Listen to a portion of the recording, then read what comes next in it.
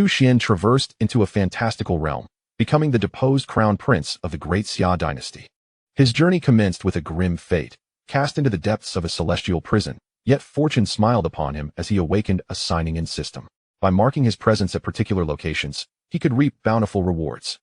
Imperial Edict. Crown Prince Chu Xuan has debased the imperial concubine, indulged in debauchery within the harem, and shown utter disdain for his sovereign and father. His character is deemed unworthy. Thus, he is stripped of his title and imprisoned in the celestial dungeon, awaiting further judgment. Thus decreed. Your Highness, receive the edict. Lu Jin, the chief eunuch of the court, towered over the bewildered young prince, his cold gaze reminiscent of one surveying a lifeless corpse. With a dazed expression, Chu Xuan accepted the imperial decree, his mind a chaotic fog. Am I traversed into another world? To become the crown prince of the Great Xia Dynasty? No, rather the deposed crown prince. Imprisoned from the outset, what manner of situation is this? As memories flooded his mind, Chu Xuan quickly grasped the events leading to his plight. The original owner of this body, a sixth prince of the Great Xia, was not only handsome and striking, but also possessed extraordinary talent and intelligence. More crucially, he was born with the scarlet blood spiritual body, a rare lineage that ensured exceptional cultivation potential, having advanced to the fourth rank at a tender age, with nearly certain prospects of breaking through to the first rank and becoming a congenital powerhouse. Thus, he stood out amidst the fierce competition among princes to ascend the throne. The original owner was acutely aware of the treacherous nature of imperial power struggles, exercising utmost caution. However, he fell victim to a well-laid scheme. Lured into the palace under the guise of an imperial decree, he encountered not his father, but rather the emperor's favored concubine, who appeared provocatively in a state of disarray. Despite resisting temptation and hastily retreating, he was a moment too late. The concubine shrieked foul play, and a cadre of powerful enforcers swiftly apprehended him. This was evidently a premeditated conspiracy, and overwhelming evidence rendered him speechless. His father, nearly cuckolded, was naturally incensed and dismissed his protests, ordering the immediate severance of his cultivation. Now, a mere edict condemned him to the celestial dungeon. The celestial dungeon has a notorious reputation within the Great Xia Dynasty, often referred to as the 9 layers of hell. Of 10 who enter, 9 perish within. The sole survivor emerges half alive. Am I to perish within these confines? Chu Xuan yearned to resist, yet with his powers stripped and surrounded by vigilant guards, he found no opportunity for escape. Take him to the 4th level of the dungeon, Lu Jin commanded coldly. The warden, Wu Qi, hesitated. The 4th level, known as the frostbound hell, is unbearably cold, where water freezes upon contact. The crown prince, now devoid of all cultivation, may not survive a month in such conditions. Lu Jin turned, his gaze sinister. Are you instructing me on my duties? Wu Qi, reminded of the eunuch's formidable nature, paled and quickly bowed his head. I dare not. Lu Jin scoffed. Remember, he is no longer a prince. Having committed a grave offense, he must accept his punishment. He then turned to Chu Xuan, a false smile plastered on his face. Whether he endures a month is of little concern. As a noble scion, he is not to be compared to ordinary men.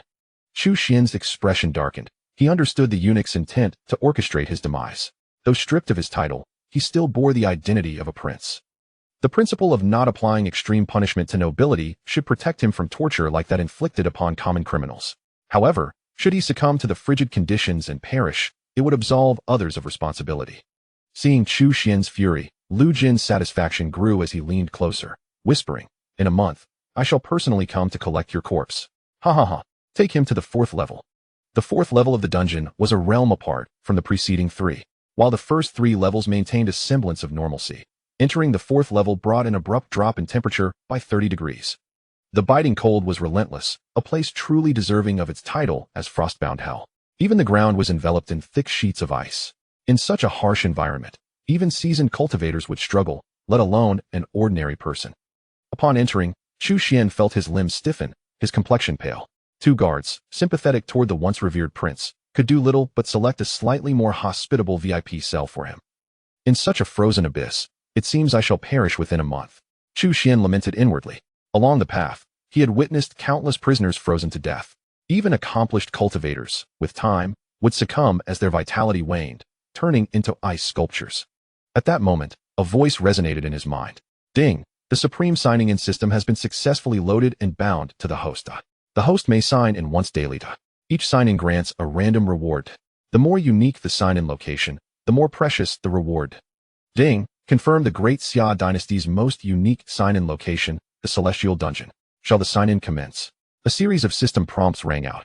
Chu Xuan paused briefly, then elation surged within him. As a transmigrant, he understood the nature of systems. However, he had not anticipated that the dungeon he now occupied was the most unique sign-in location within the Great Xia Dynasty. Could it be that I have inadvertently stumbled upon fortune? Sign in. Without hesitation, he silently invoked the command. Ding, sign-in successful. Congratulations, host has obtained the frost-bound sacred body. Shall it be fused immediately? The system's notification echoed promptly. Chu Xuan's heart raced. The frost-bound sacred body? To be designated as a sacred body signifies an unparalleled constitution, far beyond the previous scarlet blood spiritual body. Moreover, when his powers were stripped, the source blood cultivated over the years had been forcibly extracted, rendering the scarlet blood spiritual body nearly useless. He had assumed his path to cultivation was severed, yet with the frost-bound sacred body, his future appeared infinitely brighter. Fuse, Chu Xuan urged eagerly. In an instant, a deep blue radiance surged into his being. This light seemed to harbor unimaginable, potent energy, flooding into his every limb and sinew. The meridians and dantian that had been forcibly destroyed now rejuvenated as if quenched by much-needed rain, brimming with vitality once more. Every muscle, every bone, every meridian, and even every cell underwent an unprecedented metamorphosis and rebirth. This was a genuine cleansing of the marrow, a complete transformation. The process was excruciating, his soul trembling, yet simultaneously, it was a sublime elevation. It felt as though eons had passed, or perhaps merely an ephemeral moment. When the frost-bound sacred body fully integrated with Chu Xuan, a dazzling brilliance erupted, soaring into the heavens and illuminating the entire sky. The vast imperial capital was soon blanketed in a flurry of snowflakes, the winds howling and snow dancing about, as if the seasons had abruptly shifted from summer to winter. Simultaneously, frost dragons ascended, ice phoenixes soared, and frostbitten birds sliced through the air, while colossal frost apes roared to the sky. Hundreds of ice attribute ethereal beasts manifested in the sky, creating an astonishing spectacle that swiftly drew the attention of countless powerful beings within the imperial capital. A peerless treasure has emerged. Moreover, it is an unparalleled treasure of the ice attribute. Soon, powerful figures proclaimed with certainty. In the depths of the imperial palace, the Emperor of Xia suddenly raised his head, shock flickering in his eyes as he stood abruptly. What is happening? The Emperor inquired solemnly. Your Majesty, it appears that a peerless treasure of the ice attribute has manifested, or perhaps an extraordinary ice attribute physique has been born. A shadowy figure reported respectfully from the darkness. Immediately investigate, commanded the Summer Emperor. Whether it be treasure or person, they must be found with utmost urgency, by whatever means necessary. They must be firmly within my grasp. Following his decree, a multitude of formidable figures sprang into action. However, the Summer Emperor could scarcely anticipate that this extraordinary phenomenon in the heavens and the earth stemmed from the very prince he had just cast into the celestial prison. Chapter 2. The Millennium Cold Essence. Mastery in 3 days. As countless individuals outside frantically searched for extraordinary treasures, Chu Xuan gradually awakened within the confines of the celestial prison. He soon discerned the remarkable transformation of his physique. If his previous form could be likened to a mundane assembly line worker, his current body was undoubtedly a masterwork of divine craftsmanship. The disparity between the two was immeasurable. Nestled within the frigid depths of the 4th layer of the celestial prison, he felt no trace of the cold. Instead, he experienced an unparalleled sense of comfort, akin to soaking in a hot spring. Moreover, he could distinctly sense the cold energy from all directions gradually merging into his being, continuously nourishing his body and rendering him increasingly powerful with each passing moment. Indeed, he was worthy of the title of the Ice Saint body. Initially, he feared succumbing to the bitter cold of this wretched place. Yet now, endowed with the Ice Saint body, the harsh environment felt like home, only serving to amplify his strength. Excitement sparkled in Chu Xuan's eyes as he familiarized himself with the myriad transformations of his body, and before he knew it, an entire night had slipped away. The next day arrived in a flash. System, sign in. Chu Xuan recalled that he could check in daily. Ding. Sign in successful. Congratulations, host. You have received a drop of Millennium Cold Essence. The system's notification rang out. Chu Xuan raised his right hand, and a drop of crystalline blue liquid materialized in his palm, emanating a chilling aura that was both terrifying and exhilarating. Undoubtedly, this was the Millennium Cold Essence. Though it was merely a single drop, it contained an immensely formidable cold energy. Any ordinary person who came into contact with it would likely be instantly frozen into an ice sculpture. Should the energy within fully erupt, It could encapsulate an entire small city in ice in an instant. However, for Chu Xuan, who possessed the Ice Saint body, this millennium cold essence posed no threat. Rather, it was a rare spiritual object that would facilitate his growth. In the next moment, he consumed the drop of millennium cold essence, promptly activating his cultivation method for his first formal training session since his powers had been obliterated. The exquisitely pure energy coursed through his limbs and meridians, and white mist began to rise, enveloping him entirely in a shroud of mystery and exceptional grace. Simultaneously, his cultivation level ascended at a visible pace. 9th rank, 8th rank, 7th rank. 3 days passed in the blink of an eye. Throughout these 3 days, the rewards from his sign-ins had all been drops of Millennium Cold Essence. With the aid of these 3 drops, his strength surged dramatically. Not only did he fully restore his previous cultivation, but he also surpassed his former pinnacle, breaking through to the 3rd rank. Within the realm of martial arts, the ranks are categorized as follows. The 9th, 8th, and 7th ranks constitute the lower 3 ranks, primarily focused on body refinement. The 6th, 5th, and 4th ranks are known as the middle 3 ranks, emphasizing chi refinement. The 3rd, 2nd, and 1st ranks are referred to as the upper 3 ranks, centering on spirit refinement. The lower 3 ranks are merely considered ordinary martial artists, while the middle 3 ranks can be deemed proficient. The upper 3 ranks, however, are regarded as masters, 3rd rank minor masters, 2nd rank masters, and 1st rank grandmasters. In other words, Chu Xuan's current prowess has already reached the level of a minor master within the realm of martial arts. Such strength is sufficient to establish one's own sect. In the military, this caliber of power could even command an entire army. After toiling for over a decade, he had only attained the rank of a 4th-tier warrior. Yet, astonishingly, in just 3 short days, he has surpassed his previous limitations. This realization is, indeed, somewhat disheartening. Chu Xuan felt a mix of exhilaration and a wry smile creeping upon his face. However, being merely a 3rd-tier minor master is still insufficient. He must remain discreet. According to the memories of the original owner, the Great Xia Dynasty is home to innate powerhouses. Thus, he decided to set a modest goal for himself, to swiftly break through to the 1st tier and achieve the status of an innate master. Once he becomes an innate warrior, he should possess at least a modicum of self-protection. Chu Xuan soon calmed his mind and immersed himself once again in his cultivation. During his time as the Crown Prince, he was burdened with various affairs and had to navigate through countless interactions, spending most of his days in a whirlwind of activity, leaving him little room for dedicated training. However, within this prison cell, apart from the occasional meals delivered by the guards, no one disturbed him. He could devote all 12 hours of the day to his practice. The sensation of witnessing his strength grow with each passing moment was indescribably exhilarating, deeply captivating him. In the dead of night, a vague sense of awareness stirred within him, prompting Chu Xuan to slowly open his eyes. He observed that the 4th level of the prison had been filled with a strange white mist. The clattering of chains echoed as they fell to the ground. The iron door of the cell creaked open, and 2 fearsome prisoners, a man and a woman, emerged. Are they all knocked out? The male prisoner surveyed the area and inquired, "Are you unaware of the effects of the intoxicating fragrance? It can even incapacitate a bull, let alone these weakened prisoners." The female prisoner remarked nonchalantly, "Shall we kill them all? It's not every day that the infamous duo of death visits the prison. We ought to stretch our legs a bit," the male prisoner suggested, a glint of eagerness in his eyes, yet he shook his head. "Let us not waste time. We must first locate His Highness the Crown Prince." The infamous duo of death? The once renowned husband and wife assassins? They are searching for me? A flicker of surprise crossed Chu Xuan's eyes. Before long, the duo found their way to his cell. Since his cell was a VIP single room, located deep within the prison, it was completely isolated from the others. What a handsome man.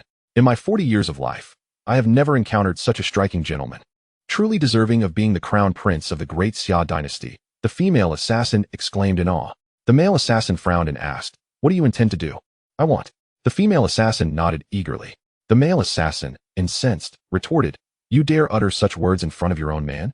The female assassin pondered for a moment and tentatively suggested, "What if we both?" Such brazen words. Even the feigning Chu Xuan could no longer contain himself. He immediately opened his eyes, his expression darkening as he said, "Is it not a bit presumptuous of you two to speak of such matters in my presence? You weren't knocked out?" Upon hearing Chu Xuan's sudden utterance, the two were instantly taken aback. Could it be that the intoxicating fragrance proved ineffective? However, upon glancing at the others, who were soundly asleep like lifeless swine, it was evident that Chu Xuan was the only exception. He must possess some extraordinary artifact, after all. Having once been the crown prince, it would be only natural for him to have 1 or 2 extraordinary treasures. With this thought, their fears dissipated. Humph. Whether you are in a stupor or fully conscious, encountering us, the infamous duo of death, you shall not escape your demise today. Someone has invested a considerable sum for your life, so it is best for you to resign yourself to your fate. As the words fell, the male assassin charged at Chu Xuan with a ghastly expression. It was unclear whether he was eager to fulfill his mission or attempting to quell the nefarious thoughts of his female counterpart. The female assassin, however, shook her head in regret, lamenting the imminent demise of such a handsome man. Yet, before she could finish her lament, a thunderous explosion echoed, and in the next moment, her partner was sent hurtling back. Chapter 3. What could being a crown prince compare to being imprisoned? With a resounding bang, the male assassin was instantly propelled backward, crashing against the wall with such force that a significant portion of it crumbled. How could this be? The female assassin stared in disbelief, her mouth agape, struggling to comprehend the situation. The male assassin, despite being a fourth-tier martial artist and a top-tier expert in the martial world, did not perish from the impact. He quickly regained his footing, yet his gaze towards Chu Xuan was fraught with uncertainty. Isn't your cultivation supposed to be eradicated? The male assassin demanded, his eyes fixed intently on Chu Xuan. According to the information provided by their employer, this crown prince's abilities had been entirely nullified, rendering him a mere shell of his former self, which was why he had felt emboldened. However, it was now clear that their employer's information was grossly inaccurate. A glimmer of cold light flashed in Chu Xuan's eyes. It seems you are not entirely uninformed. But who decreed that one cannot resume cultivation after having been rendered powerless? You insult my intelligence.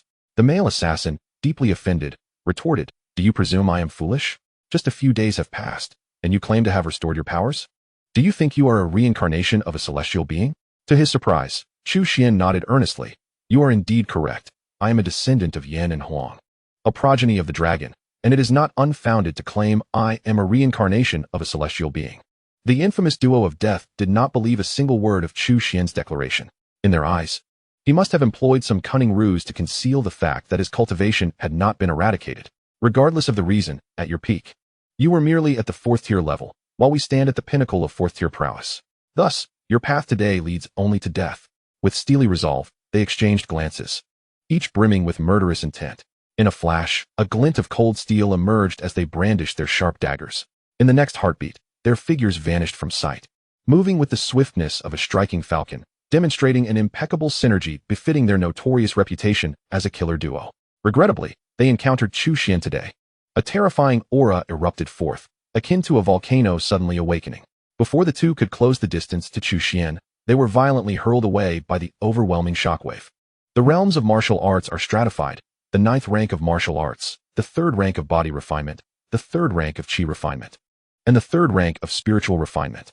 Those of the upper 3rd rank are deemed masters precisely because they have grasped the essence of their domain. Within the realm of their comprehension, ordinary martial artists appear as mere ants, existing on an entirely different plane. Although Chu Xuan had just recently broken through to the minor master of the 3rd rank, he possessed the ice saint body, naturally imbued with the essence of ice. In the unique environment of the 4th level of this prison, the potency of the ice essence was significantly amplified, rendering even a 1st-rank Grand Master unable to compete. The legendary duo of assassins, renowned for their peak 4th-rank prowess, found themselves utterly powerless against this transcendent force. In an instant, both knelt before him, as if burdened by an insurmountable iceberg, struggling even to move. You are a master. Fear etched their faces. At that moment, they realized they had struck a formidable obstacle. The upper 3rd rank, the realm of masters. Had they known they were up against someone of such caliber, they would have never dared to accept this assignment, even at the cost of their lives. But now, it was too late for regrets. Speak, who sent you to kill me? Chu Xuan inquired coldly, looking down upon them. We cannot divulge our employer's information. It is against the code of our profession. We uphold our ethics. The male assassin gritted through clenched teeth.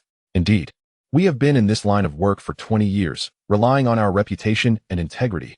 We would never betray our employer. The female assassin echoed with unwavering resolve. Observing their steadfast demeanor, Chu Xuan raised an eyebrow. If you refuse to speak, then perish. He had little patience for further discourse. As he spoke, he lifted his right hand, swiftly condensing a chilling energy into a palpable mass of ice. Upon seeing this, the duo's faces drained of color. They had not anticipated such an unconventional response from Chu Xuan. In unison, they cried out, "It was the Crown Prince. The Crown Prince contacted us, offering 10,000 taels of silver to take your head. Indeed, it was the Crown Prince who facilitated our entry into the prison. Otherwise, we would have never had such connections." Faced with the specter of death, the two cast aside their professional ethics without hesitation, revealing the identity of the crown prince behind their assignment. The crown prince? Chu Xuan paused momentarily, a haughty young man flashing in his mind. So it was him. I have barely been in the prison for a few days, and he could not contain himself? Chu Xuan shook his head. He thrust the chilling energy forward, and the duo, unable to evade, was instantaneously encased in ice. Their expressions were vividly captured, eyes wide in disbelief, as if wanting to loudly question why he acted despite their confession. I never promised you anything. Refusal leads to death, yet speaking does not guarantee survival either. For these notorious assassins, Chu Xuan harbored no sympathy whatsoever. With a mere wave of his sleeve, a tempest howled through the air, shattering the ice sculptures of the dual foes into countless fragments. In an instant, they were reduced to powder, scattered throughout the depths of the prison, leaving no trace behind. With the demise of the malevolent duo, tranquility returned to the fourth level of the prison. The unconscious prisoners were of little concern to Chu Xuan. He settled back onto his bed, pondering a pressing question. Should he venture out to seek vengeance against the crown prince? Chu Xuan was far from astonished by the crown prince's assassination attempt. After all, he was one of the principal contenders for the throne, only to have it snatched away by Chu Xuan himself. Their rivalry had spanned many years. Now that Chu Xuan had been stripped of his princely title, it was only natural for the crown prince to seize the opportunity to eliminate him completely. It was even conceivable that the crown prince was one of the masterminds behind his recent demotion. Given his current strength, escaping the prison posed little challenge. If he caught the crown prince off guard and employed swift, decisive measures, the prospects of eliminating him were quite favorable. However, what would follow such an act?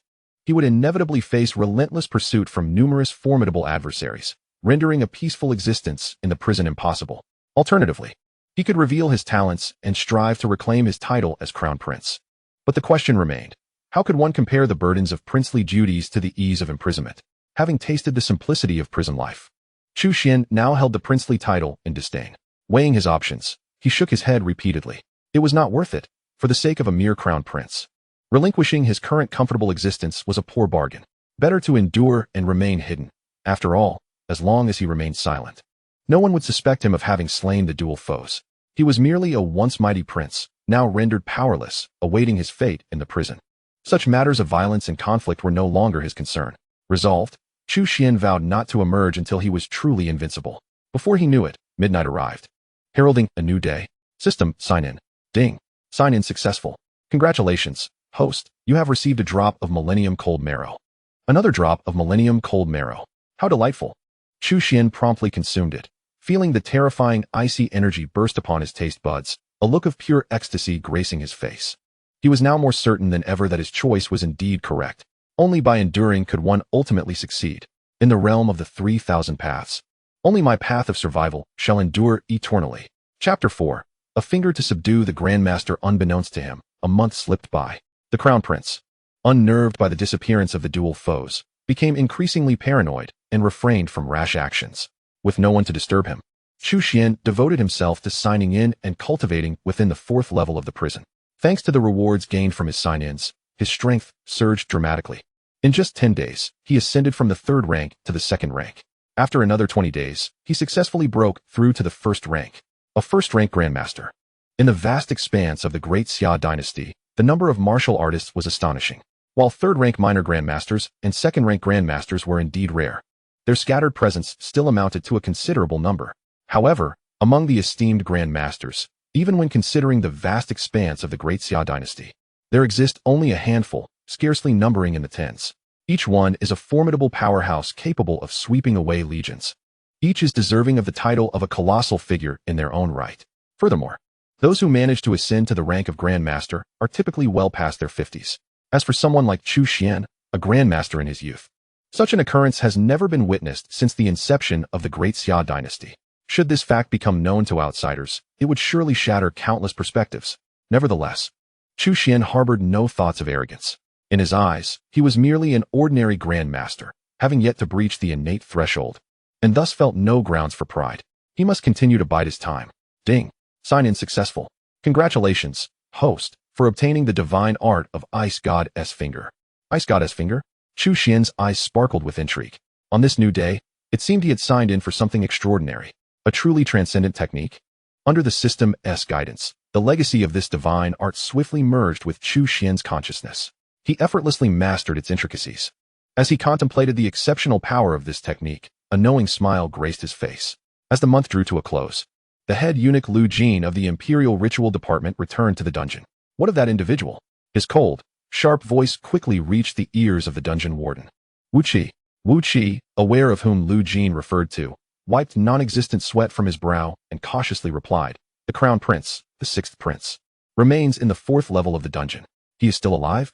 Lu Jin's gaze sharpened, akin to that of a hawk fixating on its prey. "Did you not assert he would not endure a month?" Feeling the weight of Lu Jin's formidable presence, Wu Qi's complexion paled, and he could not help but swallow hard. "I am uncertain. Under normal circumstances, that would indeed be the case. Perhaps His Highness possesses a constitution that is particularly resilient to the cold." A constitution resilient to the cold? Such an explanation evidently did not satisfy Lu Jin. He snorted disdainfully and strode toward the fourth level of the dungeon. After a moment's hesitation, Warden Wu Qi obediently followed. "It seems His Highness is faring rather well here." Upon reaching the fourth level of the dungeon, Lu Jin scrutinized Chu Xuan closely, a shadow flickering in his eyes, before speaking with a sardonic tone. Although the system could obscure Chu Xuan's cultivation, rendering it imperceptible to others, it could not mask his external appearance. Faced with Lu Jin's keen insight, he could easily discern Chu Xuan's condition. Not only did he show no signs of succumbing to the cold, but he appeared to be thriving instead. "Temporarily not dead, I fear I must disappoint you." Chu Xuan lifted his eyelids, responding with an expression of indifference. Witnessing Chu Xuan's blatant disrespect, Lu Jin's countenance darkened abruptly. As the head eunuch of the Imperial Ritual Department, he was not only a confidant of the emperor, but also the foremost figure among the eunuchs. Moreover, he was one of the few grand masters within the Great Xia Dynasty, often referred to as the 9,000-year-old. The officials trembled in his presence, and even princes and nobles dared not offend him lightly. Chu Xuan, a discarded prince imprisoned in the celestial dungeon, dared to show disdain, inciting great ire within him. Once a prince, he failed to conduct himself with propriety, instead attempting to violate the imperial consort and engage in debauchery within the harem, tarnishing the royal reputation and becoming a subject of ridicule. His Majesty, magnanimous as he is, merely cast you into the dungeon. Yet, why can't you comprehend His Majesty's benevolent intentions? Why can't you possess a modicum of self-awareness? Lu Jin, with a smile that belied his true feelings, spoke softly. As he spoke, the aura of his first-grade grandmaster expanded around him. With a resounding crash, all the guards and prisoners on the fourth level fell unconscious. Only the warden, Wu Qi, remained unscathed. Yet upon hearing Lu Jin's treasonous words, he felt his heart shatter with fear, wishing he too could succumb to unconsciousness. Such words are not casually spoken. Though they bear no cost, they could cost lives. Self-awareness? To die with self-awareness? At that moment, Chu Xuan abruptly raised his head, his gaze sharp as a blade. "Is this your sentiment, or that of your master behind you? Regardless of whose sentiment it may be, it would be best for the prince to resign himself to death for the benefit of all. If the prince lacks the courage to end his own life, I could certainly assist you." Lu Jin grinned malevolently as he stepped forward. "It seems you, old dog, are quite audacious." Chu Xuan narrowed his eyes slightly, a murderous intent quietly spreading within. "Audacious? I wouldn't hesitate to inform you. That fateful night in the palace, it was my own hand that rendered your powers null, and the source blood of your cherished spirit body was forcibly extracted by me.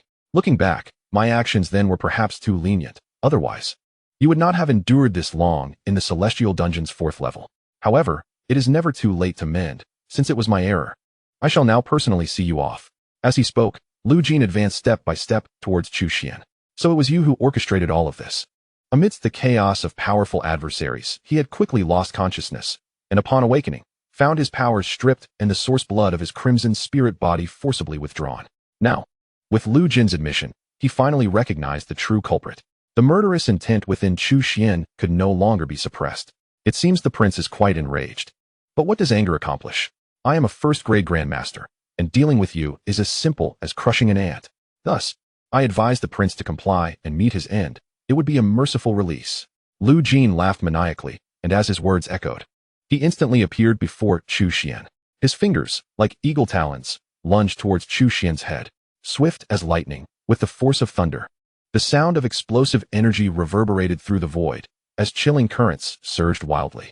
The terrifying aura descended fiercely, as if the very heavens and earth were collapsing. A first-grade grandmaster, is this pride truly warranted, or might you be celebrating prematurely?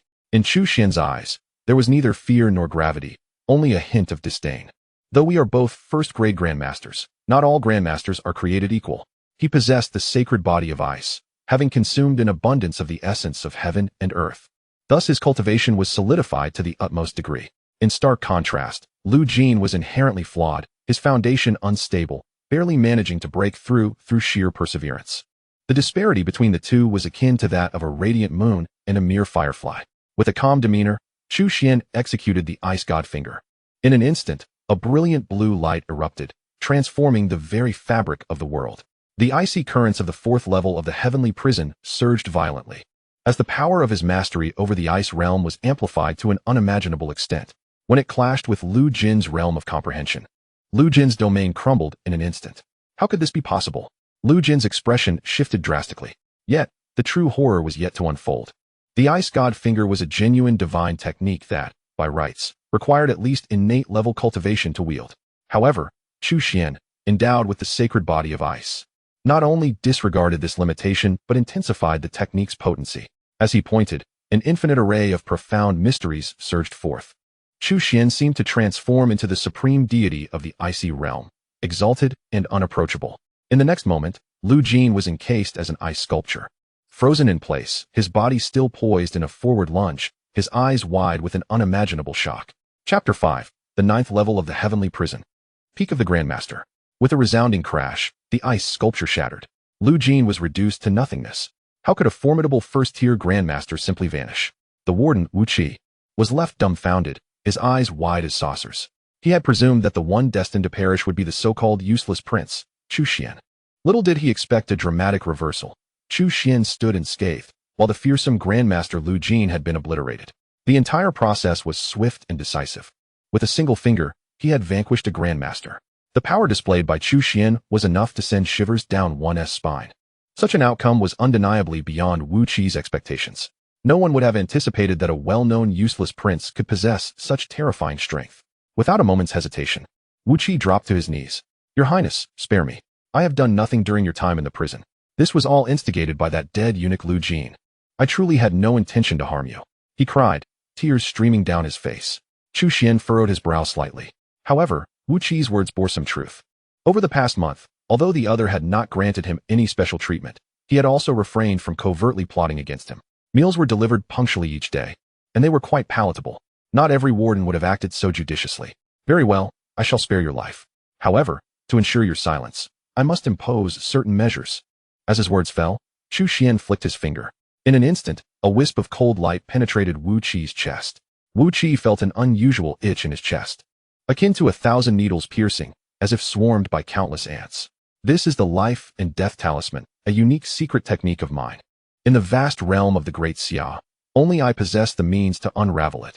As long as you remain honest, I assure you no harm will come to you. However, should you dare to speak recklessly, you can surely anticipate the consequences. The life and death talisman is one of the rewards bestowed upon Chu Xuan recently. While it cannot be compared to true divine arts like the ice goddess finger, it is perfectly suited for the present circumstances. I understand, and I would never dare to speak out of turn. Wu Qi hastily swore an oath. In truth, having witnessed Chu Xuan's terrifying prowess firsthand, he would not dare utter a word of defiance, even without the restraint of the life and death talisman. After all, even the first-grade Grandmaster Lu Jin could not withstand a mere finger from Chu Xuan. With his meager fourth-grade strength, how could he possibly court death? Lu Jin's demise would surely prompt an investigation, and you must find a way to obfuscate the matter. In any case, this has nothing to do with me, understood? This is also one of the reasons why Chu Xuan retained Wu Qi. With him, the warden of the celestial prison, providing cover, many matters would become significantly easier. I understand, and I guarantee it will not implicate His Highness. Wu Qi immediately patted his chest in assurance. What did you say? Lu Jin has vanished? In the imperial palace, Emperor Xia soon received the news. After all, Lu Jin was no ordinary eunuch, but a first-grade grandmaster. Such combat prowess is a rarity even among the emperor's ranks. Furthermore, Lu Jin was known for his unwavering loyalty and efficiency, serving as the emperor's right-hand man. His sudden disappearance naturally incited the emperor's wrath. You tell me, a first-grade grandmaster has suddenly gone missing? Are you jesting with me? The emperor coldly inquired of a cloaked figure amongst the courtiers. This figure was the leader of the secretive Black Cloak Guard under Emperor Xia. According to the information gathered, the last known location of eunuch Lu was believed to be in the celestial prison. Upon receiving this intelligence, his subordinates immediately sealed off the entire prison, yet found nothing. The warden of the celestial prison, Wu Qi, possessing only 4th grade strength, could hardly pose a threat to Eunuch Lu. However, the warden did reveal a clue. He mentioned that Eunuch Lu had descended alone from the celestial prison, likely heading to the fabled 9th level of the prison. The 9th level of the celestial prison? The emperor's eyes narrowed slightly, as his mind recalled various rumors surrounding this enigmatic 9th level. The history of the celestial prison is profoundly ancient, existing long before the establishment of the Great Xia Dynasty. The prison consists of 9 levels, each possessing unique characteristics. The first 3 levels are relatively normal, while the 4th is unbearably cold, the 5th is exceedingly hot, the 6th is shrouded in high pressure, the 7th is battered by fierce winds, and the 8th is enveloped in toxic mists. However, the most peculiar is the 9th level, rumored to conceal monumental secrets. Throughout history, previous emperors have dispatched formidable individuals to explore the 9th level, yet invariably, none have returned. Over time, it has become a taboo within the Great Xia Dynasty. How could Lu Jin possibly venture there? The emperor slowly raised his head, suspicion evident in his eyes. Could it be that Wu Qi is deliberately deceiving you? The leader of the Black Cloak Guard shook his head. As far as my subordinates know, Wu Qi has always been timid and apprehensive. He should lack the audacity to act in such a manner, nor does he possess a reason to do so. More importantly, Eunuch Lu has long sought to transcend his innate limitations and has privately attempted various methods, even venturing to the 9th level of the prison in search of an opportunity for breakthrough. It is not beyond possibility. Upon hearing this, even the reluctant Emperor Xia was compelled to accept this truth. For the time being, this matter must rest. The barbarian envoy is about to arrive, and all attention must be directed towards this event. Once the envoy departs, you may delve deeper into the investigation. At this juncture, he seemed to recall something and inquired, "By the way, what is the current situation of my rebellious son confined in the prison? The conditions within the prison are exceedingly harsh, and the prince's state is rather poor. According to Wu Qi, given the prince's physical condition, he may not be able to endure for much longer." Emperor Xia nodded coldly, his expression betraying no further interest in the matter, as if he had never raised the question. The leader of the Black Guard felt a chill in his heart and dared not speak further, hastily taking his leave. It was unexpected that such secrets lay hidden within the prison. Hearing various rumors about the prison from Wu Qi, Chu Xuan could not help but feel astonished. The 9th level of the prison, he murmured to himself, curiosity flickering within him. However, this fleeting curiosity was quickly subdued, for he understood well that those burdened by excessive curiosity seldom enjoy longevity. The 9th level of the prison is accessible, yet it is certainly not the right time. Even if he were to go, it must be after he has attained significant mastery, ensuring his safety. For now, it is wise to remain diligently within the 5th level of the prison to sign in. Indeed, Chu Xuan has now arrived at the 5th level of the prison. Each location possesses a fixed signing potential. After more than a month of signing in, the potential at the 4th level had diminished, prompting Chu Xuan to leave and proceed directly to the 5th level. Unlike the environment of the 4th level, the 5th level is engulfed in flames, with an extraordinarily high temperature akin to the blazing sun. Gazing around, Chu Xuan found himself the sole inhabitant of the 5th level, for no ordinary person could withstand such extreme heat. However, endowed with the ice-sacred body, he felt no discomfort. "System, sign in," Chu Xuan silently chanted, his expression filled with anticipation. "Ding, sign in successful. Congratulations, host, for obtaining a blood body." Blood body? Chu Xuan's eyes sparkled with delight. He raised his right hand, and a mysterious spiritual fruit, the size of a longan, swiftly appeared in his palm, radiating a crimson glow and pulsating with astonishing fire spiritual energy. The blood body is an exceedingly rare treasure, rumored to be formed from the blood of a fire Qilin. Whether this is true or not remains uncertain. Yet the blood body undeniably harbors an immense reservoir of energy, rivaling the millennium cold marrow he acquired from previous sign-ins. Indeed, signing in at a new location yields remarkable rewards. Chu Xuan's eyes gleamed with excitement, and without hesitation, he tossed the blood body into his mouth. With the terrifying energy contained within the blood body, it is highly likely that over 90% of ordinary warriors attempting such a feat would meet with catastrophic failure. However, Chu Xuan was an anomaly. His physique was extraordinarily formidable. He had previously consumed the chilling essence of a millennium-old marrow without hesitation, let alone the blood body. In an instant, a surge of explosive, terrifying energy coursed through his limbs and bones. Just recently having stepped into the realm of a first-grade grandmaster, Chu Xuan soon sensed the loosening of the bottleneck at his current level. Unbeknownst to him, half a month passed in this manner. After this period, Chu Xuan successfully ascended to the pinnacle of the Grandmaster realm. Chapter 6. The Descent of Celestial Fire, the capital in turmoil. Upon reaching the peak of the Grandmaster level, Chu Xuan's next objective was to break through to the innate stage. In truth, while Grandmasters are powerful, they still fall within the category of ordinary warriors. The innate warriors, however, belong to an extraordinary echelon.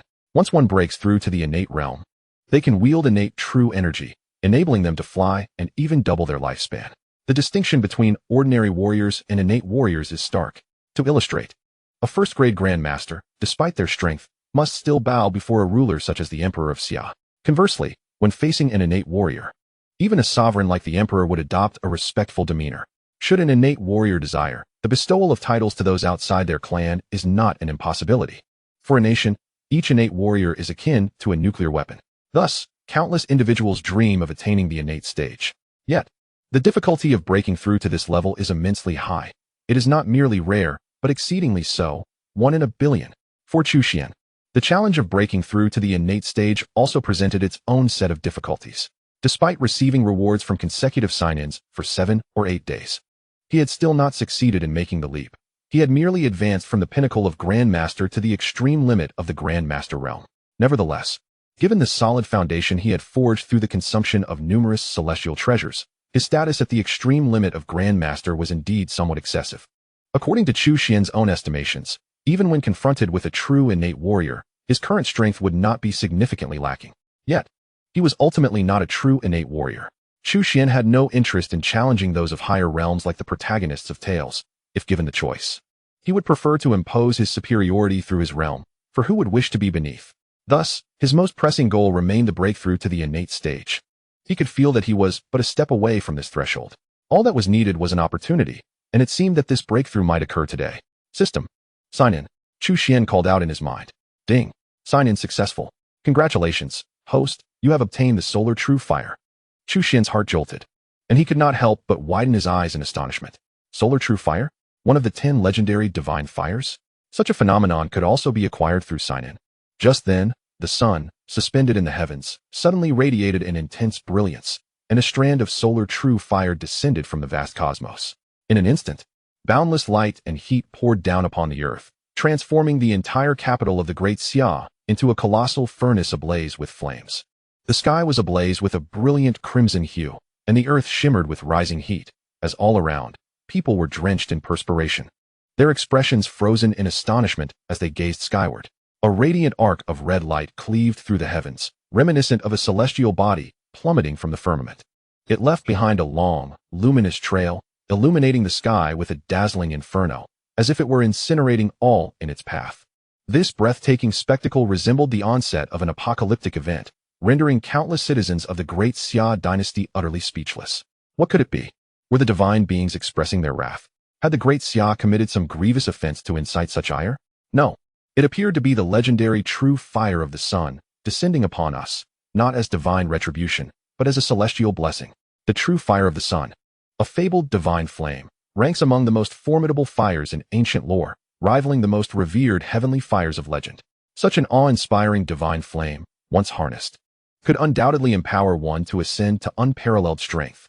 For alchemists, mastering such a divine fire would render the crafting of elixirs an endeavor of divine assistance. And one could even aspire to become a revered pill sage in the future. The populace buzzed with excitement, and the entire imperial capital erupted in fervor. Countless powerful figures immediately sprang into action, as noble families summoned their retainers and warriors. Those from various sects emerged from their strongholds, and even those hidden away for myriad reasons could no longer restrain themselves. Even the Emperor of Xia, situated within the palace, stepped forth with purpose, sharing the astonished gaze of the masses directed toward the heavens. Just over a month prior, a peerless icy treasure had graced the capital, and now, heavenly fire descended upon it once more. In such a brief span, 2 extraordinary phenomena had transpired. Did this herald the imminent prosperity of the Great Xia Dynasty? Might I ascend to become the supreme sovereign of this realm? His breath quickened, his eyes alight with exhilaration. He then waved his hand decisively and commanded, "Issue an immediate decree to seal off the entire imperial capital. Without my express permission, no one is to enter or exit." Frustrated by his inability to uncover the previous icy treasure, having searched diligently, he resolved that this time, the true fire of the sun would not elude him. At his command, countless individuals sprang into motion. However, despite the royal power being formidable, The myriad factions within the capital were equally resilient, particularly the sects who, emboldened, often disregarded the authority of the crown. Faced with such a divine artifact as the true fire of the sun, not even the mightiest of deities would deter them. Under the watchful eyes of the masses, the strand of solar flame finally descended to the earth. It traced a lengthy arc across the sky before plummeting towards the celestial prison. The celestial prison. The true fire of the sun had landed within its confines. Everyone rushed to seize it. Whoever claims the true fire will ascend to greatness. A voice rang out, igniting a frenzy among the crowd. Greed sparkled in the eyes of many. Yet, what exactly was the true fire of the sun? The vast majority remained blissfully unaware. They were acutely aware of but one singular truth. If they could seize the sun's true fire, they could ascend to greatness.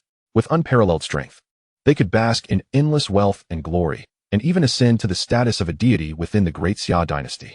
Yet, the multitude of challenges surrounding the acquisition and mastery of the sun's true fire had not crossed their minds. At that moment, their singular thought was that the sun's true fire rightfully belonged to them. They surged forward with wild abandon. In the blink of an eye, countless individuals rushed madly towards the celestial prison.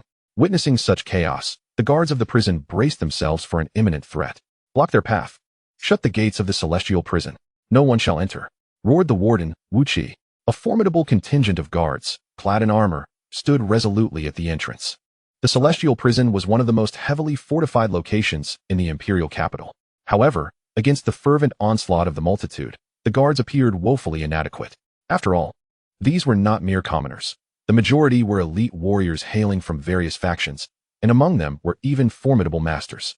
Their extraordinary strength, when combined, surged like a violent torrent, rendering even the sturdiest walls powerless.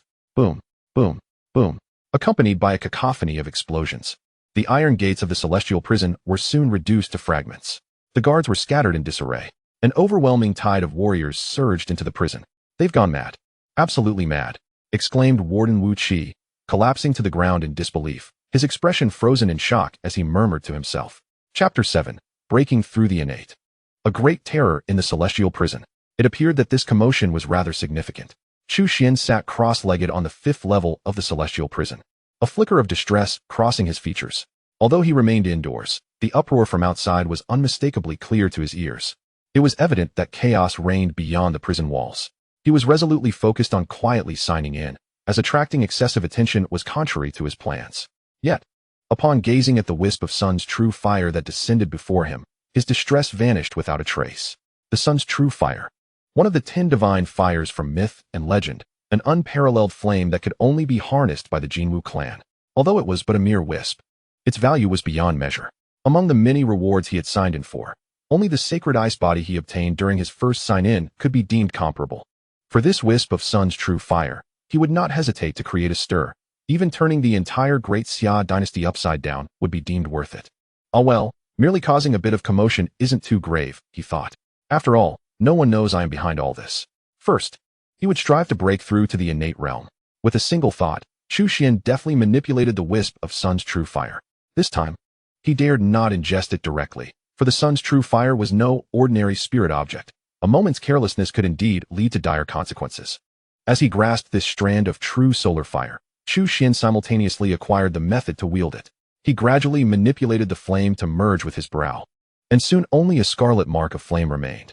The true solar fire gradually integrated into his being, instantly unleashing an indescribable, terrifying energy of flame. Even his skin erupted in blazing flames, transforming him into an immense fireball in an instant.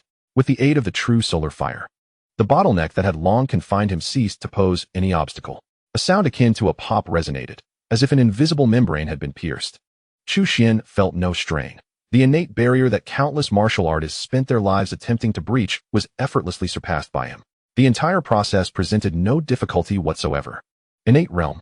He sensed the icy true energy within him rapidly transforming into innate true energy, and his entire body experienced a metamorphosis, undergoing astonishing changes in every aspect. With his lifespan significantly extended, Chu Xuan truly felt that he had become an innate being. After his ascension, the world appeared markedly different. The various attributes of spiritual energy in the air became visibly tangible. No wonder there is a saying that only by breaking through to the innate realm does one genuinely step into the path of cultivation. Compared to before, his strength had indeed increased considerably, though perhaps not excessively. merely around tenfold. Chu Xuan felt a sense of satisfaction. After nearly 2 months of arduous effort, he finally possessed a modicum of self-protection. It was no small feat. However, it is important to note that the aforementioned tenfold increase does not account for the true solar fire. Although the strand of solar fire he mastered was limited, it was nevertheless one of the legendary 10 divine fires. Should it erupt unexpectedly, even foes 10 times stronger than himself may find it difficult to withstand. At that moment, the clamor of battle echoed into the prison as countless martial artists surged forth, their faces twisted with madness. Their eyes brimmed with a pathological greed. Even the frigid depths of the 4th layer of the prison could not quell their fervor, and they hurriedly pressed into the 5th layer. Upon seeing Chu Xuan seated cross-legged in his cell, everyone momentarily paused in surprise, seemingly taken aback by the presence of another person. "Boy, speak quickly. Where did the true solar fire fall?" demanded a middle-aged martial artist, his voice booming. "We have tracked the true solar fire here, only to lose its trail. Tell us, did you conceal it?" A cold-eyed elder clad in black fixed a venomous gaze upon Chu Xuan, akin to a serpent. "That belongs to me. Boy, do not court death," roared a muscular bald man, brimming with fury. As his words rang out, he unleashed a punch, shattering the cell door with a resounding crash. An overwhelming force akin to a tangible realm of intent surged forth, sweeping across the scene. Faced with the menacing glares of those around him, Chu Xuan remained remarkably composed, his handsome visage betraying not a hint of panic. He leisurely surveyed the crowd, recognizing that those who had dared to penetrate the 5th level of the heavenly prison were undoubtedly the creme de la creme among warriors. Each possessed at least a mid-3rd rank cultivation, renowned as formidable experts in the outside world, with nearly half being masters of their craft. Among them were 2 first-grade grandmasters, an elderly man in a Taoist robe with flowing white hair, and a cold, imposing woman clad in dark garments. "Younger brother, the sun true fire is beyond your grasp. Relinquish it, and I, the Taoist from Taishu Temple, shall ensure your safety." The elder spoke courteously, though his gaze was piercing. "Humph, young man, you must have heard of the notorious reputation of our poisonous sect. I am the protector of our order, and should you remain silent, do not blame me for taking action. You will find yourself unable to escape or perish." The dark-clad matron advanced menacingly, her face a mask of lethal intent. "Is this what you seek?" Chu Xuan smiled faintly, raising his right hand to reveal a flicker of resplendent divine flame within his palm. Sun true fire. The warriors present felt the soul-stirring heat emanating from it, their eyes gleaming with desire. "Quickly, give it to me." "No, it belongs to me," they clamored, unable to contain their greed, charging forward en masse. Some went so far as to engage in a fierce brawl, blood spilling in a chaotic frenzy. Amidst this tumult, the youthful Chu Xuan was regarded with disdain. To the onlookers, he was merely an ordinary individual lucky enough to stumble upon fortune. Indeed, greed leads to ruin. Chu Xuan mused, shaking his head. "Since you are so eager for it, I shall oblige." With that, he casually tossed the sun true fire forward. In his palm, the flame appeared docile, akin to a well-tamed kitten. Yet, once it left his grasp, this seemingly harmless creature transformed into a ferocious, formidable tiger of dread. With a thunderous roar, an inferno erupted, engulfing the entirety of the 5th level of the heavenly prison in searing flames. This was no ordinary fire. It was the transcendent sun true fire, its ferocity unimaginable. Every warrior who had entered the 5th level, without exception, be they mighty masters or the celebrated first-grade grandmasters, was swiftly consumed by the inferno, utterly incapable of resistance. Beneath the relentless blaze, their remains were reduced to ash. Moreover, the roaring flames did not subside. Instead, they intensified, morphing into serpentine fire dragons that lashed out, clawing their way upward through the levels of the heavenly prison. Within mere moments, all who had dared to enter were engulfed in the sea of flames. The newly appointed emperor of Xia halted abruptly before the gates of the prison, gazing with horror at the inferno that had consumed the once formidable stronghold. The flames roared with a terrifying power, and the eminent martial artists from various factions surrounding him wore expressions of sheer terror. They acutely sensed that stepping into this blazing sea would spell instant doom. Regardless of their formidable prowess, no one dared to take a single step forward. What astonished them further was the sight of the prison guards and inmates within the depths of the inferno, seemingly untouched, merely confined temporarily. The prison, certain long-buried memories resurfaced, causing many seasoned warriors, including the emperor, to pale in fear. It dawned upon them the true nature of the prison, a forbidden domain for many in the Great Xia Dynasty. Legend spoke of its unfathomable horrors. Chapter 8. The Crown Prince enters the prison. The conflagration raged for an entire day and night. Even after the flames were finally extinguished, no one dared to approach the prison. During this time, myriad tales of terror surrounding the prison had spread like wildfire. Everyone understood the magnitude of its dread. As days passed, many came to their senses. The divine sun true fire was not something mere mortals could hope to grasp. Even if they could seize it, they would be unable to wield it, and even if they managed to control it, they would certainly be unable to keep it safe. Thus, the prospect of ascending to greatness through such a perilous endeavor was exceedingly slim, rendering the risk of their lives utterly unwarranted. Yet, a handful remained undeterred. However, upon gazing at the obsidian depths of the prison, resembling an abyss, they hesitated. It was not until 3 days later that an unexpected group arrived at the prison. "Your Highness, what brings you here?" The prison warden, Wu Qi, was taken aback upon seeing the young man leading the group. He had never anticipated that the crown prince, rumored to be on the verge of ascending to the throne, would set foot in such a perilous place. The crown prince, Chu Ming, regarded him with an air of arrogance, dismissing Wu Qi's question and coldly inquiring, "Has anything unusual occurred in the past 3 days?" "No. Everything remains as it always has," Wu Qi replied respectfully. "Have any traces of the sun true fire been discovered?" The crown prince pressed. "None." Wu Qi replied with a wry smile, shaking his head. "If there had been, I would not dare to conceal it. No one has ventured below the prison's lower levels." A flicker of disappointment crossed Chu Ming's eyes, though he had anticipated such an outcome. Had the sun true fire truly been found, it would surely have been presented to his father, leaving no share for him. Indeed, Chu Ming had entered the prison solely in pursuit of the elusive sun true fire. As the firstborn prince of the Great Xia Dynasty, he possessed exceptional qualities in all aspects. The reason he did not ascend to the position of crown prince, but rather was surpassed by the sixth prince, Chu Xuan, was due to a significant flaw: his abysmal talent for cultivation. In a world where formidable beings could soar through the skies and traverse the earth, a successor to the throne with such poor cultivation aptitude was indeed a grave concern. Chu Ming was not remiss in his efforts to rectify this deficiency. Over the years, he had exhausted numerous methods. He had consumed countless elixirs and miraculous medicines, yet they merely allowed him to barely ascend to the seventh realm. Despite his arduous endeavors, he could not even breach the third realm, which spoke volumes about the extent of his inherent limitations. However, the emergence of the true sunfire presented him with a novel avenue. Mastering the true sunfire could not only compensate for his shortcomings, but perhaps even propel him to unprecedented heights. Naturally, he was acutely aware of the associated risks, which is why he had been diligently preparing for the past 3 days. Now that all preparations were complete, he felt emboldened to step into the celestial prison. He turned to the 9 individuals behind him. In stark contrast to his haughty demeanor when confronting Wu Qi, he adopted a courteous attitude toward these 9, even bowing respectfully. Given his proud nature, this was a significant departure.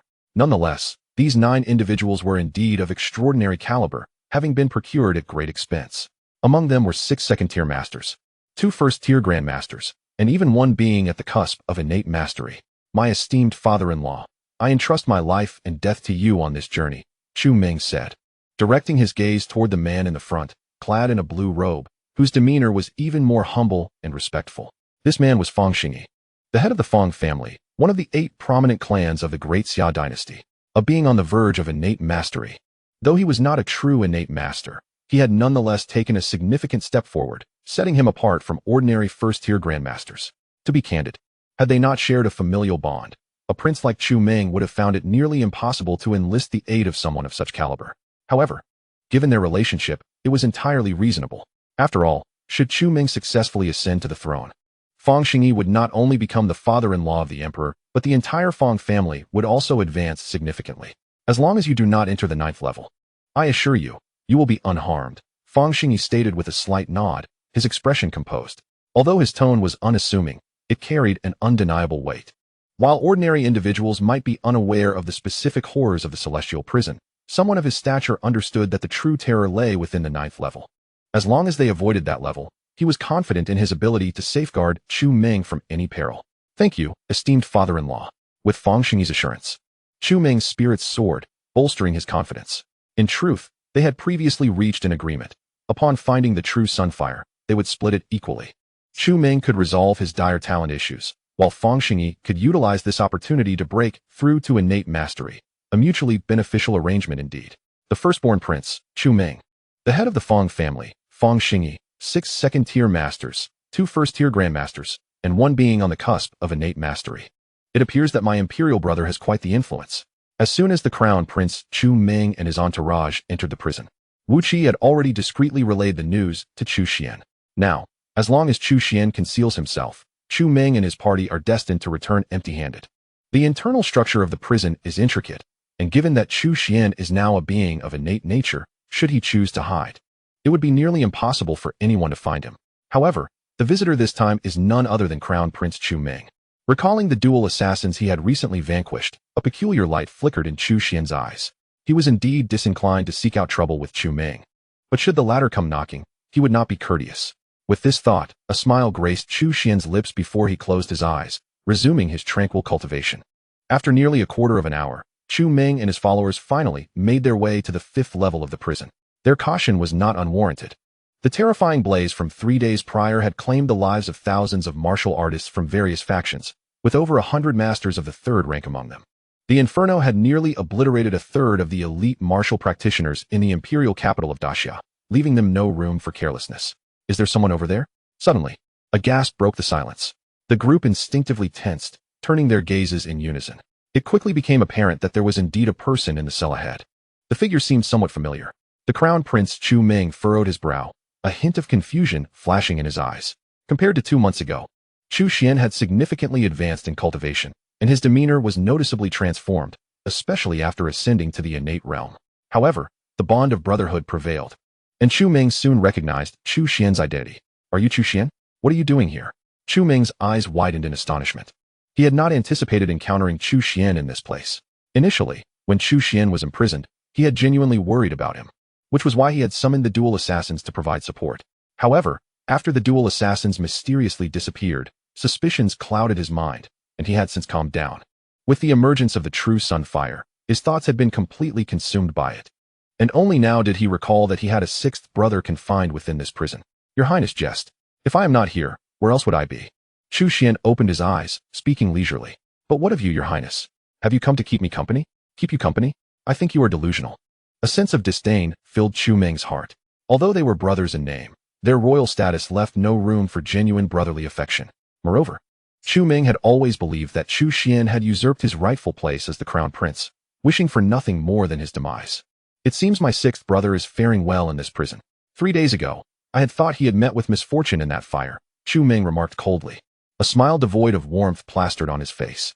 In this secluded realm, where the bonds between individuals transcend the ordinary, the presence of outsiders is negligible, allowing him to abandon any pretense.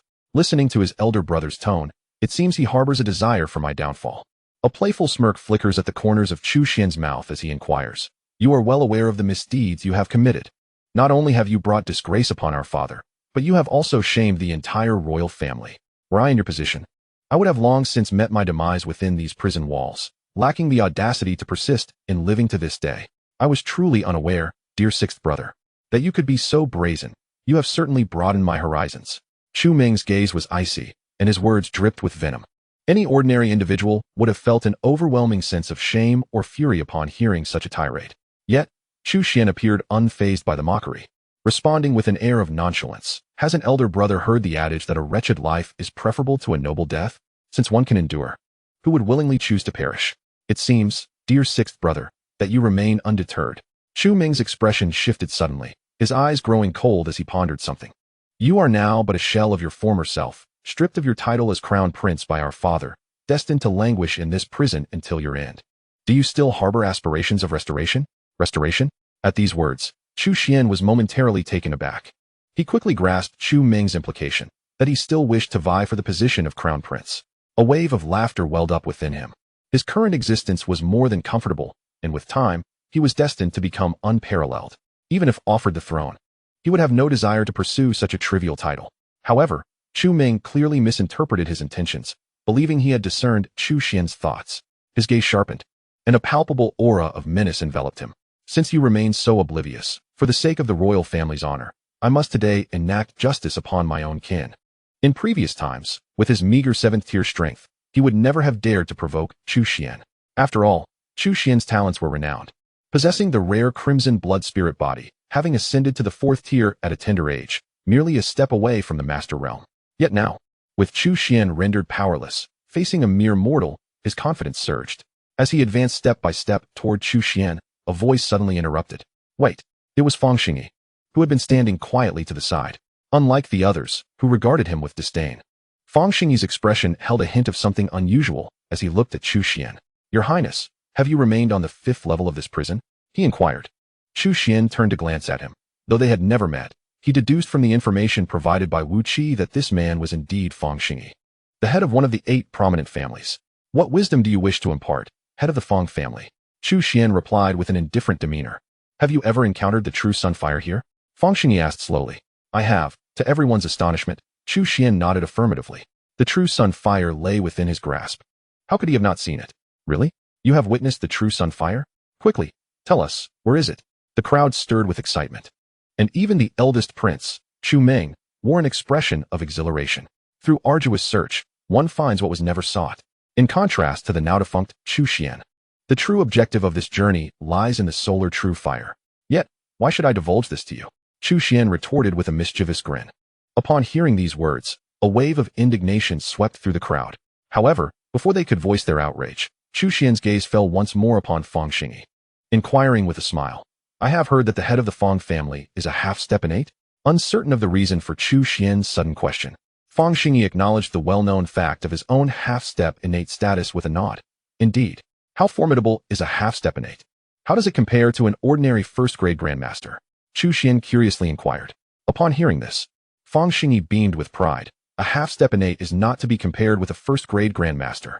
Should I unleash my full power against an ordinary first-grade grandmaster, I could defeat them within 10 moves and slay them within 30. Defeat them within 10 moves? Slay them within 30? Chu Xuan recalled his previous encounter with Lu Jin. After all, Lu Jin was a figure of great standing, akin to an ordinary first-grade grandmaster. Yet, in that confrontation, it seemed he had dispatched Lu Jin with a mere single strike. Contemplating this, Chu Xuan couldn't help but wear a peculiar expression. Initially, he had presumed that a half-step-innate would be similar to the limits of grandmasters he once faced. Yet, it now appeared that there was a considerable disparity between the two. Of course, it was also possible that Fang Xingyi was deliberately providing misleading information, as many cunning individuals delight in such deception. "Might I request your esteemed guidance, head of the Fang family?" Chu Xuan asked earnestly. "Your cultivation has indeed not been squandered." Fang Xingyi's eyes glimmered with a knowing light, as his keen perception discerned the truth. Although Chu Xuan's aura was concealed, the environment of the 5th level of the heavenly prison was not a place for ordinary individuals. "Your cultivation has not been wasted? How can this be?" The Crown Prince, Chu Meng, exclaimed in disbelief. Yet, Chu Xuan could not be bothered to even glance his way. Feeling utterly disregarded by Chu Xuan, the Crown Prince, Chu Meng, seethed with anger and turned to Fang Xingyi, gritting his teeth and imploring, "My esteemed father-in-law, please eliminate him." A prince who has been rendered useless is a vastly different concept from one who retains his abilities, especially someone as gifted as Chu Xuan, who, if his powers remain intact, could undoubtedly become a formidable rival in the future. Fang Xingyi nodded, understanding Chu Meng's concerns. He had placed significant stakes on Chu Meng, and he would not allow anyone to jeopardize his position. "Regardless of whether your powers remain intact, you are still far too young. Even if you fortuitously break through to the Grandmaster level, you likely do not comprehend the profound differences between the realms of mastery. Moreover, I am no ordinary Grandmaster, but a half-step-innate. To deal with you, I require but a single strike." As these words echoed, a fierce glint of killing intent ignited in Fang Xingyi's eyes. The 8 great families that have risen within the Great Xia Dynasty have all stepped over countless corpses to achieve their status. Fang Xingyi is by no means a benevolent individual. Even when confronted by a prince, he would show no mercy. The ominous aura of his realm unfurled, and in mere moments, his presence surged to its zenith. All those present felt a slight heaviness, their gazes towards Fang Xingyi filled with reverence. "In that case, I shall unleash but a single move. Half-step to the innate realm. I wonder if you can withstand my finger?" Just as Fang Xingyi was about to utter a word of arrogance, he noticed a sudden shift in Chu Xuan's aura. It was as if a torrential flood had descended, instantly engulfing the entire 5th level of the sky prison. His realm, in comparison, appeared as insignificant as a brook beside the vast ocean, swiftly consumed by the overwhelming force. His eyes widened in terror, and instinctively, he yearned to flee. However, at that moment, Chu Xuan extended a finger. An unfathomable chill swept forth, reminiscent of a supreme deity making its move. With a resounding explosion, it seemed as though the very fabric of reality had shattered. Chapter 10. Kneeling in Plea for Mercy. The 3rd and 7th brothers share the blame. A half-step to the innate realm could not withstand the might of Chu Xuan's finger. Fang Xingyi's life served as testament to this grim truth. Under the chilling might of Chu Xuan's frost finger, Fang Xingyi, a half-step to the innate, found himself unable to even flee. His body was swiftly eroded by the icy power, transforming into a lifelike ice sculpture, only to be ground into powder moments later. In the blink of an eye, he was utterly obliterated. The 6 second-tier masters and 2 first-tier grandmasters behind him were similarly consumed by the tempest of frost. As for the eldest prince, Chu Meng, his survival was not due to his meager 7th-tier cultivation, but rather because Chu Xuan had deliberately spared his life. Otherwise, even the residual force of the divine ability would have been sufficient to reduce him to mere fragments. Nonetheless, the psychological impact of the scene was unimaginable. After all his efforts to summon 9 formidable allies to help him master the true Sunfire, he had yet to even catch a glimpse of it, only to witness the complete annihilation of all 9 in an instant. Glancing at the empty space beside him, he then looked up at Chu Xuan, his expression one of utter bewilderment, akin to a marionette rendered motionless. In that moment, he even forgot his fear, his mind consumed solely by the sheer shock of the events that had transpired. It took a considerable time for him to regain his senses. With a thud, Chu Meng fell to his knees, bowing deeply to the ground. He struck his own face repeatedly until both cheeks were crimson, blood trickling from the corner of his mouth. Finally, he raised his gaze to Chu Xuan, tears streaming down his face as he pleaded, "Sixth brother, I was wrong. I truly understand my mistake. I implore you, for the sake of our brotherhood, grant me this one reprieve.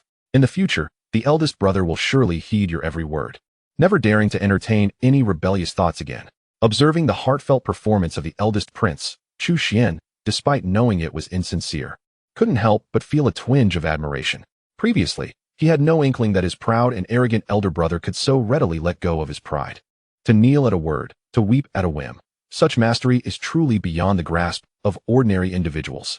Just moments ago, you did not speak to me in such a manner, remarked Chu Xuan, a smile playing on his lips. Sixth brother, you are mistaken. I was merely momentarily blinded by foolishness and did not think deeply at the time. I only wished to frighten you, not to harm you. After all, we are brothers. Blood runs thicker than water. How could we turn against each other? Chu Meng immediately swore earnestly. His heart-wrenching expression seemed utterly genuine. Oh, Chu Xuan was not so easily deceived. A slight smirk graced his lips as he inquired. Then, dear elder brother, could you enlighten me on the matter of the twin assassins? Chu Meng's gaze faltered, and his countenance abruptly stiffened. He had originally assumed that the infamous twin assassins had fallen into the hands of another prince, or perhaps directly into the grasp of their father, never once considering that they had been ensnared by Chu Xuan. In his eyes, Chu Xuan had always been a mere invalid, whereas the twin assassins were renowned killers, 2 entities of vastly different calibers. Yet, it dawned upon him now that the twin assassins had indeed likely met their end at the hands of Chu Xuan. What twin assassins? Sixth brother, are you referring to that notorious duo? I have heard of them, but I have never had any dealings with them. As a prince of the Great Xia, a scion of nobility, how could I possibly associate with such gutter rats? You are surely mistaken, Chu Meng asserted vehemently, adamantly refusing to acknowledge the truth. Chu Xuan shook his head. Why must you take this stance, elder brother? We have known each other for many years. If others may not understand you, do you think I lack insight? To speak candidly, your attempts against me over the years have not been few. Would you like me to enumerate them? Thus, let us dispense with the tricks and embrace sincerity. With your intellect, I trust you can surmise the reason I have spared your life. Should you continue in this manner, do not blame me for taking action. Chu Xuan advanced step by step. From the icy depths of his gaze, Chu Meng sensed an unrestrained, killing intent. A tremor coursed through him, dispelling any lingering hope. Am I to survive? Chu Meng inquired, raising his eyes. Dear brother, you have declared that we are kin, and I shall not deceive you.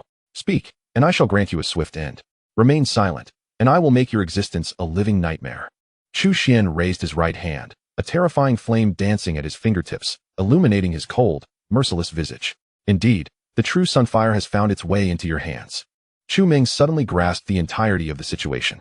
How could the once downtrodden Chu Xuan have transformed into such a formidable force?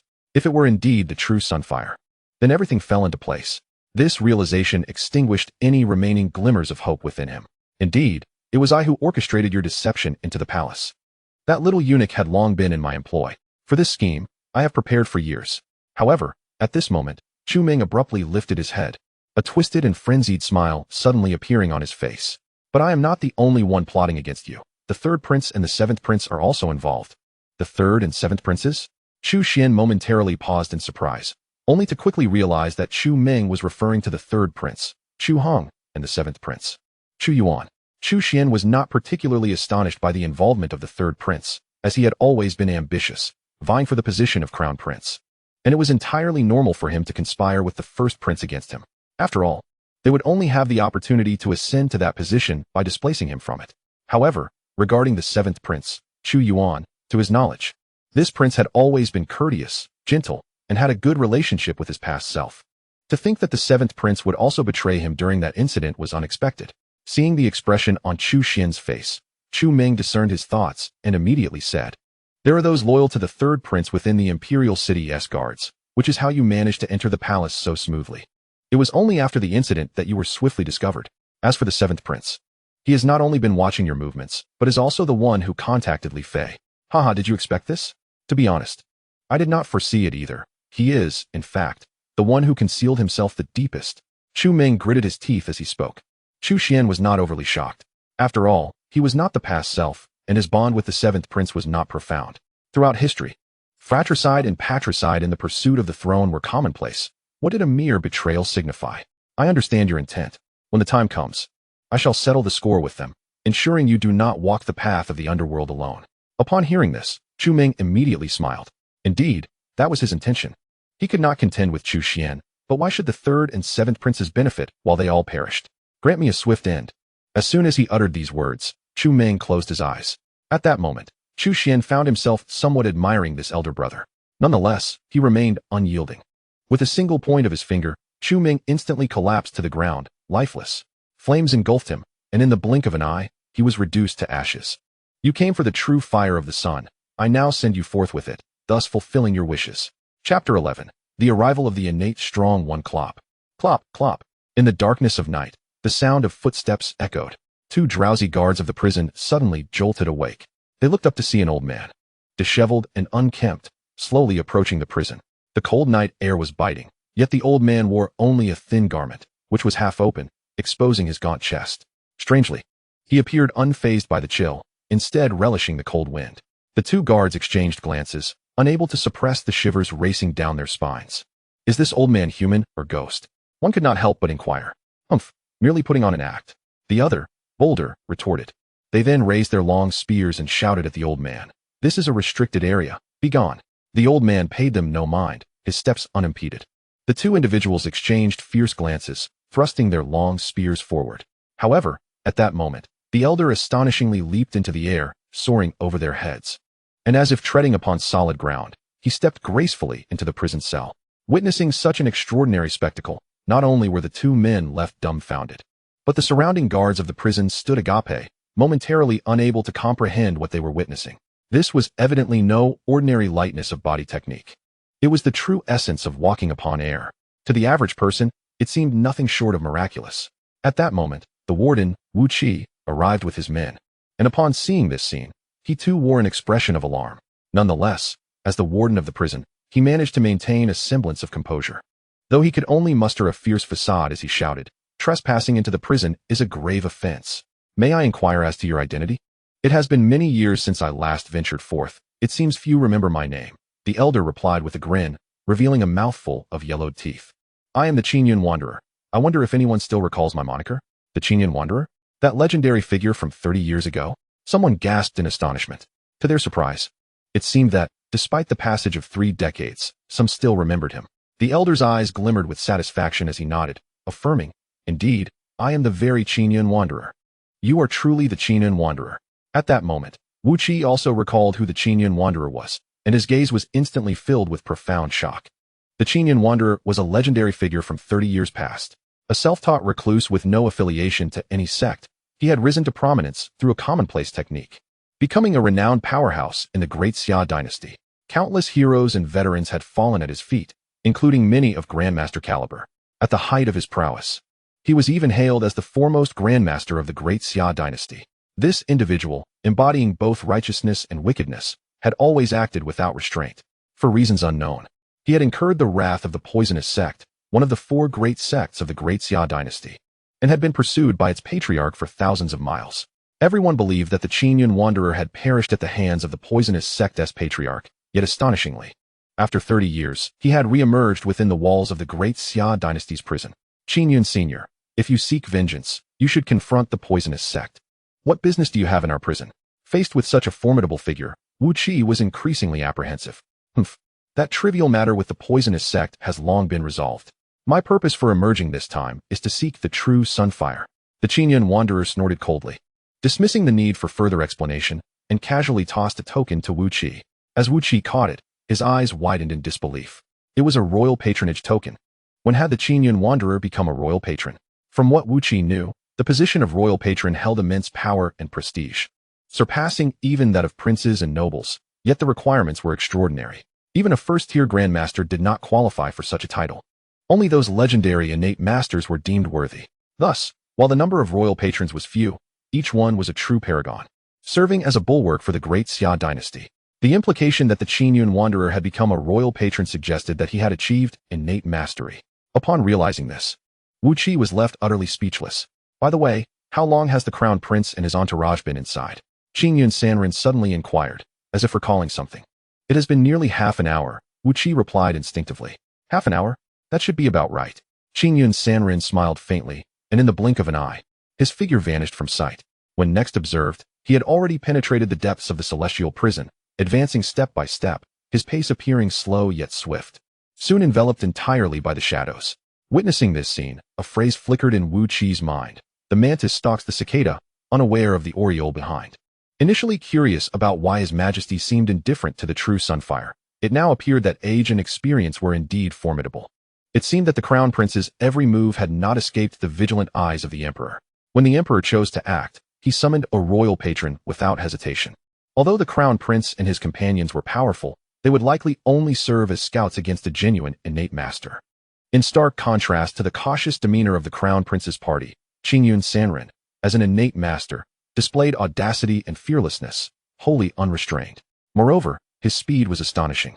In mere moments, he descended to the 5th level of the celestial prison, just as Chu Xuan had settled down to cultivate. He sensed something amiss and opened his eyes once more.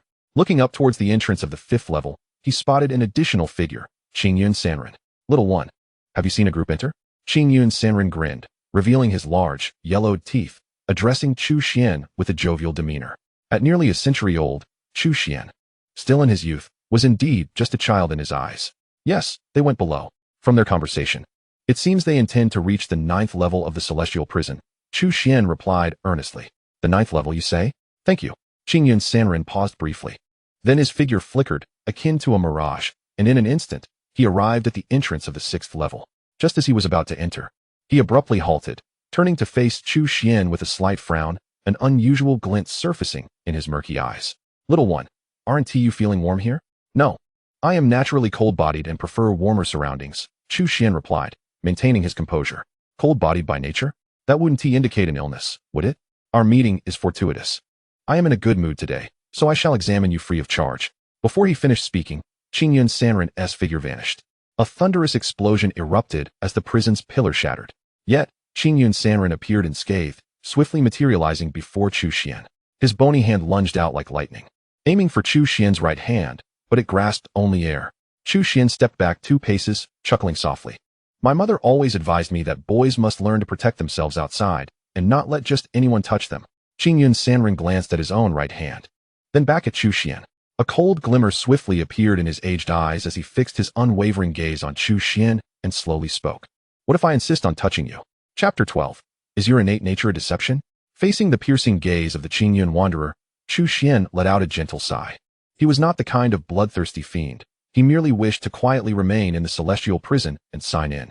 Those he had previously slain were largely the result of passive defense. In truth, as long as he was left undisturbed, others could do as they pleased. Even if they turned the celestial prison upside down, he would not feel inclined to intervene. However, contrary to his wishes, one after another seemed to find him easy to bully. You have toiled tirelessly to cultivate to this point and become an innate being. Why must you contend with me? You walk your path of sunlight, and I traverse my narrow bridge. Is that not sufficient? Observing the Qingyun wanderer remaining unmoved, Chu Xuan felt a sense of helplessness. Upon hearing his words, the Qingyun wanderer's gaze suddenly sharpened. You are indeed remarkable. Few possess the ability to see through my cultivation at a glance. Speak. What is your true identity? Why do you conceal yourself within this celestial prison? Yet the Qingyun wanderer seemed resolute, determined to dig deeper. This is of no concern to you, Chu Xuan replied, shaking his head, his expression growing colder. He merely wished to avoid trouble, not out of fear of his opponent. As fellow innate powers, Chu Xuan felt no trepidation. It appears that without some effort, you are unwilling to speak the truth. It has been decades since I last emerged.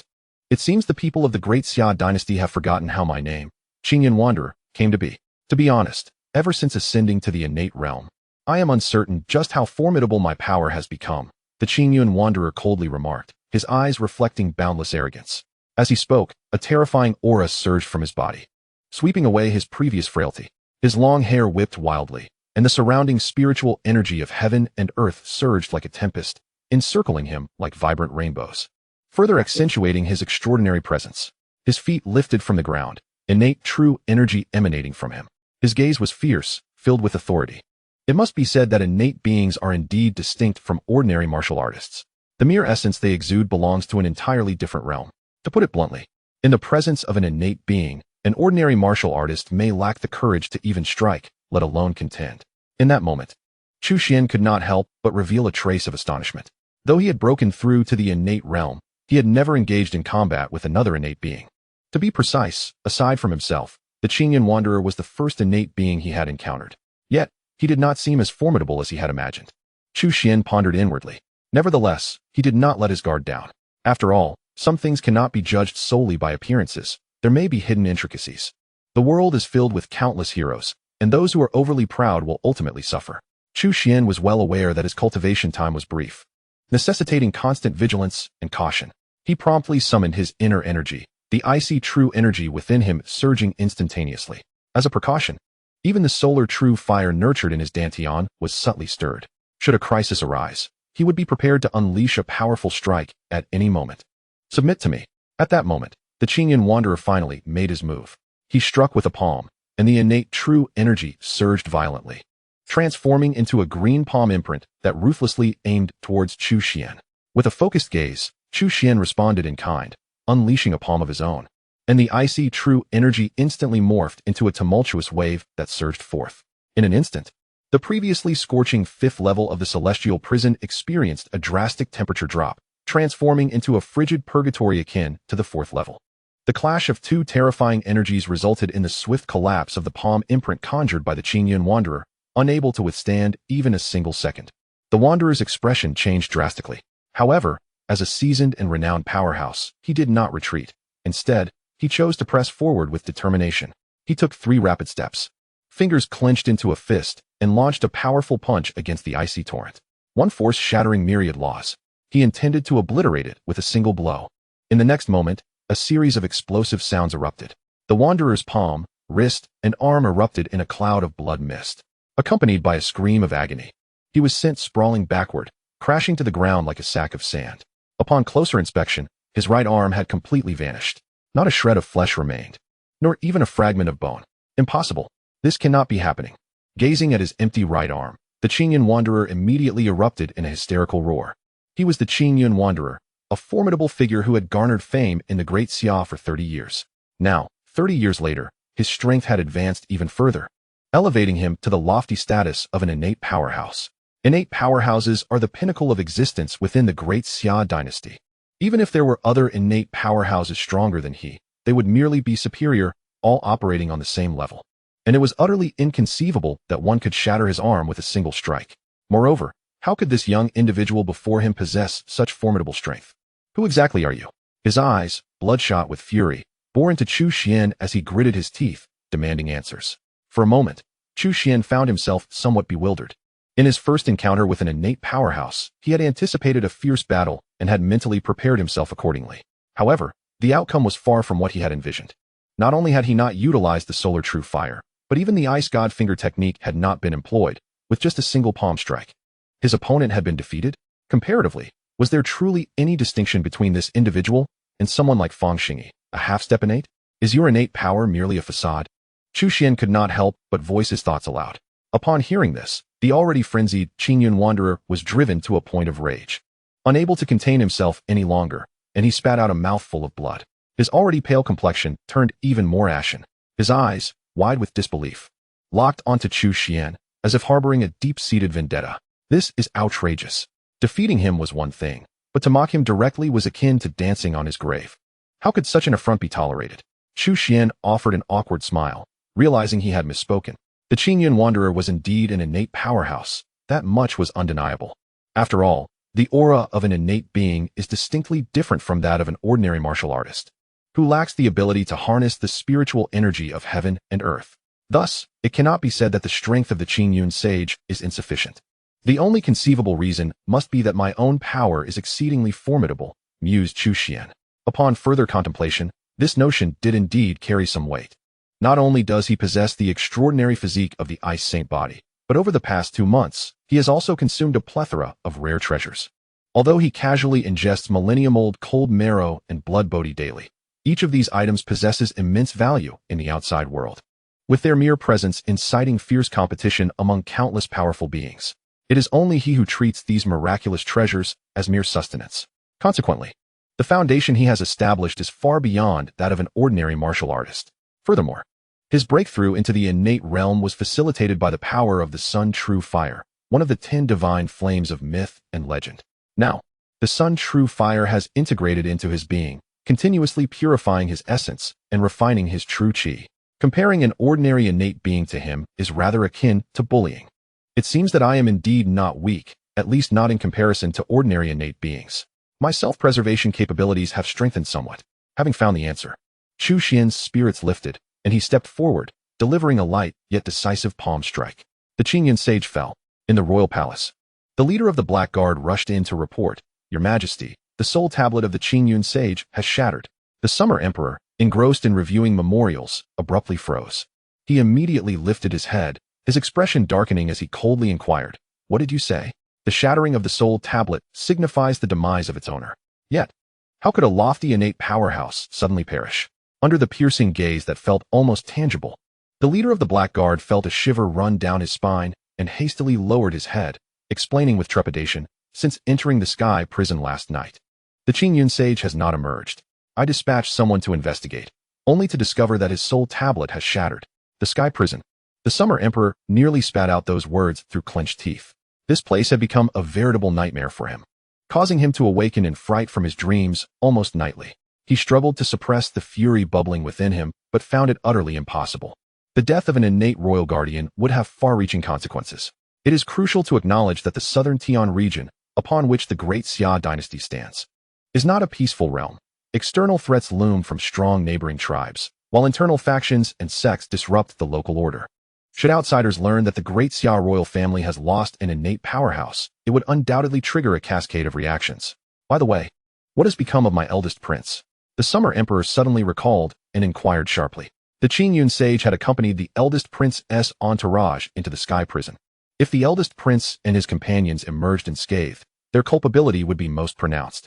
In a certain sense, this could even be considered a silver lining. Dealing with such individuals is undoubtedly far simpler than contending with the unfathomable depths of the prison. As the ruler of a nation, he could effortlessly conceive dozens of strategies. However, the leader of the black-clad guards shook his head, directly refuting the emperor's conjecture. The crown prince had not emerged from the prison either, and neither had the 9 masters, including Feng Xingyi, all of whom had vanished without a trace. Had they all succumbed to the prison? A profound apprehension flickered in the emperor's eyes. 9 formidable masters, including one on the brink of the innate realm, had simply disappeared. The prison had already claimed far too many lives of the powerful in recent days. Now, even those on the verge of innate mastery had perished within its confines. If this continued, the ramifications were beyond his imagination. This could not be allowed to persist. The emperor made a swift decision and immediately issued an order. Summon the ancestors of the 4 great sects and inform them that he was willing to share the legendary true fire of the sun with them. While the emperor was consumed by anxiety, Chu Xuan within the prison was in remarkably good spirits. After dealing with the Qingyun wanderer, he discovered several volumes of cultivation insights among the man's belongings. Although he did not regard the Qingyun wanderer as formidable, the latter had cultivated for nearly a century. Many of the insights recorded were of considerable value to Chu Xuan. It became apparent that the innate realm is divided into 9 levels. The Qingyun wanderer had broken through to the innate realm 20 years ago, diligently training for 2 decades, and had now reached the 3rd level of the innate realm. Meanwhile, having just achieved the innate realm, Chu Xuan could be classified as at the first level. This raised a curious question. Why was the third-level innate master not able to withstand even a single strike from him, a mere first-level practitioner? It seemed that the classification of realms was not entirely reliable and could only serve as a rough guideline. Chu Xuan shook his head. Yet he diligently committed these cultivation principles to memory. In the days that followed, the prison returned to a semblance of tranquility, allowing Chu Xuan to sign in with peace of mind. The potential for signing in on the 5th level of the prison evidently surpassed that of the 4th level. After a month of signing in on the 4th level, the rewards had begun to dwindle. However, on the 5th level, a month had passed without a significant decline in rewards. Yet, based on Chu Xuan's assessment, the 5th level would not sustain this for much longer. System, sign in. A new day dawned. Beep, sign in successful. Congratulations to the host for obtaining the sacred body of blazing flames. Would you like to merge it immediately? Chu Xuan was momentarily taken aback, then elation surged within him. To his astonishment, he had received such a reward in the final days of signing in on the 5th level of the prison. Following the true fire of the sun, fortune had smiled upon him once more. The sacred body of blazing flames was evidently an extraordinary physique, rivaling that of the sacred body of ice. However, since he already possessed the sacred body of ice, would merging with the sacred body of blazing flames pose a problem? After all, water and fire are incompatible. Should they clash, the only unfortunate outcome would befall him. Should the situation escalate, it was conceivable that he might vanish in an instant. Concerning his own life, Chu Xuan could not afford to be unconcerned. Ding, please rest assured, all sign-in rewards belong to the host and will not cause any harm. Ding. It has been detected that the host possesses the Ice Saint body. The Flame Saint body can be fused with the Ice Saint body. Would you like to proceed with the fusion? Could it truly be so? Chu Xuan's eyes sparkled with excitement. The two supreme bodies could actually merge. The singular Ice Saint body was already astonishingly powerful. If combined with the Flame Saint body, it would undoubtedly surpass expectations, potentially yielding a synergistic effect. With the system's assurance, Chu Xuan no longer harbored concerns and silently intoned. Fusion. Ding. Congratulations to the host. The Ice Saint body and the Flame Saint body have fused, resulting in the Primordial Saint body, incomplete. The Primordial Saint body ranks among the 5 great innate saint bodies, its tier surpassing that of the Ice Saint body. Classified as a Supreme Saint body. To attain a complete Primordial Saint body, the host must also fuse the Earth Saint body, the Spirit with Saint body, and the Crimson Gold Saint body. We hope the host will continue to strive. A series of system notifications echoed in his mind. Chu Xuan's eyes widened in disbelief. He had initially believed the fusion would merely transform into a water and fire saint body or something similar. He never anticipated it would evolve into an entirely new primordial saint body. The primordial saint body ranks among the 5 great innate saint bodies. Classified as a supreme saint body, its power far exceeding that of ordinary saint bodies. However, his current primordial saint body remained incomplete and required further fusion with the Earth Saint body, Spirit with Saint body, and Crimson Gold Saint body to be truly whole. For most, this would be an almost insurmountable challenge. Yet, for Chu Xuan, merely locating sign-in spots rich in the 5 elemental attributes posed no difficulty whatsoever. Delightful. Even as an incomplete primordial saint body, its effects far surpassed those of the Ice Saint body. The Ice Saint body was solely attuned to the ice attribute, primarily absorbing the water attribute's spiritual energy from the heavens and earth. In contrast, the primordial saint body could absorb nearly any elemental spiritual energy. This alone would exponentially enhance Chu Xuan's cultivation efficiency. Boom. An invisible barrier shattered. Innate realm, 2nd layer. Boom. Another layer broke. Innate realm, 3rd layer. Merely the process of merging with the primordial saint body allowed Chu Xuan to ascend 2 realms in an instant, elevating him from the 1st layer to the 3rd layer of the innate realm. In other words, in the blink of an eye, Chu Xuan traversed the arduous path that had taken the Qingyun Wanderer 20 years to accomplish. Were the Qingyun Wanderer still alive to witness such a scene, he would likely be consumed by frustration. Meanwhile, the outside world once again witnessed astonishing celestial phenomena. The phoenix and dragon soared in harmony. The bright moon rose over the sea, and the chaotic seed of the blue lotus emerged. These extraordinary manifestations enveloped the entire imperial capital, their impact even greater than before. However, the powerful figures within the capital had become desensitized. In just 2 months, celestial phenomena had occurred far too frequently. During the first occurrence, they were filled with delight. During the second, they felt an exhilarating thrill. Yet by the third, they could only sense a profound weariness, because it is visible yet intangible. During their first excavation, they found no treasures of ice. On the second attempt, instead of uncovering the sun's true fire, they instead buried thousands of elite warriors in flames. It was as if the heavens were toying with them. Nevertheless, despite such setbacks, countless individuals widened their eyes in search, for one must always harbor dreams, even if fortune seems improbable. Chapter 14. The ambitious barbarian prince. The primordial sacred body truly deserves its title as the supreme sacred physique. The ice sacred body is already considered a top-tier physique, yet when compared to the primordial sacred body, the disparity is strikingly evident. Moreover, the primordial sacred body I currently possess is not even in its complete form. What might its full potential yield? In the prison, Chu Xuan's eyes sparkled with excitement. The primordial sacred body, born from the fusion of the ice sacred body and the flame sacred body, was far more formidable than he had anticipated. For instance, previously, when refining a blood bodhi, he required nearly half a day. One might not consider this duration excessive, as a blood bodhi is a rare treasure. Even an ordinary warrior might take 10 days or half a month to refine it successfully. However, with the primordial sacred body, Chu Xuan now needed only a couple of hours to completely refine and absorb a blood bodhi. This is merely one aspect of the primordial sacred body's remarkable prowess. Even in daily cultivation, its efficiency far surpasses that of the ice sacred body. He observed the spiritual energies of the world converging from all directions, enveloping him entirely.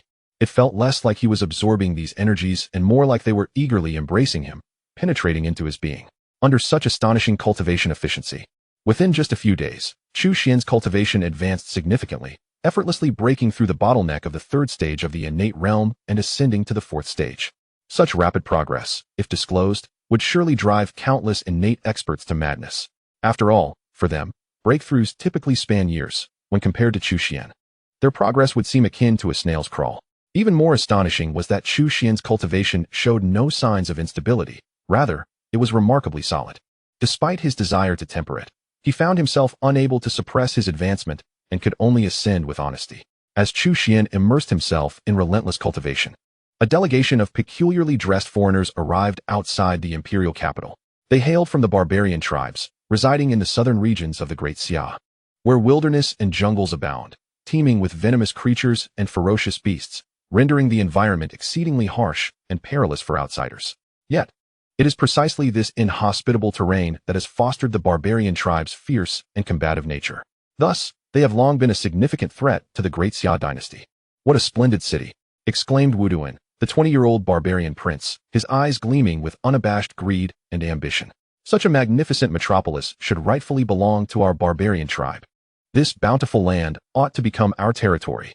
If we could seize this bountiful land, how many barbarian warriors could be nurtured? The barbarian prince Wuduan murmured to himself. The high priest of the barbarian tribe, leading the delegation, chuckled upon hearing this. Prince, you are a rare prodigy among our people, a talent seldom seen in a century. Once you mature, all of this shall be realized. Naturally, for I am blessed with the bloodline of the Firebird, destined to become the king of the South, declared Wuduan, his confidence radiating. Suddenly, as if struck by a thought, he inquired with a grin, High Priest, you have often spoken of the vastness and abundance of the Great Xia Dynasty, teeming with talent. Is there anyone who could be my equal? Indeed, there is, replied the High Priest. The sixth prince of the Great Xia, Chu Xuan, possesses the blood of the Scarlet Spirit. Having reached the pinnacle of the fourth rank at a tender age, he is certain to break through to the innate level. Wuduan's expression faltered momentarily, realizing that such talent was not far removed from his own. Yet, the High Priest swiftly changed the tone of the conversation. However, according to the intelligence I have gathered, he has recently fallen victim to the royal power struggles, rendering his cultivation completely destroyed and imprisoned in the celestial dungeon. He is likely already dead within those confines. Instantly, Wuduan transformed his anger into delight, scoffing. The Great Xia Dynasty has long since decayed, rife with treachery and deceit. They fail to cherish such talent. Once I mature, no one shall stand against me. In the dead of night, outside the celestial dungeon, two shadowy figures stealthily crawled atop the rooftop. Upon closer inspection, it was none other than the High Priest and the barbarian Prince Wuduan, who should have been at the inn. High Priest, why have you brought me here? Wuduan asked. Puzzled, the High Priest pointed towards the celestial dungeon, his gaze fervent. Not long ago, a celestial phenomenon occurred. The true fire of the sun descended from the heavens, landing precisely within the Great Xia's celestial dungeon. He turned to Wuduan, continuing, the true fire of the sun is a legendary divine flame. Should you, Prince, master it, not only will you easily transcend to the innate level, but you will also have great prospects for ascension beyond that.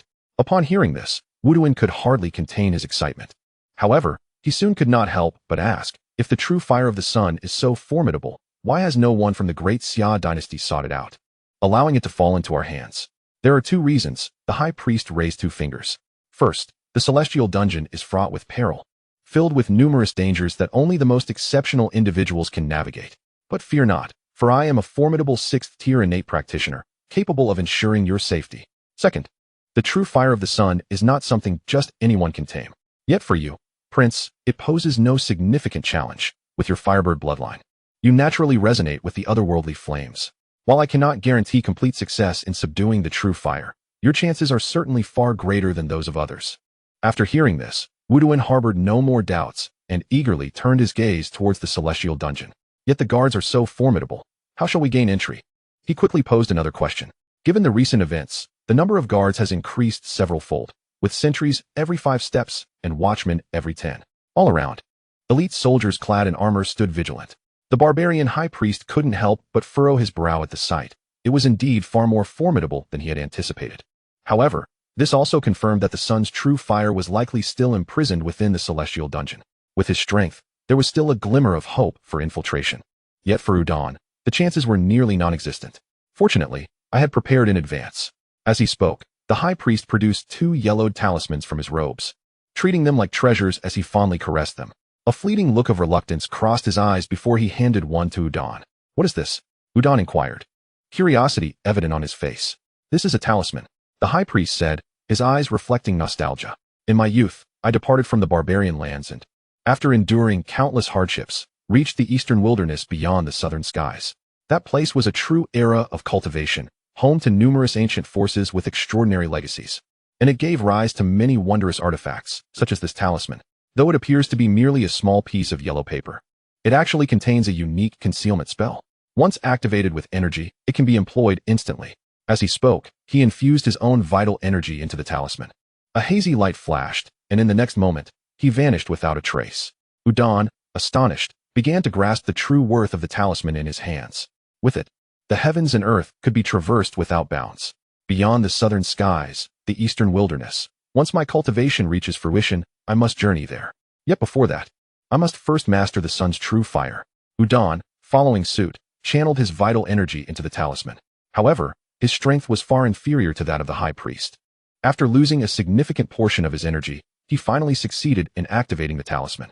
Another hazy light flickered, and his figure too disappeared. Utilizing the talisman's extraordinary effects, the two made their way toward the celestial dungeon, unobserved by anyone along the route. Shortly thereafter, they successfully infiltrated the dungeon. Chapter 15. Are you the 6th prince? Chu Xuan, who? On the 5th level of the celestial dungeon, Chu Xuan abruptly opened his eyes, awakening from his meditation. Disturbed in the dead of night, his mood was understandably foul. He immediately voiced in a deep tone, "Since you have arrived, why hide?" The concealment talismans of the barbarian high priest and Prince Udon could deceive ordinary individuals, but they could not elude the keen senses of Chu Xuan, a being of innate vitality. In truth, the concealment talisman in the high priest's possession was merely a low-tier artifact, far less effective than anticipated. If it were a high-grade talisman, he could not afford it with his current means. "High priest, he seems to have discovered us," Udon exclaimed. Panic etched on his face as one foot hovered at the threshold of the 5th level. Uncertain whether to step inside or retreat, the high priest's expression darkened as well. The two exchanged a glance and quickly nodded in agreement. Since their true identities had been uncovered, there was no need for further concealment. After all, there were no other individuals on the 5th level of the celestial dungeon. The two individuals immediately interrupted the effects of the talisman, as if stepping out from the shadows. "Are you barbarians?" Upon seeing their attire, Chu Xuan could not help but furrow his brow. "Are you the guardian of this celestial prison?" The barbarian high priest inquired coldly at that moment.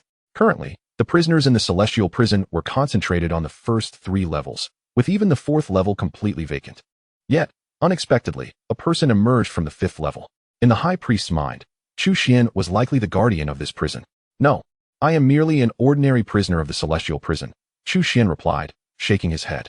Although the barbarian identity of the two surprised him somewhat, it did not seem to concern him greatly. As for being the guardian of the celestial prison, he made it clear that he would not accept such a title. An ordinary prisoner of the celestial prison? Upon hearing this, Wuduan burst into laughter, a mocking expression on his face. "Do you take us for fools? Why don't you claim to be the 6th prince, Chu Xuan?" As a prince of the barbarians, Wuduan had always held himself in high regard, looking down on commoners. However, he had taken note of the sixth prince of the Great Xia that the high priest mentioned, for the other's talents could indeed be compared to his own. In the vast Great Xia Dynasty, perhaps only this one person could warrant his attention. Even though he was now deceased, he still deserved mention. Yet, upon hearing Wu Duan's words, Chu Xuan could not help but wear a peculiar expression. What was this? A meeting of the infamous and the infamous? He gazed intently at Wu Duan, seemingly surprised to discover he had a fan among the barbarians. You are correct. I am indeed the sixth prince, Chu Xuan. Naturally, Wu Duan did not believe him, but instead became enraged, feeling that this individual from the Great Xia was speaking nothing but lies. Huh, you are the sixth prince, Chu Xuan? Then I am the emperor of Great Xia. Wu Duan laughed loudly. Chu Xuan shook his head helplessly. In this day and age, speaking the truth was often met with disbelief. Yet, it appeared that he truly was the sixth prince, Chu Xuan of the Great Xia Dynasty.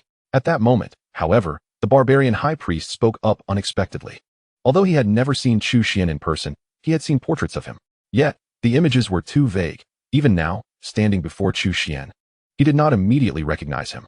It was only when Chu Xuan confirmed his identity that he suddenly realized that this young man before him indeed resembled the sixth prince of the Great Xia Dynasty. Wu Duan's expression stiffened instantly. At that moment, he felt a myriad of curses swirling in his mind. He slowly turned to the barbarian high priest, his eyes filled with resentment. Didn't you say this fellow was already dead? However, the high priest remained composed, seemingly oblivious to Wu Duan's gaze. Wu Duan, ambitious and eager to become the king of the south, was not one to be easily embarrassed, quickly suppressing his discomfort. He looked back at Chu Xuan, a fervent light igniting in his eyes. You are truly the sixth prince, Chu Xuan? Indeed, without a doubt. Huh, excellent. Let us have a duel. The flames of battle ignited fiercely in Wu Duan's eyes. Be cautious, prince. Observing his current state, it seems his cultivation has not been entirely discarded. The shaman of the barbarian tribe solemnly cautioned. The fact that his cultivation remained intact was fortuitous. Defeating him would signify that no one in the Great Xia Dynasty could rival me, thus affirming my unparalleled talent. With these thoughts in mind, Wu Duan strode purposefully towards Chu Xuan. The bloodline of the firebirds surged within him, flames roiling across his entire being. Though he was merely at the fourth tier of cultivation, his presence was far more formidable than that of an average master.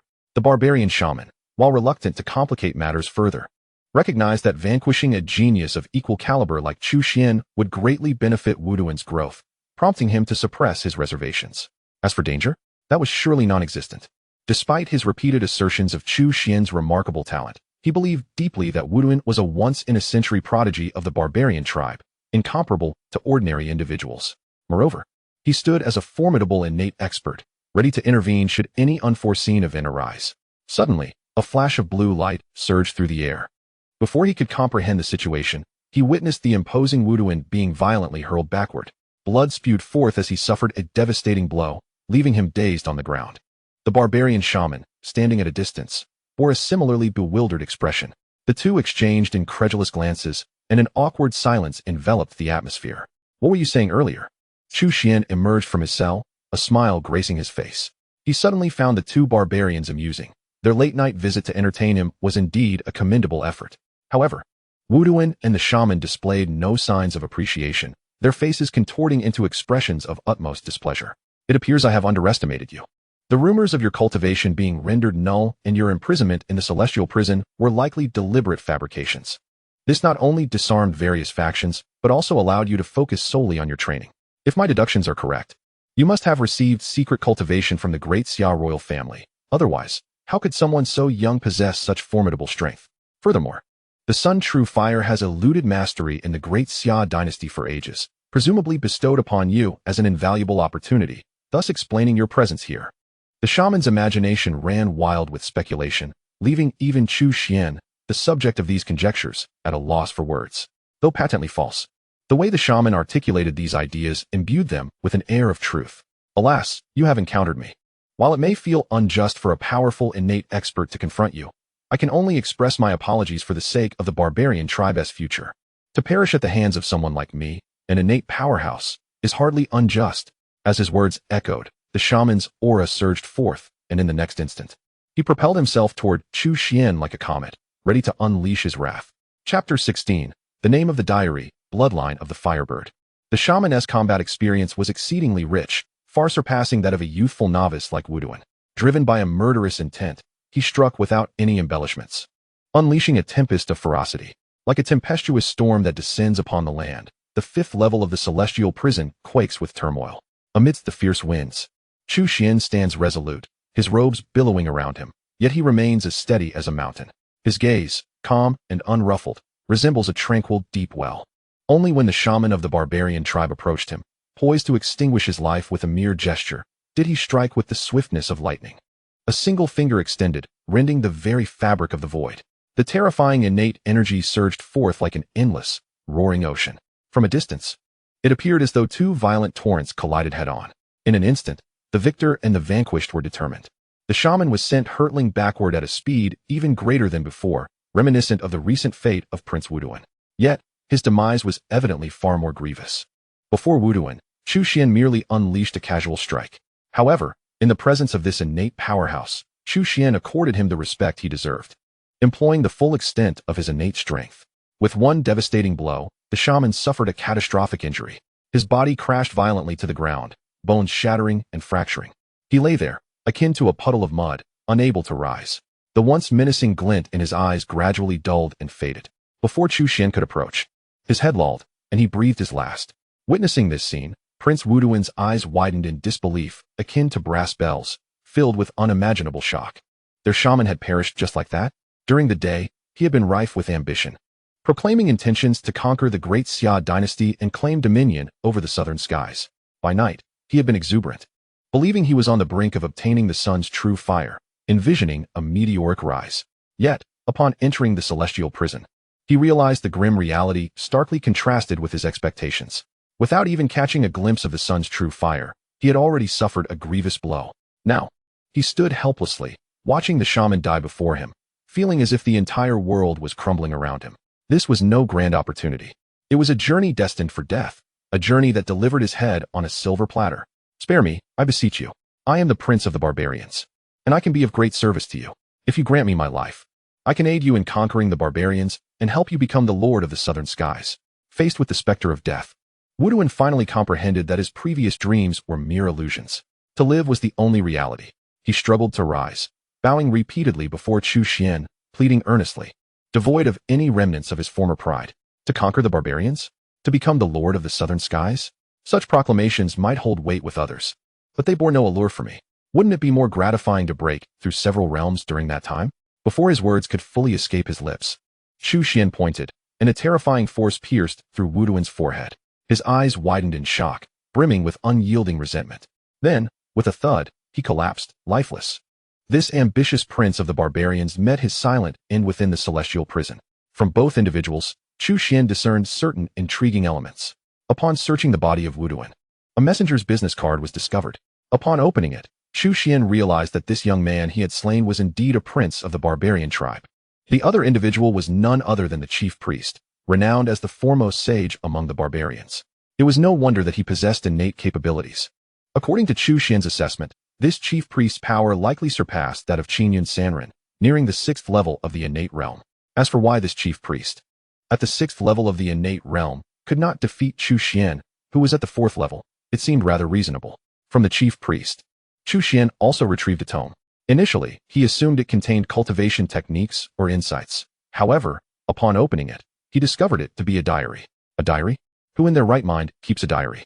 A brief glance revealed that this diary chronicled the chief priest's early travels across the continent, detailing his observations and the diverse customs of various locales.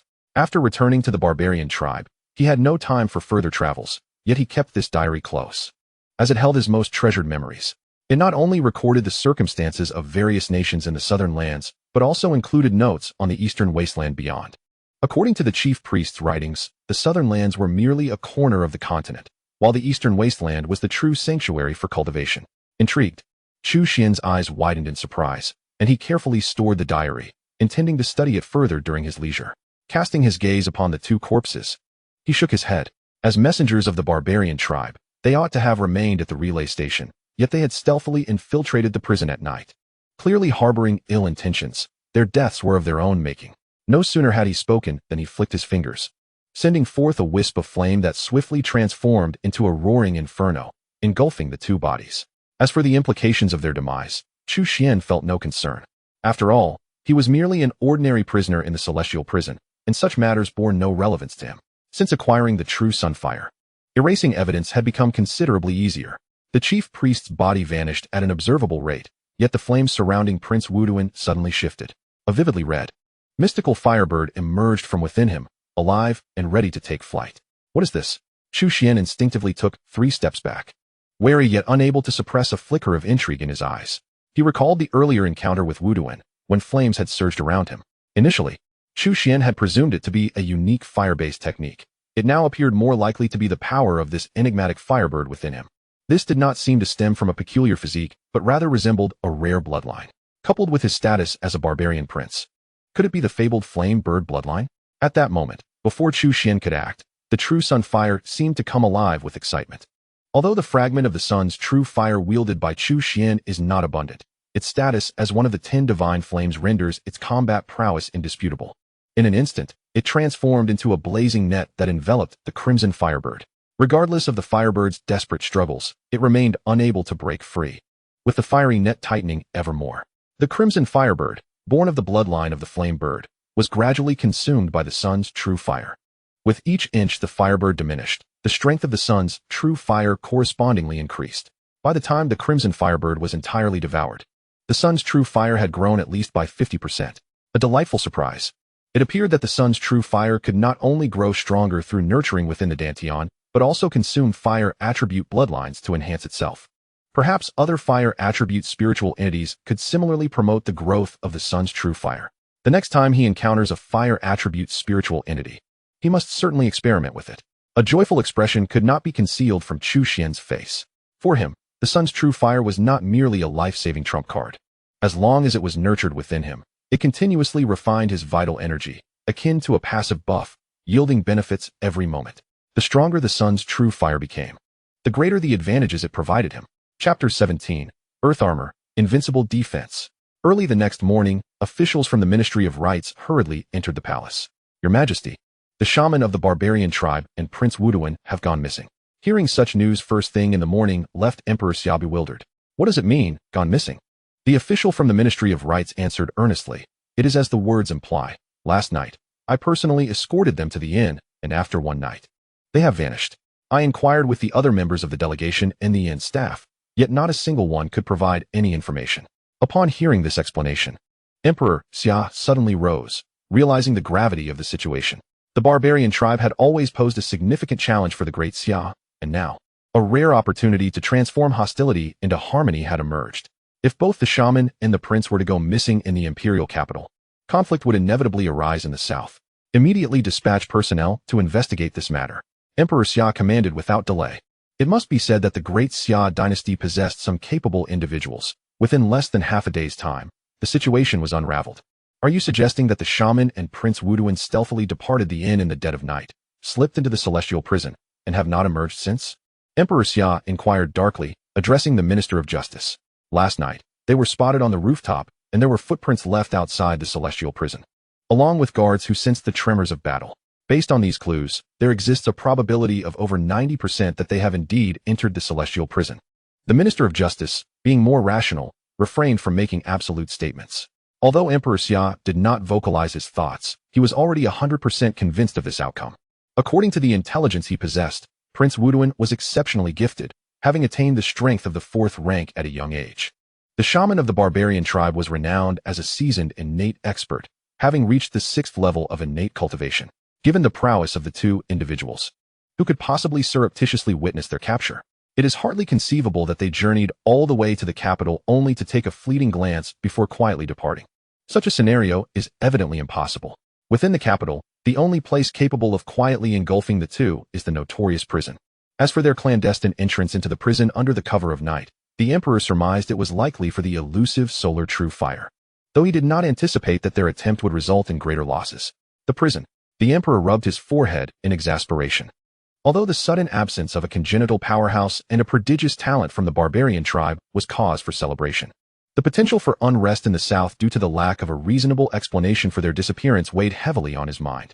Regardless of the circumstances surrounding the barbarian tribe, the matter of the prison must be resolved with utmost urgency. Otherwise, Harboring such a ticking time bomb within the capital would render him incapable of restful sleep. Once the elders from the 4 major sects arrive, decisive action will commence. The emperor inhaled deeply, his eyes filled with determination. The sudden disappearance of the high priest and the prince of the barbarian tribe indeed caused quite a stir in the capital. However, this development bore no relevance to Chu Xuan, who continued to spend his days peacefully signing in and cultivating within the prison. Since the prison's grim reputation spread, it had transformed into a veritable forbidden zone. Even the guards dared only to linger on the first 3 levels. With no interruptions, Chu Xuan found solace in the tranquility. After a few days, the signing rewards for the 5th level of the prison finally began to diminish. Anticipating this, Chu Xuan was not taken aback and promptly set off for the 6th level. Each of the 9 levels of the prison presented vastly different conditions. The 4th level, excruciatingly cold, earned the moniker of the ice hell, while the 5th level, engulfed in flames and unbearable heat, was known as the flame hell. Upon entering the 6th level, Chu Xuan acutely sensed the overwhelming density of Earth attribute spiritual energy, with gravity almost tenfold that of the outside world. Even a congenital powerhouse like himself could distinctly feel an oppressive force. It was easy to imagine that an ordinary person entering this realm would be unable to withstand the pressure for long, potentially leading to the crushing of their internal organs. However, Chu Xuan was far from ordinary. Not only was he a congenital powerhouse, but he also possessed the primordial sacred body, which endowed him with physical attributes that surpassed those of typical martial artists. Thriving in such an environment for cultivation posed no challenge for him. Rather, it continually provided pressure that would expedite his physical growth. For any martial artist, physicality is foundational, its significance undeniable, especially for Chu Xuan with his primordial sacred body. Failing to harness its potential would be a grievous waste. This environment was even more conducive for him than the 4th or 5th levels. Moreover, the abundance of Earth attribute spiritual energy might even lead to the signing of the Earth sacred body, offering the prospect of further enhancing his primordial sacred body. Elated, Chu Xuan swiftly located a cell and settled down. Instead of immediately cultivating, he prioritized signing in. Today, a sign-in opportunity remains available. System, sign in. Ding, sign in successful. Congratulations. Host, you have received the Earth armor. The system prompt swiftly followed. Earth armor? Chu Xuan was momentarily taken aback, as he observed a set of earthy yellow armor materialize within the system space. With a flick of his right hand, the armor appeared before him. Although the armor bore an earthy hue, it possessed no trace of dullness. Instead, it exuded exquisite craftsmanship, shimmering like a supreme treasure, pleasing to the eye. Moreover, this armor was not merely superficial. It was forged from exquisite materials, featuring an intricate design, adorned with countless runes that, once activated, could manifest astounding defensive capabilities.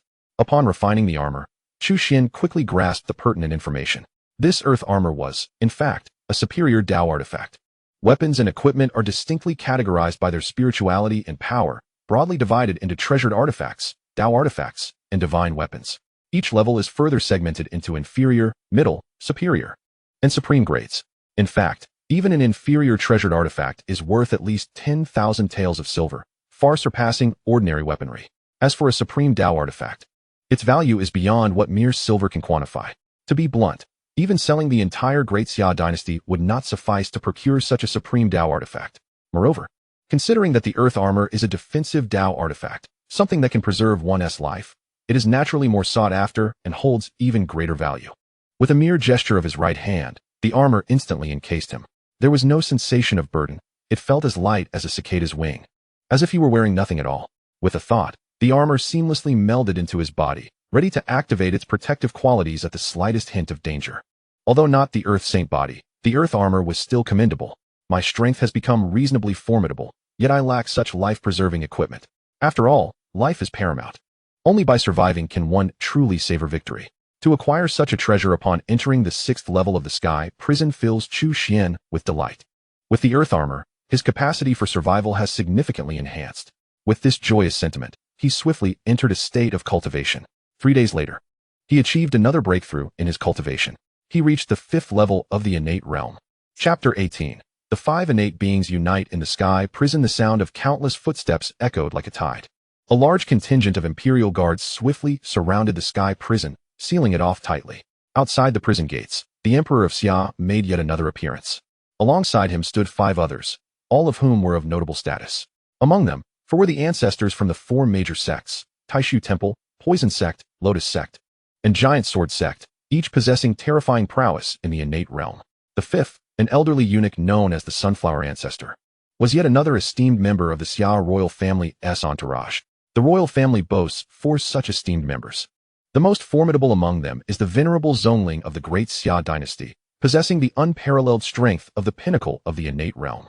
He is the true backbone of the Great Xia Dynasty. However, his lifespan is dwindling, and he remains in seclusion for extended periods. He rarely intervenes unless faced with an extraordinary crisis. Another member of the royal family is currently engrossed in the cultivation of a secret technique, similarly reluctant to take action. With the demise of the Qiyun Wanderer, only the venerable Kuaihua remains among the four great protectors to intervene. Although the venerable Kuaihua is a eunuch, he occupies a solid second place in strength among the four great protectors, having attained the 7th level of the innate realm. Even the tribal high priest, if still alive, would likely find him a daunting opponent. The other elders from the four major sects harbor considerable trepidation towards him. I never anticipated that you, venerable Kuaihua, still draw breath. The elder of the Great Sword sect, possessing the 5th level of the innate realm, excels as a swordsman, far surpassing his peers in combat prowess. Yet, when confronted with the venerable Kuaihua of the 7th level, he feels an immense pressure. I have but a few years left to live. Dragging my old bones here is not only to aid your majesty, but also to discover who it was that killed my adopted son. The venerable Kuaihua gazes towards the celestial prison, a glint of icy ferocity flashing in his eyes. Eunuchs often adopt sons, and he is no exception. His adopted son was the grand eunuch Lu Jin, who perished at the hands of Chu Xuan 2 months prior. Other matters concern me not. I care only for your majesty's promise. Will you truly share the sun's true fire with us once it is found?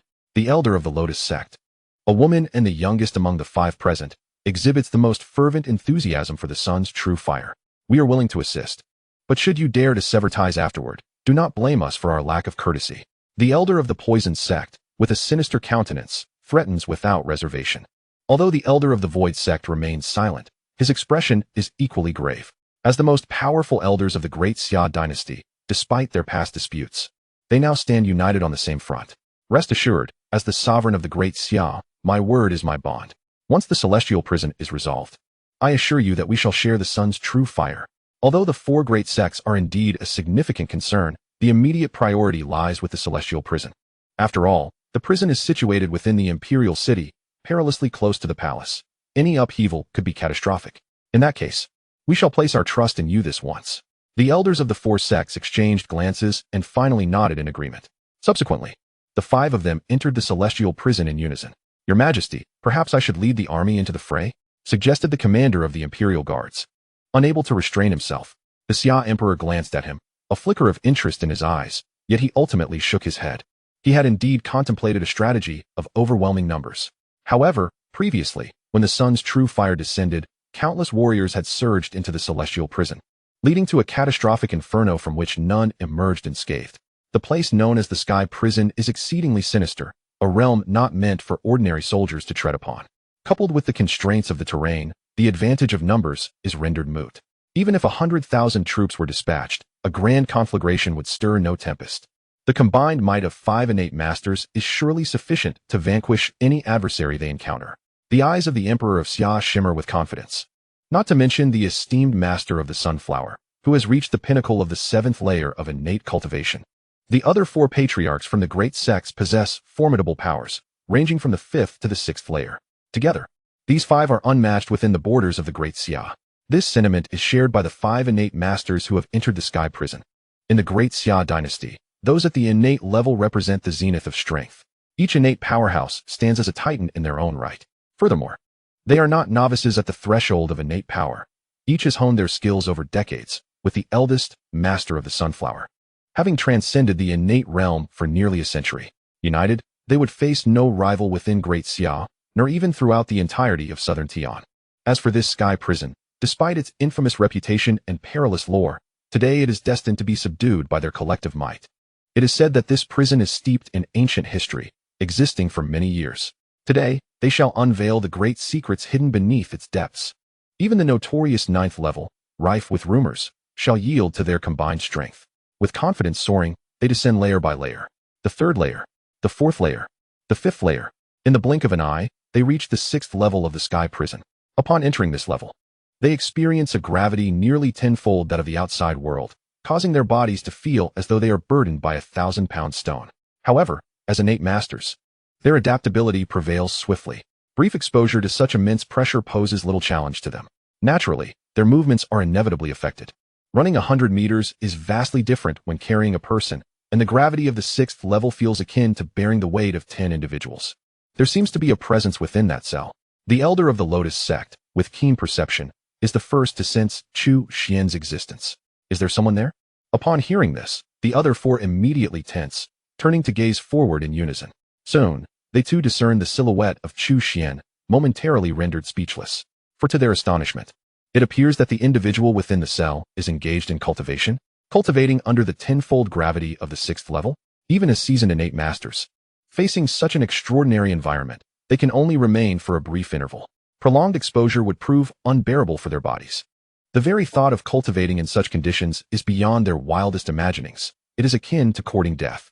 However, under their watchful gaze, Chu Xuan, seated cross-legged on the stone bed of his prison cell, was evidently engaged in profound cultivation, a state of depth that could only be attained after a considerable period of dedication. In other words, the individual had undoubtedly been practicing here for quite some time. Was he human or ghost? Even the typically audacious ancestor of the giant sword sect could not help but murmur in curiosity, regardless of his nature. Capturing him and extracting the truth would reveal all. A glint of ruthlessness flashed in the eyes of the ancestor of the poisonous sect. He then strode forward, not out of desire for speed, but rather due to the oppressive gravity that rendered his once proud agility ineffective. Chapter 19. The innate realm collapses. The Summer Emperor helpless Chu Xuan had already sensed the arrival of the 5 innate powerhouses. However, being on the brink of a breakthrough, he chose to remain indifferent. The ancestor of the poisonous sect was, of course, oblivious to this detail. Believing he had seized a golden opportunity, he advanced with a sinister grin. The other 4 innate powerhouses observed with cold indifference, refraining from intervening. Each of them, having shed blood in their quest for power, regarded the life or death of a mere stranger as inconsequential. Young man, choose a better place for your cultivation next time. The ancestor of the poisonous sect exclaimed as he approached Chu Xuan, his right hand splayed wide, launching a swift attack. At that moment, Chu Xuan's eyes flew open, his dark irises shimmering like stars, unleashing beams of divine light. Simultaneously, a thunderous boom erupted, sending waves of terrifying energy rippling outward. Having successfully ascended from the 5th to the 6th layer of the innate realm, the sudden turn of events caught the ancestor of the poisonous sect off guard. Before he could react, a numbing sensation coursed through his right hand, and he was violently propelled backward by the overwhelming force. Thud! His body traced a long parabolic arc through the air before crashing to the ground like a heavy sack. Such an unexpected spectacle left the 4 onlookers utterly stunned. If their eyes did not deceive them, this young man was also an innate powerhouse. What nonsense was this? When had the Great Xia Dynasty ever seen such a youthful innate warrior? This lad undoubtedly harbored some extraordinary secret. He must know the mysteries of the celestial prison. Let us subdue him together. The ancestor of the poisonous sect quickly regained his footing, his eyes locked onto Chu Xuan, his rage boiling over as he shouted. Before his words had fully escaped his lips, he charged forward. The other 4 exchanged glances, curiosity and greed evident in their eyes. Regardless of whether the young man was privy to the secrets of the celestial prison, his ability to break through to the innate realm at such a tender age indicated he was concealing monumental secrets. Realizing this, they wasted no time in following suit. Determined not to miss out on such a revelation, unaware of their impending assault, a fierce glimmer ignited in Chu Xuan's gaze. Though he was not a bloodthirsty fiend, he was certainly not the type to tolerate oppression. When confronted with inexplicable hostility, he would not shy away from a fight. As his words lingered in the air, the power he had just harnessed erupted forth, propelling him like a dart. A stark contrast became evident between the 2 sides. The elders of the poisonous sect had only just entered the 6th level of the heavenly prison and were yet to acclimate to the oppressive environment. Under the influence of the tenfold gravity, their strength was significantly diminished. In contrast, Chu Xuan had fully adapted to this harsh setting, his physical prowess far surpassing that of the 5 elders. Even under the same tenfold gravity, he appeared utterly unaffected. In the blink of an eye, he materialized before the elder of the poisonous sect. With a swift strike, he unleashed his formidable power without restraint. This time, instead of being sent flying, the elder met his demise with a single blow. His head exploded like a watermelon, and even a congenital powerhouse succumbed instantly. Witnessing the gruesome scene, the remaining 4 could not help but change their expressions drastically. It dawned on them that they had vastly underestimated the strength of this young man, who not only matched them, but perhaps even surpassed them. Regret, however, was too late for them now. They found themselves riding a tiger, unable to dismount. Even if they wished to negotiate for peace, their opponent would certainly not acquiesce. They could only grit their teeth and press forward, abandoning all pretense of concealment and unleashing their full might. Otherwise, they might all perish here today. As they roared with determination, their faces hardened, and they unleashed their full powers, each employing their most formidable techniques. The elder of the Lotus Flower sect condensed their true energy into a pristine white lotus to suppress their foe. The elder of the Void Temple wielded a whisk that conjured a multitude of terrifying auroras. The elder of the Giant Sword sect brandished an ancient sword that radiated an extraordinarily brilliant golden light. The elder of the Sunflower sect waved their hands, sending forth nearly imperceptible embroidery needles that shot out like arrows. Indeed, these four were renowned top-tier powerhouses, and in this life-or-death moment, they demonstrated their astonishing abilities. Each of their techniques possessed tremendous lethality, and when combined, they unleashed a force that sent shivers down the spine. Even a peak congenital powerhouse would find it exceedingly difficult to withstand their united onslaught. The elder of the Poisonous sect had merely been caught off guard, resulting in his swift defeat. Now, with their full power unleashed, they believed this young man had no hope of survival. Confident in the might of their ultimate techniques, they felt assured that once unleashed, their opponent would have no chance to retaliate. Yet, amidst their tempestuous assault, Chu Xuan remained unfazed. He chose not to evade but charged directly into the fray, seemingly engulfed by the onslaught of their terrifying attacks. At that moment, a mysterious yellow armor materialized around him, accompanied by a semi-transparent defensive shield. The relentless onslaught soon crashed against the protective barrier, a spectacle that astonished all present. Contrary to expectations, this formidable shield neither shattered nor even trembled. It seemed as though the violent attacks were merely a tickle to it. How could this be possible? What manner of armor possessed such terrifying defensive capabilities?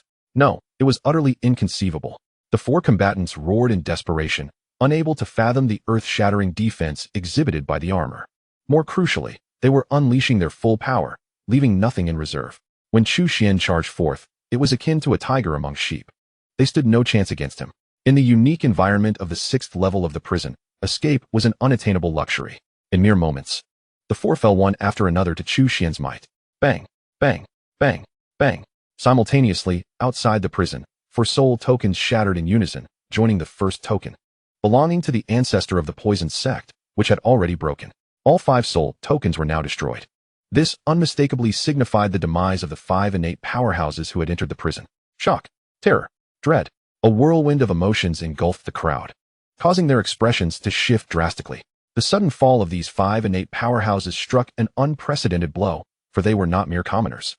They were towering figures of immense strength, each a formidable leader in their own right. Their inexplicable deaths sent chills down spines. They were dead, all of them.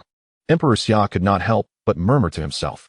Despite his efforts to maintain composure, his hands trembled uncontrollably. The simultaneous demise of these 5 innate powerhouses would undoubtedly stir a tremendous upheaval. However, what frightened him more was the realization that even the combined might of 5 innate powerhouses could not resolve the prison's predicament. How could this calamity truly be addressed? As the sovereign of the Great Xia, the foremost figure in the eyes of countless people, he now gazed upon the abyss-like prison and felt an overwhelming sense of powerlessness. Chapter 20. How about I help you ascend the dragon throne? The loss of all 5 innate powerhouses in the prison had repercussions far beyond imagination. It sparked a significant uproar not only in the imperial capital, but throughout the entire Great Xia Dynasty and its surrounding regions. A single stone stirred 1,000 waves. Upon hearing the news, countless individuals could not suppress their astonishment. Disbelief was their immediate reaction. Innate powerhouses not only wield immense strength, but also possess lifespans that far exceed those of ordinary humans. In the minds of many, these exalted beings were synonymous with invincibility. The fall of even one innate powerhouse is a monumental event. The simultaneous demise of 5 was simply unfathomable. As this news spread widely, the Great Xia prison was thrust into the spotlight, its notorious name finally becoming recognized as a place of genuine terror in the hearts of many. Within the confines of the celestial prison, an atmosphere of trepidation permeated, as the aftermath of recent events left many guards trembling, contemplating their resignation. The inmates, regardless of their connections, were equally desperate to escape their confines. In this tumultuous environment, Wu Qi, the warden of the celestial prison, found himself beset by overwhelming challenges. After all, beneath the emperor's rule, every family possessed some degree of influence. A single misstep could jeopardize his position as warden. However, amidst this chaos, one individual faced even greater turmoil, the emperor of the Great Xia Dynasty. With the simultaneous demise of 5 innate beings within the celestial prison, accountability rested squarely upon his shoulders. It was he who had initially summoned the 4 esteemed patriarchs of the prominent sects to the imperial capital. Now, with their untimely deaths, the sects dispatched representatives to demand an explanation from the Xia emperor. Such audacity was beyond the reach of ordinary factions, but the 4 sects, steeped in history and power, could afford to press their demands, having other innate beings to uphold their legacies. The influence of these sects was vast, entwined with both direct and indirect control over numerous factions, some even within the Great Xia Dynasty itself. Should the situation be mishandled, the entire dynasty risked descending into chaos. Meanwhile, the barbarian tribes learned of the demise of their high priest and prince, Wu Duan, and promptly sent a delegation to the imperial capital. Unlike earlier envoys, this contingent bore a resolute demeanor, declaring that if the Xia emperor failed to provide a just resolution, the barbarian king would lead his army to demand one. Amidst these mounting pressures, the Xia emperor found himself utterly exhausted. Adding to his despair was the loss of 2 innate offerings, which significantly diminished the royal family's strength, truly shaking the foundations of the nation. Unbeknownst to Chu Xuan, the turmoil outside unfolded without his awareness. Even if he were informed, he would likely remain indifferent. As the adage goes, one who is not in office should not concern themselves with governance. He was neither a prince nor a person of significance, merely an ordinary prisoner within the celestial prison, unburdened by such concerns. In truth, his spirits were rather high. From the 5 innate beings, he had gleaned numerous valuable items. The weapons they held in high regard were of little interest to him, as they were merely ordinary treasures, not even classified as artifacts. Instead, he was captivated by several manuals and insights he discovered among them. Though these individuals possessed average strength, they were still innate beings, each with exceptional legacies that far surpassed the capabilities of errant cultivators. As the saying goes, in a group of 3, there must be a teacher for me. From these texts, Chu Xuan acquired a wealth of previously unnoticed details and knowledge. He also learned of the levels beyond the innate stage, namely the Purple Mansion realm and the Dharma aspect realm. The title of Purple Mansion True Person and Dharma aspect Great Being were lofty indeed. However, the spiritual essence in the southern regions was thin, and it had been far too long since a being of innate caliber had emerged. The last appearance of a Purple Mansion True Person was over a millennium ago. As for the formidable beings of the Dharma realm, they are indeed akin to legendary existences.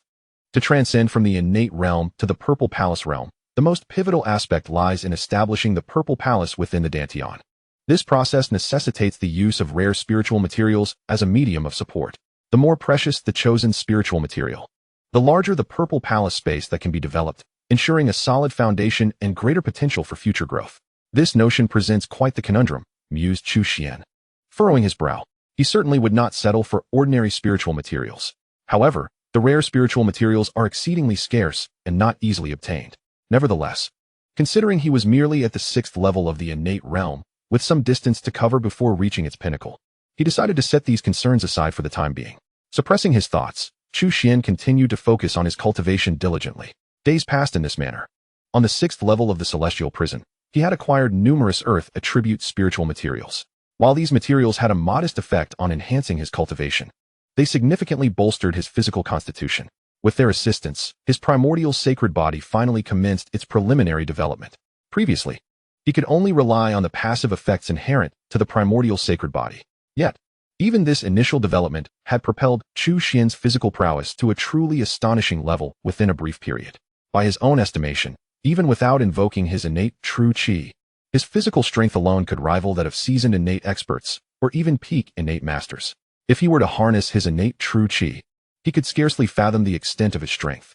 Feeling his power wax with each passing day, Chu Xuan was elated and immersed himself deeper into his cultivation. Until one fateful night, half a month later, an unexpected visitor arrived. With a sigh, Chu Xuan opened his eyes, unable to suppress a wave of irritation. Why did these individuals all prefer to come by at night? Were they all nocturnal creatures? You have indeed survived. The newcomer was cloaked in a black robe, obscuring her face, her voice revealing her gender. However, the tone seemed vaguely familiar to Chu Xuan, though he could not place it immediately. Before he could speak, she proactively removed her hood. What followed was the revelation of a face as exquisite as a painting. With almond-shaped eyes and rosy cheeks, She radiated a captivating charm. Strikingly beautiful. If one were to rate her beauty on a scale of 100, she would undoubtedly score at least 90. With a beauty filter, she could easily surpass 95. She was undeniably a true beauty. Yet, in that instant, Chu Xuan's brow furrowed deeply. It was you. While Chu Xuan could not claim to be intimately familiar with this woman, the impression she left was undeniably profound. The reason his former self, a prince of noble birth, had fallen to the depths of a prisoner in the celestial prison was entirely due to her. Indeed, she was the concubine who had, on that fateful night, called out an alarm while half-clad, the one renowned as the most beautiful woman in the imperial harem, Lady Li. What do you seek? Chu Xuan's expression instantly turned icy as he inquired with a stoic demeanor. Naturally, she had come to seek the prince. Li Fei smiled charmingly, seemingly unfazed by Chu Xuan's indifference. Instead, she gazed at him with deep affection, her eyes, akin to pearls and jade, brimming with emotion, as if they could peer through the depths of autumn waters. For an ordinary man, it would be exceedingly difficult to withstand such a tender and alluring gaze. Even the most steadfast of individuals might find themselves transformed into a devoted admirer. However, Chu Xuan was entirely impervious to this charm. He merely chuckled coldly and said, "I have afforded you an opportunity. Since you are unwilling to divulge anything, do not blame me for my rudeness." As his voice echoed, Chu Xuan rose to his feet, striding deliberately toward Li Fei. An eye for an eye, a grievance for a grievance. A shiver coursed through Li Fei. From Chu Xuan's frigid gaze, she could palpably sense that this prince had indeed undergone a significant transformation. "Wait, my intentions today are quite simple. How about I assist you in ascending to the dragon throne?" Chapter 21. The true identity of Li Fei, a ruthless blossom. Assist me in ascending to the dragon throne? Upon hearing this, Chu Xuan couldn't help but laugh. His eyes filled with mockery as he regarded Li Fei. "Setting aside whether I even desire that position, what do you possess that could aid me? You are merely a consort in the imperial harem. Though you appear to occupy a noble status, in truth, you are but a gilded canary confined within a cage." At his words, Li Fei's complexion fluctuated between shades of green and white. Her chest heaved erratically as she bit her lip, seemingly struggling to suppress her fury. "I understand that you harbor resentment regarding my scheming against you. However, do you not realize that I was also a victim of circumstance?" Li Fei exclaimed, her face a mask of indignation, her teeth clenched. "Was it not the seventh prince who secretly contacted you, while the first and third princes conspired together?" Chu Xuan asked expressionlessly. "You already know?" Li Fei's eyes widened in surprise, evidently taken aback by Chu Xuan's comprehensive grasp of their identities. She nodded, but then shook her head. "You are correct. Indeed, they conspired against you that time. Yet, I am still the current empress, and they cannot easily manipulate me. Within the realm of Xia, only one person can compel me to act against my will." Li Fei slowly articulated. "Do you think I would believe your words?" Chu Xuan understood perfectly well who Li Fei referred to. The only one capable of coercing a favored empress was none other than the one seated upon the dragon throne. His nominal father. "Huh, you remain unconvinced. Your position as the crown prince is exceedingly secure. Yet your extraordinary talent and cultivation has allowed you to reach the pinnacle of the 4th grade at a tender age. In a few years, what will become of you? Not only do your brothers envy you, but even your father harbors trepidation. History is replete with examples of patricide and usurpation, rather than waiting to be acted upon. It is wiser to take the initiative. He is far more ruthless than you can imagine. To him, a mere prince is of no consequence." Not long ago, the crown prince met his demise in the dungeon, yet he exhibited no signs of sorrow. Despite being imprisoned for such an extended period, he had never inquired about it. Chu Xuan waved his hand, interrupting Li Fei's incessant monologue. After all, he was not the former self. Had he been, perhaps disbelief and profound grief would have overwhelmed him. However, he felt little emotional turmoil. Observing from a distance, he found no surprise in the occurrence. After all, emperors are merciless. Once their status is threatened, they are capable of any act. "You did not come to the dungeon merely to relay this news, did you?" Chu Xuan inquired, a hint of impatience creeping into his voice. Li Fei paused at his words. It must be said that Chu Xuan's calm demeanor was far beyond her expectations. She had anticipated a reaction filled with indignation, leading him to ally with her. "Given the circumstances, I shall be forthright. This is undoubtedly your best opportunity to ascend the throne. If you are willing, I can lend you my assistance." As she spoke, Li Fei stepped forward. In an effort to demonstrate that she was not the canary Chu Xuan had described, a profound power surged from within her.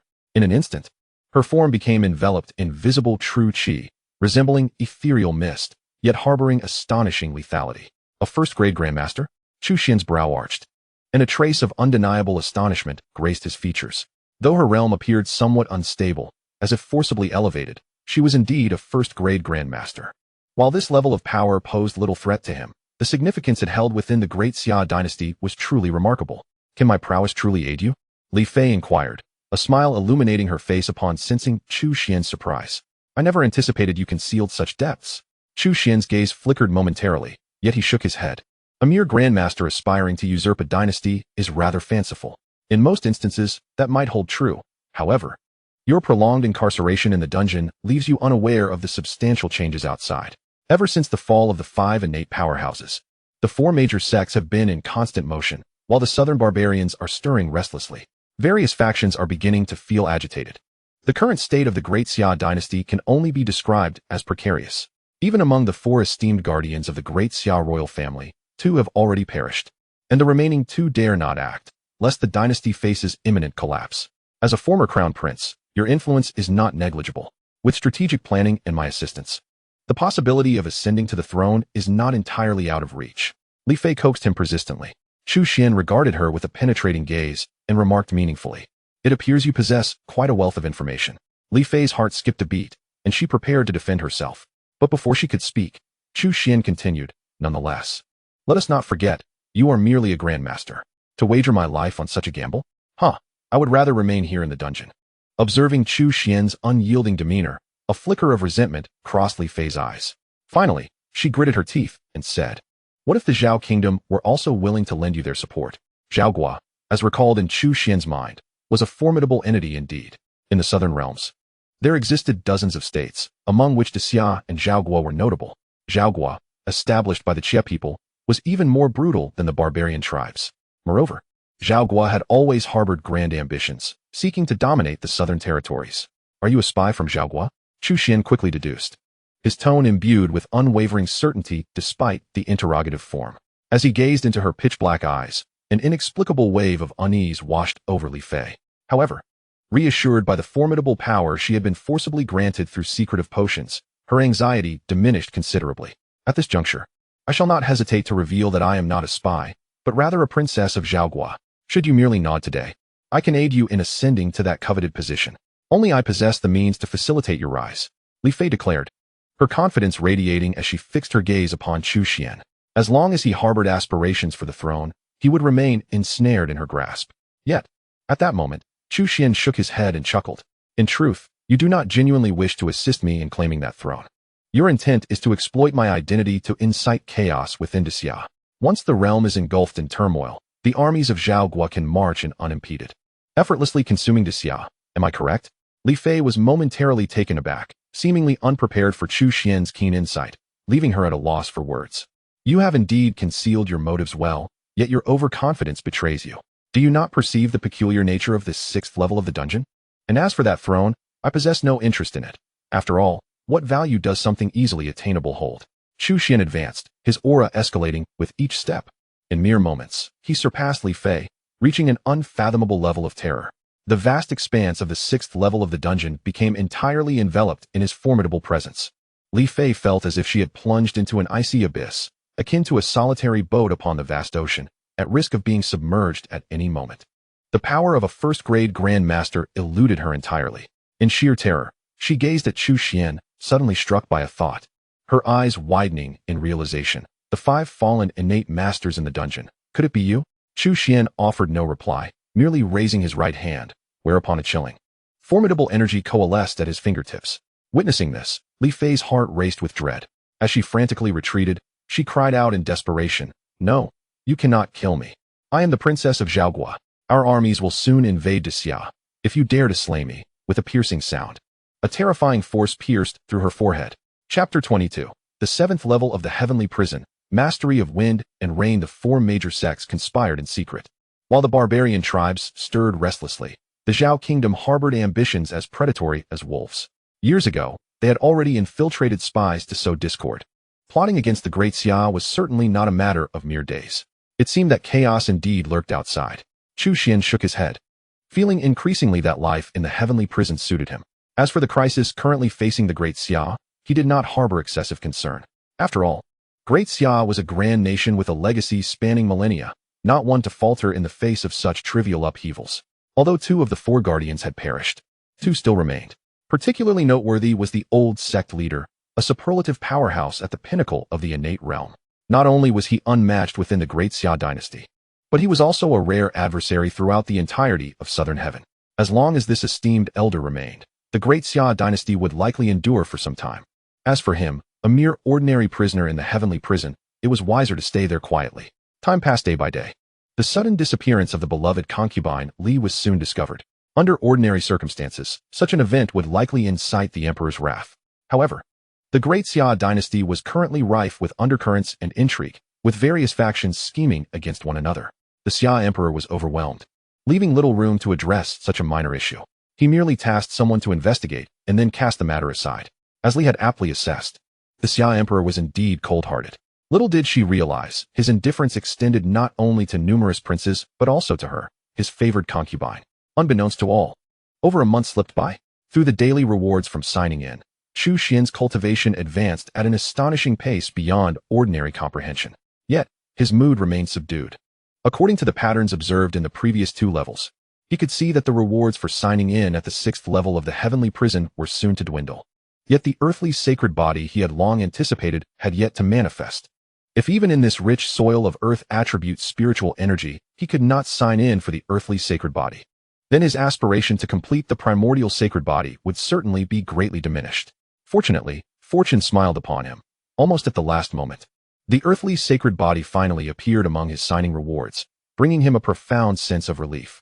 Setting aside the various phenomena occurring in the outside world, upon merging with the earthly sacred body, his primordial sacred body was now substantially complete, exhibiting remarkable enhancements. Upon closer inspection, not only did his internal bones and meridians shine brilliantly, but even his blood flowed with a mysterious dark golden hue. His external muscles and skin had also become more resilient and powerful. Chu Xuan tested his defenses. Even when struck by the golden greatsword wielded by the ancestor of the giant sword sect, he found that without employing true energy, the blade could not pierce his skin. Although he did not hold the golden greatsword in high esteem, it was nonetheless a top-tier medium-grade treasure. A weapon that would be considered a divine tool within the Great Xia Dynasty, valued at least in the hundreds of thousands of taels of silver. Thus, it was evident that ordinary weaponry would struggle to inflict even the slightest harm upon him. Even if he stood still, an ordinary person would find it impossible to inflict harm upon him. As for the strategy of overwhelming him with a vast army, it has become utterly ineffective in the present. Naturally, if several hundred or even 1,000 innate experts were to converge and launch an assault, they could pose a genuine threat. Thus, Chu Xuan deemed it prudent to refrain from recklessness, for he had not yet attained the pinnacle of invincibility. It would be wise to remain diligently within the confines of the heavenly prison, engaging in consistent cultivation. After acquiring the Earth Saint body, the rewards for signing in on the 6th level of the heavenly prison began to diminish rapidly. Chu Xuan was not surprised by this. However, he felt no particular interest in these mundane rewards. He resolutely made his way to the 7th level of the heavenly prison. Upon reaching the entrance of the 7th level, Chu Xuan could not help but furrow his brow slightly. The 9th level of the heavenly prison was indeed more perilous than the last. While the 4th and 5th levels could be endured with some effort, the 6th level posed a serious threat to one's life. The 7th level was a realm beyond the reach of ordinary individuals. Looking up, he beheld a tempestuous wind raging throughout the 7th level. As if he were standing at the eye of a storm, the grayish winds appeared to materialize from thin air, yet their force was astonishingly fierce. Even the ground and walls bore the scars of their assault, resembling wounds inflicted by sharp blades. Although martial artists could shield themselves with vital energy, such an environment would not permit them to endure for long. However, for Chu Xuan, there was little threat, as he possessed the exquisite earth armor of superior grade.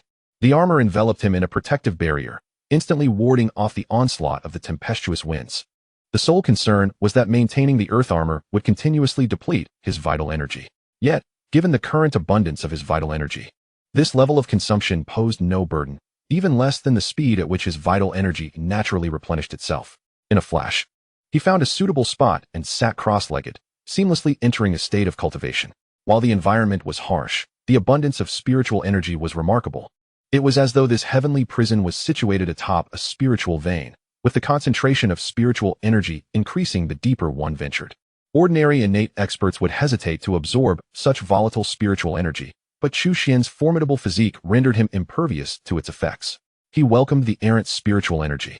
absorbing it wholeheartedly and refining it at an astonishing pace, thereby witnessing a rapid ascent in his cultivation. Before he knew it, the second day had arrived, and the opportunity to sign in had refreshed once more. System, sign in. Chu Xuan's heart brimmed with anticipation. Generally, the rewards for signing in at a new location for the first time were seldom disappointing. Soon, the system notification rang out. Ding. Sign in successful. Congratulations, host, for acquiring the divine ability to summon wind and rain. The ability to summon wind and rain?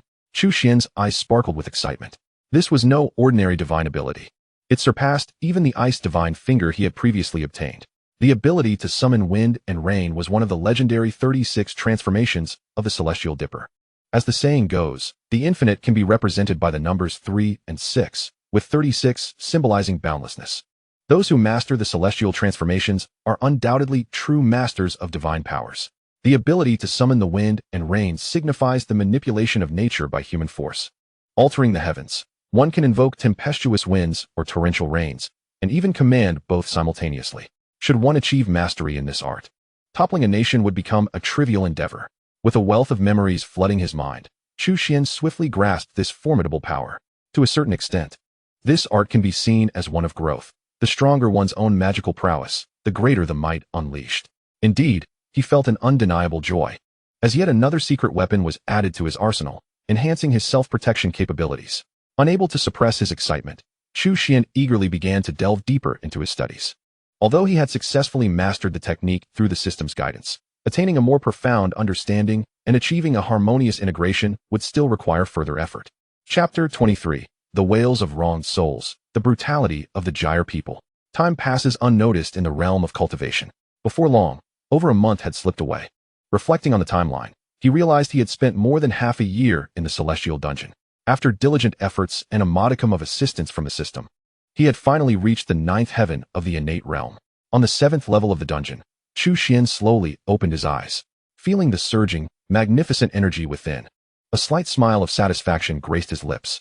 If the innate realm represents the pinnacle of the southern heaven, then the 9th heaven of the innate realm undoubtedly signifies the ultimate level. Moreover, possessing one of the supreme sacred bodies, the Taichu sacred body, mastering one of the 10 divine flames, the true fire of the sun, along with formidable techniques such as the ice goddess finger and the ability to summon the wind and rain, he should be slightly stronger than an ordinary practitioner at the 9th heaven of the innate realm.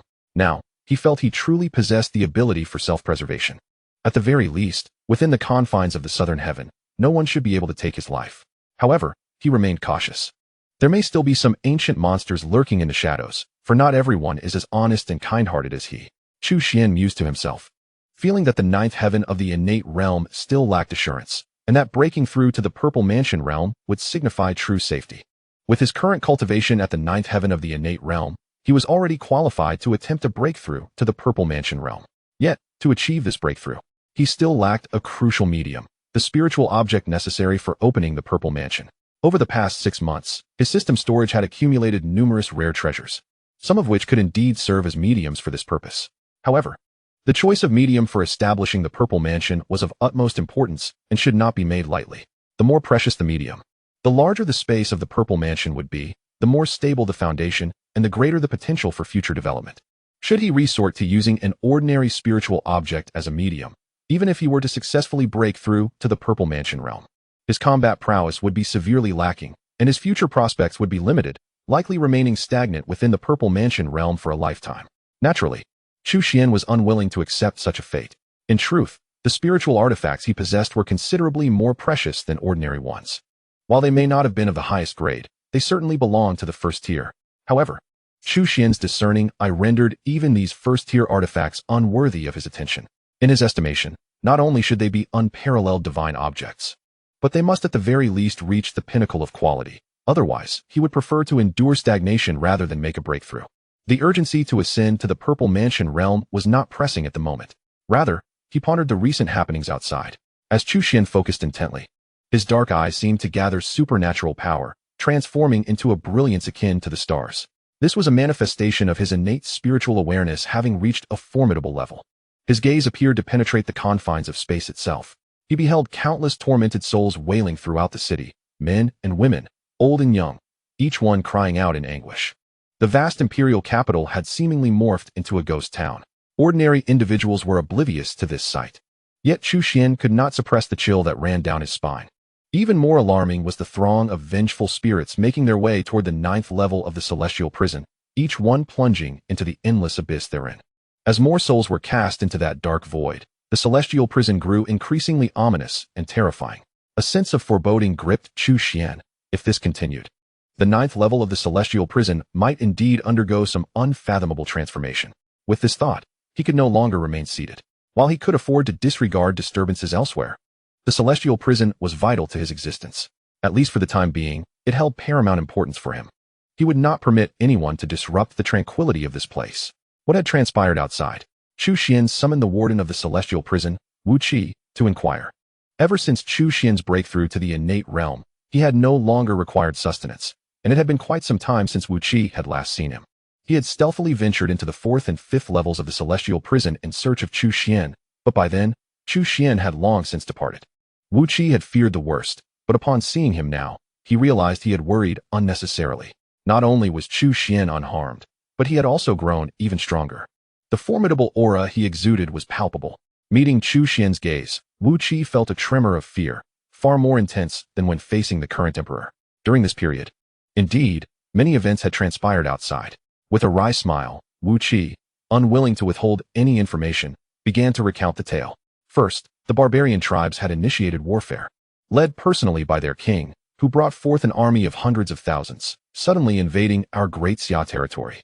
Fortunately, His Majesty had been prepared, secretly mobilizing 200,000 elite troops to the southern frontier, coordinating with the border forces to fend off the barbarian army. However, at this juncture, the 4 major sects declared independence, prompting numerous sects and families to rally in response, even many counties and prefectures altering their allegiances, plunging the entire Great Xia into chaos. Yet, the situation grew even direr as the Zhao kingdom chose this moment to strike a fatal blow against us. They clandestinely assembled 30,000 elite cavalry, cutting through our defenses and making their way deep into the heart of Great Xia. Now, the situation is dire, with the entire imperial capital besieged. Many outside proclaim that the Great Xia Dynasty is on the brink of collapse. At this moment, Wu Qi could not help but display a face of sorrow. While he could not claim to be excessively loyal to the throne, he took immense pride in his identity as a citizen of Xia.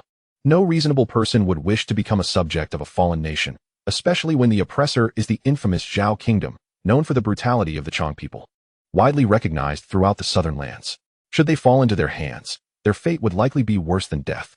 Chu Xuan frowned slightly, taken aback by how rapidly the situation in the Great Xia had deteriorated within a few short months. He had initially held expectations for the Xia emperor, believing him to possess considerable skill. Yet, it now appeared that he was merely a tyrant within his own realm, unyielding in internal strife, but feeble in external warfare. To his knowledge, the imperial family of Xia still had 2 significant protectors, particularly the elder sect leader. Had he not intervened? Chu Xuan inquired. The elder sect leader is currently not in the capital. He departed for the 4 major sects several days ago. Given the current circumstances, it seems the 4 major sects must have colluded with the Zhao kingdom. It is likely that the elder sect leader has been detained by the innate ancestors behind these sections. As for the other protector, although he is also an innate expert, he is powerless against the elite cavalry of 300,000 from Zhao. Chu Xuan's frown deepened. Although innate experts are formidable, they are indeed at a loss when faced with such a well-trained and battle-hardened force. Furthermore, the Zhao kingdom has long plotted this campaign, deploying 300,000 cavalry. Surely they would have anticipated such resistance, and their ranks likely include innate experts as well. From what you say, it appears that the Zhao army has yet to breach the capital. Why, then, have so many innocent lives been lost?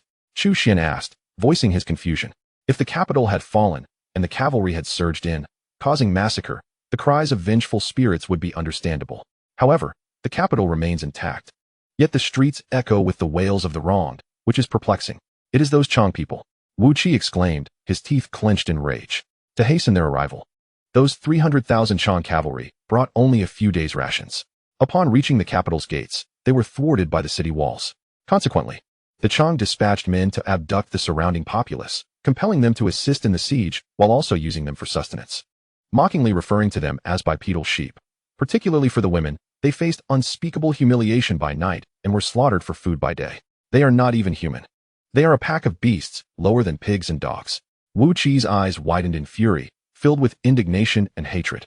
Chu Xuan narrowed his eyes, unable to suppress his own rising anger. If it were merely a standard siege for territory, even the destruction of a city or nation would not weigh heavily on him. However, such brutal acts of cannibalism truly crossed his threshold of tolerance. 300,000 cavalry. Chu Xuan raised his head, as if envisioning the gruesome scenes of slaughter beyond the city walls, a chilling murderous intent flickering deep within his gaze. Chapter 24. The Storm's Stranglehold. 300,000 iron cavalry perish. In the stillness of the deep night, as silence enveloped the world, Chu Xuan stirred from his meditation. He slowly opened his eyes, revealing a dark gaze brimming with latent menace. Rising to his feet, he made his way outside, step by deliberate step. Moments later, he arrived at the 4th level of the imperial prison. The warden, Wu Qi, had been awaiting his arrival for some time and immediately approached upon seeing Chu Xuan. "Your Highness, everything has been arranged. You may take the secret passage. No one will notice your departure." Chu Xuan nodded and instructed, "Lead the way." Under Wu Qi's guidance, Chu Xuan successfully exited the prison. This marked the first time in over half a year that he had stepped beyond its confines. As he surveyed his surroundings, inhaling the fresh air, he felt an unexpected sense of disorientation. "Your Highness," Wu Qi hesitated, words lingering on his lips. Turning back to glance at him, Chu Xuan could surmise his unspoken thoughts and waved dismissively. "Do not worry. A mere pack of bloodthirsty beasts does not intimidate me." As soon as he finished speaking, with a graceful sweep of his sleeve, Chu Xuan ascended into the air, akin to the legendary celestial beings of lore, stepping effortlessly into the sky. Witnessing this spectacle, Wu Qi's eyes brimmed with admiration. He had previously witnessed the ethereal Qingyun siren traverse the skies, yet the aura exhibited by Chu Xuan was of an entirely different caliber. Why does His Highness, possessing such formidable strength, remain confined within the prison? Wu Qi pondered, perplexed. To him, it seemed evident that should Chu Xuan reveal his powers, the position of crown prince would be his for the taking. There was even a chance he could contend for the throne itself. However, he was oblivious to the fact that such pursuits held no allure for Chu Xuan. In truth, had it not been for the brutal savagery of the Jiren, which resulted in countless souls being cast into the 9th level of the prison, he would not have even wished to leave its depths. As Chu Xuan soared through the air, within the span of a mere tea's brewing time, he arrived above the Jiren encampment outside the imperial capital. He quickly discerned 2 concealed innate experts within the camp, one at the 4th level of innate cultivation and another at the 7th. Not even the 9th level warranted his concern, and he dismissed them with a single glance. Standing boldly in the sky, he gazed downwards, soon confronted with a harrowing panorama of bloodshed far more shocking than Wu Qi had described. The camp was littered with heaps of corpses, men, women, the elderly, and children, creating a scene of utter carnage, with rivers of blood flowing freely. The air was thick with the scent of blood emanating from the boiling cauldrons. Yet the Jiren warriors feasted with ravenous delight, their hunger insatiable. Inside the tents, the scenes depicted were even more barbaric and gruesome, enough to ignite righteous fury in anyone who laid eyes upon them. To Chu Xuan, these Jiren had long relinquished their humanity, embodying nothing more than heartless beasts. As a traveler from another world, his sense of belonging to the Great Xia was not particularly profound. Yet, as a human being, witnessing such savage acts, he could not suppress his overwhelming fury. A tempest of rage surged within his chest, intensifying uncontrollably. Even the sunfire nurtured in his dantian began to stir restlessly, and within his eyes, 2 ominous flames flickered, instilling fear in the hearts of those who beheld them. These wretches are utterly unworthy of existence in this world. A fierce glint of murderous intent flashed in Chu Xuan's eyes. At this moment, the intensity of his killing intent surpassed all that he had felt since his arrival in this realm. Even in the face of Prince Lu Jin and others, his murderous spirit had never burned so fiercely. He yearned to obliterate those scoundrels without delay. "Come forth, wind," Chu Xuan commanded coldly. Without hesitation, he invoked the divine technique he had recently acquired, summoning the winds and rains. With a sweeping gesture, an unimaginable torrent of true energy surged forth, enveloping the atmosphere in a mysterious aura. In an instant, a violent gale erupted, advancing from afar in colossal waves. It began as a gentle breeze, gradually escalating into a formidable tempest, its might growing with each moment. Soon, it transformed into a deafening roar of wind that engulfed the surroundings. Ultimately, it culminated in a series of terrifying tornadoes. These ferocious storms swept in abruptly, plunging the vast camp of the Chong into chaos. Not only were chariots and weapons lifted into the sky, but the Chong warriors also found themselves ensnared by the turmoil. In mere moments, hundreds, if not thousands, of Chong soldiers were reduced to mere fragments, their remnants staining the swirling winds a deep crimson. Yet, this was merely the beginning. Under Chu Xuan's command, the gales grew increasingly ferocious, akin to blades of steel.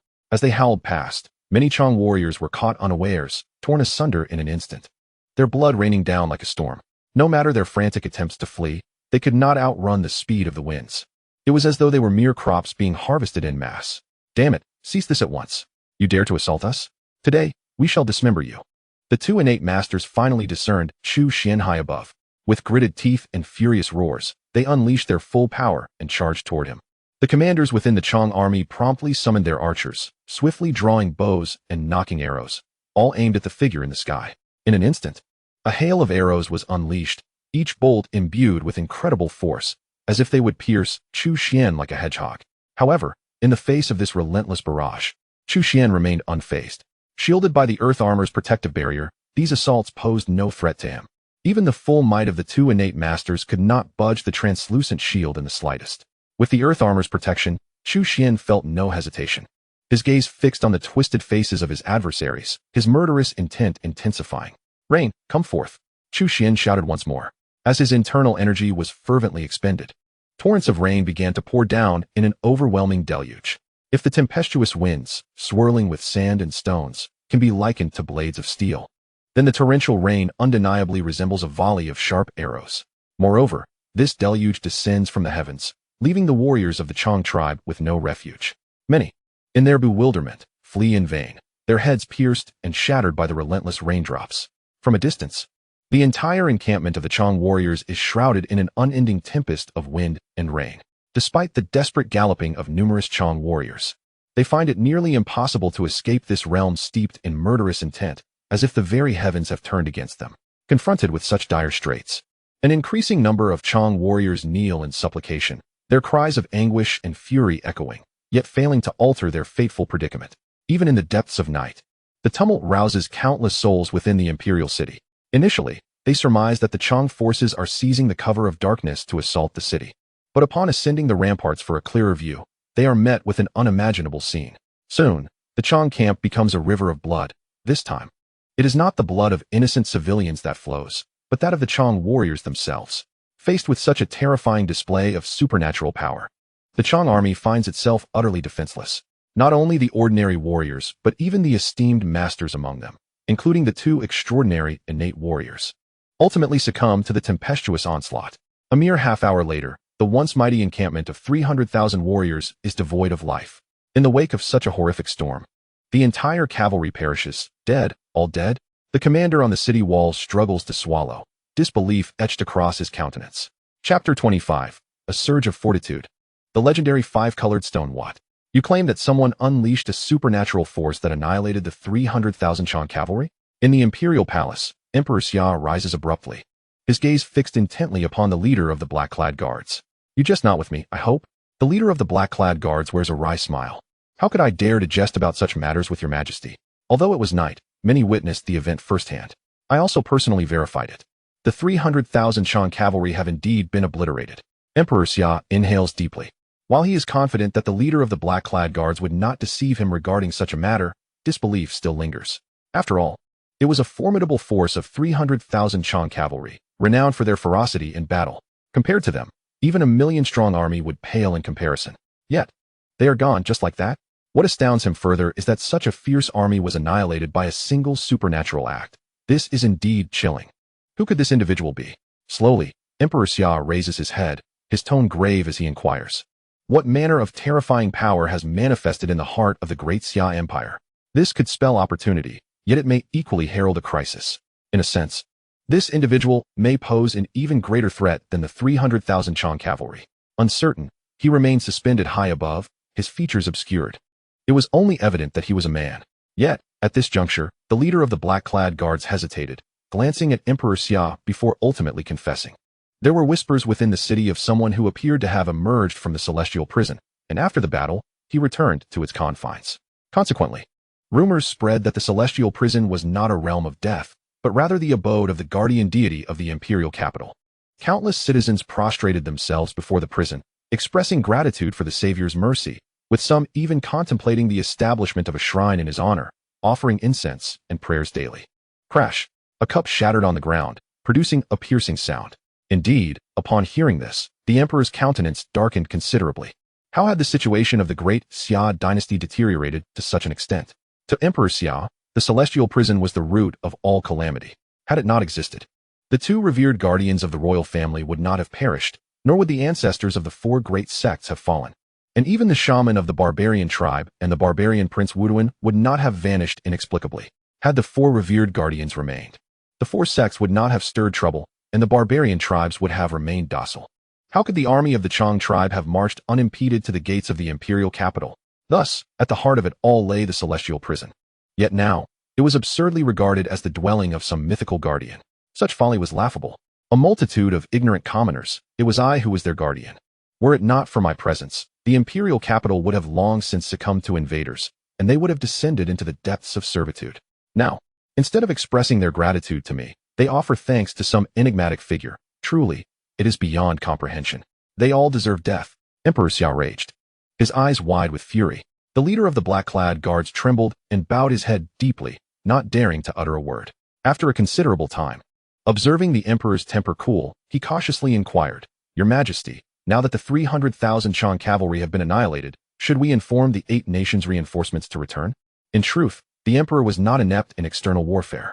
He had long been in covert communication with the neighboring 8 nations, intending to unite their armies to obliterate the 300,000 Chang cavalry. If all went smoothly, he planned to invade the Zhao kingdom alongside the coalition and partition it among themselves. However, he was no stranger to the grim plight of the countless citizens outside the city. For the sake of his grand design, he had chosen to turn a blind eye. Yet, plans often falter, and in a single night, the 300,000 Chang cavalry had been eradicated, rendering his previous restraint seem futile, which explained his current exasperation. Upon hearing the inquiry, the emperor abruptly lifted his head, his eyes shimmering with an enigmatic light as he pondered aloud. Do you think, with the combined strength of the 8 nations, it would be possible to eradicate the celestial prison entirely? At this, the leader of the black-clad guards was taken aback. Although he understood the celestial prison was the emperor's inner demon, he had not anticipated the depth of the emperor's obsession with it. Although the 8-nation alliance did not extinguish humanity like the Jurchens, to claim they were a disciplined force of righteousness would be utterly absurd. In those times, armies were akin to marauders. As the saying goes, wherever troops pass, not a blade of grass remains. Once the 8-nation alliance entered the capital, it would undoubtedly spell a dreadful calamity for the ordinary citizens of the imperial city. The leader of the Black Guards was sincerely loyal to Emperor Xia and could not help but urge, "Your Majesty, it is easy to invite a deity, but difficult to send them away." However, before he could finish, he was abruptly interrupted by the emperor's wave of his hand. The emperor was currently tormented by thoughts of the dungeon, feeling it was like a thorn in his throat, making it impossible for him to heed any counsel. He coldly declared, "My mind is made up." Immediately informed the 8-nation reinforcements that I have a monumental opportunity to share with them. After resolving the threat of 300,000 Jurchen cavalry, Chu Xuan returned to the 7th level of the dungeon. The power of summoning winds and rains had indeed met his expectations. However, he could distinctly sense that the full potential of this ability had yet to be realized. The limitation to its might lay not in anything external, but in his current cultivation level. The innate 9th layer was, after all, still too weak. It seemed that he needed to strive further. Taking a deep breath, Chu Xuan silently recited in his heart, "System, sign in." Indeed, the strength he possessed today was entirely due to his own diligence. Ding. Sign in successful. Congratulations, host, you have obtained the 5-colored stone. The system notification soon resonated. Chu Xuan opened his right hand, and a mysterious stone shimmering with multi-hued brilliance materialized in his palm. Simultaneously, he comprehended the origins of this enigmatic stone. The 5-colored stone was none other than the divine artifact used by the goddess Nuwa, an ancient myth, to mend the heavens. Feeling the immense divine power contained within this small stone, Chu Xuan could not help but gasp, momentarily at a loss for words. Undoubtedly, this sign-in had been a stroke of extraordinary fortune. Perhaps it was a reward for vanquishing the 300,000 Jurchens. After all, cleansing the world of its impurities warranted some recompense. Regardless, the 5-colored stone was indeed a true divine object, its value beyond description. After all, something capable of mending the heavens was of an unparalleled caliber, far exceeding ordinary spiritual materials. With sufficient forging skills, this 5-colored stone could even be fashioned into a rare and exceptional divine weapon. Unfortunately, Chu Xuan lacked such abilities, not to mention forging divine weapons. Even crafting the most mundane of weapons was beyond his current capabilities. However, for Chu Xuan, the inability to forge divine weapons was not a cause for regret, as he had far grander plans for the five-colored stone. Indeed, he intended to use it as a medium to open his purple mansion. Using a celestial artifact to open the purple mansion was unimaginable to others. If they were to discover this, countless individuals would surely condemn him for squandering such a treasure. After all, the utility of such an extraordinary divine artifact is immensely vast. It can be employed for myriad purposes, ensuring its legacy endures for millennia, rendering its worth immeasurable. However, Chu Xuan remained unconcerned with such matters. As a solitary individual, he adhered to the adage that one person's satisfaction sustains the family. He was acutely aware of one thing. By utilizing this five-colored stone to cultivate his purple mansion, he would undoubtedly reap boundless benefits in the future. Chapter 26. The Five Poisons Divine Pill, Pinnacle of Innate Realm. Upon acquiring the five-colored stone, Chu Xuan refrained from hastily advancing. Although his cultivation had reached the 9th level of the innate realm, he had yet to attain its pinnacle. Given his solid foundation, a breakthrough at this juncture would pose little challenge. Nonetheless, having obtained such a rare divine artifact, he felt a compelling need to elevate his cultivation to its zenith. Otherwise, he sensed a certain incongruity in wielding the five-colored stone. Admittedly, he harbored a touch of perfectionism. However, reinforcing each step of his foundation would greatly benefit his future development. More importantly, considering the rapid pace of his current cultivation progression, this endeavor would not consume an excessive amount of time. Hence, why not embrace the opportunity? As for the 7th level of the celestial prison, following Chu Xuan's remarkable acquisition of the five-colored stone, the subsequent rewards from signing in inevitably diminished. After a moment of contemplation, he resolutely proceeded to the 8th level of the celestial prison. The 8th level was shrouded in a pervasive toxic mist, the potency of which was exceedingly formidable. Compared to the 7th level, this place was even less hospitable. Should an ordinary person enter, they would likely succumb to its lethal effects within mere seconds. Even martial arts masters, despite their ability to shield themselves with true energy, could not withstand the encroaching poison for long, and even innate experts would find it challenging to endure. Chu Xuan could only activate the earth armor, conjuring a semi-transparent protective shield that effectively isolated the dreadful miasma. It must be said that this exquisite artifact was indeed remarkable. It had proven invaluable on several occasions. Without the protection of the earth armor, even with Chu Xuan's current strength and constitution, it would be arduous for him to linger in the 8th level of the celestial prison for an extended period. Yet, with every disadvantage comes an advantage. Apart from the profoundly enigmatic 9th level of the celestial prison, the 8th level was the deepest, wherein the concentration of spiritual energy reached astonishing heights. Compared to the 7th level, the spiritual energy concentration in the 8th level had increased by at least 50%. In other words, the efficiency of cultivation here was markedly superior, surpassing that of the 7th level by 50%. Possessing the primordial sacred body, Chu Xuan already enjoyed an extraordinary efficiency in absorbing spiritual energy for cultivation. With an additional enhancement of 50%, even he found the prospect somewhat daunting.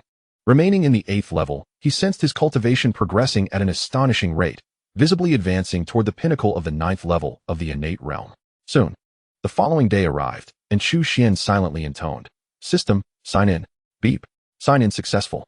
Congratulations, host, you have obtained a 5 poisons divine pill." A 5 poisons divine pill? A type of poison pill? Chu Xuan retrieved the pill from the system's spatial realm, swiftly acquiring detailed information regarding this elixir. Unexpectedly, despite its somewhat ominous name, the 5 poisons divine elixir is not a poison at all. Rather, it is an extraordinarily precious restorative remedy. The 5 poisons divine elixir is crafted by extracting the quintessence of 5 poisons and combining it with dozens of rare medicinal herbs. This process not only neutralizes the toxins, but transforms them into nourishment. However, the method of concoction is rather unique, and only a select few possess the knowledge to master it. Consequently, the 5 poisons divine elixir is remarkably scarce in the outside world, and its corresponding value is astonishing. If brought to auction, a single elixir would undoubtedly fetch a price comparable to that of a superior grade Dao instrument. The worth of such an instrument is immeasurable. Even across the vast expanse of Tiannan, with its numerous nations, one might struggle to find a single Dao instrument. Moreover, Dao instruments are enduring, serving as the foundational heritage of a formidable force, far surpassing the transient nature of consumable elixirs. The fact that the 5 poisons divine elixir can be valued alongside superior grade Dao instruments underscores its rarity. Nonetheless, the 5 poisons divine elixir is indeed extraordinary, possessing the ability to cleanse the marrow and transform one's essence, thereby enhancing one's cultivation constitution to a certain extent. Simultaneously, the medicinal potency contained within the elixir is remarkably gentle, unlike ordinary elixirs that often harbor various drawbacks. Even an ordinary individual consuming it could, in a short span, evolve into a formidable martial artist, with breakthroughs to the innate realm becoming a mere formality with minimal practice. Given this context, it is evident that the 5 Poisons Divine Elixir is truly exceptional. Given its immense value, I shall partake of it myself, thought Chu Xuan without a moment's hesitation, swiftly placing the elixir into his mouth. Although he possessed the primal holy body and his cultivation talent was already considerable, who wouldn't desire an even greater aptitude for cultivation? Upon ingestion, the elixir instantly transformed into a robust medicinal force, far surpassing Chu Xuan's expectations, eclipsing even the rare treasures he had previously consumed. However, despite its remarkable potency, the nature of the elixir was notably gentle, flowing like a gentle stream throughout Chu Xuan's limbs and bones. In that fleeting moment, it felt as though he were basking in a celestial hot spring, his body receiving an unprecedented rejuvenation. Truth be told, Chu Xuan's prior cultivation predominantly relied on the power of rare treasures. While these treasures were indeed valuable, their raw spiritual energy remained unrefined and somewhat volatile. Coupled with Chu Xuan's limited experience in cultivation, he occasionally made minor errors. Even his robust constitution could not entirely evade some internal injuries. These concealed injuries were akin to imperceptible cracks, not causing any immediate impact, yet if allowed to accumulate, they could potentially evolve into chronic afflictions, significantly affecting his future. However, under the gentle medicinal influence of the 5 Poisons Divine Elixir, these internal injuries swiftly healed. Through this subtle transformation, Chu Xuan's constitution gradually ascended to a higher level without his conscious awareness. Simultaneously, his cultivation level began to ascend rapidly. The speed of absorbing the spiritual energy of heaven and earth, no matter how swift, could not compare to the direct consumption of such a priceless elixir. Fueled by the formidable medicinal force of the 5 Poisons Divine Elixir, Chu Xuan's cultivation soon reached the pinnacle of the 9th level of the innate realm. Yet, this was not the conclusion. By this time, the immense medicinal power contained within the 5 Poisons Divine Pill had consumed less than 1/3 of its capacity. More than 2/3 of this substantial energy continued to propel Chu Xuan's cultivation forward. In truth, the so-called pinnacle of the innate realm, the 9th heaven, merely represents the zenith for ordinary warriors. Each individual's constitution varies, and thus their peaks diverge significantly. With Chu Xuan possessing the primordial sacred body, his apex undoubtedly surpasses that of an average martial artist by a considerable margin. In this relentless pursuit of cultivation, the aura emanating from Chu Xuan grew increasingly formidable. With the rising and setting of the sun, an entire day and night slipped by unnoticed. After such an extensive period of refinement, Chu Xuan finally fully absorbed the medicinal potency of the 5 Poisons Divine Pill. Not only had his constitution undergone a significant enhancement, but his cultivation was also elevated to an entirely new level. It is difficult for Chu Xuan to precisely articulate the nature of this realm, yet it is at least several times stronger than the conventional pinnacle of the innate realm. At this juncture, Chu Xuan's cultivation could be regarded as having genuinely reached the true pinnacle of the innate realm. Perhaps it would be more fitting to refer to it as the limit of the innate realm. Within this domain, I have truly attained the ultimate threshold. The next objective is the Purple Mansion realm. Chapter 27. Breaking through to the Purple Mansion, celestial radiance descends having reached the limit of the innate realm. Chu Xuan now possessed the qualifications to break through to the Purple Mansion realm. He had no intention of further suppressing his progress and promptly prepared to initiate the breakthrough. Having just consumed the exquisite 5 Poisons Divine Pill, his cultivation was in an unprecedented peak state, requiring no adjustment whatsoever. In fact, the method of breaking through from the innate realm to the Purple Mansion realm is not particularly esoteric. As long as one successfully opens the Purple Mansion, they have essentially accomplished the majority of the task, and the remainder unfolds naturally. The rarity of Purple Mansion true persons in the southern heavens can be attributed to 2 primary factors. Firstly, the spiritual energy in the southern heavens is sparse, making it exceedingly difficult to break through the innate realm, let alone elevate one's cultivation to its pinnacle. Without reaching the peak of the innate realm, one lacks even the qualifications to attempt the breakthrough. Secondly, the rare spiritual materials required to open the Purple Mansion are exceedingly difficult to obtain. After all, not everyone possesses a system akin to Chu Xuan's, which allows them to acquire rare treasures as effortlessly as one enjoys a meal or tea. Lacking suitable spiritual materials, even if they manage to elevate their cultivation to the pinnacle of the innate realm, they remain unable to break through to the Purple Mansion realm. Additionally, as age takes its toll, their bodies deteriorate, further diminishing their chances of breaking through. For instance, the elderly sect leader of the Great Xia Dynasty, whose lifespan is now severely limited, would find the probability of a successful breakthrough minuscule. Even if he were to obtain the appropriate spiritual materials due to his body's inability to withstand the intense impact of the breakthrough process. Furthermore, a failure in this endeavor would likely result in death. These compounded reasons have led to a prolonged absence of Purple Mansion true persons in the southern heavens. However, for Chu Xuan, these concerns pose no obstacles. He is currently in the prime of his youth, his cultivation having reached the pinnacle of the innate realm. With the celestial artifact known as the five-colored stone serving as a medium, his conditions could scarcely be more favorable. There is no need to delay any longer. Today is the day to make a decisive breakthrough into the Purple Mansion realm. Regarding the prospect of success, Chu Xuan harbored no doubts. With such advantageous conditions, if he were unable to succeed, then it would be unlikely that many others in this world could achieve the same. Swiftly, he retrieved the five-colored stone from the system space, feeling the boundless divine power it contained, bolstering his confidence further. Even if he faltered, the supreme artifact would undoubtedly not let him down. After all, the five-colored stone is capable of mending the heavens. How trivial is the opening of the Purple Mansion in comparison? Chu Xuan promptly activated the secret method for breakthrough, placing the five-colored stone upon his dantian. Instantly, strands of divine radiance erupted forth. In the blink of an eye, the entire 8th level of the celestial prison became resplendent, with multicolored light enveloping Chu Xuan, illuminating the surroundings as though a deity were being born.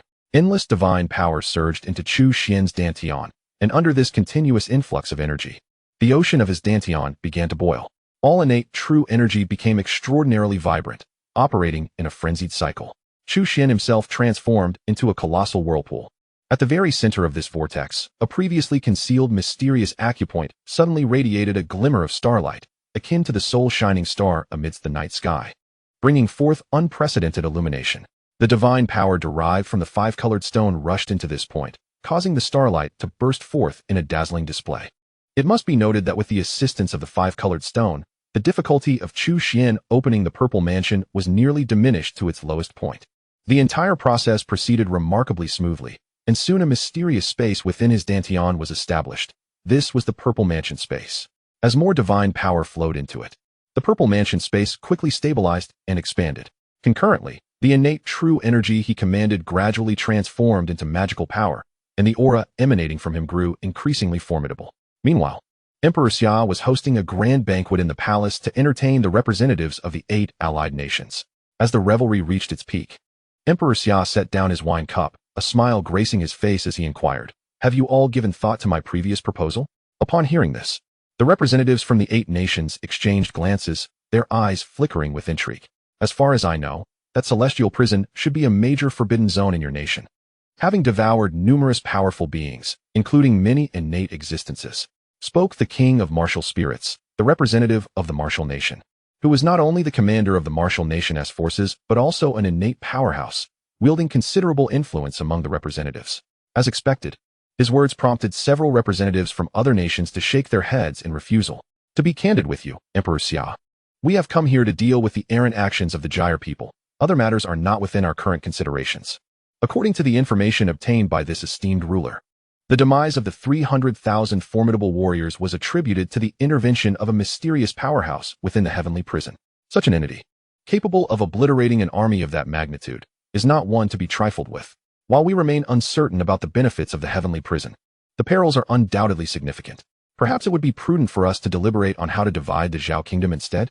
Although the Summer Emperor is adept at strategizing, the representatives from other nations are not devoid of intelligence.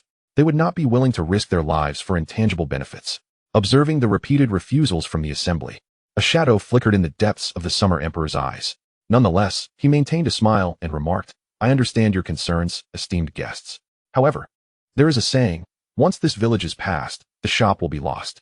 The true Sunfire is an extraordinary existence, and I trust you are all aware of this. Such a splendid opportunity. Are you truly unmoved?" Upon hearing the mention of the true Sunfire, the representatives from various nations could not help but hesitate. Even the previously steadfast martial spirit king felt an inner turmoil. His breakthrough to the innate realm at the age of 50 was due to a fortuitous encounter with a unique fire known as Imu Linghua. Though Imu Linghua does not rank among the renowned celestial fires, it is a rather ordinary variant. Nevertheless, it facilitated his successful advancement. If such an unremarkable fire could be so remarkable, one can only imagine the power of the true sun fire, touted as one of the 10 divine flames. Should it be acquired, it could truly propel one to great heights. Yet, who can assure that the true sun fire resides within the heavenly prison? A representative spoke up, prompting others to nod in agreement. Ultimately, there is still no concrete evidence to substantiate the claim that the true sun fire is found within the heavenly prison. After all, mere words hold no weight. If there were tangible proof, they might indeed be inclined to take the risk. The Summer Emperor opened his mouth. But despite the various phenomena that had manifested, he possessed no solid evidence to present. Suddenly, the ground beneath them began to tremble violently. Cups and wine vessels toppled over, spilling their contents everywhere. The already irked Summer Emperor furrowed his brow and was about to reprimand the gathering when an astonishing spectacle appeared in the sky outside. This unforeseen occurrence sent a shiver of astonishment through everyone present in the hall. In unison, they rose to their feet, instinctively gazing outward. The sky was ablaze with a riot of colorful rays, extending thousands of feet into the distance. The vibrant lights spread from the far horizon to envelop the imperial capital, casting a celestial aura over the entire city. The magnificent rays cascaded from the heavens, swirling in layers, with the epicenter unmistakably located somewhere within the imperial capital. It seemed as though the realm of the Yaoqi immortals had converged there, and even from a distance, the sight was mesmerizing. What place is that? One representative could not refrain from asking in astonishment. The heavenly prison, came a swift response. Upon hearing this response, the expressions of everyone present transformed dramatically. The representatives could not help but cast eager glances towards the Emperor Xia, their eyes ablaze with fervor. Only the emperor himself remained inscrutable, his gaze profound and his expression inscrutable, betraying neither joy nor sorrow. Chapter 28. 18 innates, 300 masters, upturning the prison. In the bright morning, under the resplendent sun, a large contingent of imperial guards suddenly mobilized within the capital. They swiftly encircled the prison and its surrounding areas, sealing them off completely. Outside the prison gates, amidst the throng of civil and military officials, the Emperor Xia, donned in his dragon robe, made his third appearance at this location. As he gazed at the imposing prison gates before him, a chilling glint flickered in his eyes, instilling a sense of trepidation. He could scarcely fathom that he would repeatedly stumble before the gates of such a modest prison. The repeated setbacks he faced within the prison did not temper his resolve. Rather, they intensified his obsession to eradicate it, transforming the endeavor into a veritable nightmare. I am the sovereign of this nation. No one can threaten my position, nor can anyone defy my will, he fervently proclaimed within the confines of his mind. Surveying his surroundings, he beheld formidable figures exuding an aura of invincibility. The shadows of his previous failures dissipated, replaced by an unprecedented surge of confidence. The earlier demise of the 5 innate experts within the prison had indeed taken him by surprise. However, this time, the strength he had mustered far surpassed that of before. Initially, the allied forces from 8 nations exhibited little interest in the prison, not due to a lack of desire for the sun's true fire, but rather because of uncertainty regarding the potential gains from entering the prison, as they were not subjects of the Great Xia and had not witnessed its wonders firsthand. Yet, after witnessing the astonishing spectacle of a radiant light descending from the heavens, their attitudes swiftly transformed. No longer was it the emperor pleading with them to enter. Instead, they sought his permission for the opportunity. In this joint military endeavor, all 8 nations dispatched substantial elite forces, with each country contributing at least 1 to 3 innate experts. Together, they amassed a total of 17 innate experts. Coupled with the remaining royal patron of the Great Xia, the count reached 18. What does this signify? In the southern territories, each innate expert is regarded as a formidable powerhouse, the very foundation of significant factions. The previous stability of the Great Xia Dynasty, with its 4 esteemed innate patrons, underscores this truth. The sudden gathering of 18 innate experts is unprecedented. Not only could they contend with a mere prison, but if they truly united in purpose, even the conquest of the southern lands would not be an impossibility.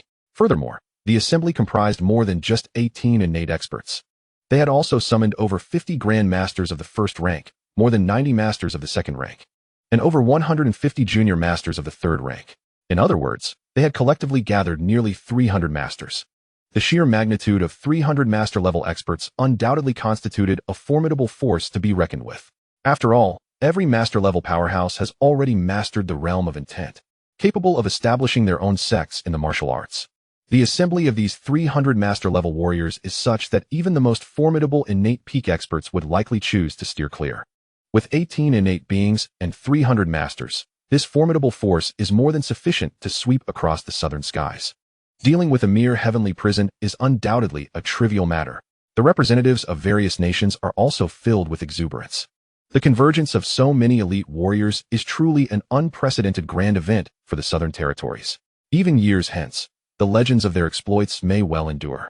This operation indeed holds the potential to become a celebrated tale. 18 innate beings and 300 masters, jointly exploring the heavenly prison.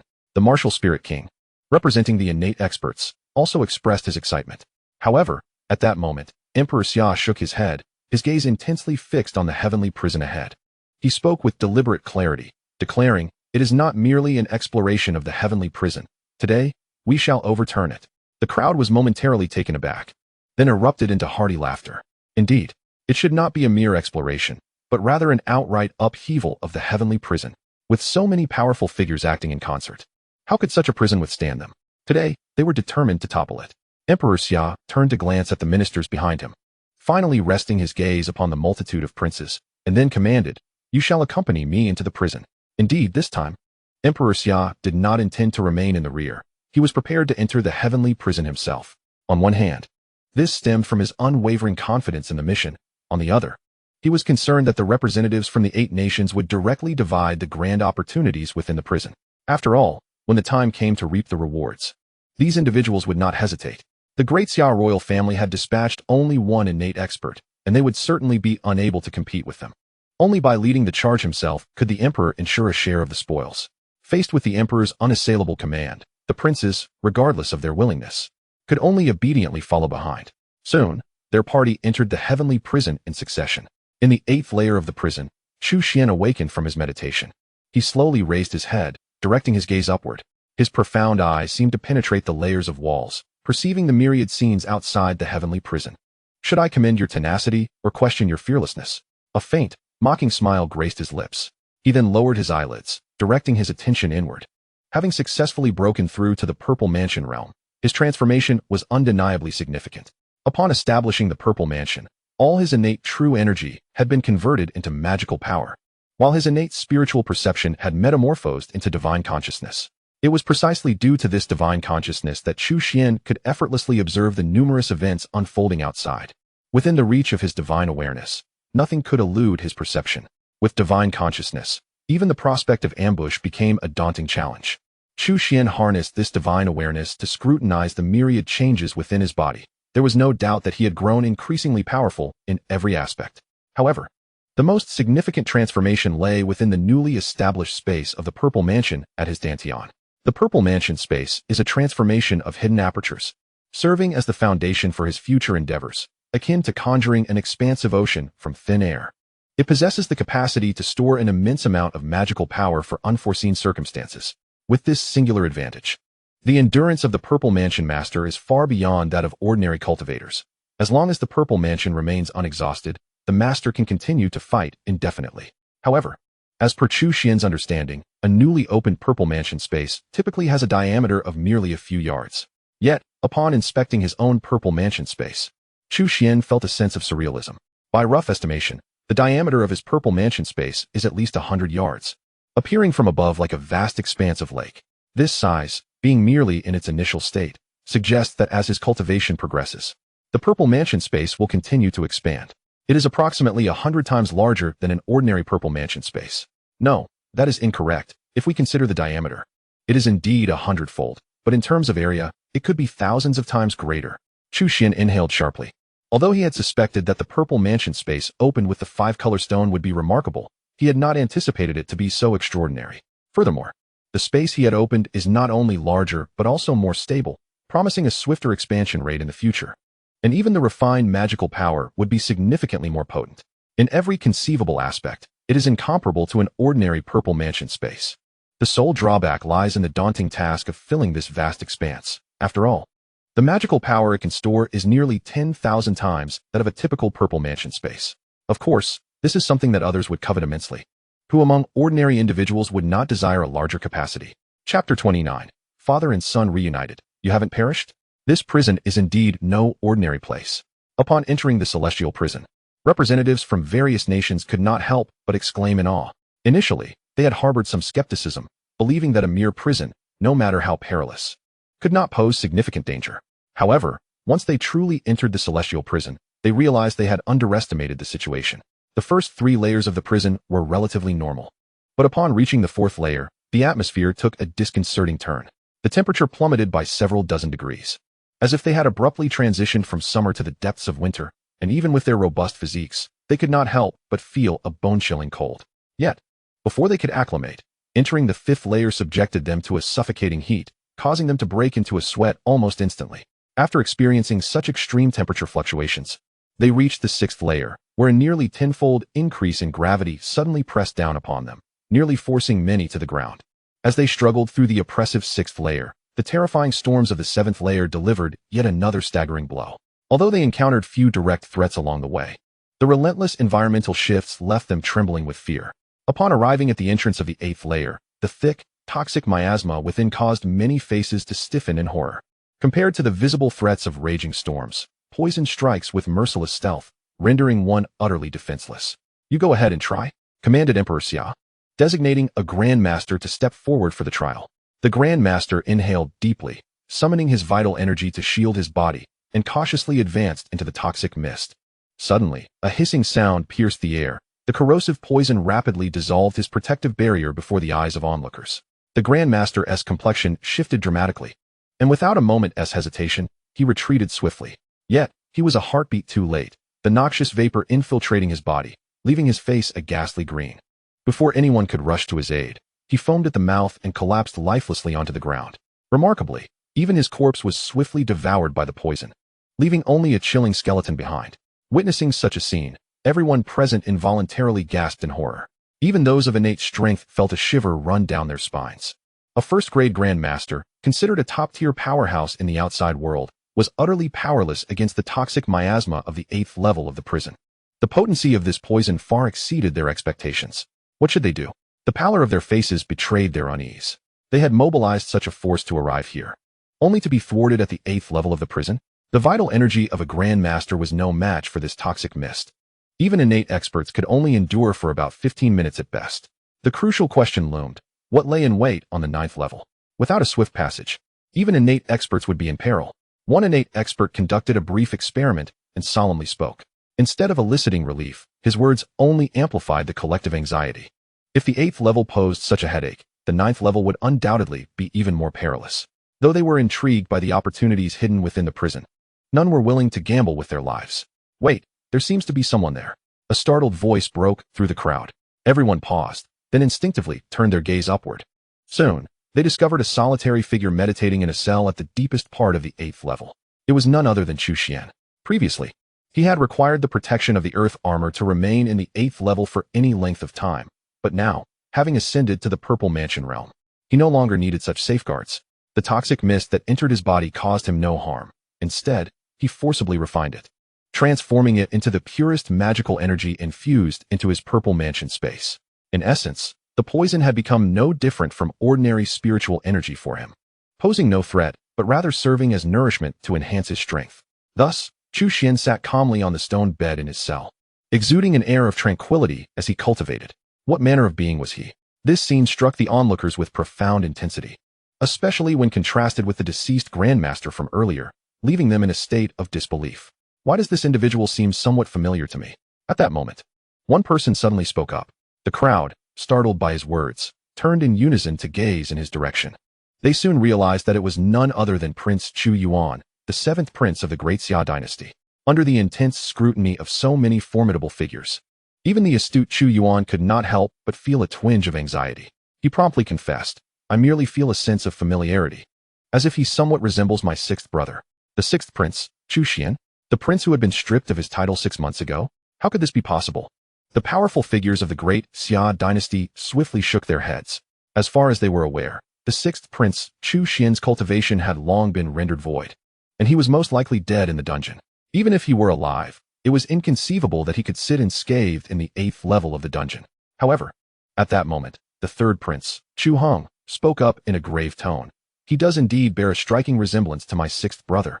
The 1st prince, Chu Meng, and the 3rd prince, Chu Hong, had always been Chu Xuan's fiercest rivals, just as Chu Meng had recognized Chu Xuan at first glance. Chu Heng's impression of him was also profoundly etched in his memory. While one person's observation might be dismissed as an illusion, the concurrence of both was undeniably significant.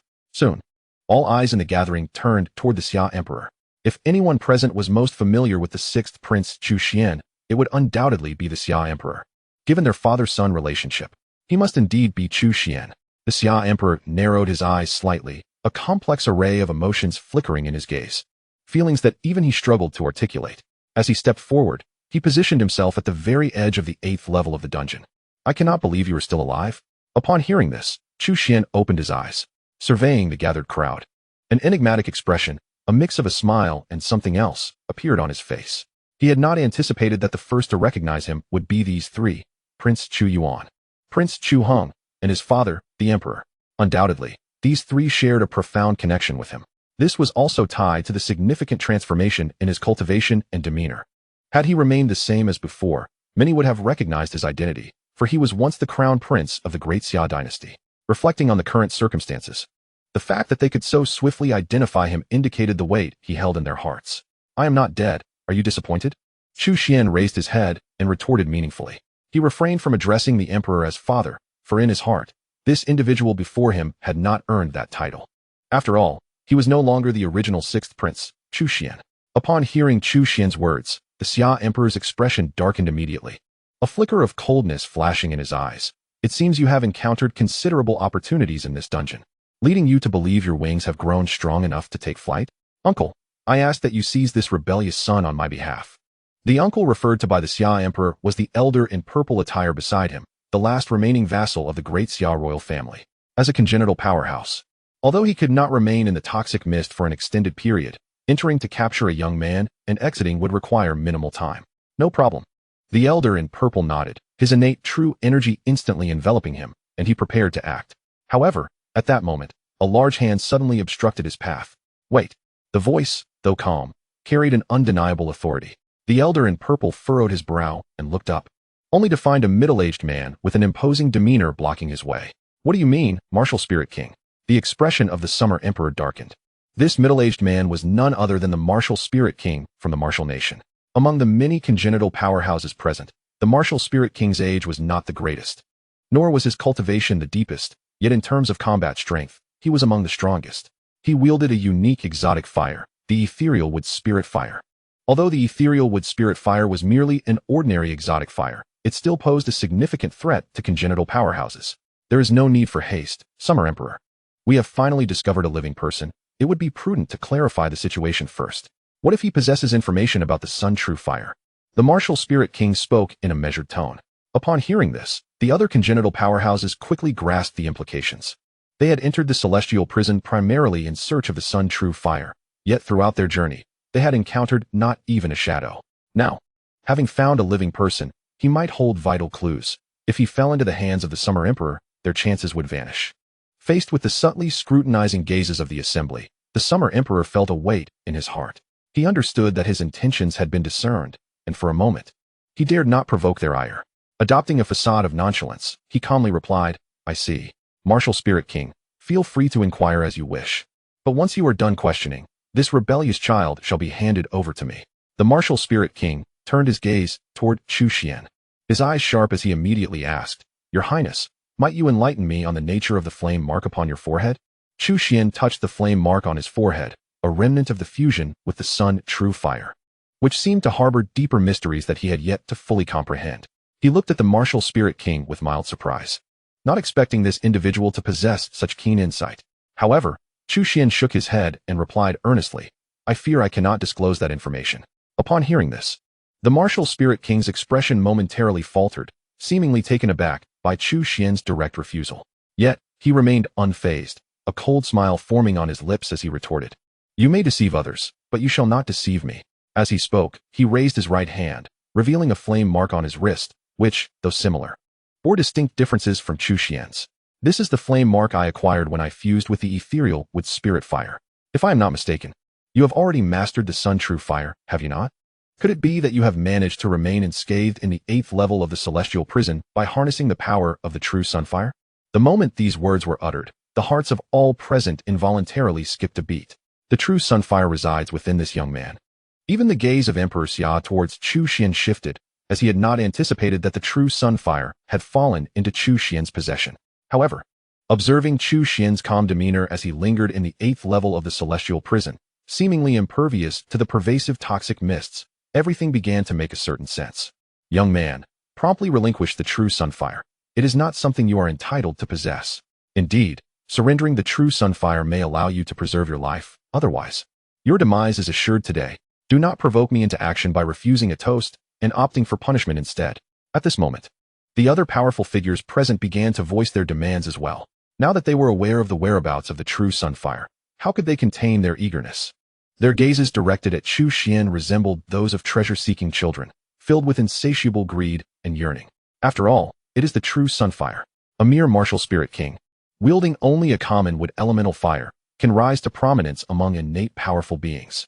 Should they acquire the true Sunfire, they would undoubtedly soar to greatness, perhaps even ascend to the pinnacle of supremacy in the southern lands. Such a magnificent temptation lay before them, and how could they restrain themselves? They eagerly prepared for action, their faces brimming with fervor. Were it not for the terrifying toxic mists enveloping the 8th level, they might have already disregarded all caution and rushed forward. Human greed knows no bounds. Observing the distorted faces twisted by avarice, a glimmer of ferocity flickered in the depths of Chu Xuan's eyes. He slowly raised his right hand, and soon a radiant divine flame blossomed in the palm of his hand. The true Sunfire is right here. Whoever desires it may come forth and claim it. Seemingly intent on stoking their desires further, he audaciously advanced step by step towards the crowd. As he drew nearer, the toxic mists began to thin under the searing heat of the true Sunfire. With the mists dissipating, the greatest obstacle before the onlookers was effectively removed, and they quickly descended into madness. They had lost their senses. This was sheer insanity. Witnessing the existence of the true Sunfire extinguished any lingering doubts within them. Their eyes widened, nearly bulging from their sockets, as if they wished to claim the true Sunfire for themselves immediately. The true Sunfire is mine. With a furious roar, a primal innate warrior could no longer contain himself and surged forward. The innate vital energy surged like a tidal wave, propelling him forward at lightning speed. With the first one leading the charge, soon a second and third followed suit. Even the master-level warriors could not resist joining the fray. In an instant, the 8th level of the celestial prison was thrown into chaos. The sounds of battle and roaring echoed throughout the space. Countless powerful beings unleashed their might, causing the entire celestial prison to tremble. The only unexpected turn of events was that, in the face of the frenzied crowd, akin to wolves ravenously hunting, Chu Xuan exhibited no desire to evade. With a firm grasp of his right hand, the true Sunfire within his palm instantaneously transformed into a blazing warblade. With a single downward stroke, the foremost innate expert was cleaved in two. The searing flames clung to the severed bodies, swiftly reducing them to ashes. Yet, this display of power did not deter the masses. On the contrary, witnessing the formidable might of the true Sunfire only ignited their avarice and desire even further. After all, the greater the strength of the Sunfire, the more beneficial it would be once seized. In contrast, Chu Xuan, being a mere youth, had his limits clearly defined. How many more times could he possibly unleash such power, even if he gritted his teeth and persevered?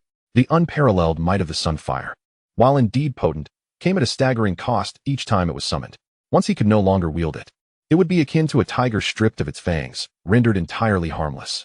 Ultimately, the true Sunfire would merely serve to benefit them without consequence. Under such a lethal temptation, countless powerful figures surged forward, each convinced they would emerge as the fortunate protagonist. However, the ensuing developments were far beyond their expectations. Chu Xuan's limits seemed to surpass their wildest imaginations. Time and again, he summoned the true Sunfire, showing no signs of weakness. In stark contrast, those who charged at him, be they masters or innate experts, were all effortlessly dispatched by his flaming blade, as if he were merely mowing down grass. Witnessing this scene, even the previously concealed martial spirit king could no longer remain passive. Indeed, while he had unraveled the secret of Chu Xuan's mastery over the true Sunfire, he had refrained from rushing in immediately. Possessing his own variant fire, he was acutely aware of its immense power. Thus, he had intentionally exposed Chu Xuan's secret, hoping to exhaust his strength through the efforts of others, paving the way for his own eventual triumph. Yet, instead of witnessing the fruits of victory, he observed as those who charged forth met their demise at Chu Xuan's hands, with the number of innate experts dwindling to but a few.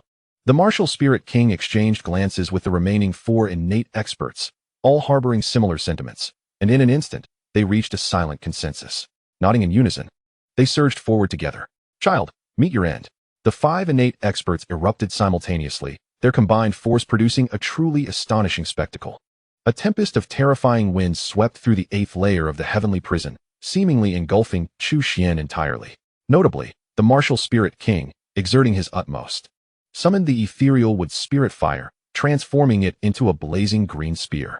Charged with a chilling, formidable power, it pierced through the void, racing toward Chu Xuan's chest with lightning speed. With a deafening explosion, a violent detonation ensued. In the aftermath, Chu Xuan stood unharmed, while 4 of the 5 innate experts lay lifeless. The only surviving martial spirit king is left with but half a life. Before he could utter a plea for mercy, the true fire of the sun lunged at him with fervent excitement, or rather, directed its assault towards the ethereal wood spirit fire. Although the ethereal wood spirit fire is merely an ordinary variant of extraordinary flames, it is still a form of such fire.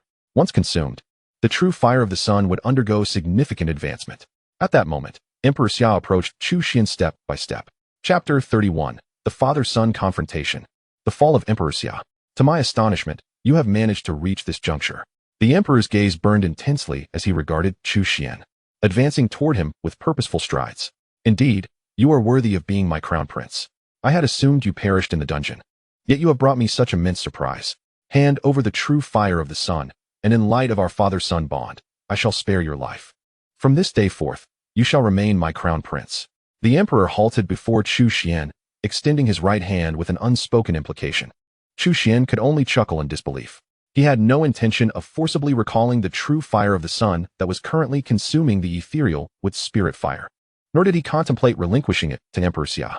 Shaking his head, he smirked and questioned, "Do you not feel overly self-assured? Let alone the title of crown prince. Even your current throne, who could possibly impede me should I desire it?" Upon hearing this, the Emperor's gaze sharpened instantaneously. Yet he did not express anger. Instead, he scrutinized Chu Xuan intently. "It seems you truly are unwilling to relent until you reach the Yellow River. Very well. Today I shall impart a lesson. What I grant you is yours, and what I withhold, you shall never possess." As his words echoed, the Emperor seemed to unlock some restriction within his being, and his aura surged dramatically. To the onlookers, he appeared merely as a second-grade, ordinary master. However, in that fleeting moment, his cultivation skyrocketed to the pinnacle of a first-grade Grand Master. And this was far from the end. Soon, he ascended into the innate realm, surging forth like an unbridled steed. Innate realm, first layer. Innate realm, second layer. Ultimately, he ascended to the 8th layer of the innate realm before finally coming to a halt. As he emanated this astonishing aura, Chu Xuan could not help but widen his eyes in astonishment. It was not the sheer might of the Emperor that shocked him. Rather, within Chu Xuan's perception, the Emperor's cultivation felt remarkably insubstantial, clearly relying on excessive external forces in his ascent, rendering his true combat strength rather questionable. Nevertheless, the 8th layer of the innate realm remains the 8th layer. Even when the 18 innate experts from the 8 nations gathered, the strongest among them was merely at the 7th layer of the innate realm. In other words, the Emperor, who appeared to be merely a second-grade martial artist, turned out to be the most formidable among them all. The depths of the Emperor's concealment indeed exceeded Chu Xuan's expectations. He once believed that he had concealed himself sufficiently, having hidden away in the dungeon for over half a year. However, when compared to the likes of the Summer Emperor, a cunning schemer who had hidden for decades, he realized just how feeble he truly was. What you rely on is merely the true sun fire, which, though undeniably powerful, is currently being consumed by the ethereal with spirit fire. It seems that invoking it again may not be so simple, especially after your consecutive battles, which must have drained your cultivation to its limits. In the face of my presence, do you still harbor any hope? Have you relinquished your resolve? The Summer Emperor looked down upon Chu Xuan, his gaze filled with absolute confidence. His audacity to enter the dungeon was not without foundation. His formidable cultivation at the 8th layer of the innate realm was his true support. Surrender the true sun fire to me, and once I possess it, I shall swiftly ascend to the pinnacle of the innate realm, with the prospect of challenging the Purple Palace realm. I may even become the first true master of the Purple Palace in the southern heavens in a millennium. The Summer Emperor spoke with grand ambition. Yet, as he laid out his magnificent plans, a peculiar feeling stirred within Chu Xuan. Was it truly wise to utter such words in the presence of a Purple Palace master? I have but one question.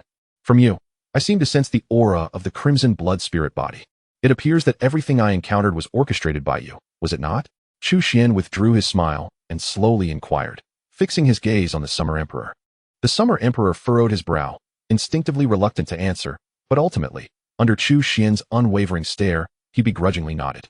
However, there was no hint of remorse in his demeanor. Instead, he spoke with an air of nonchalance. Since you are my son, you must devote yourself to my grand ambitions. Once I unify the southern heavens, you will certainly reap your rewards.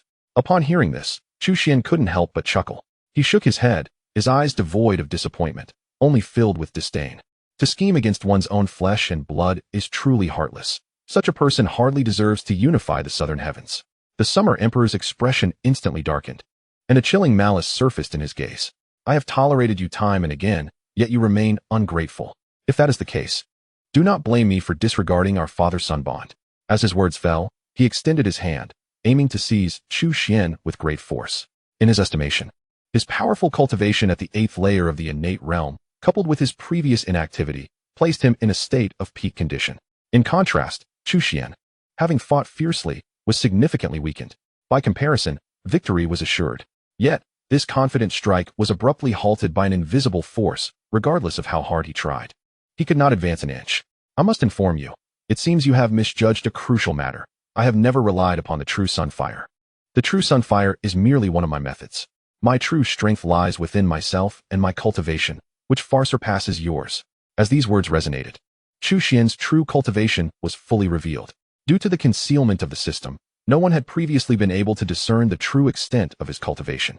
Now, as he voluntarily revealed his prowess, a terrifying tempest erupted on the 8th level of the celestial prison. Not only did the spiritual energy of heaven and earth surge, but even the toxic mist was swept up in the maelstrom. A dreadful pressure began to radiate outward to the remaining onlookers. It felt as if an imposing mountain was suddenly bearing down upon them. Even the Emperor of the Eightfold Heaven, a figure of immense power, found himself rendered utterly immobile, along with all others present. It was inconceivable. Even those at the pinnacle of innate mastery had no means to resist before a true master of the Purple Mansion like Chu Xuan. And Chu Xuan was no ordinary Purple Mansion cultivator. What more do you have to say? Chu Xuan inquired, his expression cold and devoid of emotion as he gazed at the Emperor. The Emperor's eyes widened in horror, stripped of their earlier composure and confidence, replaced by unprecedented shock and dread. Suddenly, a realization struck him, and he shouted at Chu Xuan, "It was you. It's all you're doing." "Indeed, it is all my doing," Chu Xuan replied with a slight smile, raising his right hand.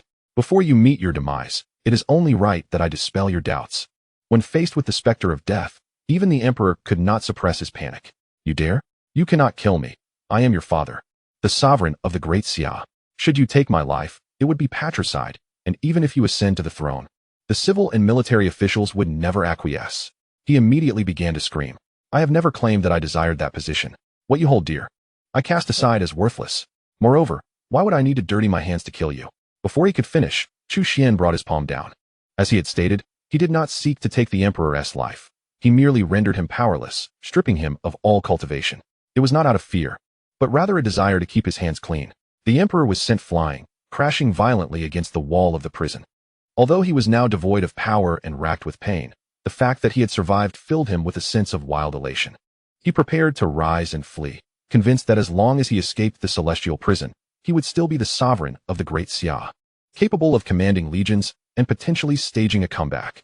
However, the surrounding toxic mist surged toward him. The Emperor was instantly engulfed in terror. Though the mist had been thinned by the sun's true fire, without any cultivation to protect him, he was assuredly doomed. In mere moments, he was consumed by the toxic fumes, his body succumbing to paralysis. He soon became a skeleton, just like the Grandmaster he had once sent to sacrifice. Remarkably, the two skeletons faced each other, as if locked in a silent gaze. Chapter 32. Do you wish to be emperor?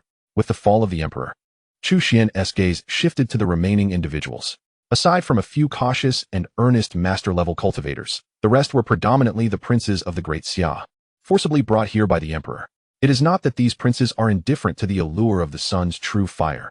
Rather, their inadequate cultivation renders them powerless. Each of them falls short of even the master level, unable to endure the corrosive miasma, and even the residual turbulence from battle poses a lethal threat to their lives. Regardless of their desire, they dare not step forward to compete, relegating themselves to the shadows in a bid for safety. Ironically, this has spared them from peril.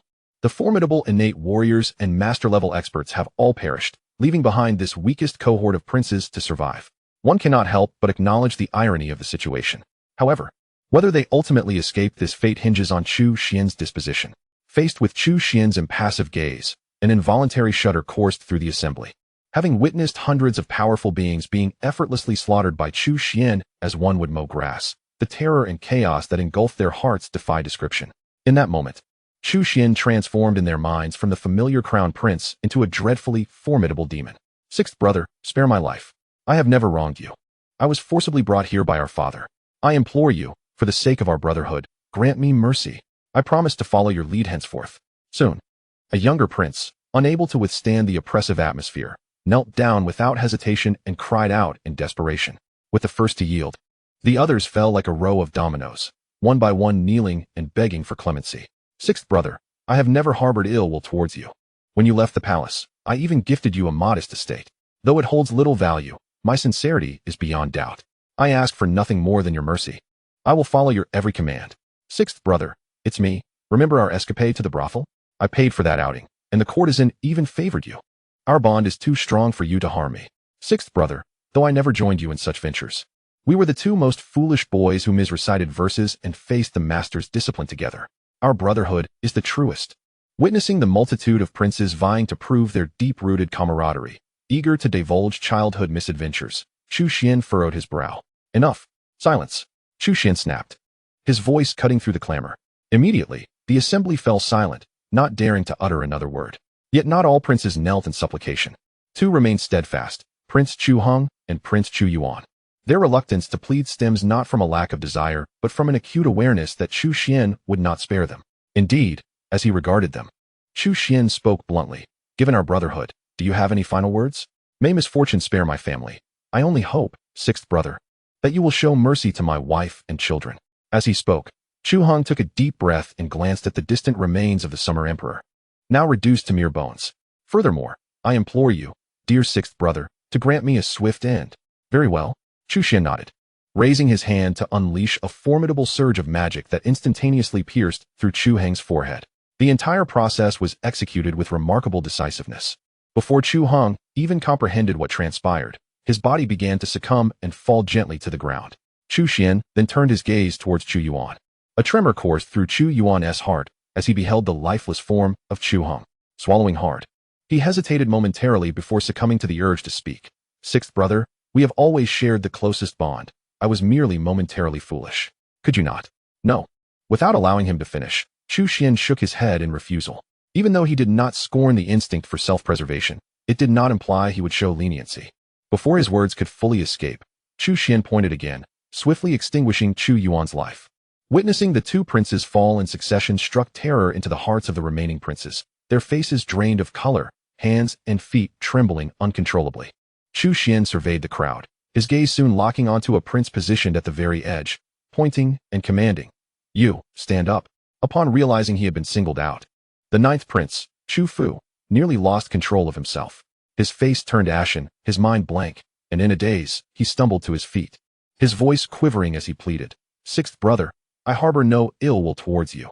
I swear to the heavens at this." He could no longer restrain himself. Collapsing to his knees, crying out, "Sixth brother, spare my life.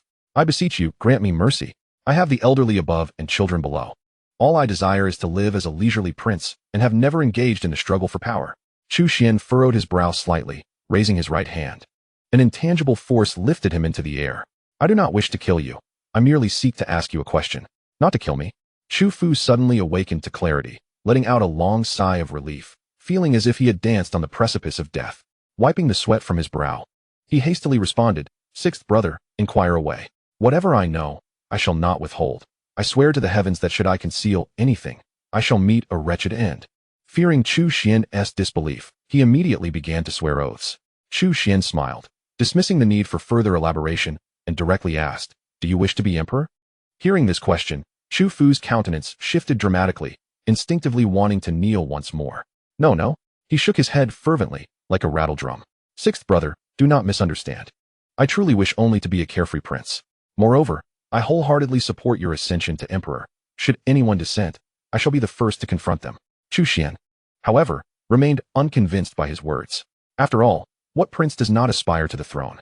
Yet, the ninth prince, Chu Fu, lacked a robust background and exceptional cultivation talent. In every aspect, he was rather unremarkable. Among the princes, his overall qualifications were indeed the weakest. Thus, he had to adopt a low profile, abstaining from power struggles, and had always remained earnest, solely wishing to live as a leisurely prince.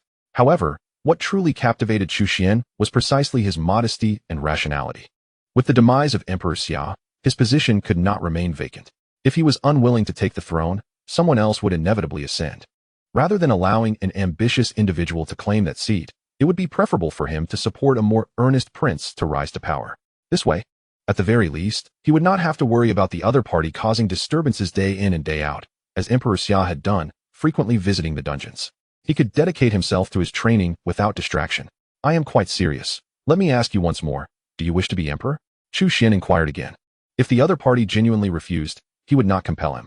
After all, finding a three-legged frog is difficult, yet there is an abundance of princes eager for the throne. Witnessing that Chu Xuan was not jesting, Chu Fu appeared somewhat dazed. After a mental struggle, he gritted his teeth and finally replied earnestly, I dare not deceive sixth brother.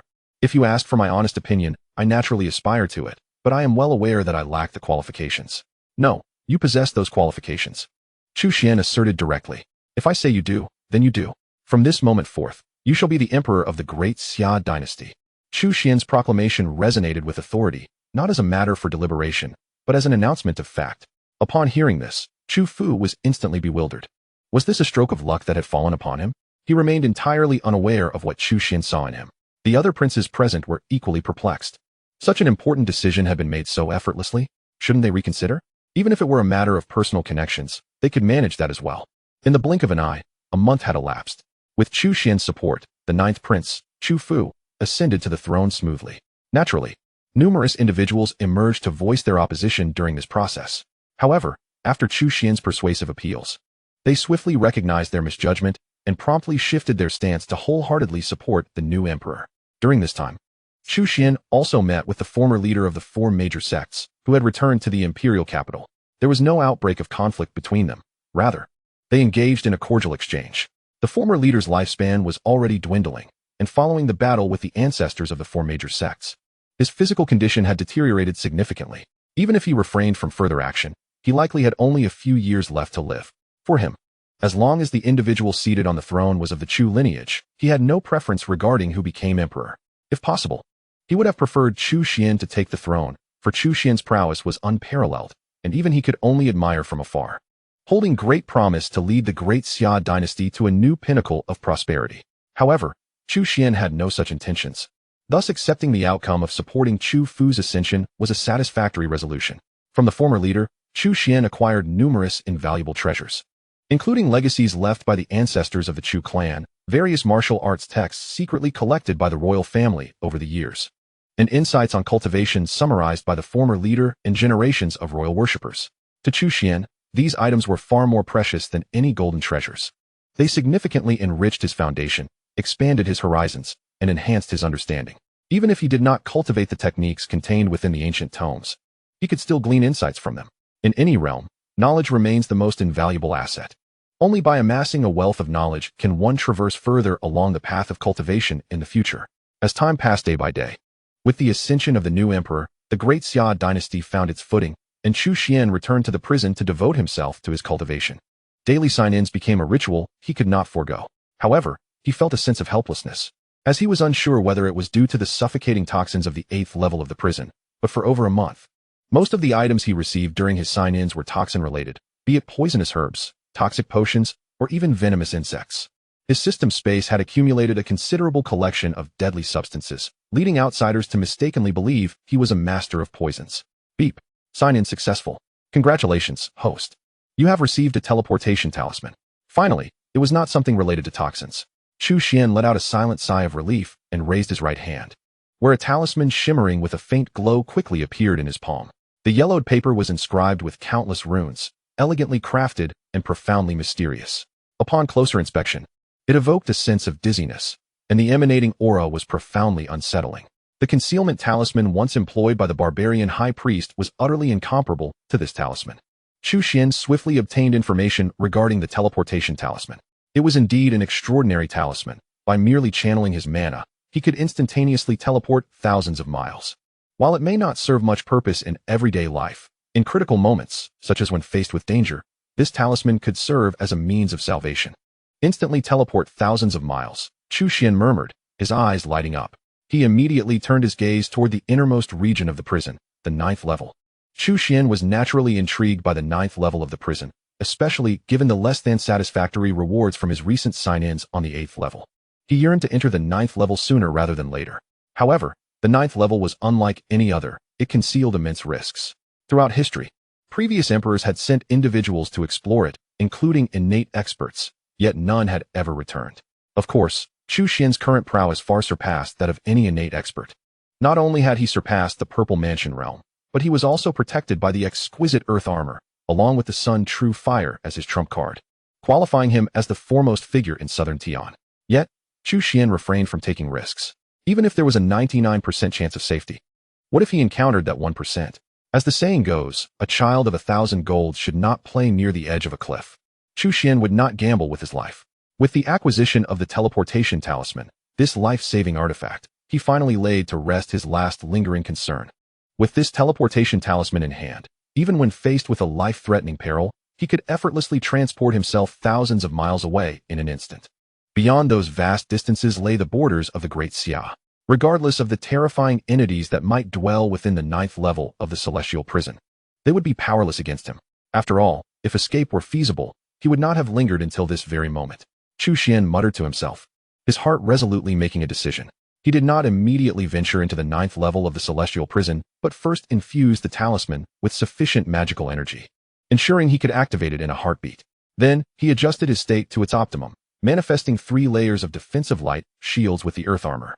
He also discreetly summoned his cultivation, with the solar true fire in a state of semi-activation. After completing this series of preparations, Chu Xuan finally stepped toward the 9th level of the celestial prison. In the blink of an eye, he arrived at the entrance, where 2 tightly shut bronze doors barred his path. These bronze doors were remarkably peculiar, even blocking his divine sense from penetrating. Without hesitation, Chu Xuan extended his hands and pushed forward. With a long, grating sound, the doors were swiftly opened by him. Inside was engulfed in darkness, obscuring all visibility. Chu Xuan proceeded step by step into the abyss. At that moment, he unknowingly triggered a mechanism, causing the bronze doors to slam shut instantaneously. And black, demonic energy surged from all directions like a tempestuous tidal wave.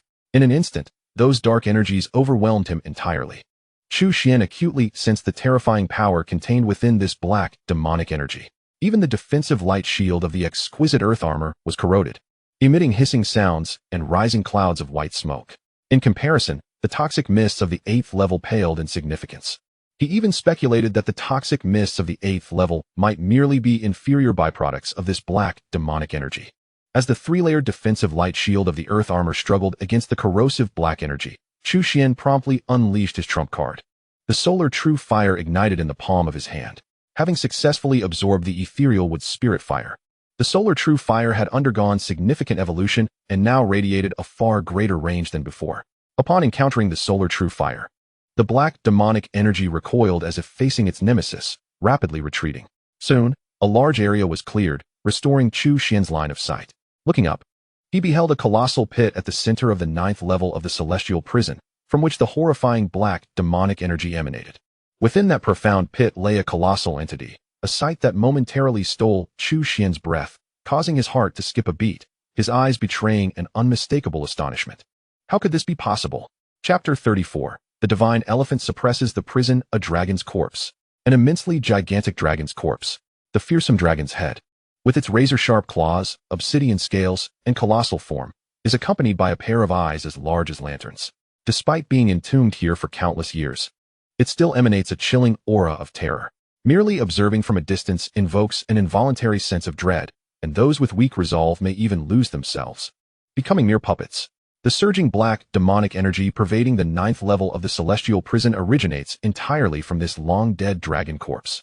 In life, it appeared to be an exceedingly formidable demon dragon, and even after its demise, it retains an overwhelming essence of dark magic.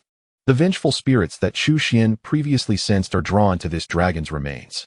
Should it absorb a sufficient number of these tormented souls, there exists a possibility that a fragment of true spirit could emerge, leading to its resurrection. However, If revived, it would no longer be the original demon dragon, but rather a terrifying corpse dragon. Yet, with Chu Xuan's intrusion, such a scenario has evidently become impossible. It seems that the purpose of this celestial prison's location is to suppress this demon dragon. Although the dragon has now become a corpse, it has not decayed. Instead, it remains astonishingly vital, as if it had just perished, still holding immense value. Regrettably, it appears that I currently lack the means to capitalize on this, as I possess no divine weapon to slice through its scales, nor can I even procure a morsel of dragon flesh to savor. Moreover, I cannot transfer it into the system space. Chu Xuan sighed quietly.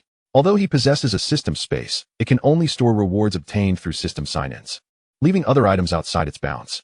Unable to devise a suitable plan at the moment, he resigned himself to the situation, knowing that it would remain there regardless. After surveying his surroundings and finding no other peculiar entities, Chu Xuan chose a random spot to sit cross-legged. The black, demonic energy of the 9th level of the celestial prison is indeed formidable. It is likely that the powerful beings who entered here before were consumed by this dark aura. Even a top-tier artifact like the Earth Armor could not withstand its corrosive influence, underscoring its terrifying potency. For an ordinary strong practitioner, entering would surely result in death, leaving not even a trace behind. However, for Chu Xuan, who wields the true Sunfire, this demonic energy poses no threat whatsoever. After devouring a considerable amount of black demonic energy, the true Sunfire even experienced significant growth, seemingly surpassing the effects gained from consuming the bloodline of the flame bird and the ethereal wood spirit fire.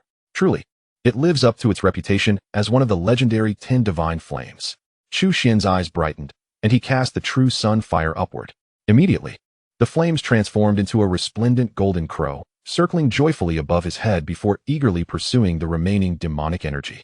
Alas, these malevolent energies, which had wreaked havoc for years, met their match in the true sun fire and could only succumb to the role of prey. On this day, the 9th level of the celestial prison was saturated with an immense accumulation of demonic energy, complemented by the continuous output from the dragon corpse, which was more than sufficient for the sun true fire to consume for an extended period. Should all this demonic energy be absorbed, the sun true fire would undoubtedly experience unprecedented growth. After observing for a while and confirming that there were no issues, Chu Xuan retracted his gaze and focused his mind to enter a state of cultivation. He was now entirely convinced that this celestial prison was constructed atop a spiritual vein. Perhaps to suppress this demonic dragon, all the heavenly and earthly spiritual energy had been concentrated within the prison's confines. The 9th level of the celestial prison, being the core of the entire structure and the closest to the spiritual vein, boasted a concentration of spiritual energy that was almost visible to the naked eye. Naturally, Chu Xuan was elated. It was unlikely that a more favorable cultivation environment could be found anywhere in the southern regions. His purple mansion space was vastly larger than that of an ordinary purple mansion true person, thousands of times its size, which although granted him a foundation far superior to others, also meant that the amount of magical power required to fill this space was similarly magnified. Only in a place with such rich spiritual energy could he expedite the filling of his purple mansion, thereby facilitating his advancement in cultivation. Before long, a night had passed, and it was soon the following day. System, sign in. Chu Xuan silently intoned, his heart brimming with anticipation. After all, it was his first sign-in at the 9th level of the celestial prison. The first time for anything is always the most precious. The next moment, a notification from the system rang out. Ding. Sign-in successful. Congratulations, host, you have acquired the technique Divine Elephant Suppression Technique. Chu Xuan was momentarily taken aback as a torrent of memories surged into his mind, far more extensive than he had anticipated. It took him a considerable amount of time to fully digest and absorb these memories. Soon, an undeniable joy illuminated his face, and his eyes sparkled with delight. Divine Elephant Suppression Technique. This was no ordinary technique. It was a supreme skill that pointed directly towards the path of enlightenment. The essence of this technique perceives the human body as composed of countless particles, totaling 840 million. Each particle awakened would possess the strength of a colossal elephant. If all were to awaken, one could stir the seas and pluck the stars with but a thought. Yet, this was merely the beginning of the Divine Elephant Suppression Technique. Once all the particles of the human body were awakened, they would transform into dragon-elephant particles, bringing everything back to square one. As the saying goes, the species of elephants are manifold. The colossal elephant transforms into a dragon elephant, the dragon elephant into a primal elephant, and the primal elephant into a divine elephant. Only upon reaching the divine elephant could the technique be considered truly perfected. Upon complete mastery, each divine elephant would have the power to suppress an entire hell. What does it mean to have 840 million divine elephants? Moreover, at that point, one could generate an infinite number of particles, which would be unimaginably powerful. With this divine skill in hand, how could Chu Xuan not be ecstatic? Acquiring divine elephant suppression technique has allowed me to fill a significant gap. Chu Xuan's face radiated satisfaction. The cultivation technique he practiced previously originated from the Great Xia Dynasty, a legacy passed down from the ancestors of the Xia. Over 1,000 years ago, the progenitor of the Great Xia single-handedly established the dynasty, and thus the technique he bequeathed is undoubtedly commendable. However, to be candid, it is merely adequate, for this technique can only reach the pinnacle of the Purple Mansion. Chu Xuan had previously signed in to several techniques and received hundreds of diverse methods from the old sect command. Yet, he remained dissatisfied with these techniques, not due to their inadequacy, but because they failed to meet his lofty aspirations. Even if he chose to switch techniques, it would not be long before he encountered another bottleneck. It was only upon acquiring the supreme elephant confinement technique during his latest signing that Chu Xuan finally felt a profound sense of contentment. The only regret was that the supreme elephant confinement technique was not a traditional method of the mysterious sect for refining qi, but rather a supreme skill inclined towards body refinement. However, this was of little concern. He could always seek a corresponding qi refining method to complement it in the future. Chu Xuan quickly adjusted his state of being and eagerly began to cultivate this supreme technique. With his innate Taichu sacred body, his physical prowess far surpassed that of ordinary individuals, and now, endowed with this divine skill, he felt as though he had been given wings. Chapter 35. The Old Sect Command's passing, 18 years in the blink of an eye. Sixth brother, the Old Sect Command is nearing his end. 3 months later, Chu Fu hurried to the heavenly prison, delivering this news to Chu Xuan. Upon hearing this, Chu Xuan furrowed his brow. His body should be capable of lasting another year or two. How could he be failing now? At this moment, he abruptly looked up at Chu Fu, his eyes glinting with intensity. Did you urge him to act again? Chu Fu was startled by his gaze and quickly shook his head, insisting it was not his doing. Though he had become the ruler of Great Xia, he still held a deep-seated reverence for Chu Xuan. It has nothing to do with me. He himself felt that his time was short and chose to leave the imperial capital once more, executing all the chaotic elements around him to set an example. I only learned of this afterward. By the time I found out, he was already on the brink of death. I rushed here to inform you, sixth brother, as he wished to see you one last time before he departed. Chu Xuan sighed quietly. Knowing the old gentleman as he did, this was indeed something he could do. Rather than quietly awaiting his end, he might prefer to extract every last ounce of worth from himself, contributing to the Great Xia Dynasty as best he could. Throughout his life, he had dedicated himself to the Great Xia, and now he would depart for its sake. This was true dedication, a life spent in earnest service until the very end. For such an elder, Chu Xuan could not help but feel a measure of respect. Then let us accompany him on his final journey. The two soon arrived at a secluded hall deep within the palace. There, they found the old sect command lying on the bed, his form withered and his complexion a sickly yellow, clearly reduced to his last breath. Upon seeing Chu Xuan's arrival, his murky eyes flickered with a glimmer of light, and he raised his hand in an attempt to greet him, but he lacked the strength to do so. Upon witnessing the scene, Chu Xuan swiftly approached and grasped his right hand, simultaneously channeling his mystical energy into his body. However, Chu Xuan refrained from infusing too much, not out of reluctance, but because the current state of the old sect master's body could hardly endure it. The old sect master took a deep breath, a hint of color returning to his face, and he appeared to regain some vitality. Chu Fu and the others, witnessing this, brightened with joy. Yet, Chu Xuan understood well that his cultivation was not of longevity, and his mystical power bore no life-extending effects. This was merely a fleeting revival. The old sect master spoke haltingly. In my lifetime, I have diligently served the Great Xia, yet the one I feel most regretful towards is you. Had I discovered your extraordinary talent earlier and nurtured you from a young age, you might have become even more remarkable. It is I who have delayed you. Chu Xuan shook his head, fully aware that such a scenario was impossible. The old sect master then exchanged a few more words with Chu Fu and the others, urging them to safeguard the lands of the Great Xia. Finally, he looked again at Chu Xuan, opened his mouth as if to say something, but ultimately held his tongue. The light in his eyes gradually dimmed. With a silent sigh, Chu Xuan comprehended the old sect master's unspoken wish. He surely hoped for Chu Xuan to inherit his position and become the new guardian of the Great Xia Dynasty. However, Chu Xuan recognized that this was an unattainable aspiration. His feelings for the Great Xia were not so profound, nor could he endure a lifetime of silent guardianship as the old sect master had. Perhaps the old sect master understood this too, which is why he refrained from voicing his thoughts. Nevertheless, considering the many treasured teachings he had generously bestowed upon him. Chu Xuan could not help but acknowledge the immense debt of gratitude he owed to the old sect master. With this in mind, Chu Xuan raised his gaze to Chu Fu and retrieved a vial of pills from the system space, presenting it to him. This is one of the rewards I received from my previous signing. Brother, what is this? Chu Fu, his face marked by sorrow, looked at the vial with a puzzled expression. This vial contains 10 innate pills. With even a modicum of foundational cultivation, one can ascend to the innate realm using these pills. In other words, these 10 innate pills can forge 10 innate powerhouses in a short span. 10 innate powerhouses. As soon as Chu Xuan finished speaking, Chu Fu could not suppress his exclamation, his eyes widening like brass bells. During his father's reign, the Great Xia royal family had only 4 innate devotees. Now, this vial of innate pills could potentially create 10 innate strongmen, more than doubling their numbers. With 10 innate powerhouses in their ranks, who would dare to provoke the Great Xia? Suddenly recalling something, Chu Fu nervously inquired, Brother, can I take one? Before ascending the throne, he was merely an ordinary prince, lacking in exceptional talent or cultivation resources, and had only barely broken through to the 6th rank. According to the usual pace of cultivation, he was uncertain when he would break through to the innate realm. However, with the innate pill now at his disposal, a single consumption would allow him to ascend immediately. The thought of doubling his lifespan and the ability to fly with the manipulation of qi stirred his heart. Yet, at that moment, Chu Xuan shook his head. I have not finished speaking. The innate pill has its advantages and disadvantages. While it can aid one in breaking through to the innate stage, it is akin to hastily promoting growth, forcibly elevating one's status.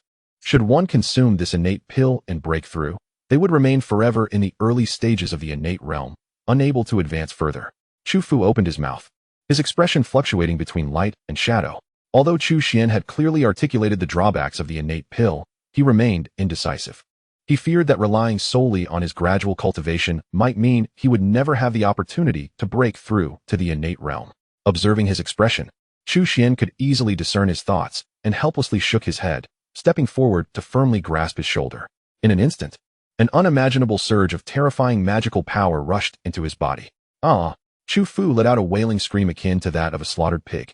In a mere moment, he crumpled to the ground like a puddle of mud, his eyes glazed over as he stared at Chu Xuan, filled with resentment. Unable to comprehend why Chu Xuan treated him this way, Chu Xuan, seeing this, rolled his eyes in exasperation. Do not be ungrateful, young man. I am helping you to unblock your Ren and Du meridians. Your subsequent cultivation will be much smoother. Unblocking the Ren and Du meridians? Chu Fu's eyes widened in astonishment, and then, as if recalling something, he quickly asked with concern. I once read in ancient texts that this is extremely taxing on one's cultivation. Will it have a significant impact on you? Extremely taxing on cultivation? Chu Xuan felt as though his magical power had not diminished at all. Nonetheless, he nodded earnestly, stating, It is good that you are aware, now. Focus diligently and break through to the innate realm swiftly. Do not squander my earnest efforts. With that, Chu Xuan soared into the air, leaving behind a deeply moved Chu Fu. To be honest, Chu Xuan had always been averse to trouble. Had it not been for the debt owed to the old sect's decree, he would never have gone to such lengths. He could not save the old sect's decree, but strengthening the power of the Great Xia Dynasty was still within his grasp. In doing so, the Great Xia Dynasty would soon possess 11 innate powerhouses. As long as they did not engage in reckless self-destruction, the lineage would be assured for at least a century. As for what happened a century later, that would no longer concern him. Back in the 9th level of the heavenly prison, Chu Xuan swiftly entered a state of cultivation once more. With each breath, he seemed to transform into a divine elephant. A terrifying phenomenon loomed over him. In an instant, his bones trembled, and his blood surged like thunder. It was as if he were an enormous, unparalleled furnace. The spiritual energies of the heavens and earth from all directions were frantically drawn into his body. Relying on the formidable physique of the primordial sacred body, he welcomed all attributes of spiritual energy, without exception. These energies were quickly transformed into pure magical power, flowing like a gentle stream into the Purple Palace space. If other practitioners of the Purple Mansion were to witness Chu Xuan's astonishing cultivation efficiency, they would undoubtedly stare in disbelief. However, given the immense scale of Chu Xuan's Purple Mansion space, achieving further advancement would still require considerable time. Chu Xuan has truly come to understand the adage, only through enduring hardships can one rise above others. Yet, feeling his strength rapidly progressing moment by moment, he remains deeply engrossed in the process. Days turned into weeks, and before long, 18 years had slipped by. Chapter 36, The Limit of the Purple Mansion Realm. refining the dragon corpse. Unbeknownst to him, 18 years had elapsed. Throughout this time, Chu Xuan has remained within the confines of the celestial prison, never once stepping beyond its threshold. Even when Chu Fu extended invitations on several occasions, he steadfastly declined without hesitation. One must admit that Chu Xuan's path of perseverance has deepened significantly. It is worth noting that he was inspired by the Summer Emperor, who concealed his cultivation for decades. In comparison, what were his 18 years of diligent practice within the celestial prison? Through these arduous years of cultivation and the daily rewards from his diligent efforts, Chu Xuan's cultivation has ascended to the pinnacle of the Purple Mansion realm. No, it should be described as the absolute limit of the Purple Mansion realm. His Purple Mansion space has expanded from over 100 feet to an astonishing 1,000 feet, filled with extraordinarily pure magical energy. Viewed from above, it resembles an expansive ocean, having reached a point where further expansion seems impossible. At least within the Purple Mansion realm, his space has reached its utmost capacity. 1,000 feet is indeed the ultimate limit. Moreover, the supreme technique Divine Elephant Suppressing Prison Technique has been cultivated by Chu Xuan to a proficient level. When combined with his already exceptional Tai Chu sacred body, Chu Xuan's physical strength is nothing short of terrifying. Each punch and kick can unleash an overwhelmingly formidable force, likely overwhelming any ordinary practitioner of the Purple Mansion realm with just a single strike. In terms of both cultivation and physical prowess, Chu Xuan has reached the utmost limits of what can currently be attained. Unless he breaks through to the next realm, he finds himself in a state of stagnation. With his present cultivation strength, he is already qualified to advance to the next stage, the Dharma aspect realm.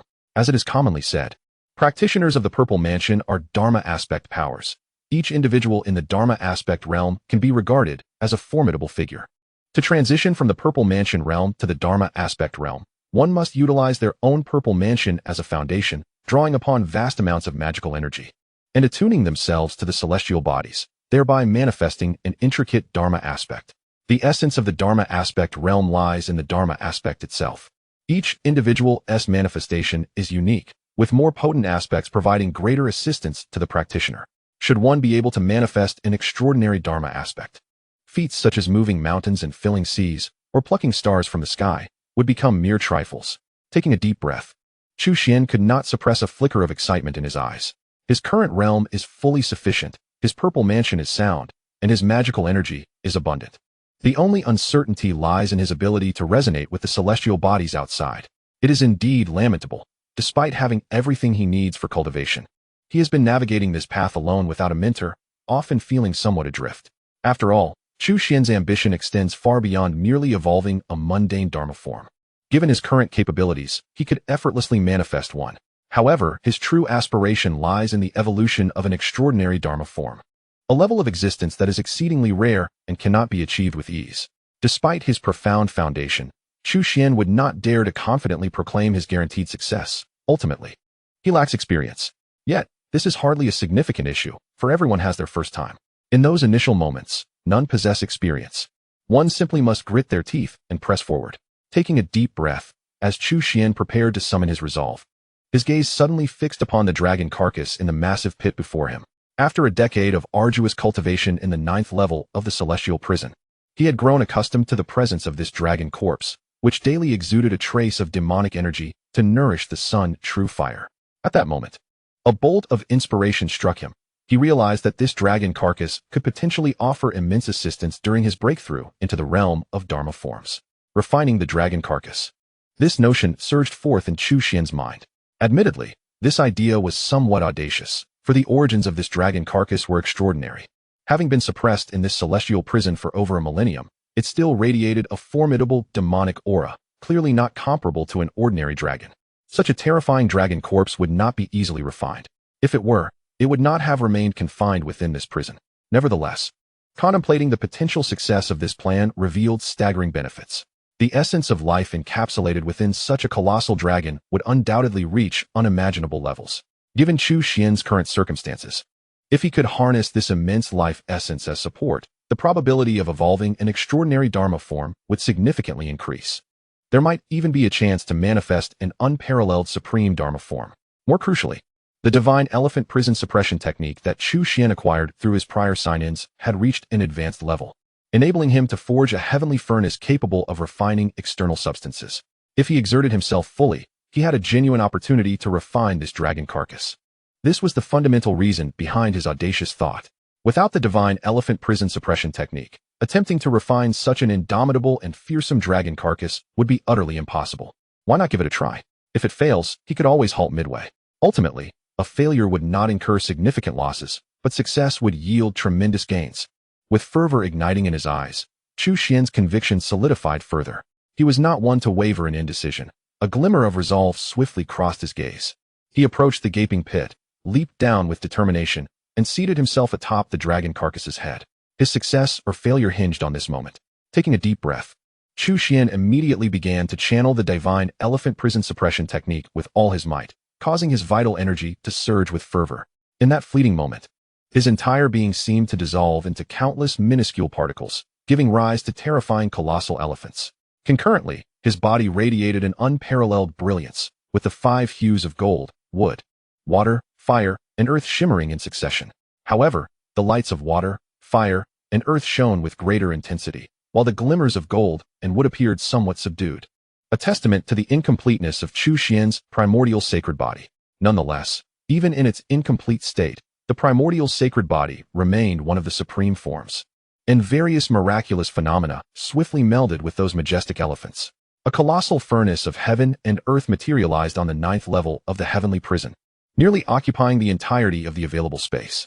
Utilizing the supreme divine flame of solar true fire as fuel, with the primordial sacred body serving as the cauldron, and the supreme skill of the divine elephant suppression technique acting as the grinding stone, the elephants exerted their full strength to propel the operation of this earthly furnace. Soon, the dragon corpse became engulfed in terrifying flames. In the distance, a fearsome demonic dragon roared skyward, seemingly unwilling to accept such a fate. Chu Xuan, too, was on the verge of a lethal backlash. At this critical juncture, before the demonic dragon could fully awaken, it was forcefully suppressed by the mighty elephants. With everything at stake, Chu Xuan held nothing back, pouring forth nearly all his energy. A decade of arduous cultivation seemed to have led to this very moment. The boundless purple mansion space trembled violently as vast torrents of magical power surged forth, igniting the flames of the earthly furnace to an even greater fervor, soaring skyward. Despite the extraordinary nature of the dragon corpse, under the full force of Chu Xuan's efforts, it could not withstand the onslaught. Its immense body began to crumble, with dragon scales, horns, flesh, and even the most precious dragon pearl all transformed into the purest essence of life. This essence flowed into Chu Xuan's body like a cascade of white galaxies. The sheer magnitude of the life essence contained within an ancient demonic dragon was beyond imagination. Even if hundreds or thousands of human powerhouses were combined, it would still pale in comparison. Such an overwhelming influx of life essence would likely cause an ordinary cultivator to burst apart in an instant. Even those exceptionally gifted individuals would find it difficult to endure. Only Chu Xuan, endowed with a supreme sacred body and a solid foundation, could barely withstand it. Yet, even he soon felt a sense of fullness, akin to having consumed 10 buckets of rice in one breath. Realizing he could not afford to delay any longer, Chu Xuan, despite his extraordinary physique, understood that further procrastination would lead to his inability to cope. At that precise moment, he sensed the stars and began to evolve the Dharma image. He immediately summoned all his consciousness, entering the critical phase of breaking through to the Dharma image realm. The ensuing transformation, whether dragon or insect, hinged upon this pivotal step. Chapter 37. The Coalition of 9 Nations invades, the might of ancestor Hu Yan. As Chu Xuan secluded himself for his breakthrough, a significant event unfolded in the outside world. The Zhao Kingdom, in alliance with 8 neighboring nations, suddenly mobilized a great army to invade the territory of the Great Xia. Does it sound somewhat familiar? Indeed.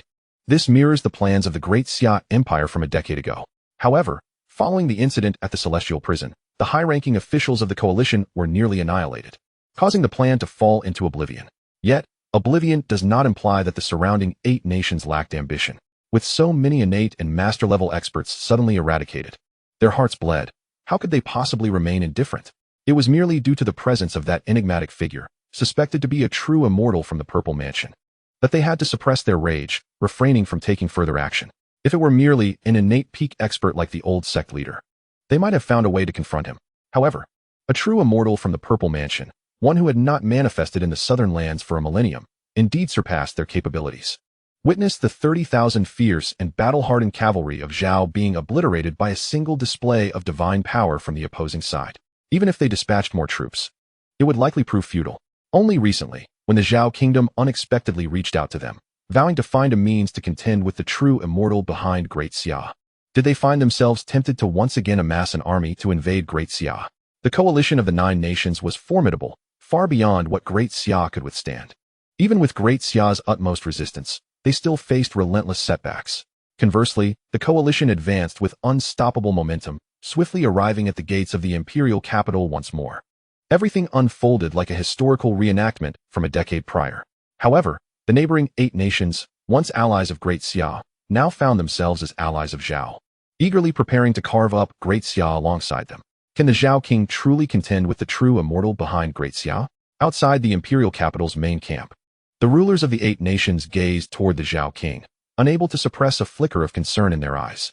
The Zhao king laughed heartily. Rest assured, my esteemed colleagues, there is absolutely no cause for alarm regarding this matter. At this juncture, I shall no longer conceal the truth from you. The esteemed ancestor from Zhao is a venerable true immortal from the eastern wilderness, whose cultivation has reached the 8th level of the Purple Mansion realm. Although I am uncertain how Great Xia suddenly manifested a true immortal, how could a freshly ascended true immortal possibly stand against our esteemed ancestor? A venerable true immortal from the eastern wilderness? The 8th level of the Purple Mansion? Upon hearing this revelation from the Zhao king, the rulers of the 8 nations' eyes gleamed with intrigue. They were well aware of the existence of the eastern wilderness. Although separated by towering mountains, the 2 regions were not entirely isolated. Occasional news did traverse the divide. They also recognized that the cultivation conditions in the eastern wilderness far surpassed those in the southern lands.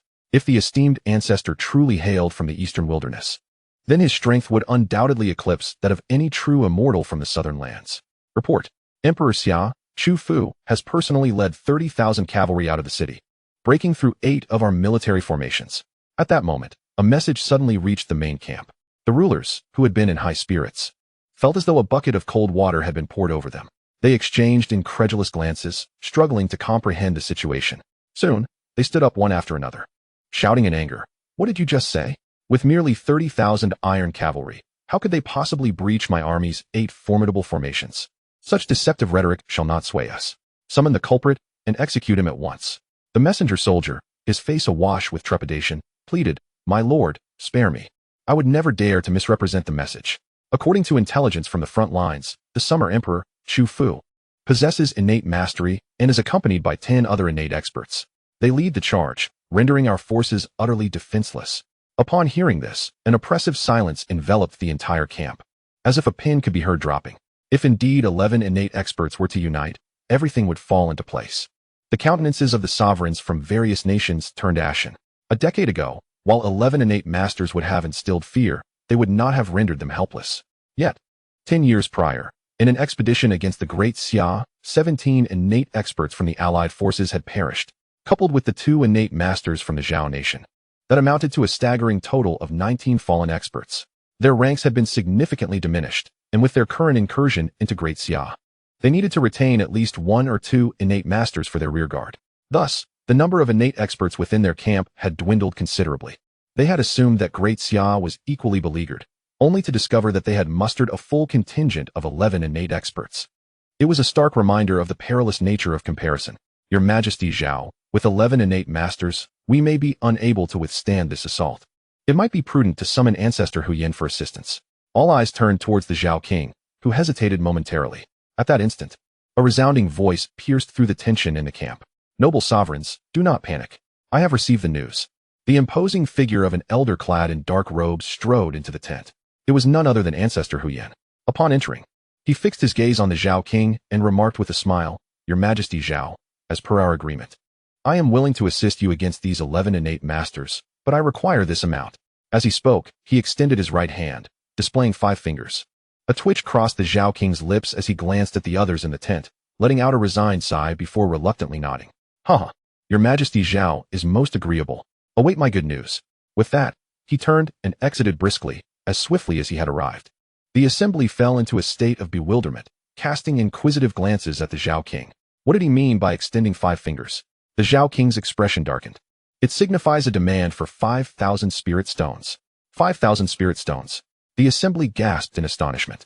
They were no strangers to spirit stones, a coveted resource utilized exclusively by innate masters for cultivation. Spirit stones, a rare type of mineral, typically emerged from spiritual veins, containing exceptionally pure celestial energy that accelerated the cultivation of innate masters. However, in the southern realms, where spiritual energy was scarce and spiritual veins exceedingly rare, spirit stones were correspondingly limited. Only the most powerful factions possessed them, treating them as treasures rarely offered for trade. Wait, isn't Ancestor Huyin a transcendent being? Why would he require spirit stones?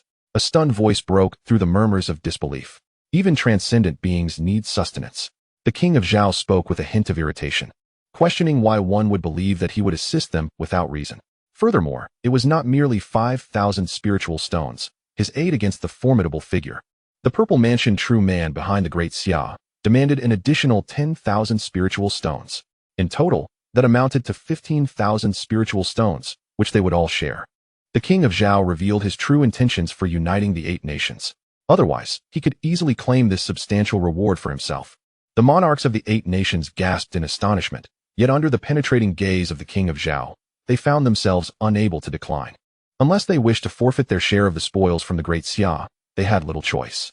Though 15,000 spiritual stones seemed considerable, divided among 9 nations, it amounted to merely over 1,600 stones per nation. Moreover, following this battle, they would have the opportunity to divide the vast territories of the Great Xia. In light of this, they were not at a significant disadvantage. Why don't we observe how the esteemed Ancestor Huyin deals with those 11 innate experts? Someone suddenly suggested. This remark was met with enthusiastic agreement from the others, as they felt compelled to witness the spectacle after having invested their resources, including the king of Zhao. They swiftly exited together. There was no need to venture to the front lines. A high platform had been erected within the camp, allowing them to clearly view all that transpired on the battlefield. Before long, they beheld Ancestor Huyin descend upon the front lines like a majestic eagle. With a mere wave of his sleeve, the 11 innate experts, including Emperor Xia Chu Fu, were rendered powerless, instantly spewing blood and being sent flying. These once formidable beings, who could vanquish gods and Buddhas alike, were rendered utterly incapable of combat in the blink of an eye. Such a sudden turn of events plunged the battlefield into silence. Both side soldiers were left dumbfounded, unable to comprehend what had occurred. After this display, Ancestor Huyin turned without a glance back and returned to the camp. It was only when the monarchs of the 9 nations witnessed the desperate rescue of the 11 by the Xia army that they finally grasped the situation. Oh, why did Ancestor Huyin not finish them off? Had he done so, we could have seized the Great Xia imperial capital. One could not help but lament. Yet, others remained undeterred. It matters not. They have lost their combat capability. Once we subdue the purple-mansioned true man behind the Great Xia, the Great Xia Dynasty will be ours to command. Perhaps we might even recruit those innate experts, regardless of their inner thoughts. The crowd no longer harbored doubts about Ancestor Huyin's prowess. With a simple flick of his sleeve, he had gravely wounded 11 innate experts. What further concerns could they have? It could only be said that there are reasons for excellence. Ancestor Huyin is magnificent, someone shouted, leading to a chorus of over 1 million soldiers echoing the sentiment. Ancestor Huyin is magnificent. Ancestor Huyin is magnificent. The cries reverberated, reaching not only the imperial capital, but also the depths of the dungeon. Chapter 38. The invincible Dharma aspect. The primordial divine elephant treads the 9 heavens. Ancestor Huyin. As the thunderous cries echoed through the celestial prison, Chu Xuan instinctively sensed the disturbance. His current spiritual awareness was remarkably potent, effortlessly encompassing the entirety of the imperial capital. With a mere flicker of thought, he grasped the events unfolding beyond the city walls. However, Chu Xuan did not allow the impending assault of the allied forces of the 9 nations to occupy his mind. Instead, he cast the matter aside without a second thought. He swiftly gathered his focus, dedicating himself wholly to the endeavor of transcending his current limitations. The vastness of the world paled in comparison to the significance of his breakthrough. Regardless of the threat posed by the approaching coalition, even if the highest deity were to descend, they would have to yield. All would await the conclusion of his ascension. Should Chu Fu fail to endure until that moment, it would merely signify a twist of fate. After the breakthrough, Chu Xuan would assuredly seek retribution for him. At worst, a new prince could be installed. For as long as the bloodline of the Chu family persisted, the Great Xia Dynasty would remain unchanged. Surely, the spirit of the ancestral decree would harbor no objections. Having sensed the celestial bodies, he realized that he merely needed to harness their power to manifest his law form. Marking significant progress, the sole concern was the overwhelming number of stars responding to his call. It seemed as if the entire cosmos was vying for his attention. Even the sun and moon seemed to compete, as if they yearned for his favor. Which one should he choose? Chu Xuan found himself momentarily bewildered. From the texts acquired from the ancestral decree, he had discerned the specific methods for achieving the law form. Yet, no tome could comprehensively enumerate every conceivable circumstance. There remained certain esoteric knowledge, passed down through whispered lore.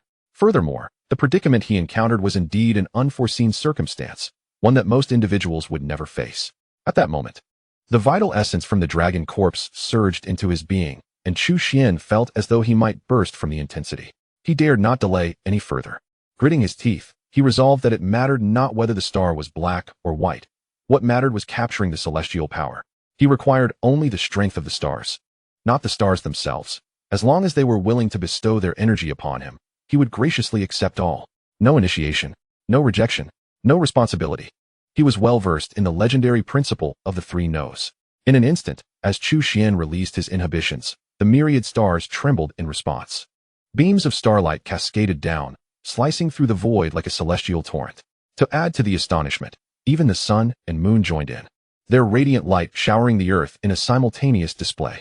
In that moment, countless powerful beings across the continent opened their eyes, gazing in awe at the resplendent spectacle of myriad stars shimmering in the celestial vault.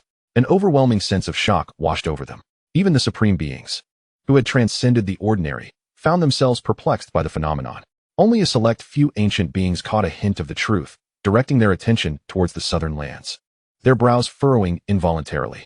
In their memories, the southern region was characterized by a severe lack of spiritual essence, a remote corner of the world.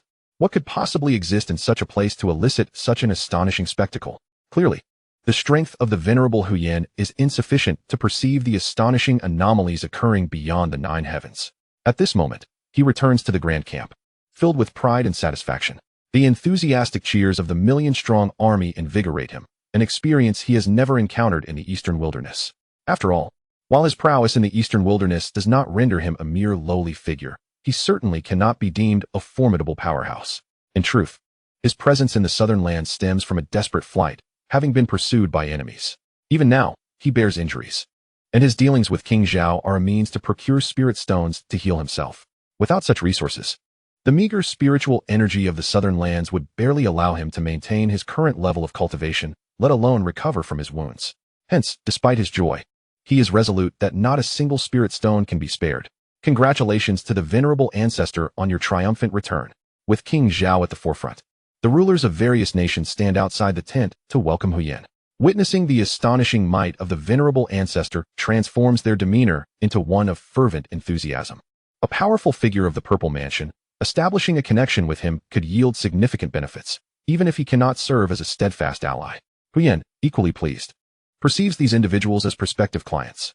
To amass sufficient spirit stones in the southern lands, his endeavors must revolve around them. When will the venerable ancestor deal with the Purple Mansion master backing the Great Xia? Soon, someone eagerly inquired. Upon hearing this, the crowd collectively raised their heads, their eyes betraying an undeniable eagerness. Once that enigmatic Purple Mansion master is dealt with, the Great Xia Dynasty would be theirs for the taking. The realm of Great Xia is vast, ranking among the foremost in the southern lands. Even if the 9 nations were to divide it, each could thrive abundantly. What is the precise situation regarding that Purple Mansion master? Huyan exercises caution, while he holds a low opinion of the cultivators in the southern lands. He does not underestimate them entirely. Despite his cultivation being at the 8th level of the Purple Mansion realm, his injuries currently limit him to the 4th or 5th level of power. Those present are not ordinary individuals. Discerning the subtleties, King Zhao confidently asserted, there is no need for the venerable ancestor to worry. This individual has only recently broken through, just 10 years ago. I have sent people to investigate multiple times, and it is said that he appears quite youthful, certainly not an ancient monster. Only 10 years since his breakthrough? Upon hearing this, Huyan felt a wave of relief wash over him. The Purple Mansion realm is far more demanding than previous levels. Each ascension is a formidable challenge. Even in the eastern wilderness, where spiritual energy is abundant, a mere decade offers little opportunity for significant advancement, let alone in the spiritually barren southern lands. Based on his estimations, the opponent is likely still at the 1st level of the Purple Mansion realm, and even with exceptional talent, he would at most reach the 2nd level. Undoubtedly, he cannot exceed the 3rd level. More critically, the cultivation techniques, spells, and weapons he wields are far beyond what the downtrodden cultivators of the southern lands could possibly compare to. Regardless of the perspective from which one views the situation, It is evident that he possesses an overwhelming advantage. No worries, everyone merely needs to prepare their spirit stones, the venerable Huyan declared with a smile. At that moment, the void trembled, and starlight cascaded downward. The sky transformed into a dazzling spectacle, as if countless stars were plummeting to the mortal realm in that brief instant. In the vicinity of the imperial capital, the spiritual energy of heaven and earth erupted into chaos. Winds surged, clouds roiled, and numerous astounding phenomena alternated in appearance. A terrifying pressure enveloped an expanse of several thousand miles, instilling a sense of suffocating dread in all who inhabited the region. This sensation intensified for those of greater cultivation, as if unimaginable mountains were pressing down upon them, making resistance increasingly arduous. Huyan's expression shifted dramatically, already wounded. He could no longer contain himself and spewed forth a copious amount of blood. His face, filled with horror, turned skyward. Above the imperial capital, the spiritual energy of heaven and earth was being violently swept up, swiftly coalescing into a dread vortex akin to an abyss. As if the cosmos itself were being unraveled, an ancient divine elephant emerged, striding forth with an unimaginable grandeur. Its size was beyond comprehension, with limbs resembling pillars that reached for the heavens, exuding an overwhelming ferocity. As if traversing the cosmic river, thousands upon thousands of celestial bodies accompanied it, as though manifesting an entire realm. Merely casting a glance upon it caused even a seasoned expert like Huyan to tremble in trepidation. Was this a manifestation of the Dharma? How could such a terrifying form exist in the world? Even the rarest and most extraordinary manifestations could not possibly rival this. The mere hint of its aura nearly shattered his composure. Was this the legendary invincible Dharma manifestation? A sudden thought crossed his mind, causing Huyan to kneel in fear. Chapter 39. Your presence commands my respect. Allow me to bow. When Huyan awakened once more, several hours had passed. He shook his somewhat dazed head, feeling as though he had been inebriated for 3 days and nights. Since achieving mastery in his cultivation, he had never experienced anything like this. Reflecting on the terrifying vision that had unfolded above the imperial capital, even now, his heart raced uncontrollably. Surveying the surroundings, he beheld the vast army of 100,000, all unconscious and sprawled upon the ground, resembling a group of inebriates. The Zhao King, the sovereigns of the 8 nations, and the commanders of the military lay in disarray, their dignity forsaken as they lay scattered across the earth. It was reasonable to assume that the situation within the imperial city mirrored this chaos. Under the oppressive weight of that terrifying force, all living beings within a 1,000-mile radius, whether human or beast, had likely been forcibly subdued into unconsciousness. In light of this, it dawned upon Huyan that he must have been the first to awaken, as a formidable figure at the 8th level of the Purple Mansion realm. His capacity for endurance far surpassed that of ordinary individuals, making it entirely reasonable for him to regain consciousness before the others. However, upon lifting his gaze to the imposing and ancient fortress not far away, the venerable Huyan could not suppress a deep-rooted sense of panic and dread that welled in his eyes. The thought of profiting had utterly abandoned him. Instead, he turned on his heel and fled in haste, instinctively retreating to a safe distance. Though he remained uncertain whether that terrifying presence had any ties to the Great Xia Dynasty, it was undeniable that the imperial capital of Great Xia was a place he must never tread.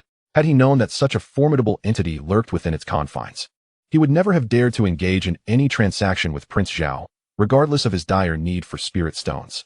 Was it not said that shallow waters cannot nurture a dragon? In such a remote corner of Tiannan, where spiritual energy was scarce, how could such a grand figure possibly reside? He resolved to leave this place post-haste, vowing never to set foot in the imperial capital of Great Xia again. Nay, even the nation of Great Xia itself must remain beyond his reach.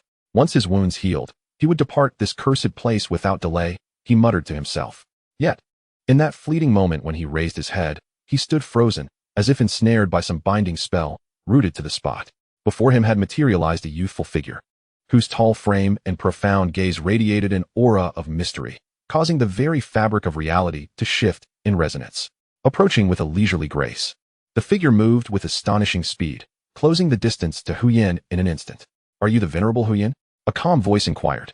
To Huyan, it struck like a thunderclap. The terrifying aura emanating from the figure felt as though a fearsome beast stood before him, imposing and relentless. Huyan's breath quickened, engulfed by an invisible pressure that bore down upon him from all sides, rendering his heart as if it had ceased to beat altogether. The earlier, awe-inspiring phenomenon flashed in his mind, extinguishing any flicker of resistance within him. "I am but a humble man, Huyan Rome, honored to meet you, senior." The title of Venerable Huyan was merely an ignorant appellation bestowed upon him by the unenlightened. In the presence of such a senior, his meager cultivation was hardly worthy of acknowledgement. Huyan Rong soon wore a smile more grotesque than tears, feeling utterly despondent. He had merely wished to earn a few spirit stones, yet he never anticipated incurring the ire of such a formidable figure. But I distinctly heard the rallying cry of 1,000,000 soldiers, Chu Xuan remarked, a smile dancing on his lips. At these words, Huyan Rong was engulfed in regret. He had presumed that Tian was devoid of strong warriors, which had emboldened him to adopt the title of Venerable Huyan, only to end up undermining his own position. In that moment, he yearned to slap himself twice in remorse. Speak for yourself. You commanded an army to invade Great Xia, and now you stand at its gates. How shall we settle this account? Chu Xuan asked, his expression turning impassive. Huyan Rong's countenance shifted dramatically, and he hastily defended himself. Senior, you misunderstand. That army was not under my command. I was deceived into joining them, and have only acted once throughout this entire affair. Yet, in that singular moment of action, you gravely injured 11 innate masters of the Great Xia, resulting in the untimely demise of countless soldiers. Moreover, the Emperor of Xia, who suffered your grievous attack, is none other than my beloved younger brother. Upon hearing these words, Huyan Rong felt his spirit wane, his face draining of color in an instant. With a thud, he knelt down. I am willing to serve as a humble slave, pleading only for you to spare my life. Before he could finish his plea, he bowed thrice, exclaiming, Please accept this old servantess reverence. Chu Xuan, witnessing this, was momentarily taken aback, then broke into a bemused smile. You are indeed decisive. Yet, being a true master of the Purple Mansion, do you not feel it beneath you to claim servitude? Not at all. Huyan Rong quickly lifted his head, a resolute expression upon his face. To serve at your side is a privilege beyond compare, one that others would envy. I beseech you to grant me a chance for redemption. Chu Xuan's gaze shifted, intrigued as he appraised Huyan Rong. The scrutiny sent a shiver down Huyan Rong's spine. And at last, Chu Xuan spoke softly. Very well, since you are so insistent, I shall grant you an opportunity. Resolve the forces outside the city. Then seek me out in the dungeons within. As his words settled, Chu Xuan flicked his fingers, sending a strand of mystical energy coursing into Huyan Rong's being before turning to depart. Your servant obeys. Huyan Rong hesitated for a long moment before daring to raise his head again. As he felt the rapid beating of his heart, he confirmed he was indeed alive. Undoubtedly, he had just danced upon the precipice of death. Had he not reacted swiftly, humbly seeking mercy, he might have already become a lifeless corpse, perhaps even one that had been utterly obliterated. Should I escape now? The thought barely surfaced before he decisively quashed it. Feeling the enigmatic energy hovering above his purple mansion, it resonated like an ancient divine elephant roaring at the heavens. What troubled him further was the searing energy concealed within this divine entity. He possessed an unmistakable clarity that if these energies were to erupt, not only would his purple mansion be lost, but his entire form would likely disintegrate into ashes. It is not that I fear death, rather, it is the principle of honoring one's promises. Having vowed to atone, how could I flee in secret? Indeed, this is not fear of death, but a willingness to serve that esteemed elder. Huyan Rong drew a deep breath, fortifying his resolve, and returned to the coalition's main camp. Do not hold me accountable. This all stems from your own misdeeds. I, too, have been ensnared by your actions. Gazing at the unconscious King Zhao and others sprawled upon the ground, Huyan Rong gritted his teeth, then decisively ended their lives. He subsequently roused the leaders within the coalition, urging those willing to abandon their dark allegiance to rally the forces. As for the obstinate diehards, they would accompany King Zhao on his journey to the underworld. It must be said, his method proved remarkably efficient, swiftly turning the tide of the entire coalition to his favor. When Chu Fu regained consciousness, he was met with the astonishing news of the coalition's surrender. A look of bewilderment overtook his face. How could it be that the Great Xia, pushed to the brink of despair, had turned the tide with the enemy's capitulation? Was this merely a figment of his imagination?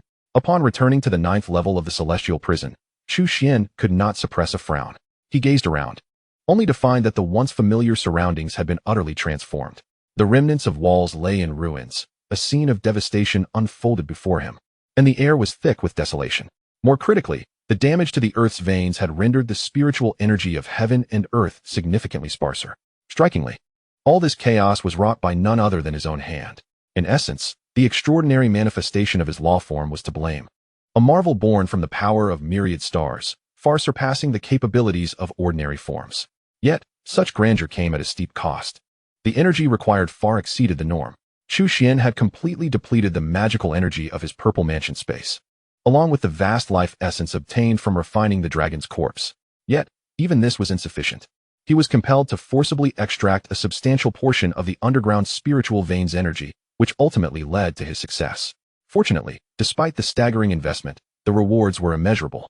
Chu Xuan not only achieved a significant breakthrough in cultivation, doubling the capacity of his purple mansion space, but also evolved into the legendary invincible law form. With a mere thought, an enormous ethereal silhouette of the law form began to materialize behind him. Though only a fraction was revealed, it distorted the surrounding space. With dark fissures sprawling wildly, it was evident that to fully manifest this law form would likely cause a substantial portion of the nearby space to collapse. Truly, it was worthy of its legendary status. Even in its nascent state, it exuded such formidable power. As his cultivation continued to ascend, the law form would undoubtedly evolve further. In its complete form, it would effortlessly dominate an entire realm. Chu Xuan's mind danced with excitement, his face illuminated with joy. Now that he had successfully transcended to the law form realm, he could certainly be regarded as a formidable being. Not only was he unmatched in Tiannan, but even for millennia to come, none would rival him. Suddenly, he recalled that he had yet to sign in for the day. With that thought, he quietly focused his mind. Ding! Sign in successful. Congratulations to the host for obtaining a search expansion card. A search expansion card? What could this be? As Chu Xuan concentrated, the reward from his sign-in promptly materialized in his hand. It was a card the size of a palm, not a tangible object, but rather exuding an aura of subtle rules. Chu Xuan quickly grasped its purpose. It was intended to enhance the system's capabilities, broadening its search parameters to identify more promising sign-in locations. His eyes sparkled. Such a valuable item would certainly not be wasted, and he promptly chose to utilize it. Ding! Searching for the 5 most promising sign-in locations in Tiannan. First, the celestial prison of the Xia Kingdom, currently exhibiting low sign-in potential. The system swiftly enumerated the 5 most promising sign-in locations in the southern lands.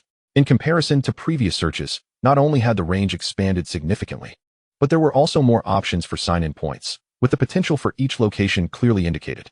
However, to Chu Xuan's surprise, all 5 sign-in locations exhibited uniformly low potential. While the low potential of the Great Summer Prison was understandable, given that he had been signing in there for over a decade, it was disheartening to find that the other 4 locations also displayed low potential. It seemed that the southern lands were indeed lacking. Beyond this reasoning, Chu Xuan could not discern any other explanations. Upon reflection, it was indeed understandable. The southern lands had not produced a single purple mansion true person in over a millennium, revealing the barrenness of the land. Moreover, he himself was not yet a purple mansion true person, but merely a formidable practitioner at the Dharma aspect stage. In his current state, seeking treasures in such a place was akin to searching for a needle in a haystack. The hopes were quite slim.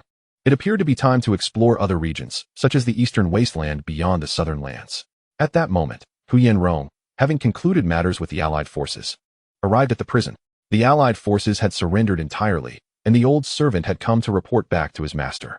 Huyen Rong respectfully conveyed his report. Chu Xuan was indifferent to the affairs of the Allied forces. Instead, he turned his attention to Huyen Rong and suddenly inquired, "Are you from the eastern wasteland?" Huyen Rong was momentarily taken aback. However, upon further contemplation, he found it unsurprising. After all, given his cultivation level, it was only natural for Chu Xuan to deduce his origins. Not wishing to deceive his master, the old servant confirmed, "Indeed, I hail from the eastern wasteland." As he spoke, Huyen Rong recounted his background. He was originally the leader of the Spirit Rune sect in the eastern wasteland, possessing an 8th-level cultivation of the Purple Mansion realm. Although not considered a remarkable powerhouse, he was nonetheless a significant figure. His downfall was entirely due to his misplaced trust in a treacherous individual. He had been deeply engrossed in the art of rune crafting, entrusting the power of his sect to his most trusted junior disciple. Little did he know, his junior harbored ambitions of usurpation, plotting not only to seize power, but also to eliminate him entirely.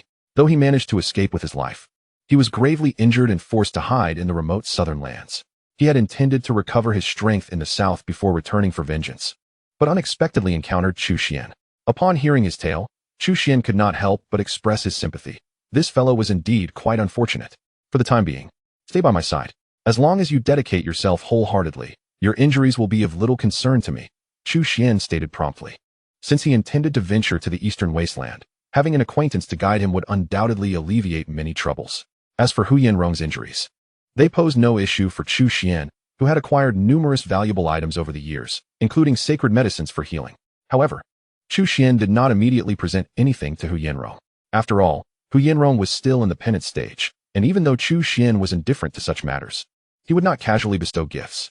Upon hearing this, Hu Yinrong was overjoyed and hastily expressed, "Thank you, master. I shall certainly strive with double the effort." Before long, Chu Fu also arrived at the dungeon. At this moment, he had come to realize that only one individual could inspire the sudden shift of allegiance among over 1 million allied forces, the Great Xia Dynasty. Coupled with the recent alarming phenomenon, his conviction grew stronger. Yet, before Chu Fu could voice his thoughts, Chu Xuan spoke first. "I intend to depart." Chu Fu was momentarily taken aback. He opened his mouth, yet was at a loss for words. In truth, he had long anticipated this day. After all, Chu Xuan was not the old sect leader. He could not remain bound to the Great Xia Dynasty indefinitely. "In light of our brotherhood, I leave you a few items. From this point forward, the Great Xia Dynasty will rely on you alone." As his words hung in the air, Chu Xuan waved his right hand. Instantly, 3 items materialized before Chu Fu. One was a high-tier talisman capable of slaying a Zifu true person, a valuable trump card. The second was a vial of elixir that could elevate his cultivation to the peak of the innate realm. The last was a unique spiritual artifact that could serve as a medium for opening the Zifu. These 3 items held little significance for Chu Xuan, but were of immeasurable worth to Chu Fu. If all went smoothly, he might even aspire to become a Zifu true person himself. Reflecting on how he once dared not even dream of reaching the innate realm, Chu Fu's heart brimmed with gratitude.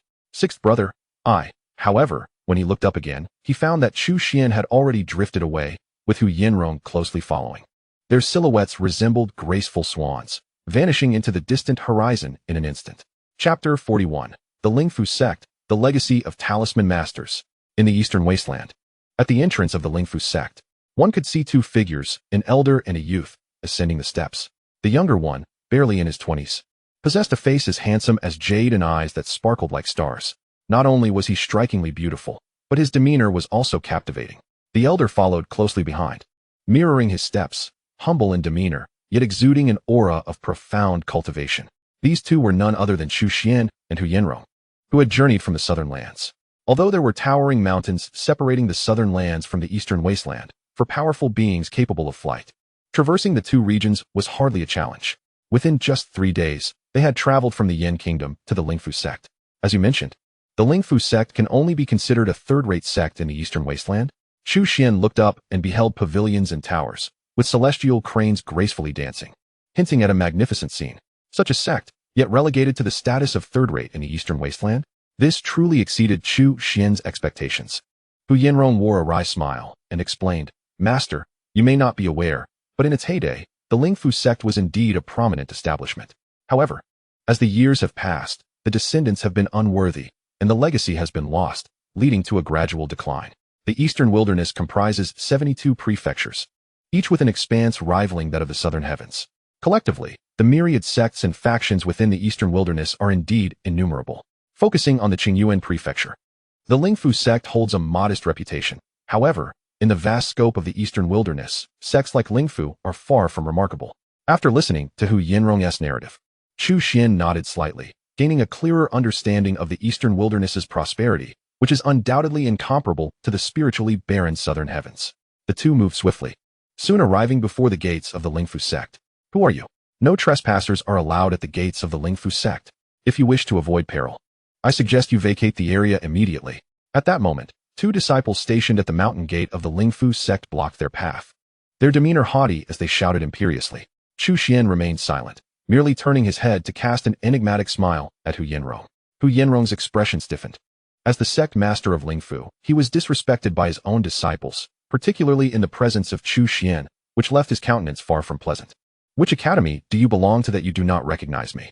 Hu Yinrong stepped forward, suppressing his anger as he coldly inquired. "Are you the esteemed sect master?" "No, that cannot be. Did the sect master not perish? Are you a ghost or a man?" The 2 Lingfu disciples were momentarily taken aback, and upon closer inspection, they could not help but widen their eyes in astonishment. Hearing their words, Hu Yinrong's fury ignited. "Are your eyes blind? I am very much alive. Who claimed I was dead?" The 2 disciples exchanged glances, momentarily unsure of how to proceed. "It was Elder Lu Jie who said so. He claimed you met with an untimely demise, and, before your passing, bequeathed the position of sect master to him. He has since assumed the role as the new master of the Lingfu sect." Upon hearing this name, Hu Yinrong's face darkened considerably. Chu Xuan immediately understood that this Lu Jie was likely the disciple who Yinrong had mentioned. It was Lu Jie who had severely injured him, forcing him to retreat to the remote southern region for recuperation. It now appeared that Lu Jie had usurped control of the Lingfu sect. However, Lu Jie could not have anticipated that Hu Yinrong would return to the Lingfu sect so swiftly. Chu Xuan chuckled softly, shaking his head before turning his gaze to a stone tablet standing before the mountain gate. This tablet towered several meters high, inscribed with the characters for Lingfu, clearly aged, with numerous chips along its edges. Yet, the characters themselves were extraordinary, etched with strength and vigor, captivating the observer and drawing them into contemplation. This stone tablet is extraordinary. A sense of profound significance surged within Chu Xuan. With a spark of inspiration, he silently intoned in his mind, "System, sign in." The sign-in system allows daily attendance, and Chu Xuan would not let this opportunity slip by. The previous 2 days had been spent on the road, with little to gain in such desolate places. However, arriving at the Lingfu sect today, he felt certain rewards awaited him. This was also one of the reasons for his visit to the Lingfu sect. Ding! Sign-in successful. Congratulations to the host for obtaining the legacy of the Master of Talismans, Miao Fuzi. The legacy of Master Miao Fuzi. The Master of Talismans Chu Xuan was taken aback, for contrary to his expectations, the reward from this sign-in was not a treasure, but rather a legacy. Soon, a torrent of memories flooded into his mind, far more extensive than he had anticipated.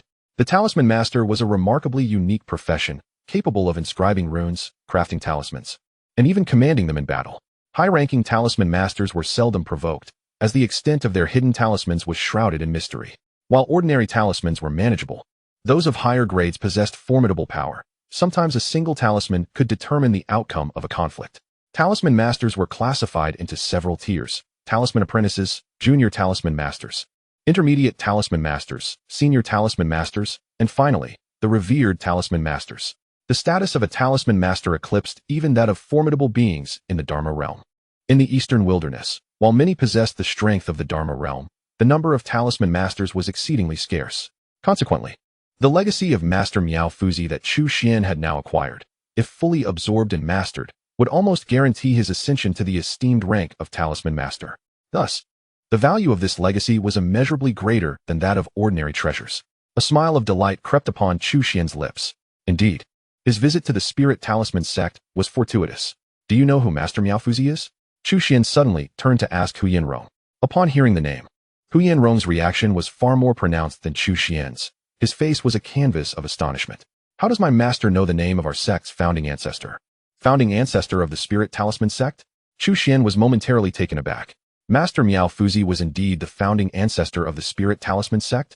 Suddenly, recalling something, he pointed at the stone tablet before him and inquired, "This stone tablet wouldn't be erected by your sect's founding ancestor, would it?" Indeed, Hu Yinrong nodded enthusiastically. Chu Xuan instantly enlightened. Everything began to make sense. At that moment, before he could utter another word, a series of piercing shrieks shattered the air. Looking up, he beheld a throng of formidable figures rushing towards them, led by a middle-aged man with a sinister expression. "Which scoundrel dares to swagger into my Spirit Talisman sect and deceive us? My senior brother has long since perished, and yet you dare impersonate him. Prepare to meet your demise." As he bellowed, he raised his hand, summoning 100 savage wind blades that mercilessly hurtled toward Chu Xuan and Hu Yinrong. Chapter 42. Unexpectedly vulnerable. The middle-aged man who struck first was none other than Lu Jie, Hu Yinrong's junior brother. He clearly harbored intentions of murder and silencing witnesses, unleashing a thunderous onslaught. The 100 wind blades howled as they converged, casting the sky into a shadowy gloom. Chu Xuan and Hu Yinrong found themselves entirely enveloped by the tempestuous blades, as if they were on the brink of being shredded into a bloody mist. It must be said that this individual was indeed ruthless. Upon receiving the news, he immediately led his men to strike, leaving no opportunity for Hu Yinrong to sway the hearts of others. "You despicable and shameless wretch, Lu Jie.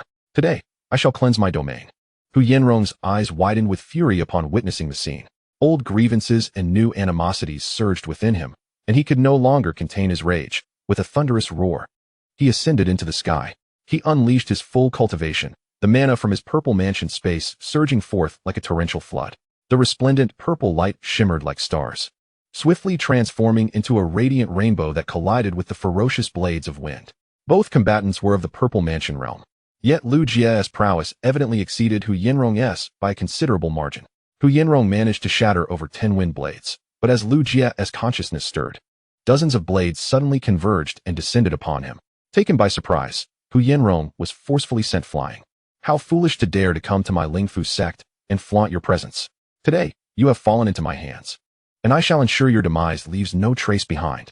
Lu Jie laughed maniacally at Hu Yanrong's disheveled state. Initially startled by Hu Yanrong's return to the sect, he soon found solace in the realization of his current condition, his anxiety dissipating into overwhelming delight. Had Hu Yanrong remained hidden, Lu Jie would have been restless. However, his self-invitation was a golden opportunity for him to eradicate the threat entirely. One who brings about their own demise cannot hope to survive. A sinister grin spread across Lu Jie's face as his murderous intent intensified. Without a moment's hesitation, he swiftly launched another attack, hurling a blue talisman with lightning speed. Under the impetus of his mana, the talisman transformed into a torrential hailstorm that rained down upon the earth, enveloping the surroundings as if freezing the very air. Throughout this encounter, Lu Jie's sole focus remained on Hu Yanrong. As for the young Chu Xuan, he dismissed him entirely, viewing him merely as an appendage of Hu Yanrong. Yet, anyone associated with Hu Yanrong was destined for death. Chu Xuan, undeterred, maintained his composure, though a glint of coldness flashed in his eyes. In that fleeting moment, he finally made his move. With a flick of his finger, a strand of mana shot forth instantaneously. Although it was but a mere thread of mana, the energy it contained was extraordinarily formidable, swiftly manifesting into a colossal, primal elephant. The titanic creature strode forth, exuding an overwhelming ferocity that instilled trepidation in all who beheld it. The oncoming hailstorm clashed with the majestic beast, but in an instant, the terrifying energy of the elephant crushed the icy barrage to dust, unable to even slow its advance. The two forces were not on the same level, akin to the disparity between a firefly and the sun and moon. How is this possible? This turn of events greatly exceeded Lu Jie's expectations. His long-cherished talisman, regarded as his ultimate weapon, proved utterly ineffective. The confidence he had held was shattered, his expression transforming dramatically as he beheld the fearsome elephant charging towards him. Even knowing it was conjured from mana, it felt no different from a true primal giant, brimming with the same overwhelming ferocity and insurmountable power. Fear surged in his eyes, uncontainable and palpable, prompting him to retreat without a second thought. Though his agility was commendable, it paled in comparison to the colossal elephant that strode through the skies. In the blink of an eye, the beast closed the distance, and a massive hoof, reminiscent of a pillar supporting the heavens, descended with devastating force. A series of bone-cracking sounds echoed, followed by a thunderous explosion. Lu Jie's body, overwhelmed by the weight, burst apart like an overinflated balloon, scattering blood in all directions like a torrential downpour. With no power to resist, the onlookers from the Spirit Rune sect could not help but draw a sharp breath at the horrifying scene before them. For a moment, they stood frozen in place, as if ensnared by a binding spell. Although it was not the depths of winter, an icy chill gripped the hearts of all present. Indeed, it was not only them. Even Hu Yanrong's eyes widened in disbelief, filled with an incredulous shock. While he deeply despised Lu Jie's treachery, he could not deny that Lu Jie's strength far surpassed his own. In terms of rune mastery, Lu Jie was no match for him, yet in sheer cultivation power, he was vastly superior. Lu Jie's ability to seize power so effortlessly was intrinsically linked to his formidable strength, which had evidently reached the pinnacle of the Purple Palace realm. Just a step further, and he could ascend to the realm of Dharma manifestation. Such power, even within the Qingyuan prefecture, was not to be underestimated. Yet, in the face of Chu Xuan, he fell in mere moments, not even a single round, but rather a casual strike from Chu Xuan, leaving Lu Jie's remains as nothing but dust.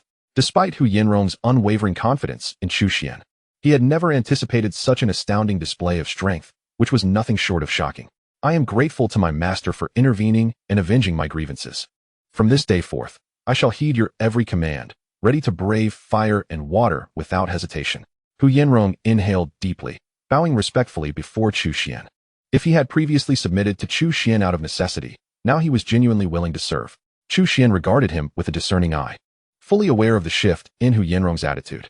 Reflecting on the recent acquisition of the mysterious rune inheritance, his good mood remained largely unaffected. He waved his hand dismissively, a smile gracing his lips. A few days ago, when you spoke of him, I assumed he was a formidable figure. How disappointing to find he is so easily vanquished. After speaking, Chu Xuan shook his head, feigning disappointment. Upon hearing such an assessment, Hu Yanrong could not suppress a slight twitch at the corner of his mouth. If Lu Jie was indeed so easily defeated, then what did that make him, who had fallen victim to Lu Jie time and again? However, Given that these words came from Chu Xuan, he dared not voice any dissent. After all, for Chu Xuan, Lu Jia was truly a mere shadow of a threat. The unassailable truth lay before them, leaving no room for rebuttal. Having decided to explore the Lingfu sect, Chu Xuan cast a cursory glance at the formidable figures within. Displaying little interest in their affairs, he proceeded into the depths of the sect with an ease reminiscent of returning home. The members of the Lingfu sect stood motionless, akin to lifeless puppets, allowing Chu Xuan to stride confidently into their domain, as if they were oblivious to his presence. Observing the unwavering compliance of the crowd, Hu Yanrong found himself at a loss for words, caught between amusement and bewilderment. Chapter 43. One Palace, Two Teachings. Three sword sects with Lu Jia meeting his demise at Chu Xuan's hands. Hu Yanrong swiftly reclaimed control over the Lingfu sect. After all, he was the legitimate sect master. And despite his previous preoccupation with the art of talismans, his standing within the sect remained formidable.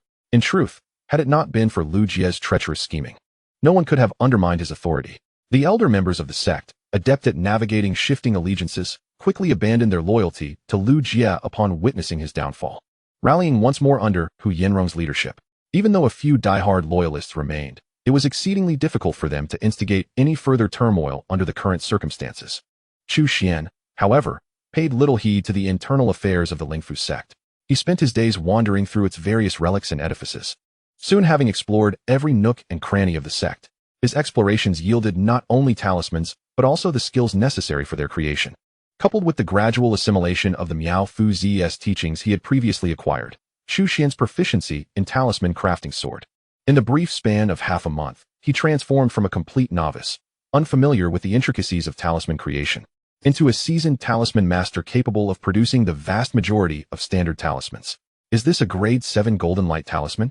Hu Yanrong gasped, his eyes widening in astonishment at the talisman Chu Xuan had meticulously crafted.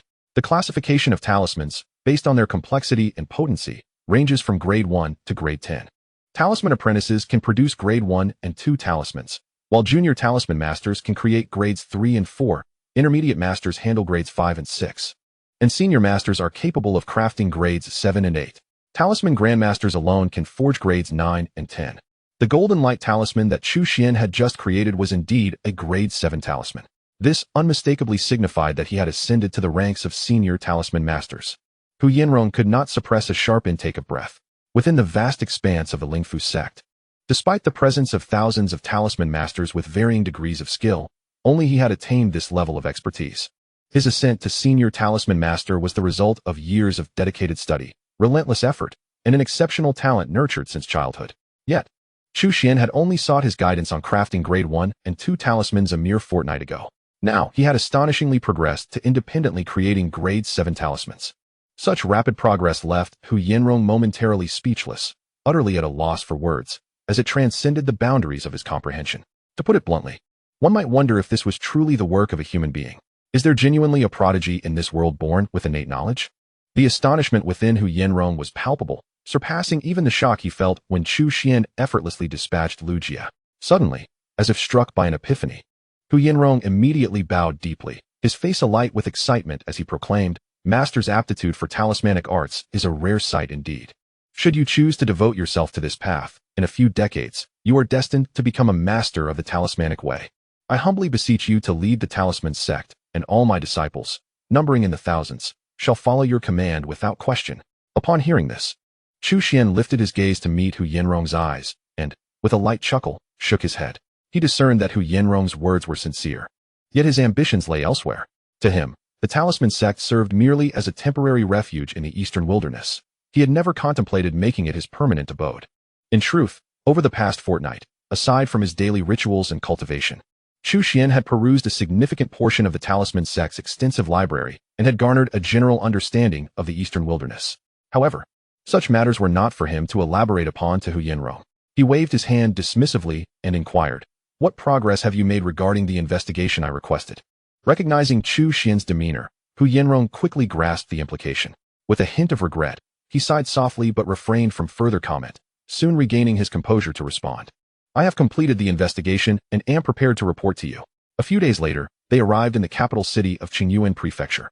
This city epitomized the heart of Qingyuan Prefecture, steeped in history and characterized by its towering majesty, outshining even the grandeur of the Great Xia imperial capital. The scene before them was bustling with life. A kaleidoscope of banners fluttered in the breeze, chariots flowed like rivers, and the throngs of people created an unending spectacle of prosperity. More importantly, the number of formidable individuals here far surpassed that of southern Tian. A cursory glance revealed that even the most ordinary of citizens possessed some level of cultivation, with innate experts being numerous. Even the Zifu practitioners were not considered rare in this vibrant locale. It must be said that the cultivation environment here was significantly superior to that of southern Tian, resulting in an incessant emergence of powerful beings. The two proceeded along the streets, soon reaching the central plaza of the capital. There, an ocean of humanity awaited them. Countless banners billowing and platforms rising high, presenting a dizzying array of sights. Today marked the annual disciple recruitment ceremony of Qingyuan Prefecture. As in previous years, various sects and factions had sent representatives to recruit new disciples in the capital. Each platform represented a distinct sect within Qingyuan Prefecture. The prominence of a sect determined its position within the plaza, with the most powerful occupying the prime central spots, their platforms adorned with extravagant decorations. Their disciples exuded an air of superiority, attracting the largest numbers of newcomers.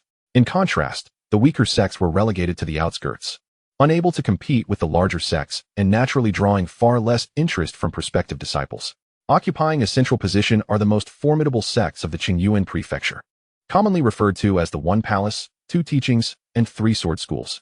Hu Yuan Rong, trailing behind Chu Xuan, proceeded to enlighten him. The One Palace denotes the Longhu Palace, esteemed as the foremost power within the Qingyuan Prefecture, boasting an ancient lineage and a multitude of formidable practitioners. Even when viewed across the vast expanse of the eastern wilderness, it stands as a preeminent force.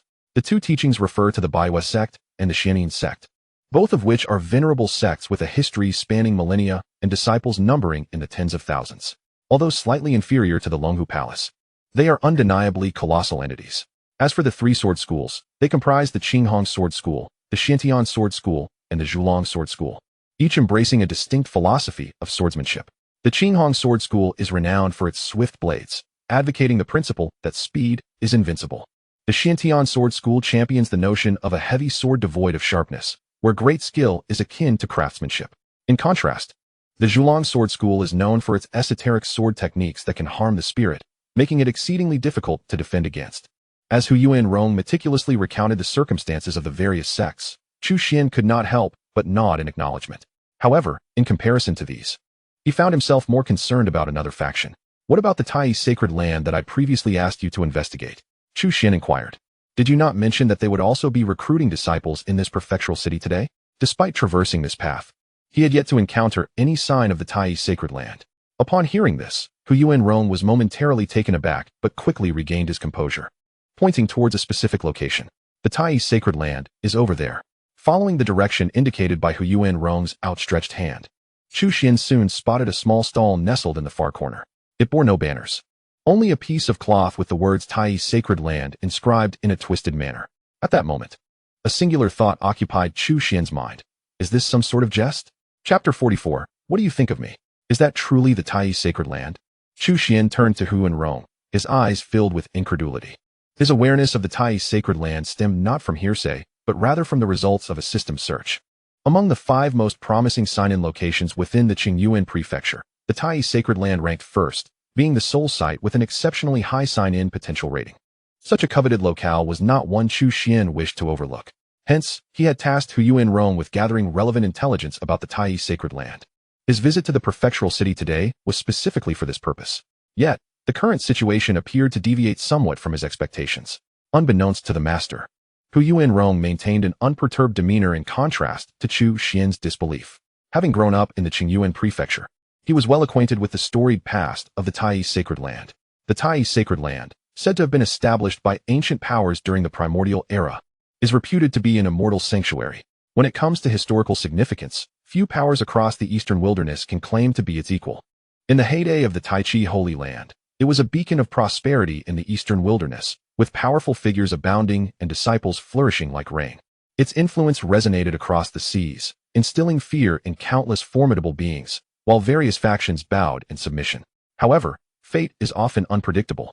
Over a century ago, the Tai Chi Holy Land faced an unforeseen calamity. In what seemed like a single night, its formidable warriors suffered devastating losses, leading to the rapid decline of what was once an immensely powerful sect.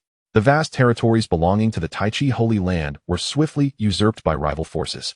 Its celestial mountains and spiritual abodes were divided among many, and even its treasured legacy was forcibly plundered. Today, the Tai Chi Holy Land stands in utter decline, with merely a handful of individuals guarding its desolate gates. If this continues, it may not be long before it vanishes entirely from the annals of history. At this thought, Hu Yanrong could not help but express a sense of melancholy. How mighty the Tai Chi Holy Land once was. Who could have predicted its impending dissolution? It is a testament to the capricious nature of existence. After a moment of silence, Chu Xuan pointed to a forlorn young girl sitting beneath the canopy and inquired, "Who is she?"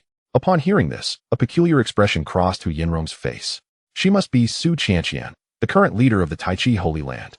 It has been years since any new disciples have joined. If no new members are recruited, how can the sect continue its legacy? As the leader, it is my duty to recruit disciples. But what can be done when no one wishes to join the Tai Chi Holy Land? Seated at the modest stall belonging to the Tai Chi Holy Land, Su Qianqian furrowed her delicate brows, her youthful countenance marred by conflict and sorrow. At merely 18 years of age, a time when most girls are vibrant and carefree, she found herself reluctantly thrust into the role of leader, bearing responsibilities far beyond her years. Reflecting on the myriad challenges facing the Tai Chi Holy Land and recalling the sacrifices her master made to sustain it, a wave of uncontainable sadness surged within her clear eyes at the thought of the centuries-old legacy potentially ending under her stewardship. No, this cannot continue. She gazed skyward. The sun was nearing its zenith, and the number of newcomers was dwindling. Finally, she could no longer contain herself and stood resolutely. I must take the initiative. Taking a deep breath, she summoned her courage and approached a passing young man. "Esteemed sir, do you wish to learn under a master?" The young man's expression remained impassive, yet upon seeing Su Qianqian's exquisite face, he reluctantly nodded. "Indeed, I have come to seek a master." With a spark of hope igniting in her eyes, Su Qianqian eagerly asked, "Would you care to join the Tai Chi Holy Land?" However, it was only then that the young man noticed the modest stall behind her, and he scoffed disdainfully. "You wish to recruit me into a dying sect?" Before she could respond, he stormed off in anger, leaving Su Qianqian speechless and rooted to the spot. Before embarking on her journey, the blow she received was indeed significant. However, the words spoken by that young man struck her even harder. In his eyes, the Tai Chi's sacred land was evidently fated to perish. A notion that Su Qianqian could not bear to accept. The Tai Chi's sacred land would never vanish. Clenching her fists, she declared with unwavering resolve. She did not surrender. Instead, she quickly regained her spirit and continued to seek out new disciples. Yet, the harshness of reality was unrelenting, regardless of who it was. The mere mention of the Tai Chi's sacred land prompted an immediate and resolute rejection. Those with a kinder disposition simply chose to walk away, while others unleashed scathing insults. To the onlookers, the Tai Chi's sacred land resembled a sinking ship, and everyone within the Qingyun mansion was well aware of its plight. To recruit disciples at such a time was clearly an act of deliberate deception. After facing a series of setbacks, Su Qianqian was ultimately compelled to confront the truth. Even the slightest hint of talent would likely lead individuals to dismiss the Tai Chi's sacred land. Despite its grand reputation, it offered nothing of value to attract them. Its allure inferior to that of smaller sections. After all, those lesser sects at least possessed a heritage and could provide various resources. In stark contrast, what could the Tai Chi's sacred land offer them? Overcome by despair, Su Qianqian sank back down to the ground, burying her head deep between her thighs as her shoulders trembled uncontrollably. The turmoil within her and the weight of reality left this 16-year-old girl utterly at a loss. At that moment, however, footsteps approached from afar. Shortly thereafter, a resonant voice belonging to a young man echoed in her ear. "Is the Tai Chi's sacred land still recruiting?" Upon hearing this, Su Qianqian abruptly lifted her head. It seemed she had yet to fully comprehend the situation. Her fair cheeks still bore traces of tears, and her eyes were filled with confusion. Observing her reaction, Chu Xuan felt a tinge of helplessness and reiterated his question. "Is the Tai Chi's sacred land still recruiting?" Only then did Su Qianqian truly awaken, a glimmer of unprecedented hope igniting in her eyes as she sprang to her feet. However, recalling the attitudes of those she had encountered not long ago, it felt as if a bucket of cold water had been poured over her, causing her expression of joy to wane, replaced by hesitation as she inquired, "Do you wish to join the Tai Chi's sacred land?" Sensing the uncertainty in the young girl's gaze, Chu Xuan smiled and nodded, providing her with an unequivocal affirmation. "Indeed, I wish to join the Tai Chi's sacred land. What do you think of me?" Chapter 45. The spirit testing pearl exploded. What do you think of me? Upon hearing Chu Xian's words, Su Qianqian was momentarily taken aback. Ordinarily, the relationship between disciples and sects is one of mutual selection. Disciples choose their sects, and sects likewise select their disciples. However, this mutual selection is contingent upon certain criteria. Disciples qualified to choose a sect are undoubtedly those with extraordinary talents. Conversely, sects that are eligible to select disciples are typically those of considerable standing. Does the Taichi sacred land possess such standing now? Clearly, it does not. As the current lord of the Tai sacred land, Su Qianqian is undoubtedly well aware of its circumstances. At present, the Tai sacred land is nothing more than a mere name, devoid of any substantial resources to offer its disciples, thus lacking any confidence. Yet, it is precisely this situation that renders Chu Xian's attitude even more touching to her. Particularly after being coldly rejected by so many others, the kindness exhibited by Chu Xian greatly enhances her fondness for him. According to the customary practices of the sacred land, it is necessary to assess one's innate talent and select the most capable individuals. However, as Su Qianqian spoke, she couldn't help but blush. In the past, the Tai sacred land indeed had the privilege to be selective. But now, how could it claim the right to choose? How about we conduct a simple test? Su Qianqian suggested, looking up at Chu Xian, cautiously proposing, regardless of the outcome, you would be welcome to join the Tai sacred land. What do you think? Observing her tentative demeanor, as if afraid to frighten him away, Chu Xian found himself at a loss for words and could only nod in acquiescence. After all, a simple test was inconsequential. Seeing Chu Xian agree, Su Qianqian immediately clenched her small fists, her face brimming with barely contained excitement. She felt that she had finally taken a significant first step on the path to recruiting disciples. Soon, she retrieved a somewhat worn gray orb from her pocket, treating it like a treasure as she polished it before introducing it to Chu Xian. This is a spirit-testing orb, which can roughly assess one's talent. Although it is merely a low-grade orb, it still costs at least 1,000 spirit stones. However, I managed to bargain for this second-hand one from a general store, spending only 400 spirit stones after haggling for half a day, thus saving 600 spirit stones. Seeing her proud expression, Chu Xian couldn't help but chuckle. Here was the esteemed lord of the sacred land, haggling over a few hundred spirit stones, unashamed of the absurdity. Such a frugal leader, in all of the eastern wilderness, seemed to be a rarity. Yet, rather than feeling disdain, Chu Xian was inexplicably moved by the radiant smile on her youthful face. You simply need to hold the spirit-testing orb and channel a strand of energy into it. The color of the light displayed will indicate your talent level, she instructed. Red, orange, yellow, green, blue, indigo, and violet. If you can reach the orange level, your future prospects will be bright. Su Qianqian's expectations of Chu Xian were evidently modest. As long as he achieved the orange level, she would be satisfied. Of course, even if he only reached the lowest red level, she would not turn him away. After all, it was a rare opportunity to recruit someone, and Chu Xian left a very good impression on her. Even if his talent was slightly lacking, she would not hold it against him. If he could reach the yellow level, that would be even better. However, she dared not entertain thoughts of anything above yellow level, for such talent would easily gain entry into prestigious sects, rendering the now diminished Tai sacred land unnecessary. Yet, what unfolded next was far beyond Su Qianqian's expectations. Chuan Xian took the spirit-testing pearl and, following her instructions, channeled a trace of energy into it. However, the question arose, what kind of cultivation level did Chuan Xian possess? A formidable being of the law manifestation realm, even among renowned sects. His level of cultivation was sufficient to oversee a territory. Moreover, the purity of Chuan Xian's magical power was far beyond that of an ordinary practitioner in the law manifestation realm.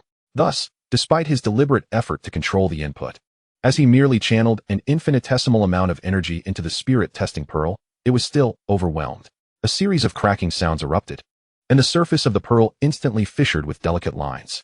The 7 hues of red, orange, yellow, green, blue, and purple flashed rapidly, creating a dazzling spectacle. Yet, before a second could pass, a resounding explosion echoed. The spirit-testing pearl, which had cost 400 spirit stones, was obliterated. Witnessing this scene, Su Qianqian's eyes widened in shock, her entire being frozen in disbelief for a considerable time. The outcome was evidently far beyond her expectations. Meanwhile, Chuan Xian glanced at the remaining powder in his hand, feeling somewhat embarrassed. It was not his intention. He had not anticipated that the spirit-testing pearl would be so fragile. No wonder it was priced at only 400 spirit stones. It was clearly a subpar item. Perhaps I should compensate you with a new one. A few hundred or 1,000 spirit stones were but a trifling sum to Chuan Xian, who regarded it with indifference. At that moment, a venerable voice suddenly rang out. An elderly man clad in a brown robe approached with purposeful strides. He beamed at Chu Xuan and introduced himself. I am Zhang, an elder of the Flying Dragon sect. I wonder if the young brother has heard of our esteemed sect? Chu Xuan raised his gaze to this inexplicable figure, then, maintaining an indifferent expression, shook his head. I have not. The elder's expression faltered momentarily. Yet he managed to force a smile. It matters not if you have not heard of us. I shall enlighten you now. Our Flying Dragon sect has a lineage spanning several centuries, currently boasting 3,000 disciples. We are one of the most renowned sects in Qingyuan Prefecture. Moreover, our sect has been developing rapidly in recent years, and it will not be long before we become a prestigious sect, far surpassing certain waning small factions. At this point, he cast a pointed glance at Su Qianqian, his implication unmistakable. Su Qianqian, not one to be outdone. Flushed with indignation, our Tai sacred land is anything but a small faction. A stubborn duck refusing to admit defeat. Who in Qingyuan Prefecture is unaware of the Tai sacred land circumstances? The elder scoffed without restraint, then turned his attention back to Chu Xuan. Young brother, you might consider joining our Flying Dragon sect. I shall personally take you as my disciple, and your future will undoubtedly be boundless. Clearly, he had witnessed Chu Xuan's earlier display of talent, prompting him to approach with such brazen intent. Su Qianqian trembled with anger at his audacity. How can you act in such a manner? However, the elder in the brown robe wore a smug smile. A good bird chooses the right tree to perch upon. You should blame yourself for your ineptitude, young man. What do you think? Not much, replied Chu Xuan, his expression indifferent, showing no signs of being swayed, but rather filled with impatience. How could a mere fifth tier of the Purple Mansion realm dare to consider himself his master? He completely disregarded the brown-robed elder and turned directly to Su Qianqian, asking, Do you think my conditions are sufficient to join the Tai sacred land? Upon hearing this, not only did the elder in the brown robe appear dazed, but Su Qianqian also widened her eyes in disbelief. She clearly did not expect that, under such circumstances, Chu Xuan would still insist on choosing to join the Tai sacred land. Could this be what they called true love? Chapter 46. The Fallen Tai Sacred Land, what did you say? Seeing Chu Xuan's attitude, the elder Zhang from the Flying Dragon sect was instantly filled with indignation. He was not a gentle soul to begin with. He merely tolerated his temper for the sake of Chu Xuan's extraordinary talent. However, as Chu Xuan repeatedly disrespected him, his patience wore thin. I will give you one last chance to choose. Do you wish to join the Tai sacred land, or our Flying Dragon sect? Zhang stepped forward, his gaze fixed on Chu Xuan, his tone laden with threat. Yet, how could Chu Xuan be intimidated? A smirk curled at the corners of his mouth as he replied without a moment's hesitation. The Tai sacred land. Very well. I see you are refusing a toast and opting for punishment instead. Zhang, enraged to the point of laughter, could no longer contain himself. His entire cultivation surged, and he swung his right hand fiercely, delivering a resounding slap aimed at Chu Xuan. With a loud crack, the next moment saw the one who flew backward not being Chu Xuan, but rather Zhang himself. His body crashed to the ground like a sandbag, stirring up a cloud of dust. Zhang, gritting his teeth, struggled to rise, only to discover that a mysterious elder in a black robe had appeared before him. Hu Yinrong, what are you doing? Have you lost your mind? Zhang quickly recognized the identity of this elder and erupted in furious curses. He was well aware of Hu Yinrong, the master of the Spirit Rune sect. However, he could not fathom why, with no past grievances or recent enmity between them, Hu Yinrong would suddenly attack him. Humph, I can hardly stand the sight of arrogant bullies like you. Hu Yinrong raised his chin defiantly, speaking with righteous indignation. Upon hearing this, Zhang felt as though he might spit blood, his entire being overwhelmed with discontent. Nevertheless, Hu Yinrong's cultivation far surpassed his own. While the Spirit Rune sect may not match the Flying Dragon sect in strength, it was not something he, as a mere elder, could easily contend with. Yet, having lost such face in front of so many onlookers, he was unwilling to let the matter rest. At that moment, Su Qianqian stepped forward, holding a communication talisman aloft, proclaiming, If you continue to pester us, I will inform my master. You dare? Zhang shouted, his voice filled with fury. Do you doubt my courage? Su Qianqian's small face was taut, standing her ground without showing any signs of weakness. Observing her earnest expression and recalling the terrifying old woman from the Tai Chi sacred land, a fleeting shadow of fear crossed Zhang's eyes, and he ultimately refrained from taking the risk. That old woman wouldn't live much longer, once she perished. I wonder who could possibly protect you from the Tai Chi sacred land. Zhang gritted his teeth and spat out a harsh remark before retreating in disgrace. As he hurriedly departed, a glimmer of unusual light flickered in Chu Xuan's eyes. The Tai Chi sacred land, having endured such calamities, still managed to survive. It seemed to possess some merit. Although Su Qianqian had successfully frightened Shangzuo away, there was no trace of joy on her face. Instead, recalling his words before leaving, her brow was knitted with concern. Nevertheless, she quickly composed herself and approached Hu Yanrong, bowing solemnly. "Thank you, Senior, for your assistance." Hu Yanrong was momentarily taken aback, then involuntarily glanced at Chu Xuan. Chu Xuan met his gaze, and Hu Yanrong immediately understood, breaking into a warm smile. "Miss Su, there is no need for such formalities. I merely could not stand by and watch." However, Shangzuo is a narrow-minded individual. Though he has retreated for now, he will undoubtedly seek revenge. It would be wise for you to return to your sect promptly. A flicker of hesitation crossed Su Qianqian's eyes as she turned to glance at Chu Xuan, ultimately nodding in agreement. "Thank you, Senior, for your guidance. I shall pack my belongings and leave immediately." While Su Qianqian was busy gathering her things, Hu Yanrong approached Chu Xuan, his eyes filled with confusion. "Master, are you truly intending to join the Tai Chi sacred land?" To him, with Chu Xuan's cultivation and strength, establishing his own sect would be more than sufficient. Why would he wish to join a sect on the brink of collapse? If Chu Xuan desired, he could easily bring the entire Lingfu sect along, yet it was evident that Chu Xuan had no such intentions. Thus, he was genuinely perplexed about what Chu Xuan found appealing about the Tai Chi sacred land. Chu Xuan nodded, yet offered no further explanation. "What about that old servant?" Hu Yanrong asked with a hint of melancholy. Chu Xuan glanced at him, realizing that the fellow seemed accustomed to being by his side, which left him feeling somewhat helpless. "You should return to your Lingfu sect and continue your research on talismanic arts. If anything arises, I will inform you in advance." After a moment's thought, Chu Xuan raised his hand and pointed, succinctly imparting a portion of the Mayafuzi inheritance to Hu Yanrong. This was not solely to reward Hu Yanrong's loyalty. More importantly, this inheritance rightfully belonged to the Lingfu sect. Should Hu Yanrong manage to break through and become a master of talismanic arts, he would, in effect, gain an invaluable asset. The worth of a master talismanist far surpasses that of a senior talismanist. Naturally, Hu Yanrong was unaware of the myriad thoughts swirling in Chu Xuan's mind. Upon sensing the sudden influx of inherited memories in his mind, he stood there, utterly stunned. His gaze towards Chu Xuan was one of awe, almost compelling him to kneel in reverence. As Hu Yanrong looked on with reluctance, Chu Xuan and Su Qianqian embarked on their journey back to the Tai Chi sacred land. Although young, Su Qianqian's cultivation talent was exceptionally remarkable. Her prowess had evidently reached the pinnacle of the innate realm. At the tender age of 16, reaching the pinnacle of the innate realm is a rarity, even within the confines of the Qingyuan prefecture. This is particularly true considering the limited support offered by the Tai Chi sacred land. Otherwise, with Su Qianqian's exceptional talent, one could surmise that transcending to the Purple Mansion realm would pose little challenge. As for Chu Xuan, his displayed cultivation also resides firmly within the innate realm. Precisely at the first level, the two of them raced forward with considerable speed, and after several hours, they successfully returned to the gates of the Tai Chi sacred land. Though referred to as gates, what stood was merely a barren mountain peak.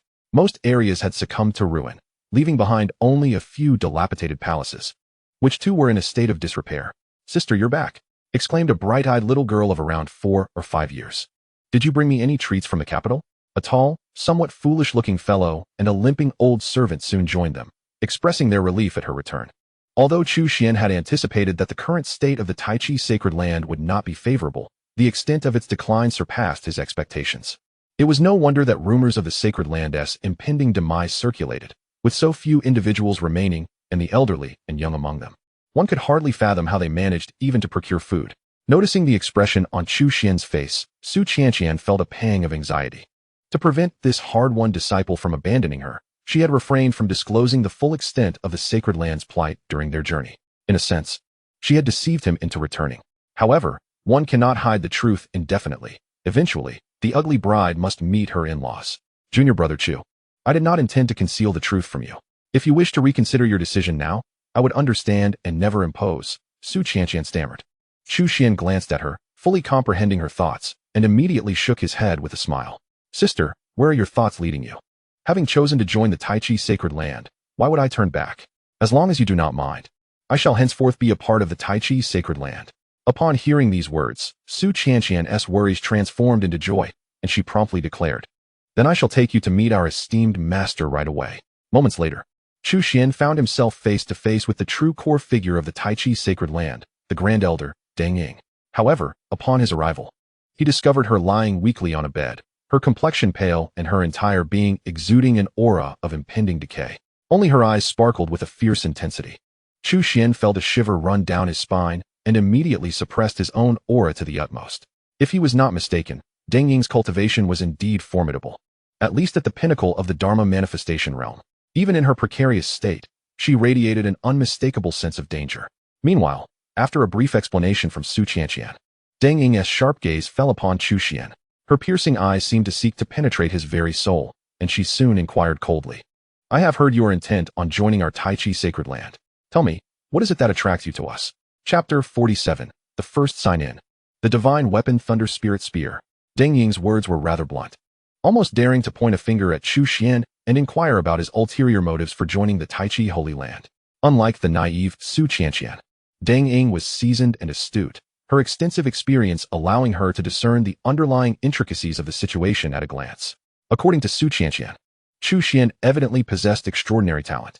It was perplexing that he chose to affiliate with the now declining Tai Chi Holy Land instead of pursuing opportunities with prestigious sects promising a bright future. Under Deng Ying's scrutinizing gaze, Chu Xuan's mind raced. He recognized that this elder was not easily deceived, yet he could not divulge the truth behind his decision, which was influenced by the system. Remaining composed, he smiled slightly and replied, "Perhaps it is due to fate." He then glanced at Su Qianqian, shrugged his shoulders, and added nonchalantly, "After all, given the current dire circumstances of the Tai Chi Holy Land, I cannot find a more convincing reason." Hearing Chu Xuan's candidness, Su Qianqian felt a flush of embarrassment, realizing that he had essentially tricked himself into this situation. Deng Ying, however, wore a grim expression. Yet, she could not deny the validity of Chu Xuan's statement. The Tai Chi Holy Land was indeed in such a state of decline that it offered nothing of value to covet. With a sigh, Deng Ying reflected on the sad fate of the Tai Chi Holy Land, which caused her considerable distress, yet she felt powerless to effect change. She momentarily lost her inclination to interrogate Chu Xuan further and waved her hand, instructing, "You may leave for now. I will have Qianqian impart the entry-level techniques to you." Chu Xuan, upon hearing this, did not linger but bowed slightly, stating, "Disciple takes his leave." As soon as he exited, Su Qianqian immediately interjected, "Master, do not be suspicious. Junior brother Chu is truly a good person. He is different from others." When Elder Shangzhua of the Flying Dragon sect forced him, he did not show fear. Deng Ying shook her head, thinking to herself that Su Qianqian was still too young and naive. If there were truly so many good people in the world, how could the Tai Chi Holy Land have fallen to such a state? However, gazing at Su Qianqian's innocent face, she ultimately refrained from voicing her thoughts. With her frail hand gently stroking Su Qianqian's dark hair, a hint of guilt surfaced in her eyes as she said, "Qianqian, I am sorry for the hardships you have endured during this time." "Not at all." Su Qianqian promptly shook her head, her small face radiating determination. She was acutely aware of the precarious situation of the Tai Chi Holy Land. With her master gravely injured, her fellow disciple Ahu lacking mental acuity, and younger sister Jia being too young, it was incumbent upon her to shoulder the responsibilities. Although the pressure sometimes felt overwhelming, thoughts of her master and fellow disciples left her with no room for complaint. In the future, things would undoubtedly improve. Her heart brimmed with hope. Upon exiting the rear hall, Chu Xuan noticed a small head peeking over the railing, staring intently in his direction. He waved at her. "Previously, I had heard Su Qianqian mention her. This little girl is named Jia, and her father was an elder of the Tai sacred land, though he has since passed away. Should I address you as senior brother or junior brother?" The little girl, unperturbed, skipped over to Chu Xuan, her small hands clasped behind her back, tilting her head curiously and inquiring in a bright voice. "Of course, you should call me senior brother," Chu Xuan replied with utmost seriousness. "But I entered the sect before you. Shouldn't I be ranked ahead of you?" The little girl asked, her expression one of confusion. After pondering for a moment, Chu Xuan produced a string of crystal-clear candied hawthorns from his hand. The system occasionally provided some peculiar items with daily sign-ins. He waved the candied hawthorns in front of her and cheerfully asked, "What should you call me?" The little girl immediately swallowed hard and confidently exclaimed, "Senior brother." Seeing her perceptiveness, Chu Xuan couldn't help but smile. "Very good. You have potential." As he spoke, he handed the candied hawthorns to Jia. Being a product of the system, the taste was undoubtedly extraordinary. The little girl quickly devoured them, her eyes squinting with delight. Noticing her enjoyment, Chu Xuan chuckled and took a few steps forward, gazing at a vast, desiccated pond before him, and curiously inquired, "What was this place before?" "I heard my father say that this used to be called the Thunder God Pool, which could summon thunder from the heavens. It was not only capable of refining magical artifacts, but also allowed one to temper their physique and cultivate unique thunder attribute abilities. She explained while munching on the candied hawthorns. The thunder god pool, summoning thunder from the heavens? Chu Xuan mused internally, acknowledging the extraordinary nature of the Tai's sacred land. The remnants of these ruins clearly indicated the grandeur that once was, though sadly, all of it has faded into oblivion. However, if these treasures still existed, the current strength of the Tai's sacred land would likely be unable to preserve them, and they would most likely end up in the hands of others. System, sign in. With a thought, without hesitation, Chu Xuan bestowed his first sign-in at the Tai's sacred land upon the Thunder God pool. To be honest, he was genuinely curious about the extent of the high sign-in potential evaluated by the system. He had painstakingly joined the Tai's sacred land, hoping it would not disappoint him. Ding, sign-in successful. Congratulations to the host for acquiring the divine weapon, the Thunder Spirit Spear. As the system notification echoed, the desiccated Thunder God pool suddenly erupted with boundless lightning, resembling a surging ocean of thunder. Within this tempestuous sea of lightning, a resplendent aurora burst forth, akin to a bolt of lightning, darting towards Chu Xuan in an instant. The speed was so swift that even Chu Xuan himself barely had time to react. The entire process was fleeting. Jia, standing nearby, remained oblivious, but Chu Xuan himself was left utterly astounded as he beheld the fearsome spear, shimmering with lightning. Suspended in the system's space, a profound astonishment surged within his eyes. A divine weapon. To receive a divine weapon on his first sign-in, even with Chu Xuan's composure, he could not help but feel a wave of exhilaration. A true divine weapon possesses a value that is utterly incalculable. The earth armor he dons is indeed a supreme artifact, worth its weight in gold. However, when compared to a divine weapon, it pales in significance. Across the vast expanse of the eastern wilderness, countless sects and factions abound. Yet those that possess a divine weapon are exceedingly rare, primarily belonging to the formidable superpowers. A divine weapon is a terrifying armament, imbued with the power to create and destroy worlds. Even those transcendent beings of unparalleled strength are drawn to such weapons. The emergence of each divine weapon invariably stirs a tempest of bloodshed and chaos. The Taichi Holy Land is truly extraordinary. Chu Xuan inhaled deeply, his eyes sparkling with barely contained excitement. To others, the Taichi Holy Land may appear as nothing more than a desolate ruin. However, to him, it represents an invaluable treasure trove. Chapter 48. Breaking through 3 realms, the might of the divine weapon. In the dead of night, within the spacious palace, Chu Xuan sat cross-legged upon a mat. Due to the sparse population of the Taichi Holy Land, even a new disciple like Chu Xuan could occupy an entire palace alone. This, too, is one of the few benefits offered by the Taichi Holy Land. His powerful consciousness spread out like a web, capturing every subtle movement of the surrounding winds and grasses. A terrifying manifestation of law emerged faintly behind him, as the spiritual energy of heaven and earth converged from all directions, forcibly drawing in the wandering spiritual essence from the void. Soon, the vast palace was filled with visible whirlpools of spiritual energy, as if one were immersed in a celestial paradise. A purple spear quietly hovered before Chu Xuan. This was the divine weapon, the Thunder Spirit Spear, which he had acquired during the day. Threads of lightning danced around the spear's body, and its tip radiated a dazzling brilliance, reminiscent of the celestial bodies in the heavens. This divine weapon was evidently forged from immensely valuable materials, exuding an enigmatic aura while adorned with countless ancient and mysterious runes. An unsettlingly formidable presence emanated from it.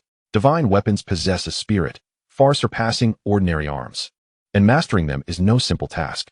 However, given Chu Xuan's profound foundation and the fact that the Thunder Spirit Spear was a reward for his diligence, the process of refining it proceeded smoothly. As his inexhaustible magical power flowed into the spear, its brilliance intensified, and its aura became increasingly formidable.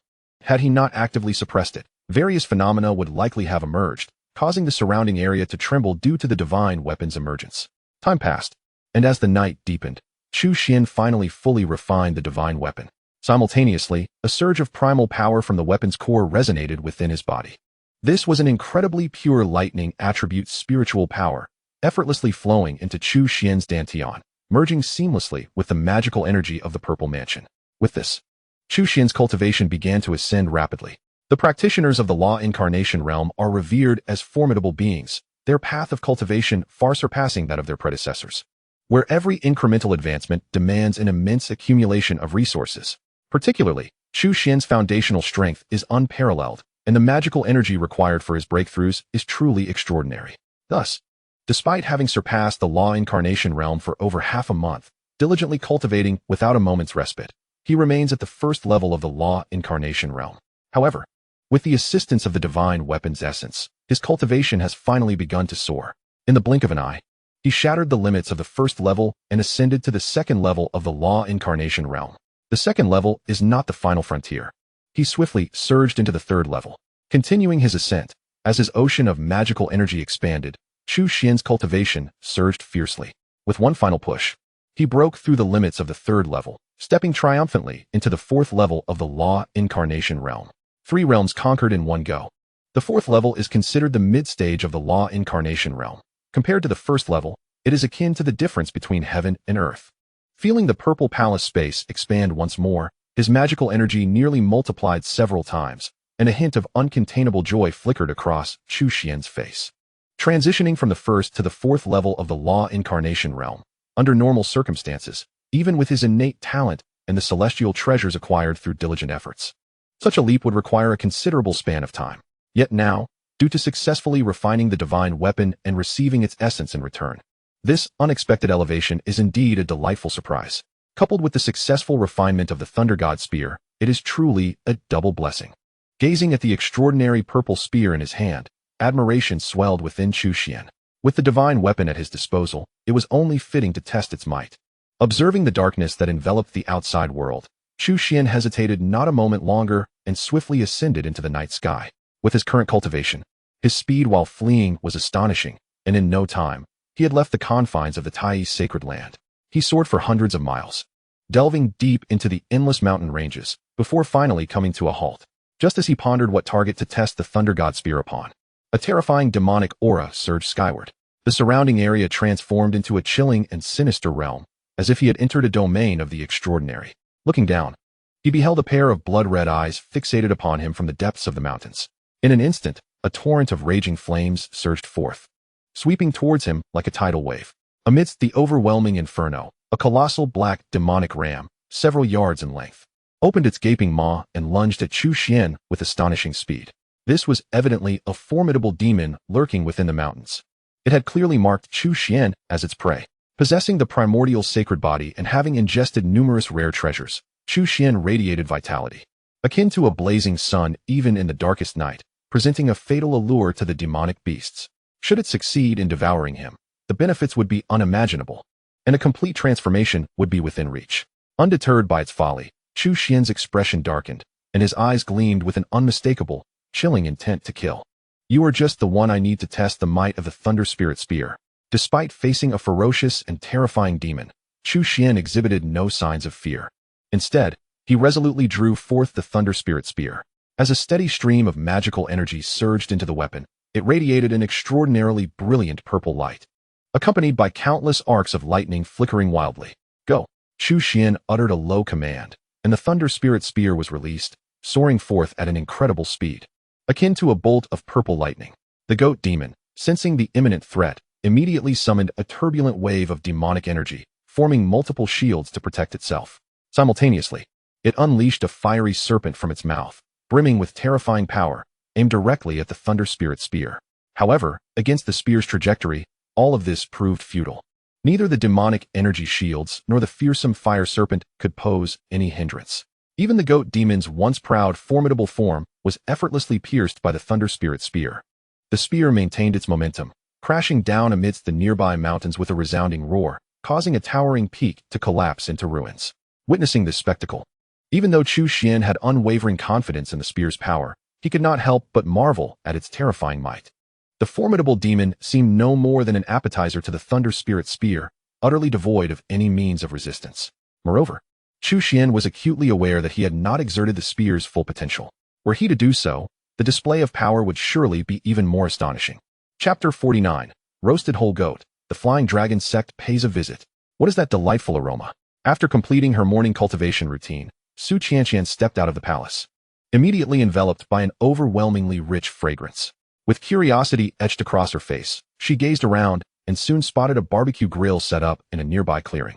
Beneath it lay a heap of glowing red charcoal, and atop it rested an enormous goat. Chu Xuan stood before the grill, wielding a brush in each hand, methodically applying various sauces to the goat's body. Under the scorching heat of the coals, the meat began to sizzle, with thick droplets of fat flowing down its surface, dripping onto the charcoal and creating wisps of fragrant smoke.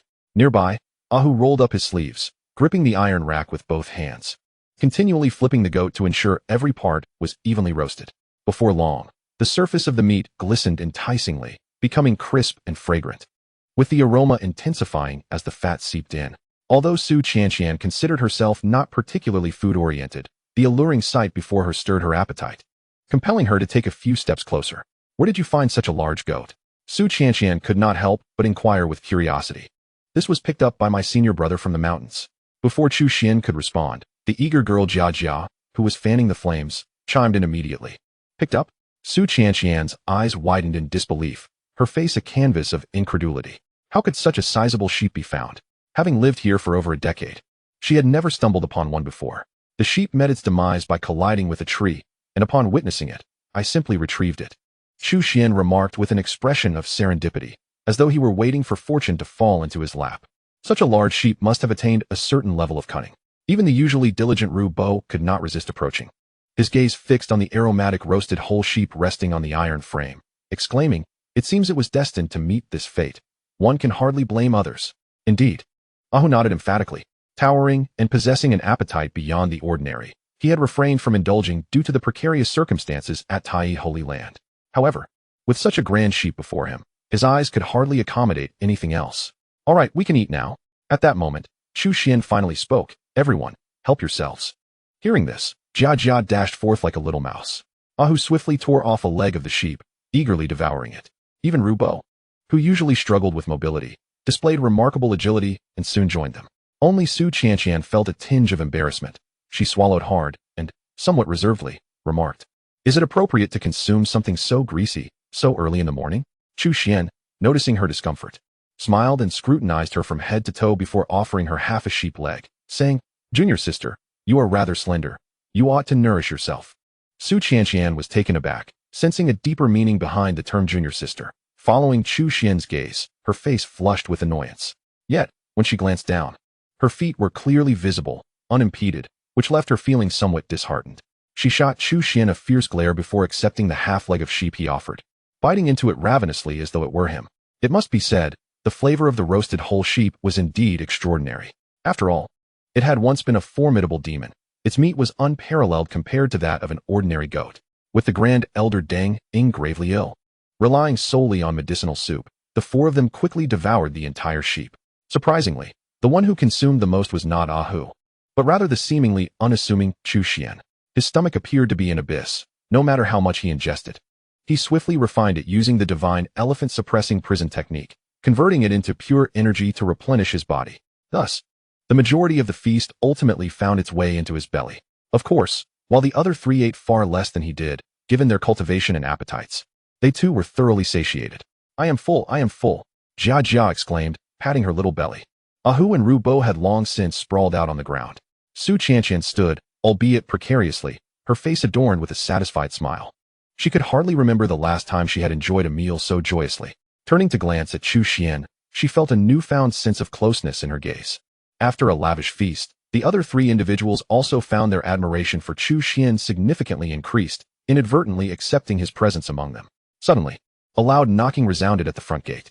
Before anyone could respond, the gate was forcefully kicked open with a resounding crash. "Where has everyone gone?" A boisterous voice rang out, followed by the entrance of a large group with an air of arrogance. "It's you." Upon recognizing the leader, Su Qianqian's expression darkened. Chu Xuan's gaze also sharpened, for he recognized the man as Shang Zhua, the elder of the Flying Dragon sect who had previously caused them much trouble in the Qingyuan city. "What brings you to our Tai sacred land?" Su Qianqian demanded with a serious tone. "What brings me?" "Huh." Shang Zhua laughed heartily. He surveyed the surroundings before his gaze settled on Chu Xuan, a shadow of malice flickering in his eyes. With a sardonic grin, he continued, "You probably aren't aware, but from now on, all forces within 1,000 miles must pay tribute to our Flying Dragon sect. Your Tai sacred land is no exception. 3,000 spirit stones annually. Let's start with this year's payment." He extended his right hand, his meaning unmistakable. 3,000 spirit stones? In your dreams. Su Qianqian's face flushed with anger upon hearing this. She could only afford second-hand spirit stones for the testing orb, and often wished to split a single spirit stone in half to make it last. There was no way she could hand over 3,000 spirit stones to the Flying Dragon sect. Not only did she lack such wealth, but even if she had it, she would never willingly give it to them. This is our Tai sacred land. Why should we pay tribute to your Flying Dragon sect? Such delusions. Ahu and the others echoed her sentiments, their faces filled with indignation. However, Shang's seemed unfazed by their outrage, as if he had anticipated their reaction. He let out a cold chuckle and, with an air of disdain, remarked, "Do you have the authority to make decisions here? Perhaps you should summon your Grand Elder. Matters like this require her judgment. However, I've heard she is bedridden and unable to move. I wonder if that is true?" A glimmer of cunning sparkled in his eyes as he posed the question. Upon hearing this, Su Qianqian felt a weight in her heart. Initially puzzled by Shang's audacity to return to the Tai sacred land after fleeing in fear, she now sensed that his intentions were far from simple. "Well, have you come to a decision? Will you comply and pay the tribute, or shall I summon your Grand Elder to discuss this personally?" Shang's crossed his arms, exuding an air of certainty as he coldly inquired. "Humph, you think you are worthy to meet my master?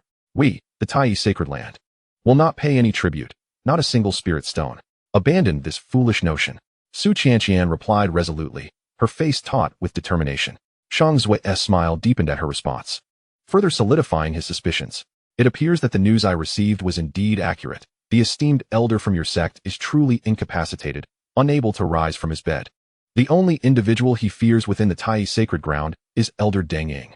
If Deng Ying is unable to intervene, the remaining few here are of no concern to him." Contemplating the instructions given by the sect leader before his departure, alongside the humiliation he endured in the capital, a dangerous glint quickly flickered in his eyes. "Elder Shang, why not demonstrate our might to them? I am not afraid these rascals will not submit." At that moment, the disciples of the Filong sect behind Shang could no longer contain themselves, erupting in shouts. "Did you see? We've gathered in such numbers. If we do not receive an explanation, even if I agree, my fellow disciples will not." One among them, Ahu, glared fiercely, his eyes wide as saucers and fists clenched tightly, resembling an enraged bull. Despite his lack of intellect, he had grown up in the Tai sacred ground and held genuine feelings for it. Yet, seeing him like this, the Filong sect members were not intimidated. Instead, they erupted in laughter. "Fight us? Huh? Foolish giant, what do you intend to use to contend with us? Let me be clear, if you do not pay your tribute, none of you will escape." Shang Zuo wore a sinister expression, his smile more a grimace than one of mirth. As he spoke, he waved his hand, and the disciples of the Filong sect quickly surrounded them, each face betraying ill intent. Witnessing this scene, the members of the Tai sacred ground felt their hearts tighten with apprehension as they realized these individuals were genuinely poised to strike. Su Qianqian wore an expression of turmoil. It was evident that their small group stood no chance. However, the thought of seeking aid from her master, considering his precarious condition, filled her with reluctance. Moreover, if her intuition was correct, this was likely the true intention of their adversaries. Chu Xuan, having observed from the beginning, was well aware of the implications that eluded Su Qianqian, and it was impossible to deceive him. Furthermore, Elder Shang's brazen demeanor suggested that there were likely others orchestrating events from the shadows. It seemed that the true peril facing the Tai sacred ground was not internal but external, as there were those conspiring against it. What transpired in the past was of no concern to me, but I shall not allow such occurrences to unfold now. Having acquired the divine weapon, the Thunder Spirit Spear, on the very first day of attendance, I have thoroughly demonstrated the potential of the Tai sacred ground. Chu Xuan had already come to regard this place as his domain. Anyone daring to wreak havoc would find themselves as his enemy. With this thought, a sharp, fierce light flashed in Chu Xuan's eyes. However, he had no intention of revealing his true strength. Casting a glance at the furious Ahu before him, a smile quickly graced his lips. He then flicked his fingers, and a wisp of magical energy effortlessly flowed into Ahu's body, a mere trickle of power for Chu Xuan. However, for Ahu, this was an unimaginable surge of overwhelming energy. Had he possessed a clearer mind, he might have sensed the abnormality. Yet, Ahu was clearly not endowed with such clarity, especially as his heart burned with fury, propelling him into a frenzy. "You wretched lot, get out of my way," he bellowed, feeling as though his chest might explode. Unable to contain the tempest of rage within, he charged forward. "No, Ahu." As they witnessed his impulsive action, Su Qianqian and the others were momentarily startled. Yet, at that moment, Ahu resembled a ferocious tiger descending from the mountain, leaving them no time to intervene. Shang Zuo was equally taken aback, his entire being tensing up. However, upon observing Ahu's clumsy movements, he could not suppress a laugh. Truly, he was a foolish giant. "If you seek death, then I shall oblige." A vicious glint flashed in Shang Zuo's eyes. He suddenly stomped his right foot, unleashing a terrifying force, and in an instant, he appeared before Ahu. With his cultivation of the Purple Mansion realm flowing through his palm, he struck down with a formidable blow. The sight of this made Su Qianqian and the others cry out in terror. Although Ahu possessed considerable strength, he was merely a brute, lacking intellect. His cultivation was rather weak. How could he possibly contend with a formidable opponent like Shangzhua? Moreover, Shangzhua showed no intent to show mercy, and in this confrontation, Ahu's life was undoubtedly at stake. Yet, in that fleeting moment, no one could intervene except for Chu Xuan. A deafening explosion reverberated as the two clashed, the outcome astonishing everyone present. Under the immense pressure of Shangzhua's Purple Mansion cultivation, Ahu's momentum remained unyielding, his entire being seemingly transforming into a colossal, untamed elephant, exuding an aura that sent shivers down the spine and nearly shattered Shangzhua's focus. Simultaneously, the power behind Ahu's punch was beyond imagination. The boundless energy within him seemed to erupt with that single strike. In comparison, Shangzhua's cultivation appeared as fragile as thin ice. With a resounding crack, his entire arm shattered. Accompanied by a thunderous boom, Ahu's fist landed squarely on Shangzhua's abdomen, obliterating his Purple Mansion and Dantian with the force of a thunderclap. In an instant, Shangzhua was sent flying like a rag doll, hurtling several dozen yards before crashing heavily against the courtyard wall, finally coming to a stop. At that moment, all present were left utterly speechless. The vast Tai Holy Land fell into an eerie silence, broken only by Shangzhua's agonized cries and Ahu's heavy breaths.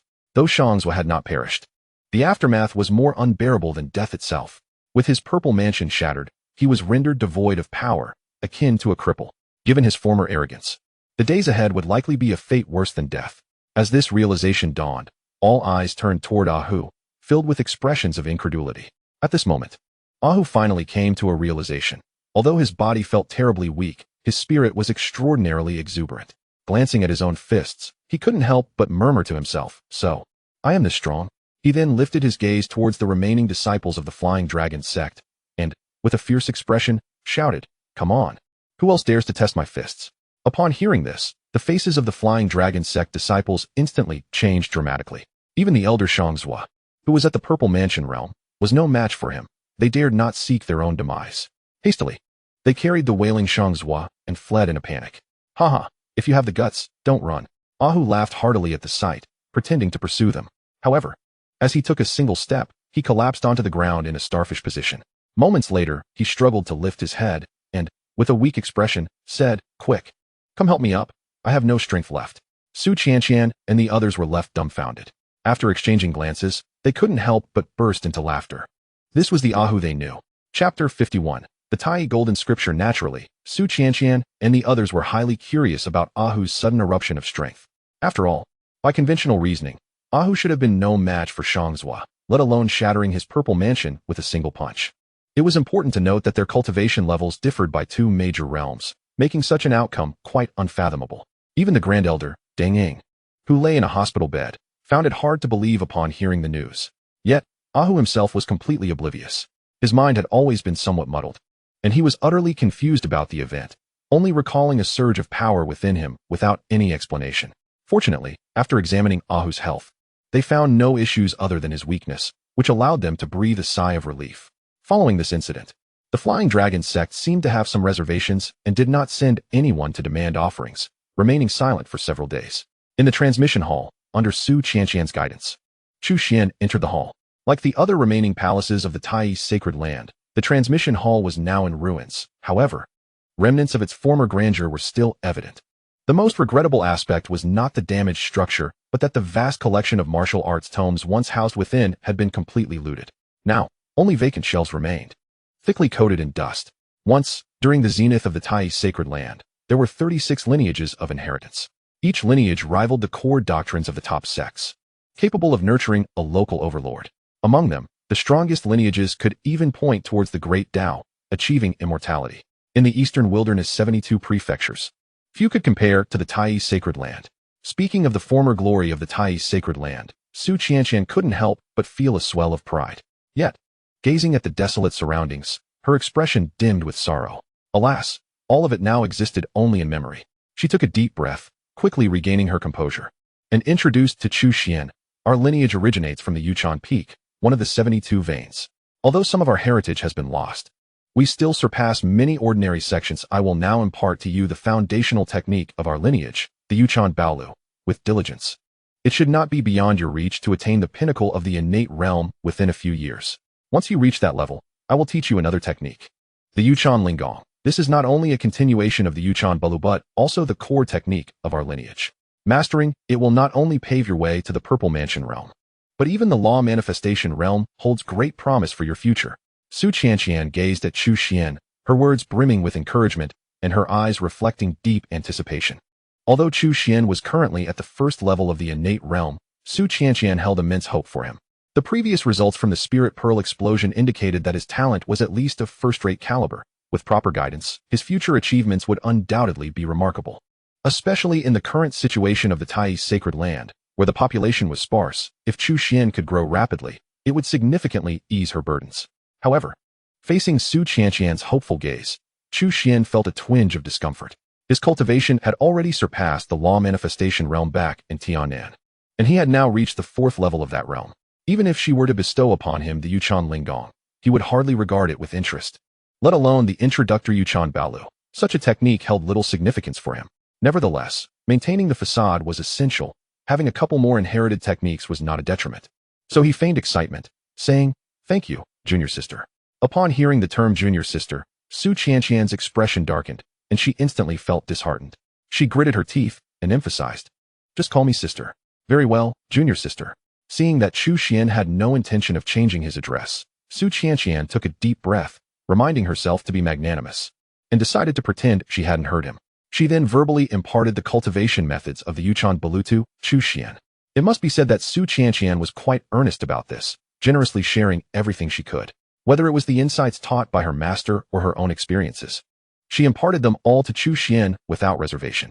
For Chu Xuan, there was some benefit to be gained, albeit modest, considering the significant gap in their cultivation levels. Initially, he listened with some seriousness, but as time passed, he found his attention drifting. Yet, with Su Qianqian's good intentions, he felt reluctant to refuse her. Moreover, it did not align with his current persona to do so. Casually surveying the surroundings, Chu Xuan suddenly remembered that he had yet to sign in for the day. He promptly thought to himself, "System, sign in." Following this, the system's notification echoed in his mind. "Ding, sign in successful. Congratulations to the host for acquiring the technique Tai Jinzhan." Immediately, a torrent of ancestral memories surged into Chu Xuan's mind. Even with his formidable spiritual awareness, he found himself momentarily overwhelmed. It was as if the sounds of the great Tao reverberated through his consciousness, and he became completely immersed, as though wandering through an endless expanse of profound scriptures. Junior brother, junior brother." After what felt like an eternity, an anxious voice broke through the haze, rousing Chu Xuan from his reverie. He opened his eyes to behold the exquisite beauty of Su Qianqian, unadorned by any makeup. "Junior brother, what is the matter? Did I overwhelm you with too much information?" Su Qianqian asked, her eyes filled with concern. Chu Xuan shook his head, though his expression remained calm. A tempest of emotions surged within him. The profundity of Tai Jinzhan far exceeded his expectations, surpassing even the Xinxiang Jinyu Jin he had previously acquired. It was not that Tai Jinzhan held a higher tier than Xinxiang Jinyu Jin. Rather, while the latter is indeed a supreme technique, it leans more towards physical refinement and lacks the esoteric depth found in the former. In contrast, Tai Jinzhan is a quintessential Taoist technique, following the path of refining essence into qi, transforming qi into spirit, refining spirit into emptiness, and merging emptiness with the Tao. As the saying goes, the Tao that can be told is not the eternal Tao. The intricacies of this technique left even Chu Xuan, with his discerning eye, in awe.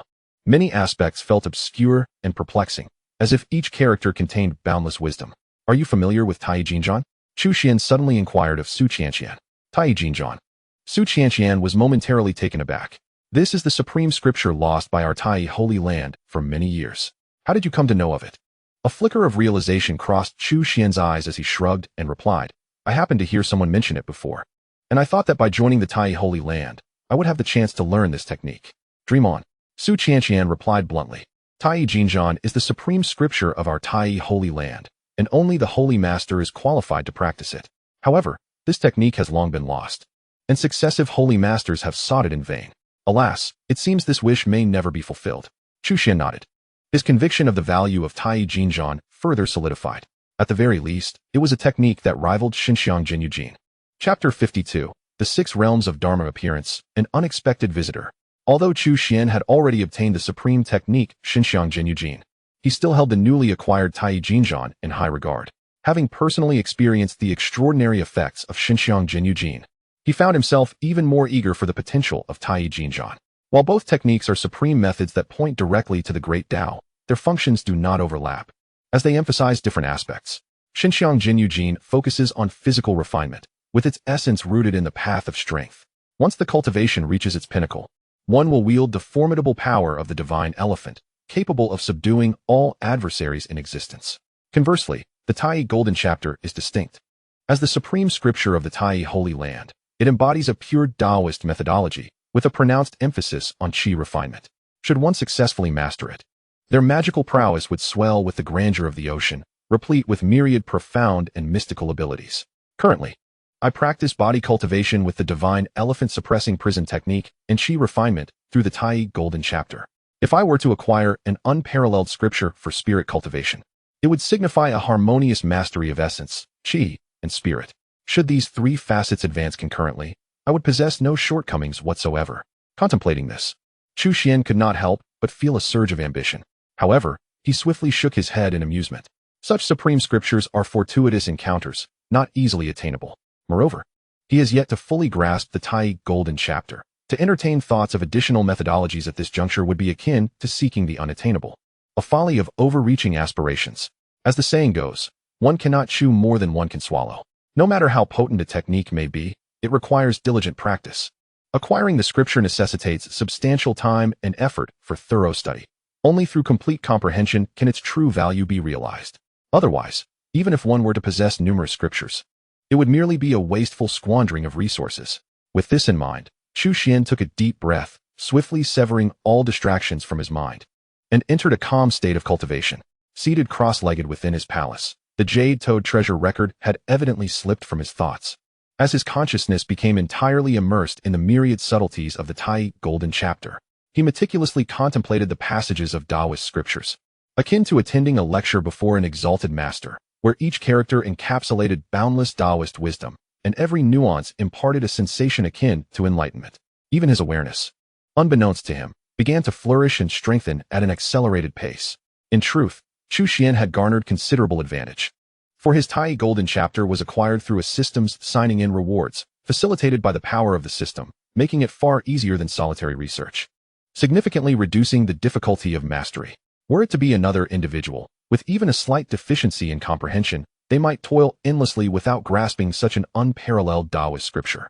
Unbeknownst to him, day transitioned into night. As darkness enveloped the world, Chu Xuan formally commenced his attempt at cultivating the Tai Golden Chapter, progressing gradually from unfamiliarity to proficiency. Ultimately, Chu Xuan was not an ordinary individual. Endowed with the supreme primordial sacred body, his innate talent far surpassed that of common folk. Although it was merely his initial foray into cultivation, he quickly became adept. Then, he observed a transformation in his cultivation level. Instead of ascending, it fell. Chu Xuan's original cultivation was at the 4th heaven of the law manifestation realm. Yet as he employed the cultivation techniques of the Tai Golden Chapter, his level began to decline. 3rd heaven of the law manifestation realm. 2nd heaven of the law manifestation realm. 1st heaven of the law manifestation realm. Until he reached the lowest possible level, the descent finally ceased.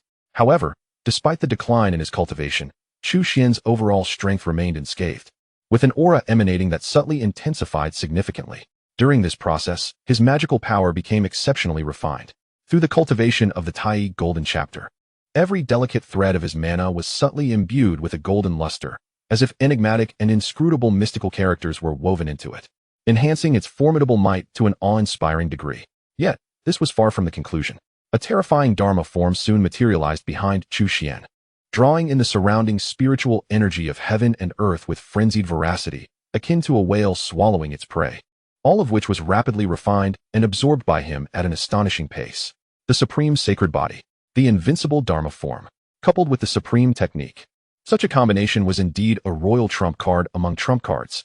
It enabled Chu Xuan to refine the spiritual energy of heaven and earth at a remarkably swift rate, surpassing ordinary efficiency by at least 100-fold. As this inexhaustible stream of spiritual energy was refined and absorbed, transforming into pure and unparalleled true qi that filled his Zifu space, Chu Xuan's cultivation swiftly ascended, from the second layer of the Dharma form realm to the third, then to the fourth. However, even upon reaching the fourth layer, his growth did not cease. He soon surged into the fifth layer of the Dharma form realm, followed by a forceful breakthrough to the sixth layer.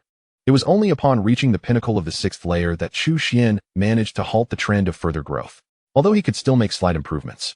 Excess would be counterproductive. Observing the drastically transformed mana within his Dantian Zifu, Chu Xuan keenly sensed a monumental metamorphosis in his overall strength throughout this process. While it may not be an utter rebirth, he had certainly experienced at least a doubling of his power compared to before. It is noteworthy that his previous strength was already astonishing, despite being at the fourth layer of the Dharma form realm, in terms of true prowess. He was hardly inferior even to someone like Deng Ying, who was at the pinnacle of the Dharma form realm. With such a foundation, achieving a doubling of strength raised the question of just how formidable he had become, a conundrum even Chu Xuan found difficult to ascertain. The Tai Golden Chapter was indeed the supreme scripture of the Tai sacred land. Chu Xuan exhaled deeply, unable to conceal the delight glimmering in his eyes. At this pace, reaching the pinnacle of the Dharma form realm was merely a matter of time. Moreover, as his mastery of the Tai Golden Chapter grew increasingly proficient, this time would undoubtedly be brief. Just as Chu Xuan was preparing to immerse himself once more in his cultivation, he raised an eyebrow, faintly sensing something, and involuntarily looked up toward the outside of the hall. Simultaneously, his aura was swiftly retracted, transforming him once again into an inconspicuous figure at the first layer of the innate realm. Could it be here? Outside the hall, a cloaked figure flew in, alighting gracefully upon the eaves. He was evidently skilled in the art of concealment, his presence harmoniously blending with the surrounding night, rendering him nearly imperceptible even to those who might pass by. According to Shangzhua, this young man had only recently joined the Tai sacred land, and thus held little loyalty to it. Compared to others, he would be the most viable point of entry for their plans. As for his innate cultivation at the first level, it seemed to me as insignificant as an ant, posing no threat whatsoever. A flicker of unabashed contempt flashed in the eyes of the man in black. Recognizing the vast disparity in cultivation between them, he felt no reservations and swiftly vanished into the hall. Moments later, he appeared before Chu Xuan with an air of superiority, coldly inquiring, "Boy, do you wish to live or die?" Chapter 53. Turning the palm to suppress. Who is the mastermind behind the scenes? What of living or dying? Chu Xuan raised his head and asked. Observing Chu Xuan's calm demeanor, Shui Ping could not help but furrow his brow. This was evidently not what he had anticipated. In his view, Chu Xuan's reaction was remarkably composed. However, Chu Xuan's willingness to cooperate spared him some effort. He quickly suppressed his inner doubts and coldly stated, "If you wish to die, I can send you on your way immediately. If you wish to live, then answer my questions honestly. If I am satisfied, I may spare your life." As he spoke, seemingly to validate his words, the aura of his peak cultivation in the Purple Mansion realm enveloped Chu Xuan entirely. The overwhelming power of the peak Purple Mansion realm against the first level of innate cultivation was indeed crushing. Under his imposing presence, Chu Xuan appeared utterly defenseless. Nevertheless, even in such a situation, Chu Xuan remained remarkably unperturbed, taking the opportunity to scrutinize Shui Ping leisurely. A peculiar smile crept across Chu Xuan's lips as he nodded and said, "I see. Since I can live, I naturally do not wish to die. Ask away. I shall not conceal anything I know." For some reason, upon seeing Chu Xuan's unflinching expression, Shui Ping's doubts intensified, yet he could not pinpoint the cause. "What is the current condition of your sex, Grand Elder Deng Ying?" Shui Ping quickly inquired. "Severely injured and on the verge of death, confined to bed. Relying on medicinal soups to survive," came the response. "Are there any other hidden experts in your sect? Aside from Grand Elder Deng Ying, there should only be the 5 of us. What transpired a few days ago? Ahu's sudden outburst, its specific cause eludes us." They exchanged questions and answers. Seeing that Chu Xuan was indeed answering his inquiries candidly, Shui Ping nodded in satisfaction. Following that, he asked with utmost seriousness, "One last question. Did that old hag Deng Ying entrust you with anything special? Special items?" Chu Xuan paused at the question, then shrugged with a light laugh, responding, "Do you think a newly initiated disciple like me would have the qualification to know such matters? Even if there were something special, I doubt it would be entrusted to me." "Indeed." Shui Ping nodded in astonishment, realizing the foolishness of his question thanks to Chu Xuan's reminder. "You have asked me so much. May I pose a question to you?" At that moment, Chu Xuan suddenly raised his head and inquired. Shui Ping's gaze instantaneously transformed into something perilous, his eyes betraying an unmistakable and chilling intent to kill. With a sardonic smile, he regarded Chu Xuan, lifting his chin in a mockingly playful manner. "Go ahead, ask your question." Unfazed by Ping's shift in demeanor, Chu Xuan earnestly inquired, "Is it true that your flying dragon sect has gone to great lengths to target the Tai sacred land merely for that special item?" Upon hearing Chu Xuan unveil his identity, Ping's expression shifted dramatically, his murderous intent no longer concealed. Even his entire cultivation surged involuntarily, sending ripples throughout the palace. With his eyes fixed intently on Chu Xuan, he pronounced each word with deliberate weight. "You know far too much, kid." As his words echoed in the air, he struck with unyielding ferocity, his palm descending like lightning towards Chu Xuan's head, as though it would explode upon impact. In truth, even if Chu Xuan had refrained from asking that question, Ping had never intended to spare him. From the very beginning, he had resolved to leave no survivors. Now that Chu Xuan had discerned his identity, his fate was sealed. "You posed numerous inquiries, to which I responded without reservation. Yet now, when I pose a single question, you not only refuse to answer, but also resort to violence. Tell me, is this not somewhat excessive?" With a sigh, Chu Xuan's calm voice resonated within the hall. The juxtaposition of his tranquil demeanor against Ping's fierce countenance rendered the scene almost surreal. As Ping's hand remained suspended in midair, his face flushed crimson. Yet, no matter how hard he exerted himself, even summoning all of his power, he found himself unable to advance even an inch. At that moment, Ping realized he had indeed struck a hard wall. His gaze towards Chu Xuan could not help but shift, revealing his mounting frustration. He felt as though he were being toyed with, akin to a monkey in a circus, and his humiliation was overwhelming. Moreover, beneath that humiliation lay an uncontainable sense of dread, for even now, he could not fathom Chu Xuan. The impression Chu Xuan left him was reminiscent of an unfathomable ocean, one whose depths remained eternally concealed. "Who exactly are you?" Ping demanded, his tone tinged with a mix of fear and aggression. "Don't you already know? I am Chu Xuan, a newly initiated disciple of the Tai sacred land." Chu Xuan replied with a shrug and a smile. "Do you take me for a fool?" Ping bellowed in rage. How could a mere novice possess such strength? Before he could finish his tirade, without any forewarning, Ping's power erupted. Instead of charging at Chu Xuan, he bolted towards the palace's exit with the speed of a released arrow, evidently seeking to escape. One must concede that he possessed a modicum of cunning and acted with remarkable decisiveness. Had he been up against an ordinary individual, he might have succeeded in his flight. However, beneath Chu Xuan's watchful gaze, he was afforded no such opportunity. Boom! A terrifying aura suddenly expanded, instantly enveloping the entire palace, as if the surrounding space had been forcibly sealed. As Chu Xuan raised his hand and pressed down, Ping immediately felt an unimaginable, terrifying pressure descend upon him. With a resounding thud, he was forced to the ground. In the blink of an eye, he was suppressed, an unprecedented sense of powerlessness flooding his heart. Despite being at the pinnacle of the Purple Mansion realm, a status that granted him a degree of respect in the entire Qingyuan prefecture at this moment, he found himself utterly devoid of any means to retaliate. The disparity in strength between them was far greater than he had ever anticipated. "Now, will you answer my questions honestly?" Chu Xuan approached step by step, soon towering over Ping as he inquired from his elevated position. "Tell me, what is your true identity and what brings you to the Tai Holy Land?" In a matter of moments, their roles had undergone a complete reversal. Ping's face turned ashen. Yet, as he found himself at the mercy of another, he clearly had no room for choices. Reluctantly, he admitted, "I am Ping, the vice master of the Filong sect. I have come at the behest of our master to investigate the circumstances surrounding the Tai Holy Land." "Vice master of the Filong sect? It appears your sect is indeed persistent." A cold smile crept upon Chu Xuan's lips as he continued. "And what of the special item you mentioned earlier?" "I truly do not know," Ping replied with a bitter smile, shaking his head. Chu Xuan's gaze abruptly turned icy. Feeling a jolt of fear, Ping exclaimed, "I genuinely do not know. I swear to the heavens. However, I do know one thing. The one who truly desires that item is not our master, but someone else entirely." "Someone else?" Chu Xuan's eyes narrowed at this revelation. "Who is it?" "I only heard our master mention it in passing.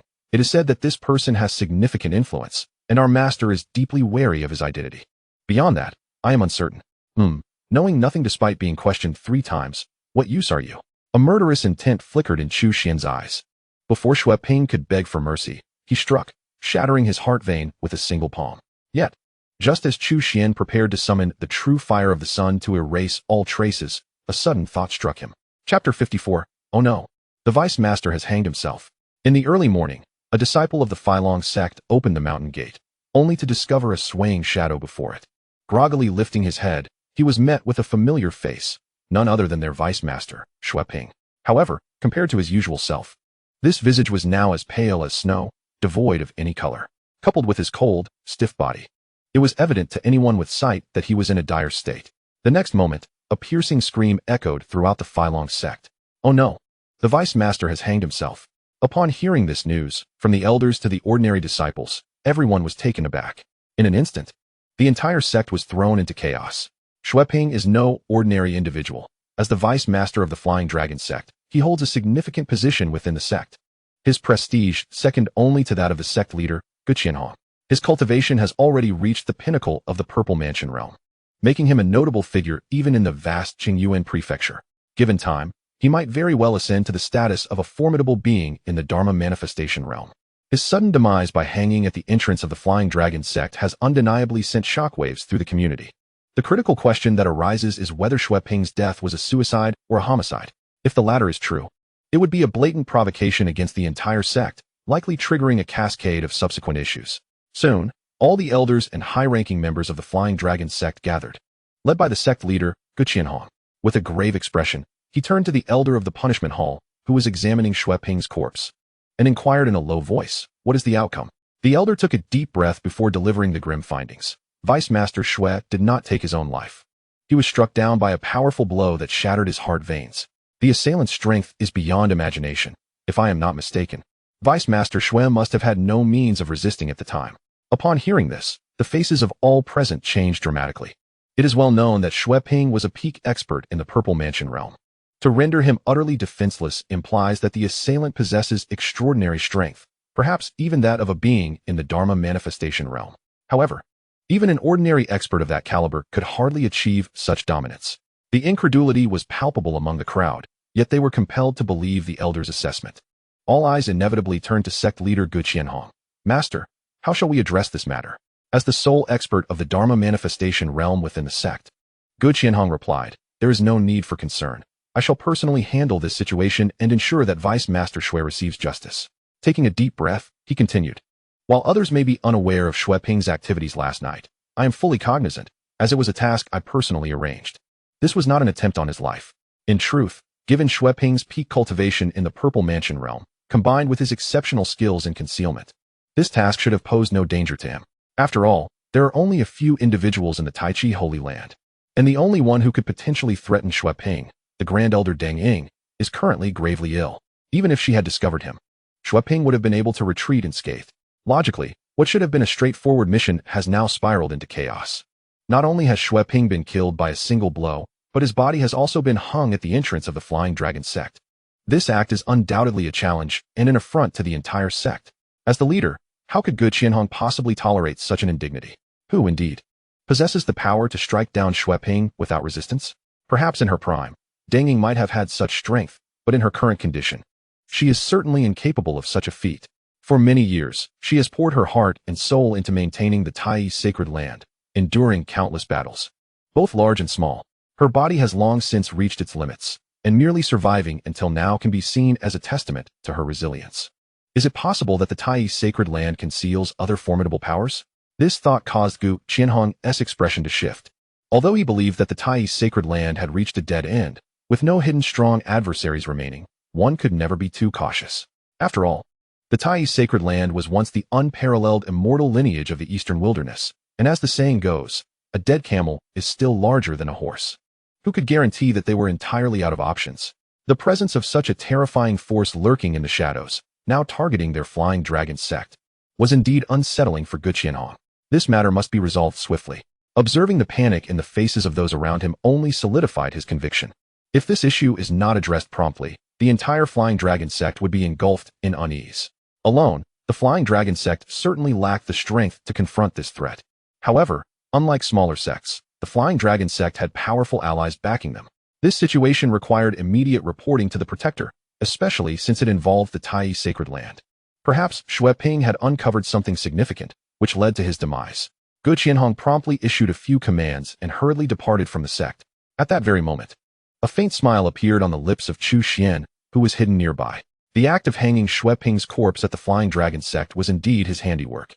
However, his motive was not to provoke. On one hand, he found such antics trivial, and on the other, the Flying Dragon sect was hardly worth his effort. His true aim was to stir the waters and provoke a reaction. Judging by the current response, the outcome was quite satisfactory. He was curious to discover who was backing the Flying Dragon sect.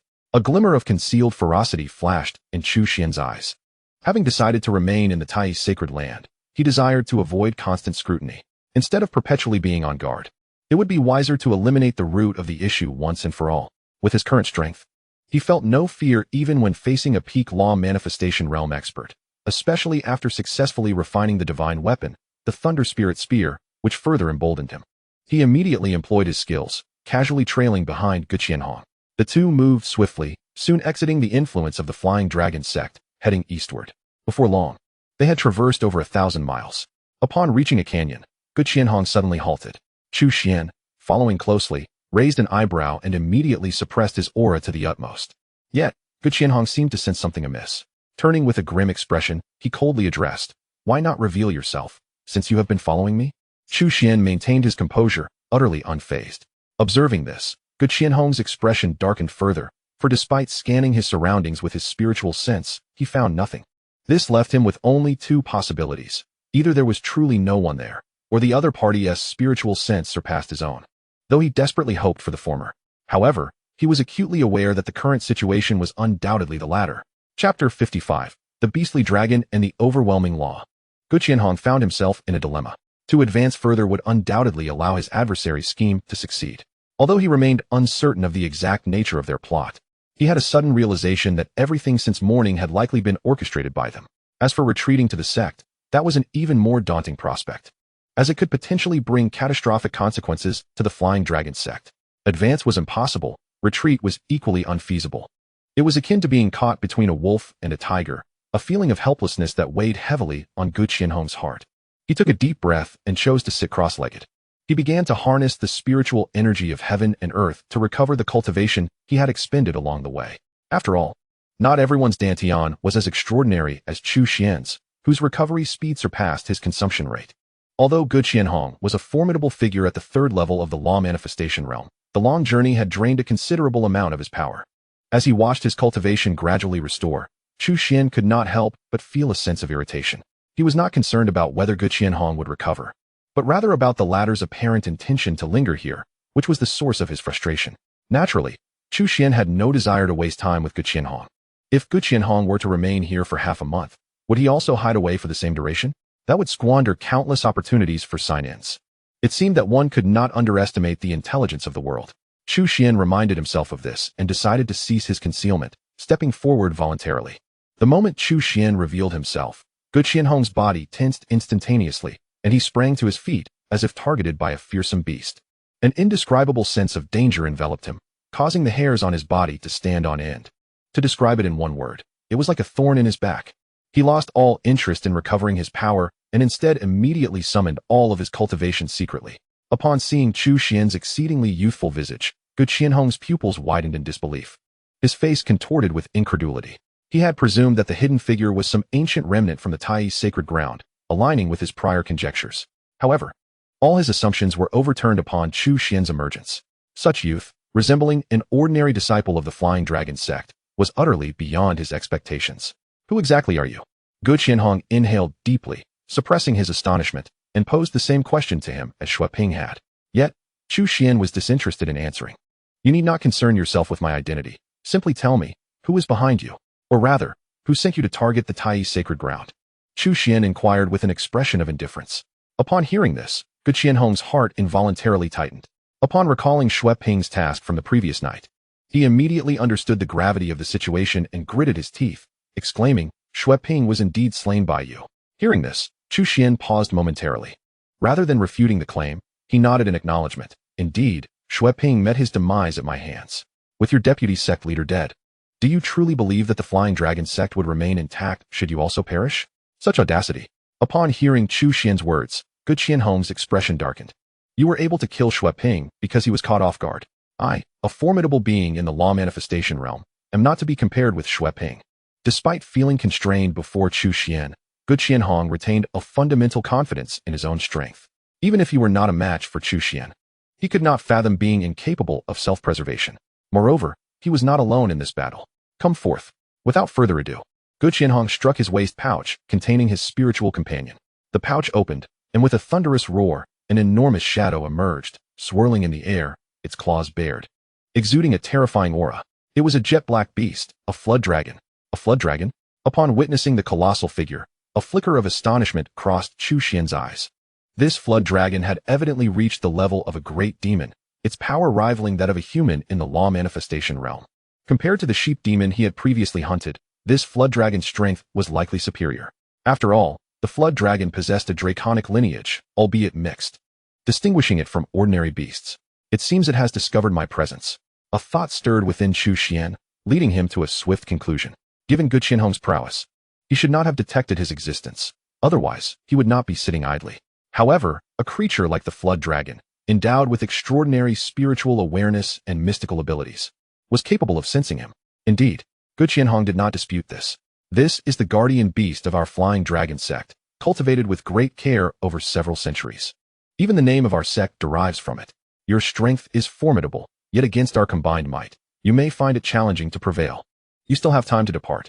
Gu Qianhong fixed a steely gaze upon Chu Xuan, speaking in a cold, rigid tone.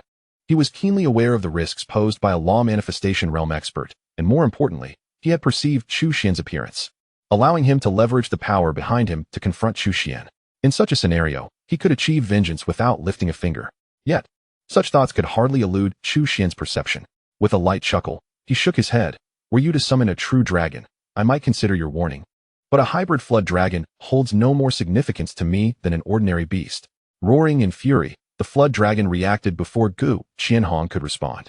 As a great demon, it was fully capable of rivaling the law manifestation realm beings among humans and possessed its own intellect, far from being a mere wild animal. Subjected to such disdain from Chu Xuan, it was almost unbearable for it, wishing to immediately rend him to pieces. With a fierce glare, its entire being was engulfed in a frenzy of demonic energy, and it lunged at Chu Xuan with claws bared. The dragon, the first to strike, compelled Gu Qianhong to act. Despite his seething anger, his reflexes were astonishingly swift. Without hesitation, he summoned his own Dharma form, a dragon-shaped manifestation that was 3 times larger than the one before him. The air trembled, and the spiritual essence of heaven and earth surged wildly. This enormous dragon form quickly advanced with overwhelming might to suppress Chu Xuan. With both the dragon and the man launching their assaults, the spectacle was truly awe-inspiring. Yet, in the face of this scene, Chu Xuan did not so much as blink, his feet firmly planted in place, showing no inclination to evade. Suddenly, the entire world was shrouded in darkness. Black spatial rifts erupted in the vast sky, spreading with astonishing speed, swiftly covering a radius of over 100 miles. Upon closer inspection, an unimaginable and terrifying Dharma form materialized behind Chu Xuan. The primordial divine elephant strides across the heavens, accompanied by the sun, moon, and stars. In the presence of this formidable manifestation, Chu Xuan's aura surged violently, reaching an unfathomable level of terror in an instant. He floated serenely in midair, resembling a deity of unparalleled stature. Go! At that moment, he raised a hand and pointed forward. The primordial divine elephant, as the main body of the Dharma form, remained still, while merely the 2 stars at its periphery hurtled forward. Yet, even so, it was insurmountable. Like 2 towering mountains, they descended with a ferocious force. The once menacing dragon was instantly suppressed into the ground. Gu Qianhong's dragon-shaped Dharma form shattered into pieces.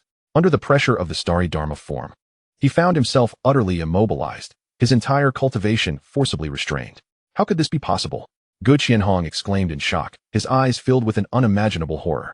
Though he was a formidable cultivator at the 3rd level of the Dharma form realm, the fragility of his ordinary manifestation exceeded his wildest expectations. Undoubtedly, this wasn't due to the weakness of his Dharma form, but rather the overwhelming strength of Chu Xuan's form, powerful enough to instill fear and despair. How could such a terrifying Dharma form exist in this world? Gu Qianhong's face fell into despair. The blow he had encountered was far too great, nearly annihilating his past beliefs, and he became utterly disheartened. Faced with such a vast chasm in power, despite his internal reluctance, he had no choice but to lower his head. I can tell you everything. I only ask that you spare the Flying Dragon sect. After a moment, he lifted his head and spoke with great difficulty. Certainly, Chu Xuan nodded. What we seek is a key to unlock a secret realm. As for the specifics of this realm, I am not entirely certain. Throughout this endeavor, we have acted upon orders. The reason for designating the Flying Dragon sect should be to avoid drawing too much attention. As for the forces behind the scenes, they belong to the factions of the First Palace, the 2 Teachings, and the 3 Sword sects. Just as the name was on the tip of his tongue, Gu Qianhong's face suddenly contorted in immense agony, and in an instant, twisted and writhing runes began to crawl across his entire body. He let out a painful scream. Upon witnessing this, Chu Xian's expression shifted, and without a moment's hesitation, he stepped forward, appearing before Gu Qianhong in an instant and pointing a finger.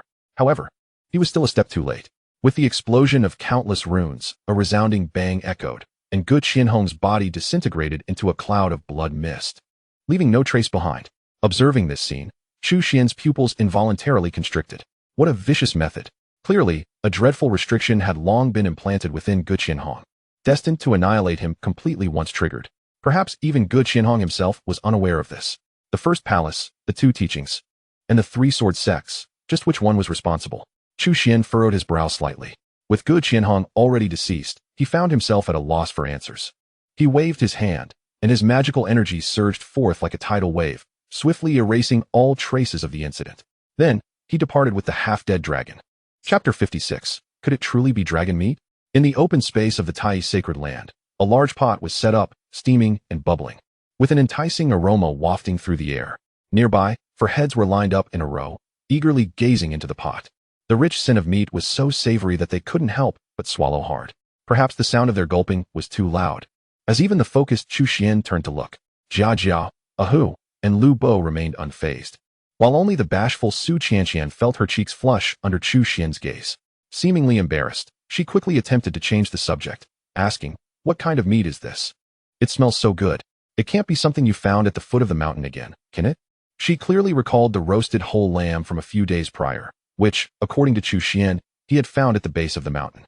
Chu Xian paused at her words, then smiled warmly, nodding seriously. "Indeed, this too was something I happened upon at the foot of the mountain. Senior brother, where did you find it? I want to accompany you next time." Jia Jia exclaimed, her eyes shining with admiration.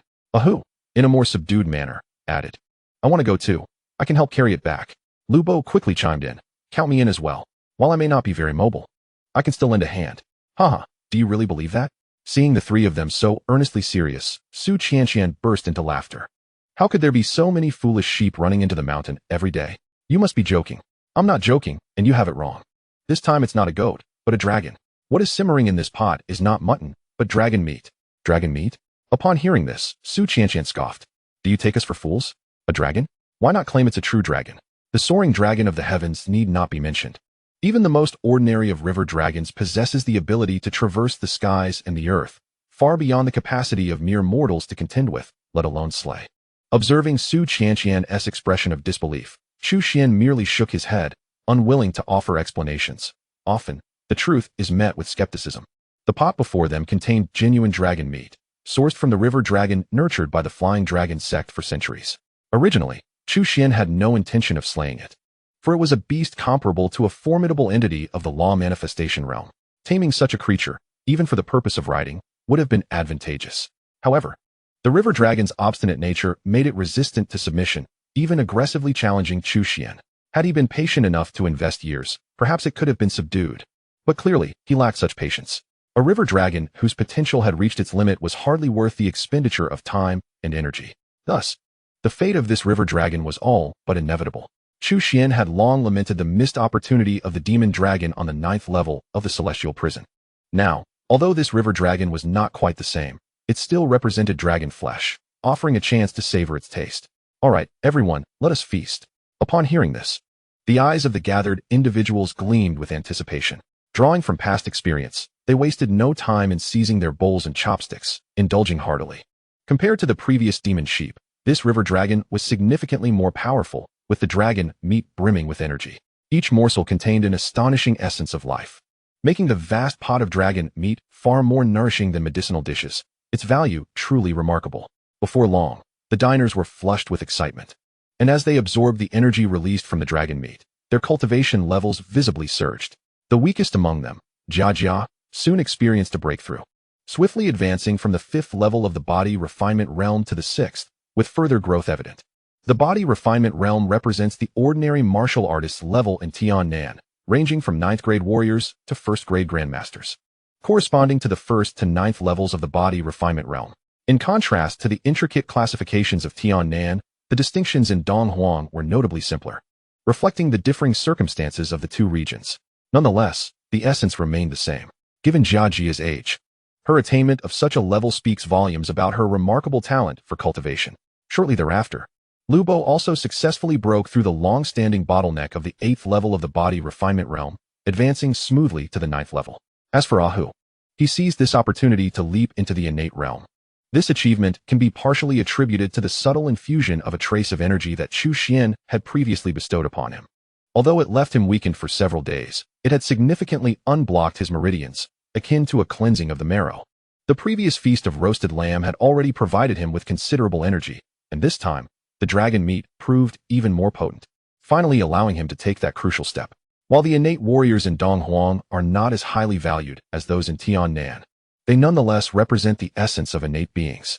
The doubling of lifespan and the ability to soar through the skies set her apart fundamentally from ordinary warriors.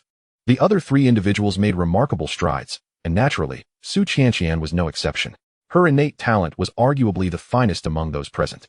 Had it not been for the limited resources of the Tai Chi sacred land, her current cultivation would undoubtedly have surpassed this level. During these 2 occasions of accompanying Chu Xuan for feasts, the energy she absorbed was nothing short of astonishing. The accumulation of quantity led to a qualitative change, propelling her further along her path and successfully advancing to the pinnacle of the innate realm. Now, all she required was a medium spiritual object, and opening her purple mansion would pose no difficulty. To some extent, she could already be considered a quasi-purple mansion adept. As for Chu Xuan, despite consuming the most and refining the energy most thoroughly, his high cultivation level and solid foundation rendered this amount insufficient for him to progress further. Perhaps, if he were to consume 3 or 4 more dragon spirits, it might suffice. However, to avoid drawing too much attention, he allowed his visible cultivation to increase slightly, successfully breaking through from the first to the second layer of the innate realm. After a while, everyone had concluded their breakthroughs, their faces aglow with expressions of joy. Jia Jia advanced to the 7th layer of the body refinement realm, feeling as though her appetite was once again whetted, which naturally delighted her. Lu Bo broke through to the 9th layer of the body refinement realm, feeling a significant improvement in his physical condition. Should he manage to break through to the innate realm, his leg issues could be completely resolved. Although Ahu was somewhat simple-minded, he understood the significance of breaking through to the innate realm and could not help but beam with joy. As for Su Qianqian, it goes without saying. Her master had long prepared the medium spiritual object for her to open the purple mansion, yet she had always felt a sense of incompleteness. However, now she felt entirely fulfilled and was on the verge of attempting her breakthrough. Suddenly, as if struck by a thought, everyone turned their gazes toward Chu Xuan in unison, asking in chorus, could it truly be dragon meat? Initially, they had their doubts. However, now that each of them had achieved breakthroughs, they found it hard to remain skeptical. Chapter 57. Signing in at the Danding Hall, the Crimson Cloud Treasure Pill. As the saying goes, one's mouth softens when fed and one's hands grow short when receiving gifts. After 2 grand feasts, the people of the Tai Chi sacred land were successfully won over by Chu Xuan. This not only facilitated his smooth integration into the sacred land, but also significantly enhanced their fondness for him. However, an excessively high level of affection can sometimes yield unfavorable consequences. For instance, Jia Jia frequently implored Chu Xuan to accompany her down the mountain to hunt, which left him feeling overwhelmed. Ahu occasionally insisted on training with Chu Xuan, who genuinely feared that a moment of negligence might result in a fatal blow. Furthermore, after successfully breaking through to the Purple Mansion realm, Su Qianqian's exuberance soared, prompting her to seek out Chu Xuan for guidance every few days. Chu Xuan wished he could reveal his true cultivation to this young lady, to show her what it truly meant that there are always greater powers beyond one's own. Nevertheless, considering that he would be staying in the Tai Chi sacred land for an extended period, he ultimately dismissed this thought and decided to let her revel in her arrogance for a while longer. What is even more infuriating is that this young lady has taken on the air of a senior sister, insisting on checking his progress with the Jade Toad treasure record under the pretense of urging him to improve. Meanwhile, Chu Xuan has been wholeheartedly engrossed in the study of the supreme scripture, the Tai Golden Chapter, leaving him little inclination to engage with the introductory techniques of the Jade Toad treasure record. To be frank, this particular technique has long since slipped from his memory. Eventually, overwhelmed by annoyance, Chu Xuan could only retreat to a safe distance. The Alchemical Cauldron Hall. This is a palace built by the Tai sacred land on the mountainside long ago. The name alone reveals its purpose, a dedicated place for the refinement and storage of elixirs. In its prime, the palace housed thousands of extraordinary pills. The value of these elixirs rivaled the countless tomes of techniques found in the transmission hall. However, following a disastrous fate that befell the Tai sacred land. The alchemical cauldron hall, like the transmission hall, was thoroughly plundered. Years have passed, and while the transmission hall has retained much of its structure, the alchemical cauldron hall now stands as a desolate ruin. Were it not for Chu Xuan specifically consulting with Lu Bo, he would not even have discovered the precise location of the alchemical cauldron hall. Is there any merit in signing in at this place? Upon witnessing the desolate remnants of crumbled walls and ruins, Chu Xuan could not help but harbor some doubts. Nevertheless, it was merely an opportunity to sign in. Even if it were to go to waste, it would not be a significant loss. Conversely, if he could sign in here, the rewards might surpass his expectations. Chu Xuan, not one to be indecisive, quickly resolved in his heart. System, sign in. Soon after, the system's notification echoed in his mind. Ding, sign in successful. Congratulations, host. You have received a vial of the Crimson Cloud Treasure Pill. Chu Xuan raised his right hand, and in an instant, a porcelain vial resembling white jade appeared in his palm. Upon opening the vial, a fragrant mist of medicinal aroma wafted into the air. Inside the vial were precisely 10 pills, each the size of a thumb, adorned with cloud patterns that not only appeared crystal clear, but also radiated a faint glow, exuding an aura of the extraordinary. Quickly, the relevant information regarding the Crimson Cloud Treasure Pill materialized in Chu Xuan's mind. Ordinary elixirs are generally classified into 10 grades based on their efficacy and quality, with the Crimson Cloud Treasure Pill ranking at the 8th grade. Undoubtedly one of the most precious superior elixirs. This is indeed the case. The refinement of the Crimson Cloud Treasure Pill demands exceedingly high standards, and even many advanced alchemists struggle to master its formulation. Only those exceptionally skilled alchemical masters possess the confidence to produce such a pill. Due to the formidable difficulty involved in its creation, the price of the Crimson Cloud Treasure Pill has remained consistently high. On the market, a vial containing 10 of these pills would fetch at least 100,000 spirit stones, and even then, they are often scarce and hard to come by. However, the effects of the Crimson Cloud Treasure Pill are equally remarkable. Capable of directly enhancing cultivation and regarded as one of the finest elixirs for those in the Dharma manifestation stage. The Crimson Cloud Treasure Pill is perfectly suited to my current level. It seems that coming to the alchemical cauldron hall to sign in was indeed a fortuitous decision. A faint smile graced the lips of Chu Xuan, who soon returned to his palace. He then sealed the palace doors, ensuring solitude from external disturbances. Shortly thereafter, he entered a meditative state, swallowing a Jianyun elixir. The moment the elixir touched his tongue, it dissolved, transforming into an astonishing surge of energy that coursed through his limbs and body. In that instant, Chu Xuan seemed to transform into a white cloud, suspended in midair, enveloped in a radiant glow. Yet, Chu Xuan did not allow himself to be completely absorbed by the wondrous effects of the Jianyun elixir. Instead, he promptly focused his mind and began to circulate the cultivation techniques contained within the Tai Golden Scripture. The errant energies of the elixir were swiftly refined and absorbed. And as he progressed through his practice, these energies were rapidly transformed into magical power, which then flowed into the ocean of mana within his Dantian's purple palace. Accompanying this process, Chu Xuan's cultivation level steadily ascended. Although the effects of the Jianyun elixir were remarkable, Chu Xuan's foundation was exceedingly solid. One elixir alone was insufficient for a breakthrough. However, if one was inadequate, 2 would suffice, and if 2 were insufficient, 3 could be consumed. Chu Xuan felt no regret, promptly devouring the elixirs one after another. Were it any other adept at the Dharma aspect realm, such reckless consumption would surely be tantamount to courting death. Yet Chu Xuan was different. Endowed with the primordial sacred body and the cultivation of the divine elephant suppression technique, his physique far surpassed that of his peers. Coupled with the assistance of the supreme divine flame, the true sun fire, in refining the elixir's potency, the effects of the Tai Golden Scripture were equally extraordinary. Such a combination was not something the average individual could possess, thus granting Chu Xuan the audacity to indulge so freely. In a mere half-day, he had consumed more than half of a bottle of Jianyun elixirs. In exchange, his cultivation successfully shattered the bottleneck of the 6th layer of the Dharma aspect realm, propelling him into the 7th layer. Though the difference between the 6th and 7th layers is but a minor tier, the chasm between them is substantial. The 6th layer represents the mid-stage of the Dharma aspect realm, while the 7th marks its latter stage. Having successfully transitioned into the latter stage of the Dharma aspect realm, not only did Chu Xuan's magical power become more robust, but the divine aspect he manifested, the primordial divine elephant, also grew more solidified, elevating his overall strength to new heights. To put it bluntly, with his current prowess, even the pinnacle of the Dharma aspect realm would struggle to withstand several of his strikes. What followed could very well be the prelude to preparations for the upcoming creation realm. A glimmer of brilliance flickered in Chu Xuan's eyes. The progression of cultivation realms unfolds sequentially as follows: body refinement, innate, purple palace, Dharma aspect, creation, kingship, and sagehood. Following the Dharma aspect realm is the creation realm.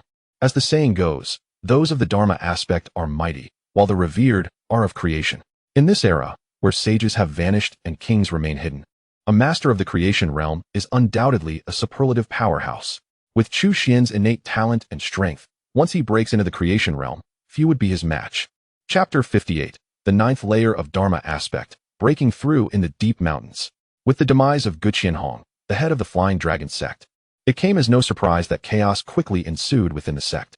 Particularly, the deputy sect master, Shueping, also met his demise, leaving the vast Filong sect devoid of a unifying figure of authority. The elders, consumed by their ambitions for power and influence, were engrossed in their own pursuits, neglecting the threat posed by the Tai Holy Land.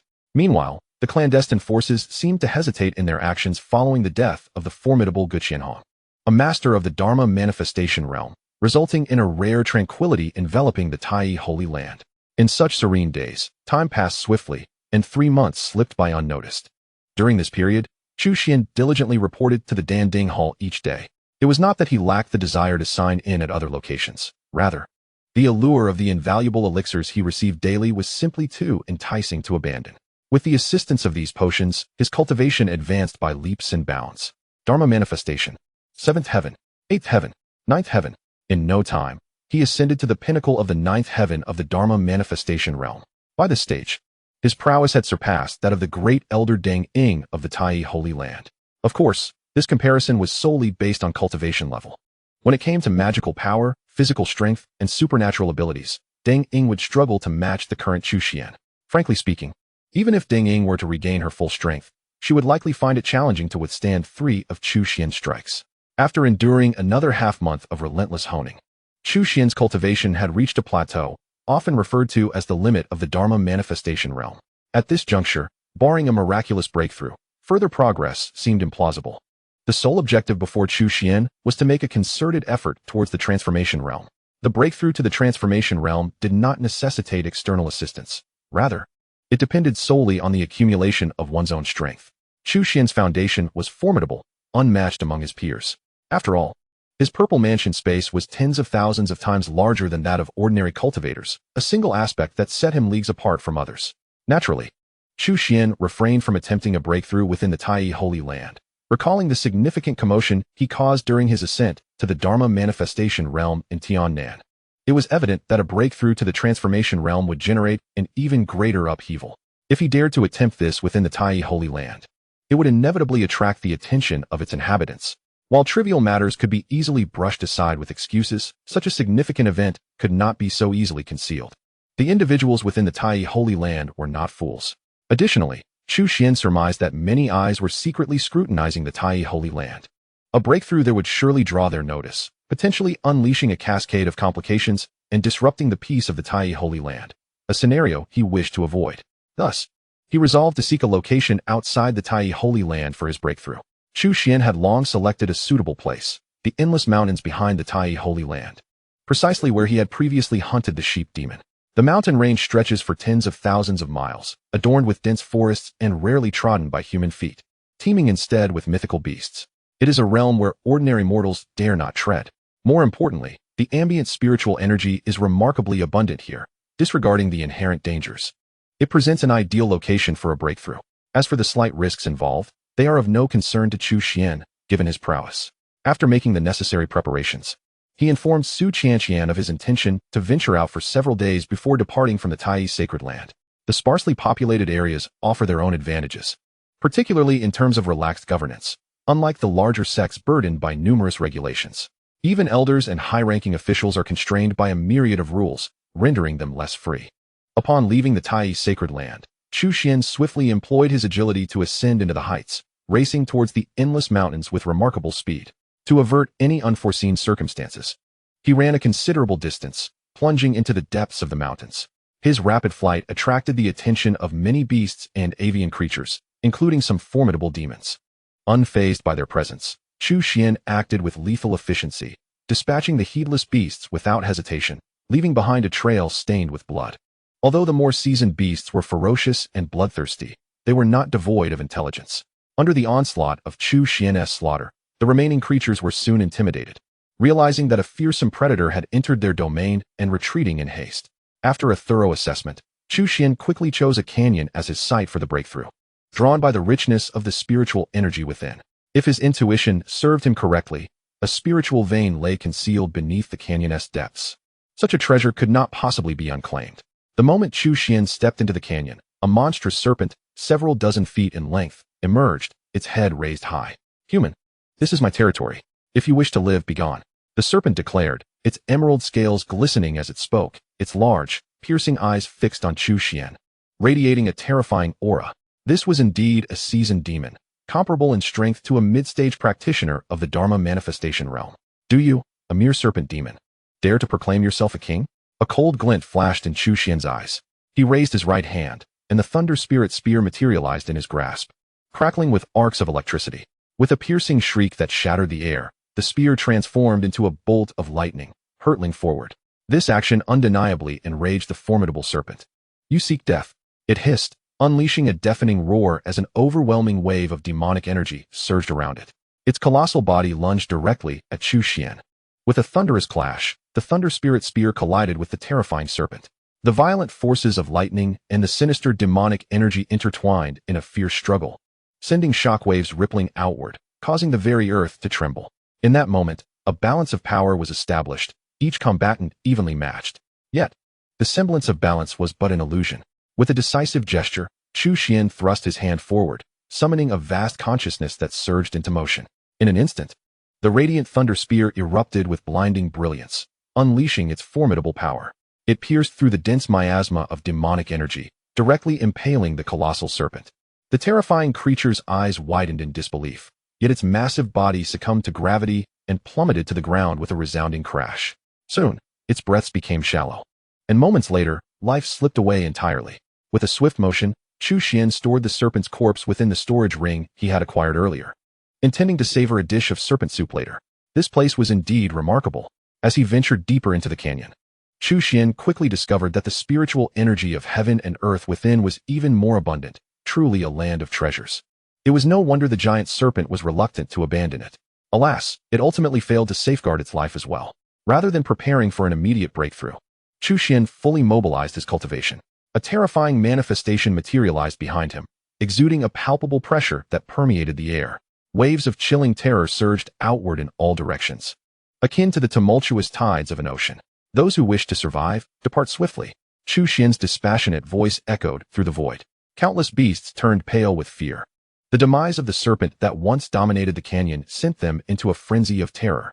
In the blink of an eye, a multitude of beasts fled, clutching their heads in panic. Within less than half an hour, the surrounding 100 miles were devoid of any formidable beasts. Chu Xuan surveyed the area with his consciousness, confirming that nothing was amiss, and nodded in satisfaction. To these bloodthirsty beasts, reason was futile. Only overwhelming power would compel their submission. What lay ahead was of little concern to him. However, during his breakthrough, this region must remain undisturbed. Chapter 59, The Essence of Creation, One Force Breaking 10,000 Laws. In the depths of the canyon, silence reigned supreme. Chu Xuan sat cross-legged upon a large stone. As he operated his sacred body, his cultivation surged, emanating a terrifying aura that inspired dread in all who beheld him. Soon, a fearsome manifestation emerged behind him, looming like a mountain over the canyon. This primordial divine elephant appeared as if it had stepped forth from the boundless void, casting the sun, moon, and stars into obscurity. Currently, he was not within the confines of the Tai sacred land, but rather amidst the wilderness and rugged mountains. Thus, Chu Xuan felt no need to temper his presence and fully unleashed the power of his manifestation. With each breath of the primordial divine elephant, a mysterious rhythm resonated, causing the very fabric of this realm to tremble. An overwhelming pressure, one that sent chills through the soul, swiftly radiated outward. The spiritual energy from the surrounding forests, the earth's veins, and even the ethereal energies of the void were all drawn in with fervor, converging here like a torrent. In the brief span of time, the concentration of spiritual energy within the canyon reached an astonishing level. In such an environment, Chu Xuan found his cultivation to be remarkably effective. His prowess swiftly ascended to its zenith, and the slight depletion from his recent battle was rapidly replenished. Sensing his condition fully restored, Chu Xuan wasted no time. He took a deep breath and prepared to make a concerted effort to break into the realm of transformation. The realm of transformation. The crux of breaking through this realm lies in the comprehension of the profound truths. These truths delineate the fundamental distinction between the realm of transformation and the realm of law. Only by grasping these truths, internalizing them, and integrating them into one's being can one successfully transcend into the realm of transformation. But what are these profound truths? They represent one of the most elemental forces in existence, or rather, the ultimate expression of a singular force. This is the essence of these truths. The truths of wind, rain, space, earth, speed, and death are but a few among countless others. Every form of power possesses its own profound truth. However, truly comprehending a profound truth is no simple feat. Mastering it entirely is even more arduous, let alone fully integrating it into oneself. Thus, throughout history, the number of formidable practitioners who have successfully broken through the realm of transformation is exceedingly rare. Of course, this pertains to ordinary cultivators. Given Chu Xuan's exceptional conditions, he is far beyond the capabilities of an ordinary practitioner in every aspect. He bears the primordial sacred body. Aside from the yet-to-be-completed sacred body of spiritual wood and the sacred body of sharp metal, he has fully integrated the other three sacred bodies. Consequently, he innately masters the elemental truths of water, fire, and earth. If he so desired, he could readily utilize these three truths to break into the realm of transformation, and the process would be devoid of any difficulty. However, Chu Xuan chose not to pursue this path, for he had a superior alternative, the profound truth derived from the God-Elephant suppressing prison technique. In comparison to the Tai Golden chapter, which he had only recently begun to explore, the God-Elephant suppressing prison technique was acquired by Chu Xuan over a decade ago in Tiannan, allowing him to master it to a far greater extent. In truth, after a decade of cultivation, Chu Xuan's physical strength is entirely on par with his cultivation level. In other words, even without relying on his cultivation, Chu Xuan's physical prowess is not inferior to that of his peers. The God-Elephant suppressing prison technique is a supreme method focused on body refinement, following the path of strength. Once cultivated to its pinnacle, it grants mastery over the power of the divine elephant, capable of subduing all adversaries. Although Chu Xuan's current practice of the God-Elephant suppressing prison technique has not yet reached its peak standard, his understanding of strength has already attained an extraordinary level. The profound truth of strength may seem rather ordinary at first glance. Yet, in reality, it stands as one of the most potent truths in existence. For strength is indeed the ultimate manifestation of martial power. Hence, the saying one force breaks through myriad laws holds true. Regardless of the myriad transformations and divine abilities, they can all be vanquished by sheer strength. To transcend into the realm of transformation through such a profound truth aligns perfectly with Chu Xuan's aspirations and promises to yield even greater combat prowess. Let the journey commence. Chu Xuan took a deep breath, and a flicker of resolve glimmered in his dark eyes. He then exerted all his strength to channel the divine elephant suppressing prison technique. In an instant, his body seemed to transform into countless particles, totaling 840 million. Each particle appeared to have awakened, akin to mighty elephants roaring in unison. The simultaneous roar of 840 million elephants conjured an unimaginable torrent of power, erupting with a fearsome force unparalleled in the world. The essence of power was something Chu Xuan had long since comprehended and mastered. Now, the only task remaining was to fully integrate it within himself, not merely into his physical form, but also into his magical essence, and even into his manifestation of law. The essence fused into his body could forge a transformative physique. This would not only significantly enhance his physical attributes, but also accelerate his healing rate. Even severed limbs would no longer pose a grave issue, as the power of transformation would allow for their restoration. When the essence merged with his magical energy, it would transmute into transformative magic power. Once this metamorphosis was completed, its might would be incomparably formidable. For instance, should Chu Xuan integrate the essence of power, his magical energy would acquire an extraordinary characteristic of being able to pierce through anything. The essence merging with his manifestation of law would evolve into a transformative manifestation. At this stage, the manifestation would be endowed with a semblance of vitality. With just a thought, it could suppress formidable foes, emanating an inscrutable divine might that would be difficult to resist. Time passed slowly, second by second. The progress of the fusion between the essence of power and Chu Xuan continually fluctuated. Perhaps it was due to the overwhelming strength of the essence he wielded, or perhaps his profound foundation was too formidable, causing the consumption of time to exceed expectations. Unbeknownst to him, 3 days and nights had elapsed, and the process still had not concluded. Fortunately, Chu Xuan's accumulation was extraordinary. His magical energy was as boundless as the sea, seemingly inexhaustible. As the breakthrough progressed, the phenomena resulting from it grew increasingly astonishing, expanding in scope. Initially confined to 100 miles, it eventually spread to 200, then 300 miles. Unbeknownst to him, a significant portion of the vast mountain range was enveloped in this terrifying aura. Various phenomena alternated and flashed, casting a formidable divine might that obscured the heavens and the sun. Countless demonic beasts trembled in fear, prostrating themselves, their eyes filled with unprecedented terror. It should be nearly complete, Chu Xuan murmured to himself, summoning all his power to prepare for the final surge. However, in that moment, an unforeseen change occurred. Just as the aura surrounding him began to shift, the void nearby was suddenly torn apart by an incomprehensible force. A gigantic, terrifying beast's claw descended from the heavens. Accompanied by a surging tide of demonic aura, the claw lunged fiercely towards Chu Xuan. Chapter 60. The Onslaught of Beasts, the Reappearance of the Heavenly Furnace. A mere human dares to transcend his cultivation in our territory. He truly knows no fear of death. Today, I shall devour your flesh and blood and ascend to the realm of the demon sovereign. A terrifying creature with the head of a tiger and the body of a marten suddenly materialized in midair. Its eyes fixated on Chu Xuan in the gorge, brimming with unabashed greed. This formidable beast had evidently been lurking in the shadows for quite some time, biding its moment until Chu Xuan reached a critical juncture in his breakthrough before it finally tore through the void to strike. As a peak-level monster, its power rivaled that of the most formidable human cultivators at the pinnacle of the Dharma realm. Now, it unleashed its full might, the fearsome claws striking like lightning, causing vast expanses of the void to shatter. However, contrary to its expectations, Chu Xuan displayed not a trace of panic in the face of this sudden and unheralded attack.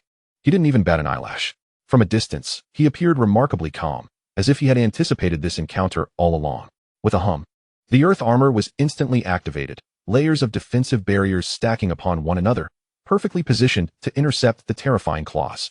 The full-force assault from a peak-level monster was indeed formidable. Even the top-grade artifact was pierced through several layers of defense. Yet, with Chu Xuan exerting his utmost, the protective barriers of the earth armor amassed to over 100 layers. In other words, this peak monster's sudden strike barely grazed Chu Xuan's skin. Upon realizing this, the creature's expression darkened considerably. Despite its inflated sense of superiority, it could not ignore the stark disparity between itself and Chu Xuan. Nevertheless, it did not retreat. Instead, it turned and bellowed, "What are you waiting for? If you delay any longer, this human will successfully break through. At that point, not only will you lose your chance, but you will all perish." With this furious roar, the surrounding void fractured, revealing a succession of terrifying beasts. These creatures varied in form and size, yet each emanated a chilling aura of malevolence. All were formidable entities of the monster realm.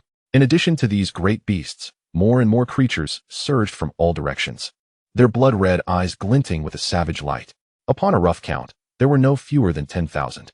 The sheer number of monsters gathered here generated an overwhelming aura of malice. The sinister, terrifying energy coalesced into a palpable substance, darkening the sky until the entire area resembled a domain of monsters. Slay him, devour his flesh and blood. The Black Cloud Mountains are our territory. We shall not allow humans to tread upon it. An ancient beast spoke slowly, its voice laden with a dreadful intent to kill. Soon, the collective of monsters erupted into a fervor. Just as humans consume monsters, so too do monsters consume humans, particularly for a powerful cultivator like Chu Xuan, whose vitality radiated strongly. There was an irresistible allure for these beasts. Initially, they had been intimidated by Chu Xuan's ferocious presence, but now their hunger surged forth unabated. However, at this moment, thousands of demonic beasts have congregated here, perceiving this as an inevitable feast of carnage. A commanding roar erupted from an unknown great demon, and soon all the beasts joined in a thunderous chorus, racing forward in a frenzied rush. In an instant, a suffocating aura of malevolence ascended to the heavens, shaking not only the Black Cloud Mountains, but also the expansive Qinyuan prefecture. Countless human cultivators were taken aback, mistaking this for the onset of a beast tide. The ground shook, and the winds howled violently. The stampede of the thousands of demonic beasts was far more terrifying than that of an army of 100,000. Yet, the most fearsome sight was the multitude of great demons soaring above. Each of these formidable entities rivaled the strength of a law manifestation realm cultivator, and here, there were more than a dozen gathered. Such a formidable assembly was a rarity even in the vast expanse of Qinyuan Prefecture. The simultaneous assault of these great demons heralded an ominous portent of destruction. A barrage of terrifying divine abilities surged forth, unstoppable and devastating, enveloping the very gorge where Chu Xuan stood. Now, it was indeed nearly time. At that moment, Chu Xuan's gaze flickered, and he muttered to himself. In truth, he had long perceived the lurking presence of these demonic beasts. While he possessed great skill and audacity, he would not let his guard down entirely. In such a perilous place, how could he neglect the shifting tides around him?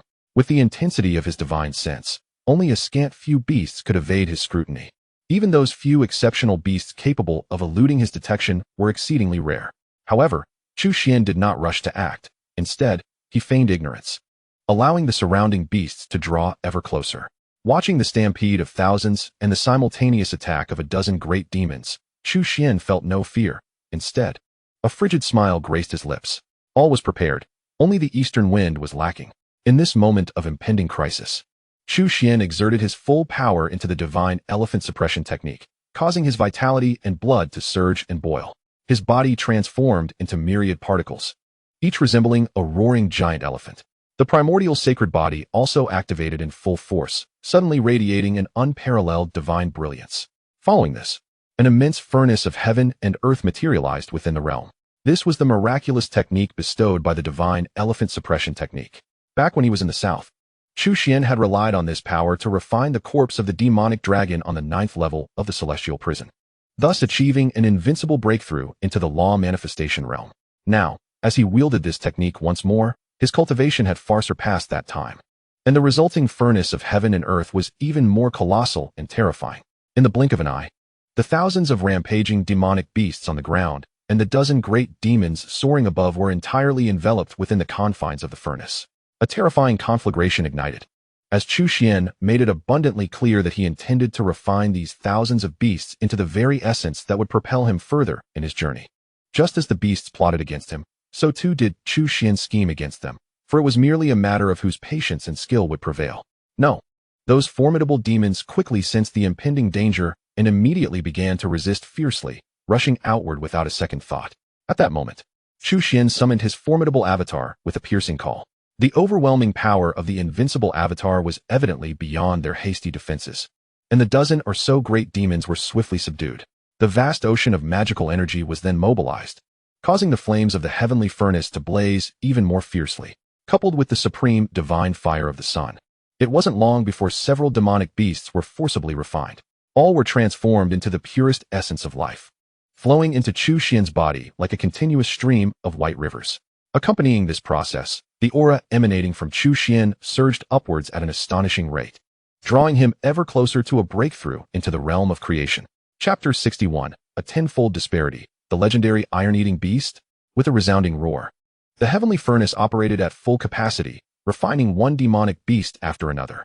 The blood, flesh, and bones of these beasts were soon transmuted into pure life essence. As more and more life essence was refined and absorbed by Chu Xuan, his life level continuously ascended and evolved. With each passing moment, he drew nearer to the realm of creation, and the aura radiating from him became increasingly formidable. Chu Xuan's cultivation strength grew exponentially, and the might of the heavenly furnace became ever more terrifying, rendering the remaining demonic beasts unable to resist. Undoubtedly, this was a process wherein the strong grew stronger while the weak grew weaker. As time progressed, the hope for survival among those demonic beasts dwindled. In truth, had these beasts united and cooperated from the outset, Chu Xuan might not have been able to confine them, or at least not all of them. Alas, there were no what-ifs. Although the number of these demonic beasts was vast, they were ultimately akin to a pile of loose sand, and thus, none managed to escape their demise. Several hours later, the multitude of ordinary demonic beasts had been completely refined, leaving only the dozen or so extraordinary great demons still struggling in vain. Indeed, they were struggling. At this juncture, they had wholly lost their previous arrogance and ferocity. Each resembled a toothless tiger, reduced to a feeble cat. In the face of the relentless assault of the heavenly furnace, their demonic power had nearly been exhausted. Under the relentless suppression and grinding of the colossal particles, their resistance grew increasingly frail and ineffective. Soon, even these great demons approached the brink of exhaustion. A rhinoceros-like ordinary great demon was the first to succumb. As the raging flames enveloped it, it could no longer withstand the overwhelming fear. No, I surrender. Spare my life. I beseech you, spare my life. I am willing to serve you as my master. It cried in a panic. Confronted with the specter of death, even a great demon had to lower its proud head. Yet, Chu Xuan remained indifferent. Under the merciless incineration of the heavenly furnace, the body of this rhinoceros demon quickly disintegrated. Like the ordinary demonic beasts, its flesh and blood were transformed into pure life essence, continuously flowing into Chu Xuan, contributing to his advancement. The demise of the great demon rhinoceros marks merely the inception of a larger narrative, as soon other formidable demons are destined to meet their end. With the dwindling number of these beasts, the power of the celestial furnace becomes increasingly concentrated, compelling them to confront the twilight of their existence. Some great demons, akin to the rhinoceros, succumb to despair and beg for mercy, while others descend into a frenzy of curses and rage. Yet, there are those who sit resigned, awaiting their inevitable fate. Regardless of the choices they make in their final moments, their destinies remain tragically unchanged. The colossal forms of these demons collapse one after another, transforming into an astonishing essence of life, which flows ceaselessly into Chu Xuan. When comparing quality, these beasts cannot be equated with the corpse of the dragon from the 9th level of the celestial prison. However, they far exceed in quantity. With over 10,000 demon beasts, including more than a dozen great demons, the essence extracted surpasses that of the dragon's remains. This, in turn, bestows immense assistance upon Chu Xuan. With a thunderous explosion, his vital energy finally reaches its zenith, soaring into the heavens and causing the stars to tremble. This time, not only does Qingyuan Prefecture quiver, but the entire eastern wilderness witnesses countless powerful beings awakening in astonishment, their eyes betraying an unmistakable look of terror. Harnessing such unimaginable power, Chu Xuan finally transcends the threshold, achieving the realm of creation. From this moment forth, he is recognized as a venerable master of creation. Alongside this transformation, his mastery of the essence of strength propels him from the initial stage to a minor completion stage. The essence of strength is categorized into 4 stages: initiation, minor completion, major completion, and perfection, each distinctly delineated by significant differences in prowess. Typically, a practitioner requires decades, if not centuries, to refine their understanding to reach minor completion in the realm of creation. However, Chu Xuan's accumulation is astoundingly profound, having just broken through. His mastery of strength ascends directly to minor completion. Given that the essence of strength is inherently formidable, it is evident that despite his recent elevation, anyone who underestimates him as a mere novice will undoubtedly suffer dire consequences. Moreover, the essence of life extracted from the multitude of demon beasts confers even greater benefits upon Chu Xuan. Not only does it facilitate his passage through the final threshold, but it also elevates his physical form to an entirely new echelon. Upon closer examination, the countless particles within his body have evolved from a juvenile elephant to that of a youthful dragon elephant. The great elephant, the dragon elephant, the primordial elephant, the divine elephant. These represent the 4 vital tiers embodied by the divine elephant suppression technique. The emergence of dragon elephant power from his particles signifies that his technique has officially entered its 2nd level. Of course, Chu Xuan is not yet capable of transforming all 840 million particles in his body into dragon elephant particles. Currently, only a minuscule fraction has successfully undergone this transformation. Yet, this signifies a significant advancement in his physical form. In a certain sense, his physique has concurrently ascended to the realm of creation. As more and more particles evolved into the power of the dragon elephant, his physical realm continued to ascend, perhaps even at a pace surpassing the progression of his cultivation. The divine elephant suppressing prison technique truly deserved its reputation as a supreme art. At this moment, Chu Xuan could not help but marvel once more. Unbeknownst to him, 2 days and nights had slipped by. After this duration, he finally stabilized his cultivation entirely. Feeling the explosive power within his body and witnessing the expansion of his dantian, his magical energy became even more robust and magnificent. A smile of joy involuntarily graced the corners of Chu Xuan's lips. His painstaking efforts had not been in vain, and the results were indeed gratifying. After 5 days and nights of cultivation, he had undergone a transformation, with his strength increasing at least tenfold compared to before. Indeed, the disparity between the law manifestation realm and the creation realm was vast. Furthermore, Chu Xuan had not merely achieved a breakthrough in cultivation. He had simultaneously advanced in both his cultivation and physique. Coupled with the insights of the minor realm of power, a tenfold difference was actually an understatement.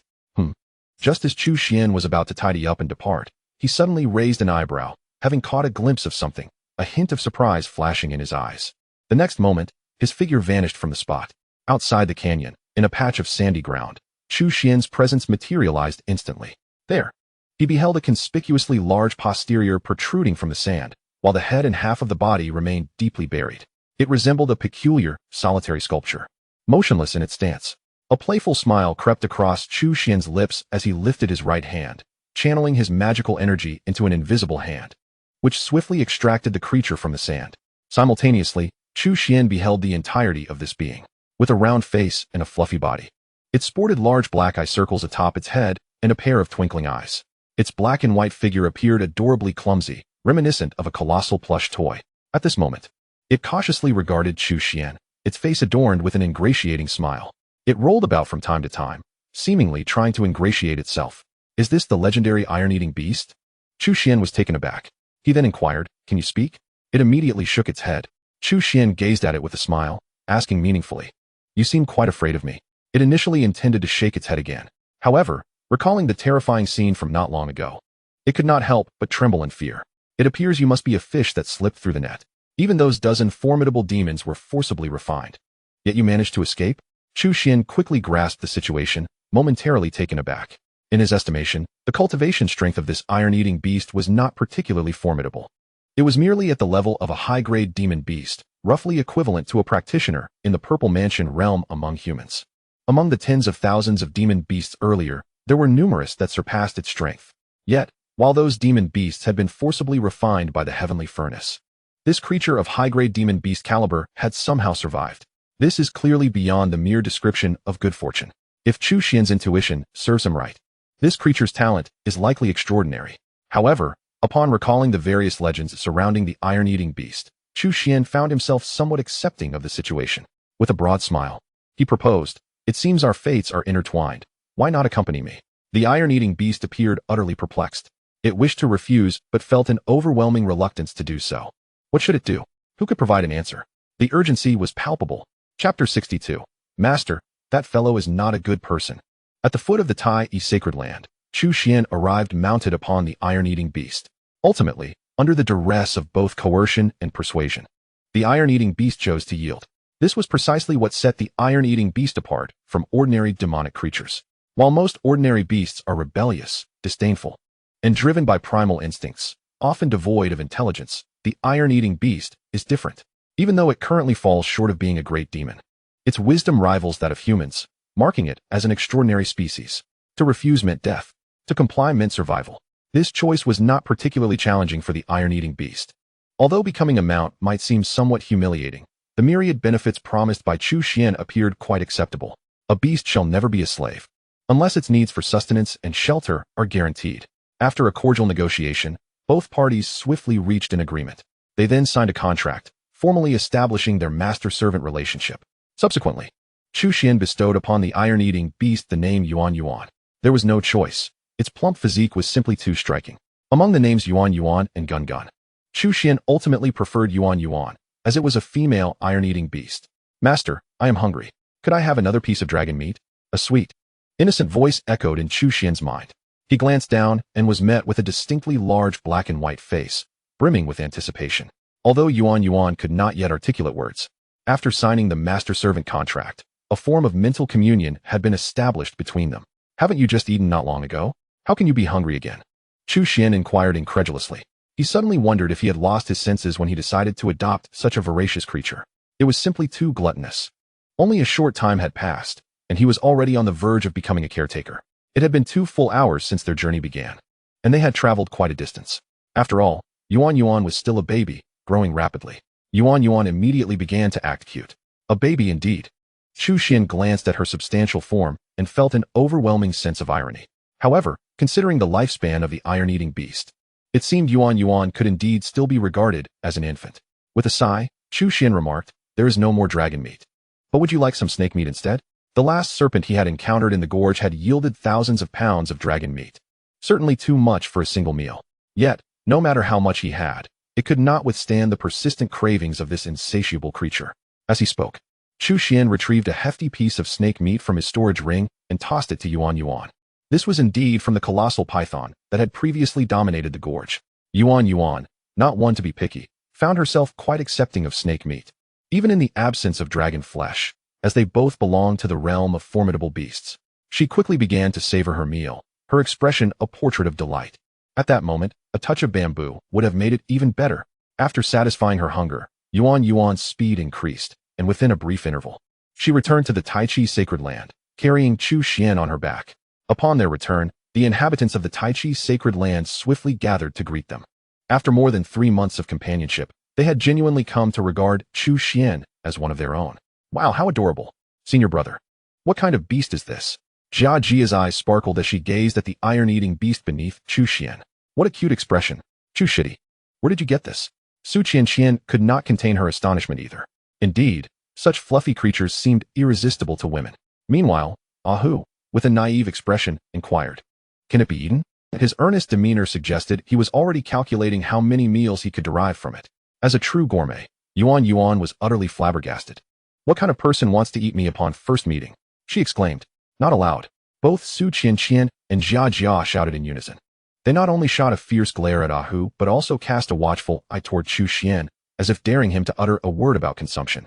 Faced with the unfriendly expressions of the two women, Chu Xuan raised his hands and feigned innocence. "I have said nothing. This must be the iron-eating beast, a legendary mount of the deity Qiyu. It is said that this beast primarily feeds on bamboo and meat, with the ability to consume iron and gold. Possessing an incredibly fearsome bite, though inherently lazy, its gifts are extraordinary." Just then, a rather ostentatious voice cut through the conversation, and a young man approached. Clad in fine garments and wielding a folding fan, exuding the demeanor of a scion from a prestigious family. His words carried an air of self-importance. Upon hearing this, Chu Xuan looked up and regarded him with a hint of confusion before turning to Su Qianqian beside him. Understanding his unspoken query, Su Qianqian immediately introduced. "This is junior brother Huatiani. He was a disciple collected by Master Wu years ago and has recently returned to the sacred land, just as you were away." Master Wu? Chu Xuan thought of Jia Jia's father. Upon hearing this, he glanced at Jia Jia, who, with her youthful audacity, interjected without hesitation, "Don't look at me. I don't remember when the old man took in such a disciple." Huatiani, sensing the awkwardness, quickly replied, "Jia Jia, you were quite young at that time. It's only natural you wouldn't remember. In fact, I even held you as a baby. I possess the token of my master as proof. Surely that cannot be fabricated? Moreover, I belong to the lineage of the Tongtian Peak, which, in comparison to your Yuchan Peak, is the true main lineage. In essence, I am the eldest senior brother of the Tai Chi sacred land." At this point, his gaze swept over the crowd, tinged with a condescending air. The Tai Chi sacred land once flourished with 36 lineages, and while Tongtian Peak was indeed one of the principal lineages, the current state of the Tai Chi sacred land rendered such claims rather trivial. In response to his remarks, Jia Jia couldn't help but curl her lip in disdain. As for Ahu and Lu Bo, they merely whispered amongst themselves, not even sparing him a glance. Ultimately, it was Su Qianqian who stepped in to smooth things over. "Regardless, Brother Hua is a disciple of our Tai sacred land, and his presence signifies the promise of prosperity for us all." As for Huatiani's self-proclaimed title of senior brother, Su Qianqian clearly chose to remain silent. "What a joke. After all my hard work, you come along seeking to usurp my position as the leader. Do you really think I am without my own temper?" Even Huatiani, despite his dullness, sensed the unwavering stance of the crowd and hastily changed the subject, turning to Chu Xuan with a smile. "You must be junior brother Chu, correct? I have heard you joined the Tai sacred land 3 months ago. We should become better acquainted." He then glanced at Yuan, his eyes glinting as he said, "I have a penchant for collecting rare beasts. Would you be willing to sell that iron-eating beast? I can offer 1,000 spirit stones." In his view, 1,000 spirit stones was a considerable sum for the impoverished disciples of the Tai sacred land, and he was confident that Chu Xuan would be tempted. However, he had clearly misjudged his audience. 1,000 spirit stones were but a trifle to Chu Xuan, who possessed far more than that.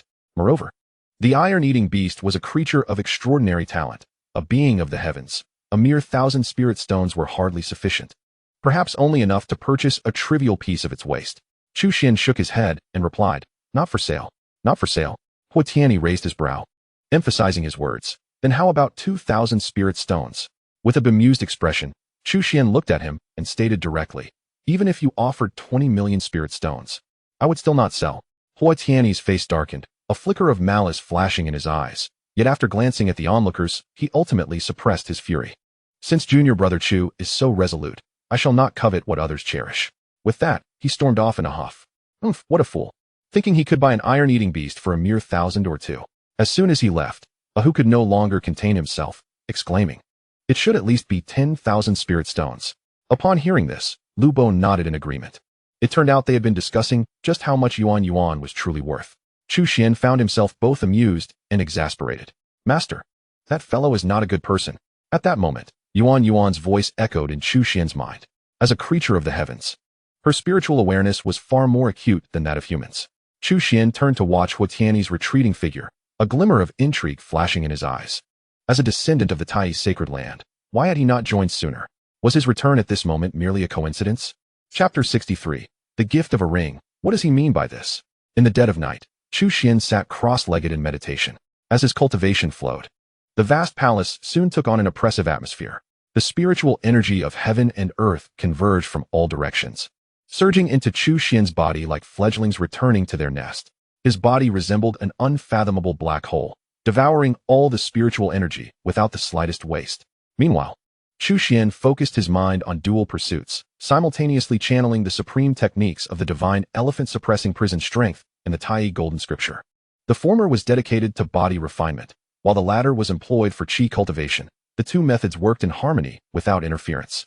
The ceaseless influx of celestial essence was maximally harnessed, swiftly divided into two streams. One flowed into his limbs and bones, tempering his physique, while the other was meticulously distilled and transformed into true qi, converging within the Dantian's purple palace. Before long, Chu Xuan's form subtly began to dissolve into countless particles, each radiating a resplendent divine light. Some particles roared like mighty elephants, while others soared like celestial dragons. Even from a distance, their sight invoked an involuntary shiver of awe. Following his breakthrough into the creation realm, Chu Xuan's purple palace expanded dramatically, now resembling a vast lake stretching over 10,000 zhang. As a continuous stream of magical energy surged within, the Dantian purple palace soon boiled with an overwhelming force, each thread and filament imbued with devastating power. As time slipped away, Chu Xuan descended into a profound state of cultivation. He was enveloped in dazzling divine light, exuding a terrifying aura that sent tremors through the heart. He resembled a volcano on the verge of eruption. Even Yuan, who lay sleeping within the hall, was roused, compelled to shift her position repeatedly.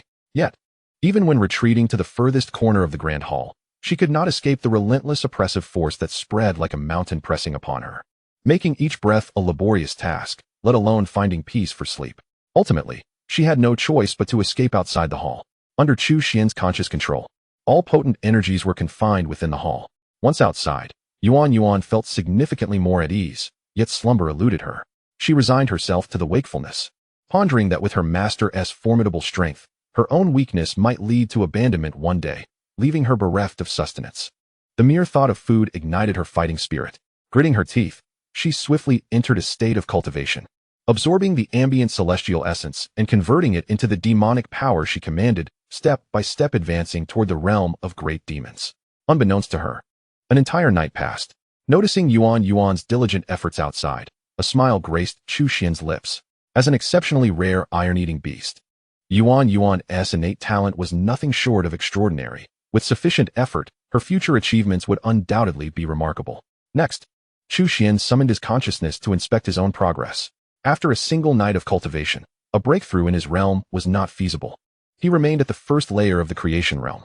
However, his foundation had solidified considerably, as both his transformed magical energy and Dharma form felt more manageable. Additionally, he witnessed a greater number of particles transitioning from the mighty elephant form to the dragon form, with his physical strength advancing at a visibly rapid pace. Should all 800 million particles fully transform, his physique would undoubtedly ascend to a higher echelon. For without the accumulation of small steps, one cannot traverse 1,000 miles. Though I possess a system, it is imperative that I exert myself even more diligently. Chu Xuan silently reminded himself before striding towards the hall's exit. As he contemplated what to have for breakfast, an unexpected conversation caught his attention. "Senior sister, what do you think of this sword in my hand?" It was the voice of Huatiani. Intrigued, Chu Xuan looked up to see Huatiani showcasing a sword to Su Qianqian in the nearby square. Su Qianqian appeared to be engrossed in her sword practice, and Huatiani's interruption caused her to furrow her brows slightly. Nevertheless, out of respect for their camaraderie, she managed to force a smile. "The sword's brilliance is like water, concealing its sharpness. It must be an exceptional weapon. Senior sister has an excellent eye." Huatiani immediately gave a thumbs up. "This sword is named Chu Xuan, a high-quality treasure I specially procured from the capital, intending to present it to you as a token of our meeting. One should not accept rewards without merit. A high-quality treasure is worth at least several thousand spirit stones. I cannot accept it. Su Qianqian rejected without hesitation. However, Huatiani remained undeterred. Gifts from others are one thing, but I am different. Given the current circumstances in Taiyi's sacred land, it is essential for us to collaborate closely. In my view, our relationship should progress further. At his brazen words, Su Qianqian was momentarily taken aback. They had only known each other for a few days, and he suggested furthering their relationship? What audacity to utter such a statement. Even with her good temper, she felt an overwhelming urge to slap him. Yet, she restrained herself. Suddenly noticing Chu Xuan not far away, her eyes brightened. Washidi, you should keep the sword for yourself. I have something to discuss with Chu Shidi, so I must take my leave. Before her words fell silent, she hastily approached Chu Xuan.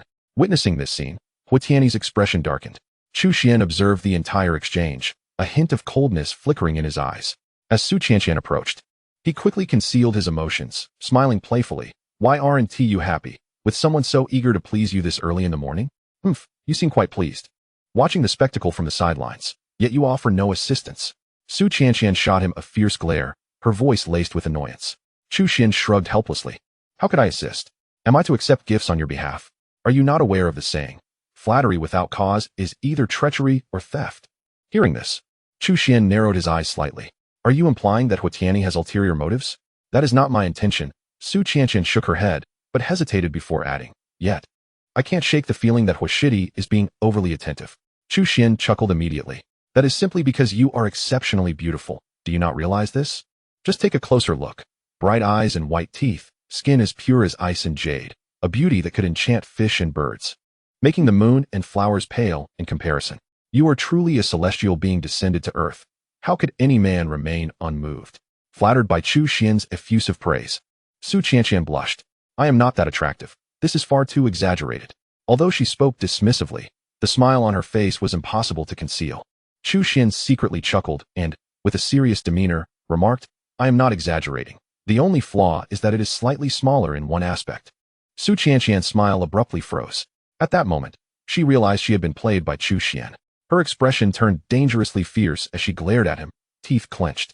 However, before she could unleash her ire, Chu Xuan extended his right hand, palm open, revealing a crystal-clear emerald ring before her. What do you mean by this? Su Qianqian inquired. Lifting her gaze, I returned without any gifts for you. Do you think this ring is beautiful? Chu Xuan asked with a beaming smile, faced with his intense gaze. Su Qianqian felt her cheeks flush, yet she feigned ignorance, saying, It is indeed beautiful. But what does it have to do with me? Observing her haughty demeanor, Chu Xuan chuckled softly and shook his head. Of course, it has everything to do with you, for it was meant for you. As he spoke, he seized her left hand without giving her a chance to refuse and slipped the ring onto her finger. See how fitting it is. Do not take it off. Wear it always. He instructed firmly before turning to leave. Once he had walked far enough away, Su Qianqian finally came to her senses. Looking at the ring on her finger and then glancing at the retreating figure of Chu Xuan, her cheeks flushed a deep red as her mind began to whirl with thoughts. What could be the meaning behind his unexpected gift of a ring? Chapter 64. Grass Character Sword Technique, Witchcraft Secret Medicine. In bestowing the ring upon Su Qianqian, Chu Xuan had not overthought its significance. The ring, known as the Thorn Ring, was one of his acquisitions from the Black Cloud Mountains. Its primary function was to reflect damage, albeit with limitations. It could only rebound damage at the level of the Dharma manifestation realm and would shatter after excessive use. For Chu Xuan, the ring was somewhat superfluous, leading him to store it within the system space. It was only upon returning to the Holy Land and encountering the suspicious figure of Huatiani that he considered gifting the Thorn Ring to Su Qianqian. Of course, Chu Xuan was merely taking precautions. After all, Su Qianqian was no fool and possessed formidable cultivation in the Purple Mansion realm. Moreover, the Grand Elder Deng Ying was still alive, within the Taiyi Holy Land. Even if Huatiani harbored ulterior motives, he would likely hesitate to act on them. After enjoying a hearty breakfast at Lubo's, Chu Xuan made his way to the Sword Practice Hall, one of the relatively well-preserved palaces of the Taiyi Holy Land. Although the Taiyi Holy Land was not a traditional swordsmanship sect, it boasted a significant legacy of sword techniques. Among the 36 lineages, at least half involved aspects of swordsmanship, including some extraordinary techniques that had sadly been lost amid the chaos of turmoil. Chu Xuan's purpose in visiting the Sword Practice Hall today was to observe Su Qianqian practicing her swordplay and to learn a thing or two about such skills. For an ordinary person, the pursuit of mastering Kendo is not a task that can be accomplished in just a few days. It requires years of diligent practice and a considerable amount of innate talent to achieve any notable success in the art of the sword. However, can Chu Xuan be considered an ordinary person? Clearly, he is not. With the system in place, he promptly began his unique method of learning Kendo. Ding. Sign in successful. Congratulations, host, for obtaining the grass character sword technique. As the system notification echoed, a continuous stream of memories and knowledge flowed into Chu Xuan's mind. The grass character sword technique. This was not merely a skill from the Tai Chi sacred land, but an unparalleled swordsmanship originating from another world. The grass character sword technique is derived from the 9-leaf sword grass, renowned as one of the 10 fiends, with its leaves resembling swords and collectively numbering 9. This technique is the supreme treasure passed down through its lineage. As Chu Xuan absorbed this incessant influx of knowledge, his proficiency in Kendo advanced by leaps and bounds. The grass character sword technique was exceptionally extraordinary. Even the theoretical knowledge imparted by the system possessed a profound and lofty effect. In a brief span, Chu Xuan transformed from a novice in Kendo to a seasoned swordsman. Of course, this was solely in theoretical knowledge, devoid of any practical experience. Nevertheless, it effectively spared him decades of arduous effort. With diligent practice and application of these theoretical principles, he would soon evolve into a true master of the sword, akin to his rapid progress in the realm of talismans. However, more than the accompanying experience in swordsmanship, what truly captivated Chu Xuan was the grass character sword technique itself. He felt that once he thoroughly mastered this technique, even at a rudimentary level, he would surpass 99 of swordsmen in the world. In the days that followed, apart from his daily training, the majority of Chu Xuan's time and energy were devoted to the cultivation of the grass character sword technique, even temporarily slowing his insights into the Tai Chi Golden Chapter. Simultaneously, he shifted his daily sign-in location from the Pill Cauldron Hall to the Sword Chess Hall. Although he did not acquire another supreme sword technique like the grass character sword technique, he did gain considerable knowledge in ordinary swordsmanship, as well as significant insights into the art of the sword. With this dual approach, Chu Xuan's mastery of Kendo soared at an unimaginable pace, advancing nearly by leaps and bounds each day. Take Su Qianqian, for example. Initially, Chu Xuan found her swordplay to be profoundly intricate. However, now he could only perceive countless flaws, rendering it almost unbearable to watch. Junior sister, the sword technique you just executed contained a total of 81 errors, Chu Xuan declared earnestly upon seeing Su Qianqian. Initially in high spirits, Su Qianqian trembled with anger upon hearing his words. How infuriating was this clueless man? She had deliberately showcased her figure, yet he only focused on her swordsmanship. How dare he claim she was inexperienced? This was simply intolerable. With this thought, she swiftly lunged her sword towards Chu Xuan's waist with fierce intent. I called for my junior sister once more, urging her to respond. In the sacred realm of Tai, at the rear mountains, Huatiani stealthily appeared. Suddenly, a whistle pierced the air, and a middle-aged man waved at him. Huatiani's eyes lit up, and he promptly strode towards him. Young master, how have you fared during your time at the Tai sacred land? The middle-aged man inquired with genuine concern. Do not mention it. I have not eaten or slept well. I truly wish to leave that wretched place. Huatiani's expression darkened as he recalled the cold reception he had endured at the Tai sacred land. The middle-aged man could not help but smile wryly and asked, has the young master made any discoveries?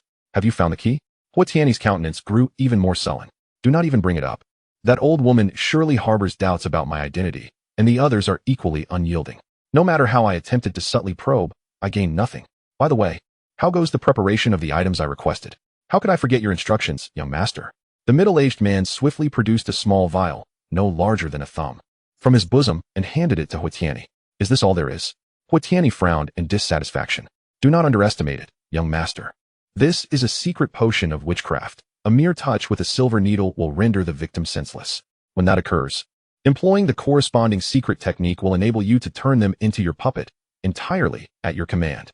Upon hearing this description, Huatiani's eyes sparkled with intrigue. Recalling the frequent rejections from Su Qianqian, he couldn't help but sneer through gritted teeth. You have forced my hand. Once I turn you into a puppet, we shall see if you dare to show me disdain. He turned eagerly to the middle-aged man, instructing, quickly impart that witchcraft to me. The middle-aged man had no objections and soon conveyed the secret technique to Huatiani, while also cautioning, young master, you must take heed. This potion is potent. Should the target fall victim, you must execute the corresponding technique within a quarter of an hour, or even the divine cannot save them. I understand, Huatiani waved dismissively. Gazing at the witchcraft potion in his hand, he exclaimed with excitement, She is the direct disciple of that old woman. And I am certain the old crone has imparted her secrets to her. Once I gain control, it will be effortless. Return and inform my father to await good news. Once I achieve this great feat, let us see who in the sect dares to underestimate me. The middle-aged man, witnessing Huatiani's enthusiasm, praised. May I preemptively wish you victory, young master. Once you master that secret realm, your ascendance is assured, and I hope you will not forget your humble servant. Haha. Well said. Seemingly envisioning a glorious future, Huatiani could not suppress a triumphant laugh. Chapter 65. The Thorny Halo, Identity Revealed. Junior Brother Chu. It seems your diligence in cultivation has waned of late. It has been 4 months since your initiation, yet you remain at the second layer of the innate realm. While I do not expect you to compare with me, as few your age have broken into the Purple Mansion realm, you must at least put forth some effort. Do you not understand the principle that the slow bird must fly first? Within the palace, Su Qianqian assumed the demeanor of a senior sister, incessantly chattering in Chu Xuan's ear. Unable to restrain himself, Chu Xuan rolled his eyes. He was acutely aware that this young girl was deliberately seeking personal revenge. Yet he could only endure. After all, he was merely a practitioner at the second level of the innate realm, and thus could not compete with a genius who had already broken through to the Purple Mansion realm at such a tender age. While feigning agreement with nods, he secretly contemplated the grass character sword technique, managing to multitask without hindrance. Seeing Chu Xuan's compliant demeanor, a smug smile quickly appeared on Su Qianqian's lips. Just as she prepared to check on Chu Xuan's progress with the Jade Toad treasure record, a sudden sound of footsteps interrupted her. Senior sister, I've been searching for you everywhere. What are you doing here? The newcomer was Huatiani. Upon hearing his words, Su Qianqian felt a twinge of displeasure. Do I need to report to you about my whereabouts? That's not what I meant, Huatiani responded, momentarily taken aback before quickly regaining his composure. I have something to discuss with you. Shall we go somewhere private? His heart raced with anticipation at the thought of the secret witchcraft potion he had prepared. However, Su Qianqian shook her head. She held no fondness for Huatiani and had no desire to be alone with him. I still need to guide Junior Brother Chu in his cultivation. If you have something to say, just speak it here. Huatiani glanced at Chu Xuan, his eyes betraying a flicker of barely concealed jealousy. The two had joined the Tai sacred land around the same time. Yet the attitudes of those within the sect towards them differed greatly. Huatiani, being self-centered, would never introspect, and thus found Chu Xuan particularly irksome. Nevertheless, considering his grand ambitions, he suppressed his discontent and turned to Chu Xuan. Junior Brother Chu, my senior sister, and I have urgent matters to discuss. Might you excuse yourself? You may speak freely here. Is there something shameful you wish to conceal? Chu Xuan replied, his expression calm, yet his words lacking any courtesy. Huatiani, seeing this demeanor, could no longer contain his anger, and his countenance darkened. He fixed his gaze on Chu Xuan, enunciating each word deliberately, as fellow disciples. Do you truly refuse to grant me this small favor? Yet, Chu Xuan remained unfazed, his indifference palpable. Respect is not something one is given, it is earned. Very well. Junior Brother Chu, I shall remember your words. I hope you do not come to regret them. Huatiani's eyes glinted with malice as he turned to leave. However, after taking only a few steps, he abruptly whirled around. Without any warning, he struck. 2 poison needles shot forth like lightning, aimed at both Su Qianqian and Chu Xuan. Initially, he intended only to incapacitate Su Qianqian, but given Chu Xuan's blatant lack of tact, he saw no reason to spare either of them. Once I transform you into puppets, your suffering will be beyond imagination. Huatiani's mind screamed as his face twisted with malice. With intentions laid bare, he believed Su Qianqian and Chu Xuan would be unable to evade his assault. Once ensnared, with their respective cultivations, the two had no capacity for resistance whatsoever. To be fair, his scheming was not without merit, and the timing of his strike was indeed quite unexpected. The sole issue was that he had grossly underestimated both Su Qianqian and Chu Xuan. Setting Chu Xuan aside for a moment, Su Qianqian was equally astute. She had always maintained a degree of vigilance towards Huatiani. Moreover, as the sovereign of the Tai sacred land, despite her somewhat unworthy reputation, she ultimately possessed a few hidden cards. In that fleeting moment, she astonishingly vanished from her original spot. However, far from fleeing, she charged towards Chu Xuan. Junior Brother Chu, be careful. As her voice echoed, she had already appeared before him, channeling her full power as a Purple Mansion realm cultivator. She instantly conjured a barrier of mystical energy to shield them both. It was clear that she intended to withstand the poisonous needle in place of Chu Xuan. Witnessing this scene, Chu Xuan was momentarily taken aback. Such a poisoned attack posed no threat to him, setting aside the protection of his exquisite earth armor. His cultivation at the creation realm was sufficient to disregard such damage.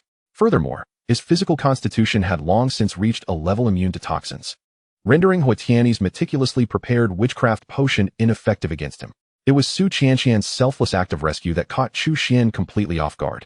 In that instant, a surge of warmth flooded his heart, unprecedented in its intensity. Foolish. Meanwhile, witnessing Su Qianqian's actions, Huatiani was consumed by a frenzy of jealousy. He simply could not comprehend the disparity between himself and Chu Xuan. To him, Su Qianqian had never shown a hint of favor, yet she showered Chu Xuan with affection, even risking herself for him now. You two wretched lovers, you shall not escape today. Huatiani snarled through gritted teeth. The sharp, venomous needle swiftly pierced through the barrier of energy. Although Su Qianqian was a purple mansion cultivator, her hasty defense ultimately could not withstand the poison strike. Just at that critical juncture, however, the thorn ring adorning her left hand suddenly radiated an emerald green, mystical glow. This enigmatic light swiftly transformed into a myriad of thorny vines, encircling and protecting Su Qianqian like a halo. The incoming poison needle, upon encountering this protective barrier of thorns, could not advance further and was instead rebounded. In a moment of unforeseen consequences, Huatiani was struck by his own weapon. His eyes widened in disbelief, filled with a look of utter astonishment. It seemed he had never anticipated that the meticulously prepared poison needle would ultimately pierce his own flesh. Subsequently, he toppled over, lifeless. No secret arts were employed on him, and his fate was inevitable. There was no salvation from the divine. This sudden turn of events left Su Qianqian momentarily dazed. She glanced at the fallen Huatiani, then at the thorn ring upon her finger, gradually beginning to grasp the implications. Su Qianqian immediately lifted her gaze towards Chu Xuan, her dark eyes reflecting an unusual sentiment, more pronounced than before. Observing this, Chu Xuan cleared his throat twice and explained, "If I were to say that I found this ring casually along the way, would you believe me? Do you take me for a fool?" Su Qianqian retorted, casting him a disdainful glance. Such a precious protective ring could hardly be stumbled upon by mere chance. Nonetheless, she sensed that Chu Xuan might be concealing something significant, so she refrained from pressing further. "What should we do now?" Su Qianqian quickly pointed at Huatiani, suggesting, "Let us search him to see if we can uncover any clues." As Chu Xuan spoke, he proactively stepped forward. To be honest, he did not harbor high expectations, considering that an ordinary person would not keep secrets on their person. However, whether due to carelessness or overconfidence, Huatiani unwittingly allowed Chu Xuan to discover an identity token on him. Gazing at the unique emblem on the token, both Chu Xuan and Su Qianqian found themselves momentarily taken aback. He is a disciple of the Moon Worship Sect? Chapter 66. Disciple of the Moon Worship Sect. The agony of losing a child. Within the palace, disciples of the Tai Holy Land soon gathered. Even the long-bedridden elder Deng Ying managed to drag herself here despite her illness. Upon seeing Huatiani lying lifeless on the ground, a solemn silence enveloped the group. Naturally, they felt no sorrow over Huatiani's demise, nor did they possess an ounce of sympathy. Setting aside his detestable identity as a spy, Huatiani was not particularly skilled in social graces. Although he had infiltrated the Tai Holy Land for over a month, the impression he left on everyone was far from favorable. The true cause of their silence lay in Huatiani's background, which was entangled with the Moon Worship Sect, one of the three major sects alongside the palace and the two teachings. The palace, two teachings, and three sword sects could be regarded as the six formidable powers of Qingyuan Prefecture. These six factions boast a long-standing heritage and profound foundations, with countless disciples. Even when surveying the vast expanse of the eastern wilderness, they stand as first-rate powers. For the Tai Holy Land, the threat posed by such a colossal force was undeniable. The prospect of being targeted by such a significant entity left everyone on edge, as a single misstep could lead to the Holy Land's obliteration. This is not merely an identity token of an ordinary disciple, but that of a true disciple, Elder Deng Ying remarked, weakly laying down the token she held. Upon hearing this, the crowd exchanged glances, their expressions growing heavier. The implications of an ordinary disciple versus that of a true disciple are starkly different. If Huatiani truly was a true disciple of the Moon Worship Sect, then his actions might very well have been orchestrated under the sect's directive. At the very least, the Moon Worship Sect would not remain indifferent to the sudden death of one of its true disciples. "Do you know the purpose of his infiltration into the Tai Holy Land?" Deng Ying inquired, looking at Su Qianqian. Su Qianqian shook her head. "He suddenly attacked both me and junior brother Chu, likely intending to subdue us first before interrogating us. However, he miscalculated and ended up poisoning himself to death." Upon hearing this, Deng Ying cast a glance at Chu Xuan, who appeared remarkably composed. At this moment, Jia suddenly spoke up, saying, "I just remembered that he kept asking me a few days ago if I had seen any keys. Did he infiltrate our Tai sacred land for the sake of some key? Indeed, there was such an incident. He seemed to have posed the same question to me. Lu Bo smacked his forehead and chimed in. Ahu, grumbling in a low voice, added. He asked me too, but I paid him no mind. Hearing their exchange, Deng Ying's eyes flickered, as if a realization struck her. A cold smile soon emerged on her aged visage. It appears that some individuals remain undeterred. They will not relent until they have completely drained our Tai sacred land. Master, what should we do now? Su Qianqian could not help but inquire with concern. Her apprehension did not stem from cowardice, but from a profound awareness of the might and terror of the Baiwa sect. Although her cultivation at the Purple Mansion realm was commendable among the younger generation, it paled in comparison to a sect with a legacy spanning thousands of years. She feared she would barely be of any consequence. Throughout the years, our Tai sacred land has endured countless trials, and we have not perished thus far. This time shall be no different. Deng Ying gradually rose, brushing aside her earlier frailty. A terrifying gleam ignited in her aged eyes as she proclaimed with resolute conviction. As long as this old woman draws breath, none shall destroy our Tai sacred land. Meanwhile, at the Baiwa sect, atop a majestic peak towering 1,000 feet high, a tall man clad in purple robes slowly rose, his tone somber as he inquired, You say my unfilial son's soul tablet has shattered? Before him, an inner disciple bowed deeply, his voice trembling as he replied, After thorough confirmation, it appears that Brother Hua has unfortunately departed this world. Departed this world? Huh. Dead is dead. There is no need to dress it up so nicely. That brat has always been all ambition with little talent, blissfully unaware of his limitations. I knew he would eventually meet this fate. The purple-robed man scoffed disdainfully. Upon hearing this, the inner disciple dared not agree. Instead, he felt increasingly uneasy. He bent lower, wishing he could bury his head in the ground. Yet, no matter how he sought to diminish his presence, the purple-robed man's gaze soon fell upon him. I have heard that his reckless infiltration of the Tai sacred land was instigated by you? The cold, emotionless voice suddenly pierced the air. The disciple turned pale with fright, his legs giving way as he knelt on the ground, tearfully protesting, Lord Protector, it was not me. Truly, it was not. I merely mentioned it in passing. And Brother Hua insisted on going. I could not stop him. Moreover, I aided him significantly. Otherwise, according to Brother Hua's original plan, he would have surely been unmasked by the people of Tai sacred land long ago. So, one might say I should be grateful to you? The purple-robed man inquired, his expression devoid of emotion. The disciple dared not respond. The sect master has always emphasized the importance of distinguishing rewards from punishments. Since you have contributed, you shall surely be rewarded. How about I grant you a swift release? As these words were spoken, he slowly raised his right hand. Upon hearing these words, the disciple's expression changed drastically, his heart racing with dread. Without a moment's hesitation, he dashed towards the mountain's base. However, before he could cover much ground, a terrifying force ensnared him, rendering him immobile. Then, with a resounding explosion, his body disintegrated into a mist of blood that dissipated into the ether. As the void rippled, a mysterious figure with long, flowing hair descended from the heavens.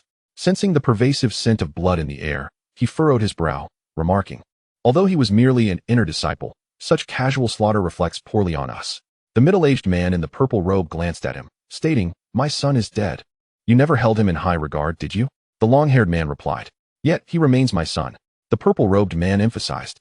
With a deep sigh, the long-haired man, recognizing the gravity of the situation, asked, What do you intend to do? I shall annihilate the Tai sacred land as retribution for his demise. Know that we are not the only ones observing the Tai sacred land. You must understand that certain actions can have far-reaching consequences. The purple-robed man's eyes brimmed with murderous intent. Whoever dares to obstruct me shall meet their end.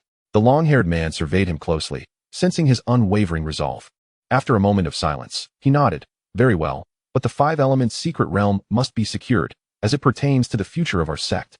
Agreed. Before the words had fully left his lips, the purple-robed man soared into the air, traversing vast distances in the blink of an eye. Shortly thereafter, the void trembled. An immensely radiant full moon appeared above the Tai sacred land, bearing an unimaginable and terrifying might, descending upon it with ferocity. Chapter 67. One of the four guardian protectors. A peak practitioner of the Dharma aspect. With a series of thunderous explosions, the vast expanse of the void began to collapse. This resplendent moon was not a true celestial body, but rather a formidable manifestation of the Dharma, evolved to an almost tangible state, resembling the actual moon itself. It plummeted from the ninth heaven, carrying an unfathomable terror as it thundered down to suppress the Tai sacred land. Mountains and earth seemed to be ground to dust. while visible black fissures quickly spread across the surrounding void. As the luminous moon descended, the inhabitants of the Tai's sacred land could not help but widen their eyes, their faces betraying unrestrained terror. Sensing the monumental disturbance, countless powerful beings from Qingyuan Prefecture were stirred, their uncertain gazes swiftly directed towards the source of the commotion. The purple-robed man hovered in the air, seemingly oblivious to the probing of the formidable consciousnesses surrounding him. His countenance was frigid, his gaze chillingly cold, imbued with an unsettling aura of murderous intent. Old crone, are you still waiting to make your move, or are you resigned to your fate? If so, then embrace death. The purple-robed man spoke slowly, a sinister grin spreading across his face as he raised his right hand and forcefully pressed downwards. The terrifying cultivation of the pinnacle of the Dharma realm erupted forth instantaneously, akin to the blazing sun at its zenith, unleashing waves of energy that surged wildly in all directions. The already formidable moonlight Dharma form rapidly became even more unstoppable, its resplendent brilliance illuminating the heavens, enveloping the entire Qingyuan Prefecture in a dazzling radiance. Just as the Tai Holy Land seemed destined for annihilation, an extraordinarily divine jade toad suddenly materialized. A cascade of pure white luminescence erupted forth, transforming into layers of translucent barriers that swiftly repelled the overwhelming pressure emanating from the moonlight Dharma form. Concurrently, above the jade toad's head, an elderly woman with a cane began to ascend into the sky. It was none other than the Grand Elder of the Tai Holy Land, Deng Ying. However, in stark contrast to her usual frail appearance, she was now enveloped in a tempestuous surge of formidable magical power, exuding an air of perilous danger with every gesture. Hu Jingshan, the man in the purple robe, found himself taken aback. I never expected it would be you. It seems the Moonlight Sect could not wait any longer, dispatching one of its 4 supreme guardians to take action personally. As she spoke, Deng Ying advanced step by step. With each stride she took, the moonlight dimmed, as if even the infinitely radiant full moon could not obscure her presence. Though her figure was hunched, her aura was immensely powerful, seemingly capable of holding up the heavens. Hu Jingshan, regarded as one of the 4 guardians of the Moonlight Sect and a pinnacle cultivator of the Dharma realm, could not help but exhibit a rare seriousness in his eyes. His strength ranked among the most elite in the entire Qingyuan Prefecture. Yet, in the face of Deng Ying at this moment, he felt an undeniable tremor of trepidation. It is said that a wounded beast is the most ferocious and terrifying, and without a doubt, Deng Ying was presently in such a state. However, Hu Jingshan harbored no fear. He quickly spoke with icy resolve. My son perished within your Tai Holy Land, and I must seek retribution. His words appeared to be directed at Deng Ying, yet also seemed to explain to the owner of the myriad divine senses surrounding them. Implicitly, he claimed a justified cause. So, that Hu Tianyi was indeed your son. A flicker of surprise crossed Deng Ying's eyes, swiftly replaced by a cold smirk as she replied. That brat infiltrated the Tai Holy Land with nefarious intentions. Upon discovering him, I personally dispatched him, reducing him to nothing but ashes, leaving no trace behind. Seeking death. Upon hearing this, Hu Jingshan was instantly consumed with rage. No matter how despicable Hu Tianyi might have been in his eyes, he was still his own flesh and blood. The murderous intent within him could no longer be contained, and his cultivation surged like boiling water. Die! Hu Jingshan soon acted in fury. With a sweeping motion of his sleeve, the moonlight Dharma form radiated brilliantly, transforming the dazzling moonlight into countless silver blades that shot towards Deng Ying. In the blink of an eye, thousands of silver blades whistled forth, enveloping Deng Ying in an immense net of lethal brilliance. In the face of this tempestuous onslaught, Deng Ying showed no signs of retreat. She was acutely aware that the fate of the Tai's sacred land rested solely upon her shoulders. Should she falter, a multitude would undoubtedly rush forth to carve up the Tai's sacred land. Thus, she could not yield today, no matter the cost. The Tai's sacred land, with its rich heritage spanning countless years, would not cower before such petty adversaries. With a chilling voice, Deng Ying spoke, her eyes radiating divine light, summoning her formidable cultivation. The jade toad avatar opened its mouth wide and devoured the myriad silver blades in an instant. It was undeniable that the legacy of the Tai's sacred land was extraordinary, truly befitting its remaining formidable warriors.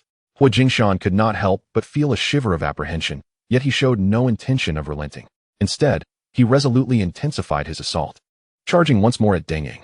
In the blink of an eye, the two were embroiled in a fierce clash, exchanging blows, as mystical powers collided with one another, sending visible energy ripples surging in all directions. The confrontation between 2 peak practitioners of the Dharma manifestation realm was nothing short of astonishing, causing the entire Qingyuan prefecture to tremble, instilling fear in the hearts of countless onlookers. Even though they fought high in the skies, the surrounding mountains and earth remained in turmoil, with the Tai's sacred land shaking violently. Without the protection of a grand defensive formation, the Tai's sacred land resembled a fragile boat adrift on a tempestuous sea, perpetually at risk of capsizing. Master Chu Xuan was deeply concerned, her fists clenched tightly. Worry etched across her delicate features. In this moment, she loathed her own weakness more than ever. If only she could offer assistance. Her master might not have to exert herself so fiercely. Master, can she prevail? A youthful voice suddenly piped up. Jia Jia looked up to inquire. Though still young, having grown up in the Tai's sacred land, she possessed a maturity beyond her years and was acutely aware of the peril of the battle. My master has never been defeated. This time, she will undoubtedly triumph. Chu Xuan replied with unwavering certainty. A Hu and Lu Bo nodded vigorously in agreement. In their eyes, Elder Deng Ying was invincible, bound to emerge victorious. However, standing to the side, Chu Xuan could not suppress a deep sigh. In truth, Deng Ying's strength surpassed that of Hu Jingshan. Yet, her prolonged illness had rendered her body exhausted, and she was now merely holding on by sheer will. Chu Xuan had contemplated delivering her medicine before, but he could never find an opportune moment. Unlike Chu Xuan and the others, his tenure in the Tai's sacred land was brief, and Deng Ying might not fully trust him. If the two engaged in a swift battle, Deng Ying might still manage to endure. However, Hu Jingshan was clearly a cunning fox. Upon discerning Deng Ying's condition, he immediately adopted a strategy of attrition, circling around her. Thus, despite Deng Ying currently holding the upper hand, as time stretched on, if her body could no longer sustain itself, or if her resolve faltered, she would inevitably face utter defeat. As this thought crossed his mind, Chu Xuan narrowed his eyes slightly and immediately began to covertly circulate his cultivation. Chapter 68. Striking in the shadows, a withered blade cuts through the Dharma form. Deng Ying was acutely aware of her own physical condition, more so than anyone else, which is why she had intended to conclude the battle swiftly from the outset. However, Hu Jingshan was not to be underestimated, providing her with no such opportunity. As time ticked away and her condition deteriorated, Deng Ying could not help but grow increasingly anxious. A fierce glint flashed in her eyes as she resolved to take a desperate gamble, unleashing all her power without regard for the cost. In rapid succession, a torrent of divine abilities erupted from her hands, crashing down upon Hu Jingshan with relentless ferocity. Caught off guard by her frenzied assault, Hu Jingshan found himself momentarily disoriented, struggling to defend himself against her onslaught. However, he quickly discerned Deng Ying's intentions, and, rather than panicking, he welcomed the challenge, opting to abandon his offense in favor of a full defensive stance. At this moment, the violet robe he wore radiated a brilliant divine light, revealing it to be a rare mid-grade defensive artifact. As he fully activated its power, it displayed astonishing defensive capabilities. Even though Deng Ying held the upper hand, lacking formidable weapons, she was unable to breach the protective barrier of the mid-grade artifact, and thus could not inflict any significant damage upon Hu Jingshan. Following her series of explosive attacks, it was inevitable that she would soon succumb to exhaustion. At this juncture, Hu Jingshan finally revealed his true ferocity, unleashing a long-prepared offensive divine ability that struck like lightning. With a thunderous roar, this attack collided forcefully against Deng Ying's chest, coughing up a mouthful of blood. Deng Ying was propelled backward, retreating over 100 paces before she could barely regain her footing. You have been defeated, Hu Jingshan declared, striding forward with an air of triumph, a victorious smile adorning his face. In your prime, you would not stand a chance against me. Deng Ying gritted her teeth, her heart brimming with resentment. Unfortunately, there are no ifs. Hand over the key to the 5 Elements secret realm, and I shall spare your life, Hu Jingshan said, extending his right hand, his tone cold and commanding. Dream on. Before he could finish his sentence, Deng Ying summoned her strength once more, condensing her Dharma form as she charged toward Hu Jingshan. Foolish. Hu Jingshan's eyes glinted with menace. Before she could fully materialize her Dharma form, he waved his hand, sending Deng Ying hurtling backward. Witnessing this scene from a distance, all those who were covertly observing the battle understood that the outcome had been decided. The members of the Tai Holy Land were left in stunned silence, their expressions frozen in disbelief, unable to accept such a conclusion. Ultimately, it was her physical condition that had betrayed her. It seemed he would need to find an opportunity to assist her after all. Chu Xuan sighed inwardly. If Deng Ying could have dealt with Hu Jingshan, he would not have needed to intervene. It appeared that he could not afford to be idle. Of course, Chu Xuan would not stand idly by and watch her perish, nor would he allow Hu Jingshan to obliterate the Tai Holy Land. With a swift motion of his right hand, he grasped a withered blade of grass from the ground. Though it was merely an ordinary withered blade of grass, In the hands of Chu Xuan, it transformed into an extraordinary divine sword. At that moment, Chu Xuan lifted his gaze towards the towering Hu Jingshan, and his expression instantly grew sharp and fierce. Hu Jingshan felt a sudden chill, a warning igniting within him. He had intended to pursue his advantage, but he halted immediately. Even as he watched Deng Ying regain her composure, he dared not make a single move. Every nerve in his body tightened involuntarily. As if a primordial beast were fixating upon him, an unprecedented sense of danger enveloping him entirely. Before Hu Jingshan could react, Chu Xuan had already taken the initiative. Grasping the withered grass in his right hand, he secretly activated the grass character sword technique, executing a swift strike forward without pause. With a ripping sound, the very void was forcibly torn asunder.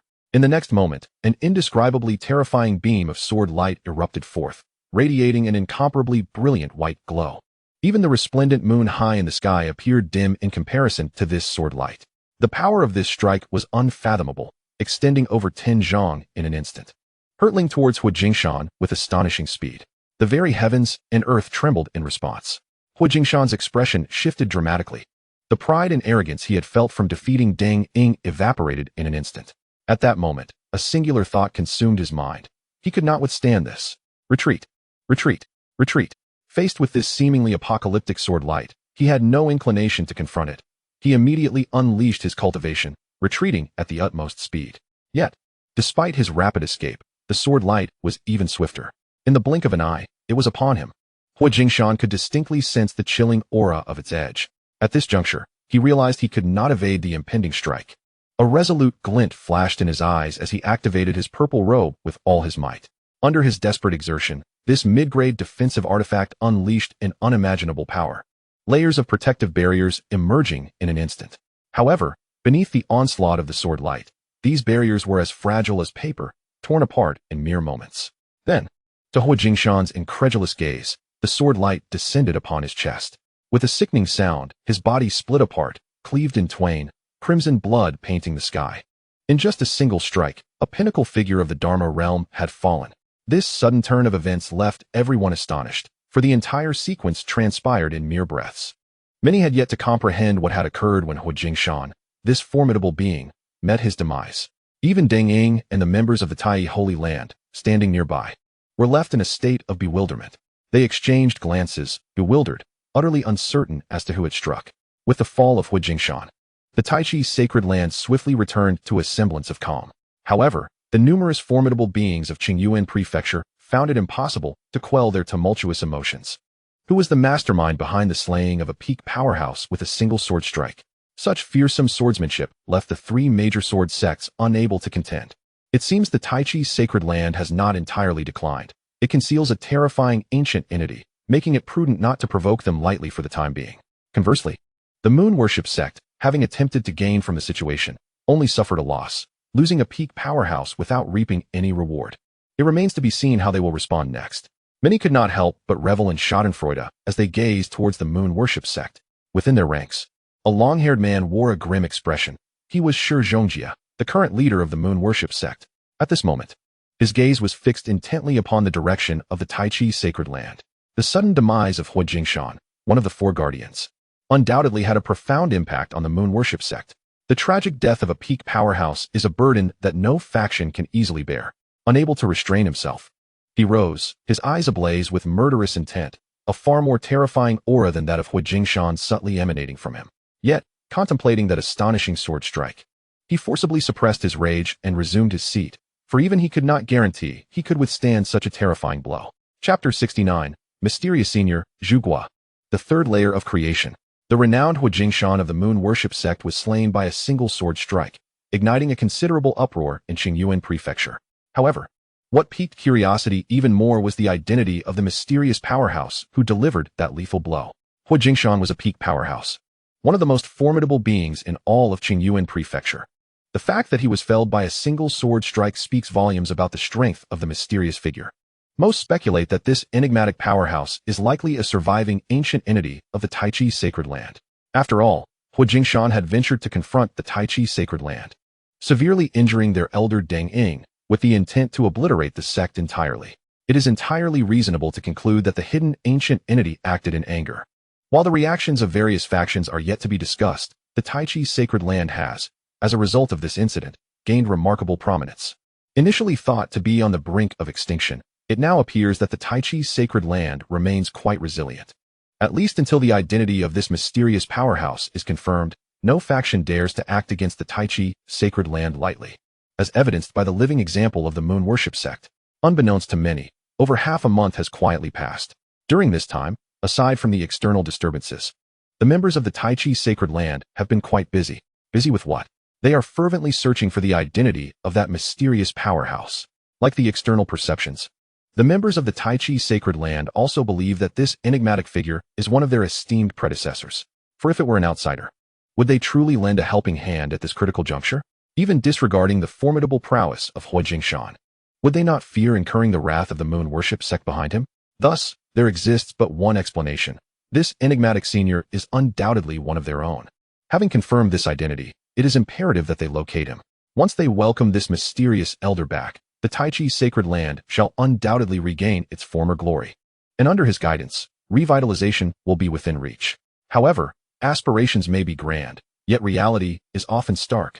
Over the past half-month, they have thoroughly searched the Taichi sacred land inside and out, even delving deeply into the rear mountains. Yet, they have encountered not a single soul, nor even a specter. And the whereabouts of that elusive senior remain entirely unknown. Brother Chu, do you think that elder is intentionally avoiding us? Su Qianqian inquired, her face a portrait of dejection as she looked at Chu Xuan. Upon hearing Su Qianqian's question, a peculiar expression flickered across Chu Xuan's face. Was this akin to asking Li Kuei about Li Kuei?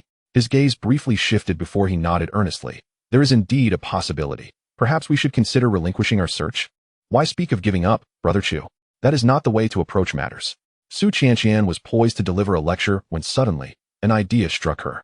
She squinted her eyes, casting a suspicious glance at Chu Xuan. I have just realized, it seems you have not been particularly invested in this matter from the start. Always wavering in your resolve, while even Jia exhibits more diligence than you. A pang of anxiety gripped Chu Xuan. He had not anticipated Su Qianqian would be so observant of him. However, he could hardly be blamed for this predicament. After all, how could he be expected to search for himself with genuine commitment? Naturally, he refrained from voicing such thoughts and instead maintained a sincere demeanor as he explained, Junior sister, you are somewhat mistaken. It is not that I lack seriousness, but rather, I believe that given the elder's strength, if he is deliberately evading us, even if we were to dig 3 feet into the ground, it would be exceedingly difficult to find him. If he wishes to reveal himself, he will naturally appear before us. Otherwise, our efforts would be in vain.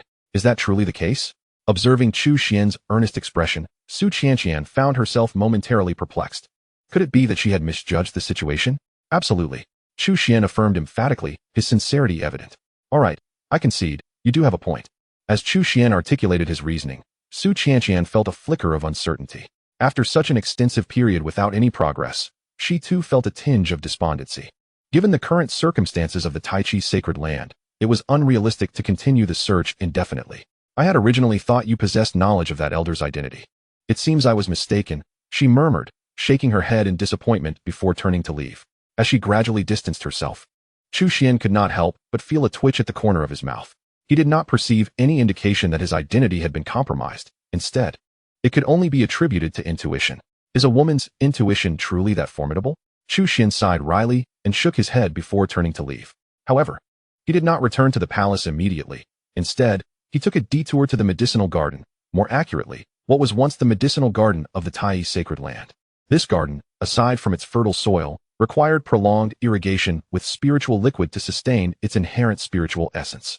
Yet, given the current plight of the Tai sacred land, such expenditures were far beyond its means. Thus, this expansive area, once teeming with countless spiritual herbs and medicines, had now devolved into a wasteland overrun with weeds. System check-in. Upon entering the medicinal garden, Chu Xuan quickly intoned in his heart. Ding.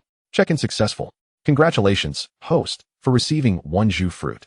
Immediately, a mysterious spiritual fruit, approximately the size of an apple and entirely crimson, appeared in the system space. The Zhu fruit. Undoubtedly, this was a true treasure of nature. It is said that the Zhu fruit blooms every century and bears fruit in another century.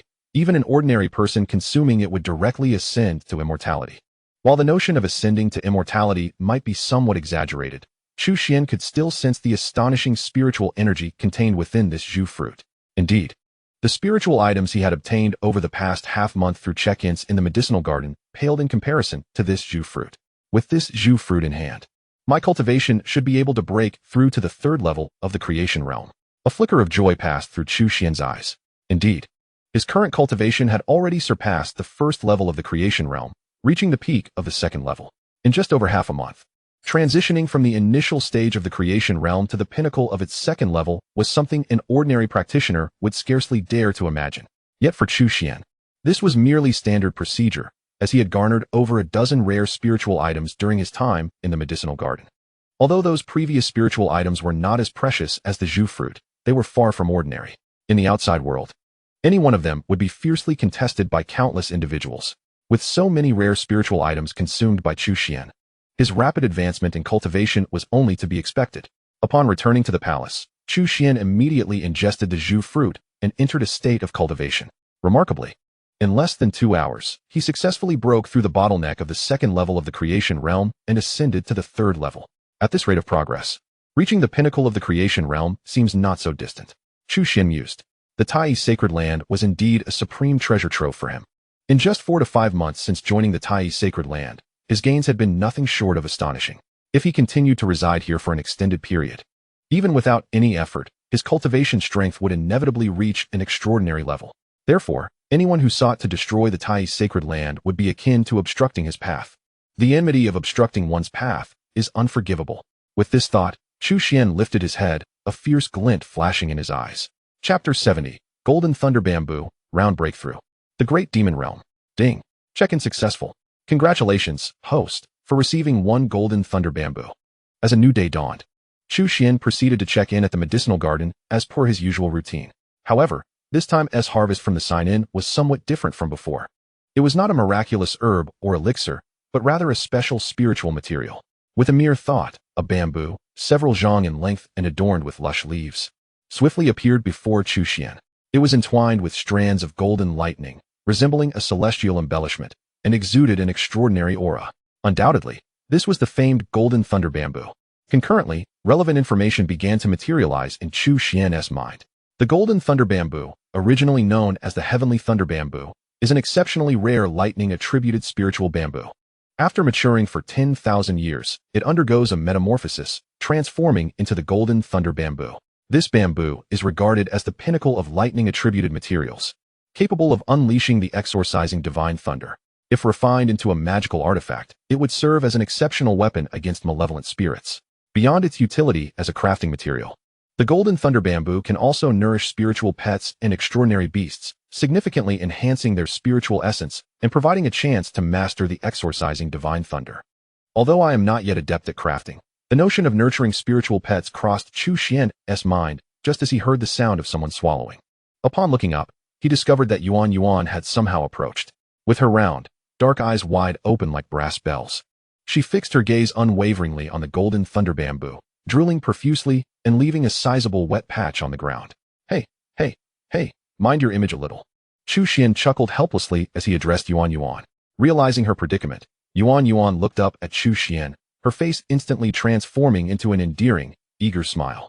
She promptly inquired, "Master, is this bamboo delicious?" "Not at all," Chu Xuan replied without a second thought. Yuan was momentarily taken aback. Torn between her desire to taste it and Chu Xuan's assertion of its unpleasantness, she found herself in a quandary. After a moment's hesitation, she could no longer resist the allure of the Golden Thunder Bamboo and tentatively proposed, "Could I perhaps have just a little to sample its flavor?" Witnessing her adorable and somewhat foolish demeanor, Chu Xuan couldn't help but smile. He then waved his hand gently, and the entire Golden Thunder Bamboo appeared before Yuan. "Go ahead, as long as you can manage it, feel free to devour it all. But do take heed, this Golden Thunder Bamboo is unlike ordinary spiritual bamboo. It is as hard as iron and contains the exorcising divine thunder. If you upset your stomach, do not blame me." Upon hearing this, Yuan's eyes sparkled with excitement, and unable to contain herself, she immediately grasped the Golden Thunder Bamboo and began to munch on it with fervor. Initially, Chu Xuan anticipated that Yuan would encounter some difficulty in consuming the Golden Thunder Bamboo, yet he had greatly underestimated the extraordinary talents of the iron-eating beast. Despite being a top-tier spiritual bamboo, in Yuan's mouth, it was no different from regular bamboo. The crisp sounds of crunching echoed as she pulverized not only the leaves, but also the main stalk. The sheer power of her bite made Chu Xuan's eyelids twitch uncontrollably. If Yuan continued to grow, would she eventually be able to chew through even divine weapons? A lengthy golden thunder bamboo, measuring several zhang, possesses the potential to forge numerous magical artifacts. However, in the hands of Yuan, it was consumed in an astonishingly swift manner. After devouring such an extensive length of golden thunder bamboo, Yuan's belly swelled, transforming her into a perfectly round sphere. The astonishing energy contained within the bamboo surged forth, enveloping Yuan in a radiant aura. Even arcs of thunderous light manifested upon her surface, and her presence grew increasingly formidable. Was she on the verge of a breakthrough? Chu Xuan keenly observed that Yuan's condition was extraordinary at that moment. As a high-ranking beast, her time spent alongside Chu Xuan indulging in food and drink, coupled with her diligent cultivation, had led to significant progress. Although not as rapid as Chu Xuan's advancement, she had reached the pinnacle of high-ranking beasts, merely a step away from the realm of great beasts. Now, having fully absorbed the lengthy golden thunder bamboo, her cultivation had reached its zenith. Driven by the overwhelming energy, she instinctively surged towards a higher realm. Allowing Yuan to break through within the Taiji sacred land was not an option. Without hesitation, Chu Xuan grasped Yuan and ascended into the sky, swiftly soaring towards the black cloud mountains behind the Taiji sacred land. With his cultivation at the third level of the transformation realm, Chu Xuan's speed was astonishingly rapid. In mere moments, he had taken Yuan deep into the black cloud mountains. There, he sought a location rich in spiritual energy, unleashing a terrifying pressure that rendered the surrounding beasts unconscious. Once the threats were cleared, Chu Xuan set Yuan down, permitting her to undergo her breakthrough. Such a process is one that cannot be assisted by outsiders. Even if assistance were possible, it is best to refrain from interference. Otherwise, it would be akin to pulling up seedlings to help them grow, proving detrimental to Yuan's development. As the moment arrived, the raging energy within Yuan became uncontrollable, erupting violently. In an instant, her massive form was enveloped in visible energy, with flickering arcs of thunder illuminating her. Simultaneously, the surrounding area spanning hundreds of miles began to tremble violently. Countless streams of spiritual energy surged forth, coalescing into brilliant torrents that continuously flowed into Yuan's being. High-ranking beasts correspond to human cultivators at the Purple Mansion level, while the realm of great beasts aligns with the Dharma aspect level in humans. However, the cultivation paths of beasts differ greatly from those of humans. They do not require the perception of stellar evolutions to form Dharma aspects, but instead condense a beast core. Upon the formation of the initial beast core, all of the beast's power converges within it. Moreover, the beast core can be utilized in combat, possessing formidable abilities that rival those of the Dharma aspects cultivated by human practitioners. As an increasing volume of spiritual energy infused Yuan's body, the aura emanating from her intensified, her terrifying power surging forth, and various extraordinary phenomena began to manifest. Such a breathtaking spectacle soon attracted the attention of numerous beasts lurking within the Black Cloud Mountains.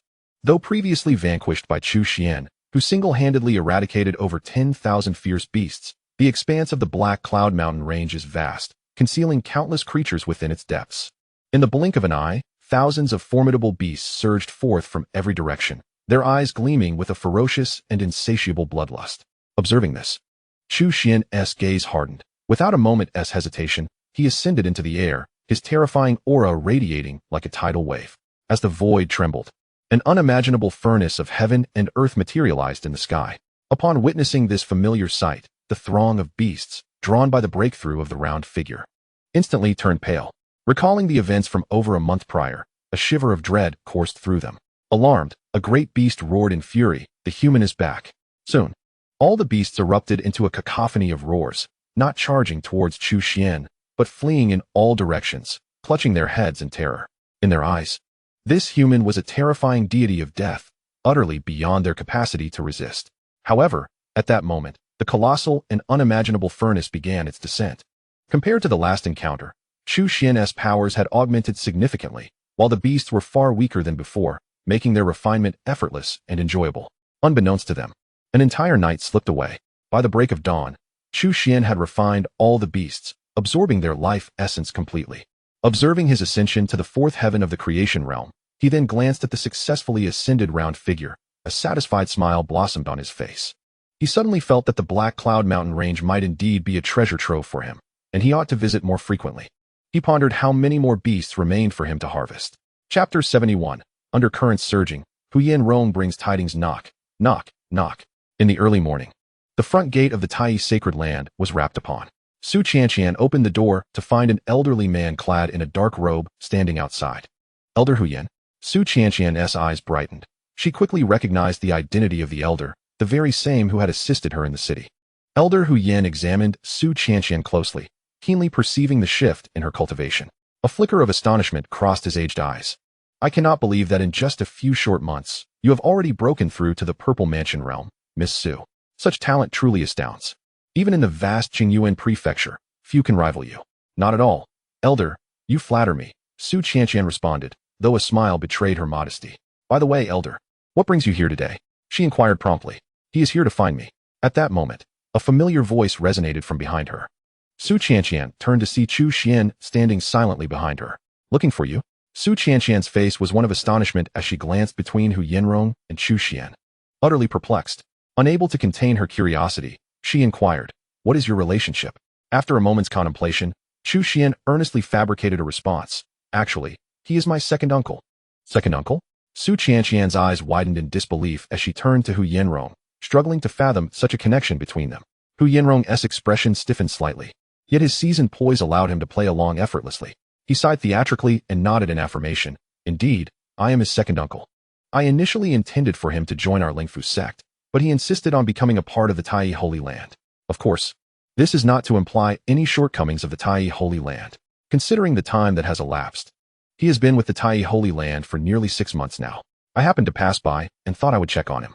I hope this is not an inconvenience. His final remark was directed at Su Qianqian. Looking bewildered, Su Qianqian instinctively shook her head. Of course not. Please, come in. As she spoke, she promptly ushered Hu Yanrong into the Tai Holy Land. I'll take my second uncle to see my residence. You may carry on with your tasks. Junior sister. With a subtle glance at Hu Yanrong, Chu Xuan led him away briskly. As she observed the two walking side by side, Su Qianqian remained in a state of disbelief, sensing an underlying dissonance, though unable to articulate precisely what felt amiss. Upon returning to the palace, Hu Yanrong immediately knelt. I have acted with great impudence and folly. I beseech you to punish me. This was merely a spontaneous fabrication. It has nothing to do with you. Chu Xuan stated nonchalantly from his desk, waving his hand dismissively. Instantly, an invisible force lifted Hu Yanrong. Yet you. What brings you to the Tai Holy Land in search of me? Hu Yanrong felt an undeniable chill at the overwhelming power he sensed. Upon hearing Chu Xuan's inquiry, his expression shifted to one of solemnity. I have come with significant news to report. Significant news? Chu Xuan raised an eyebrow. This matter pertains to the recent demise of the moon worship sect's protector, Hu Jingshan. At that moment, a sword light pierced through heaven and earth, and even a peak powerhouse such as Hu Jingshan was unable to withstand it. He was slain in an instant. As he spoke, Hu Yanrong couldn't help but glance at Chu Xuan, suspecting that this sword light may have originated from him, while others remained oblivious to Chu Xuan's true capabilities. Perceiving him merely as an ordinary disciple newly joined to the Tai Holy Land, Hu Yanrong had witnessed Chu Xuan's prowess firsthand, particularly during the incident in Tiannan, where he had seen a terrifying manifestation of formidable power that still sent shivers through him upon recollection. The only uncertainty was that he had never observed Chu Xuan wielding a sword, leaving him hesitant to assert with absolute certainty. Chu Xuan's calm demeanor only deepened Hu Yanrong's sense of mystery, rendering him reluctant to jump to conclusions. And then, Chu Xuan inquired, lifting his gaze with measured curiosity. Hu Yanrong hastily lowered his head and continued earnestly.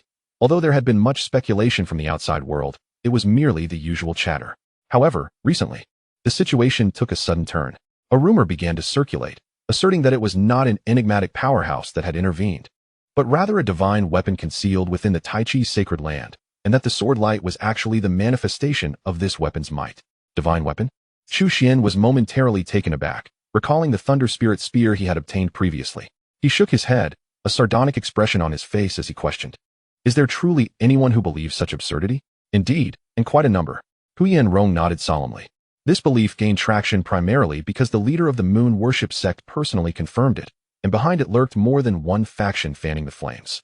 As this news spread, it grew increasingly outrageous, with many individuals secretly gathering, preparing to unite against the Tai Chi sacred land. Even the old servant had received an invitation, and it appeared that several formidable figures from the law manifestation realm were involved, which prompted the old servant to hasten to the Taichi sacred land to inform his master. After listening to Hu Yanrong, Chu Xuan swiftly grasped the situation. The adage that men die for wealth and birds perish for food rang true. A divine weapon was indeed a tantalizing temptation. Even if it were merely a possibility, it was sufficient to entice many to take the risk. At this juncture, Chu Xuan could not help but let out a sigh. The demise of the peak powerhouse, Huijingshan, had undeniably elevated the Taichi sacred land's prominence, causing ordinary factions to hesitate before provoking them. Yet, paradoxically, it also placed the Taichi sacred land in a precarious position. The existence of such a formidable force lurking in the shadows left not only the moon worship sect uneasy, but also other factions restless. To speak candidly, the plight of the Taichi sacred land today is not solely due to external pressures. The major powers of Qingyuan Prefecture are hardly blameless. In the past, countless benefits were plundered and divided from the Taichi sacred land, with most factions in Qingyuan Prefecture having a hand in it.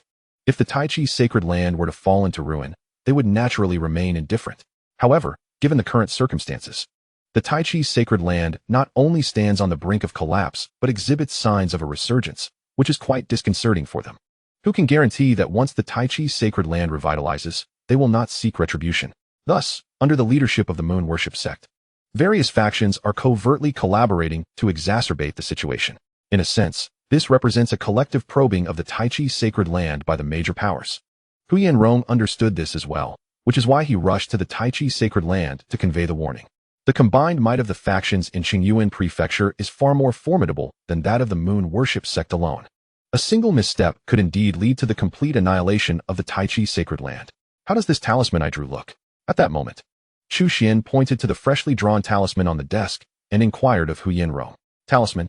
Hu Yanrong was taken aback by this, momentarily puzzled as to how a mere talisman could be related to the pressing matters at hand.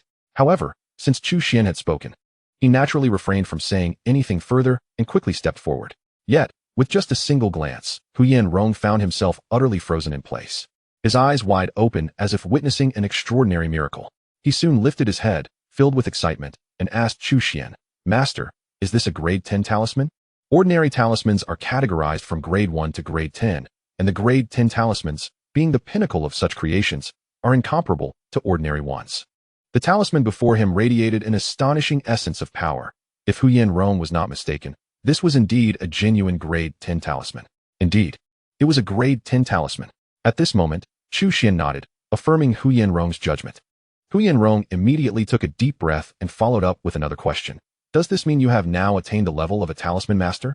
In truth, had Chu Xuan merely produced a grade 10 talisman, Hu Yanrong would have been astonished, but not to the point of being overwhelmed. However, the fact that this talisman was crafted by Chu Xuan himself, right before his eyes, undeniably indicated a significant truth. Chu Xuan had indeed become a talisman master. Only those who reach the level of talisman master possess the ability to create grade 10 talismans. Chu Xuan nodded again. During his months in the Tai sacred land, he had thoroughly digested the heritage memories of the Miao Fuzi. Coupled with extensive practice during this period, his own talisman proficiency had naturally soared. While he may still be somewhat distant from the esteemed Miao Fuzi, he had undeniably reached a masterful level. Witnessing Chu Xuan's calm demeanor, Hu Yanrong's heart surged with tumultuous emotion. He had devoted himself to the path of talismans for decades, with his greatest aspiration being to become a talisman master. Despite currently holding the title of a senior talisman master, he was still light years away from the realm of a talisman master.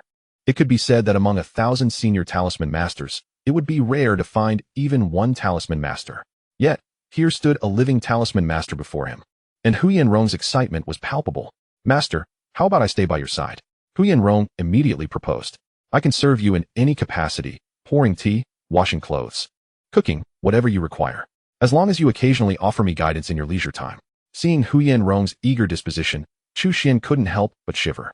If the individual were a young maiden, graceful and charming, he might have considered it. However, a man over 100 years old following him around was another matter entirely.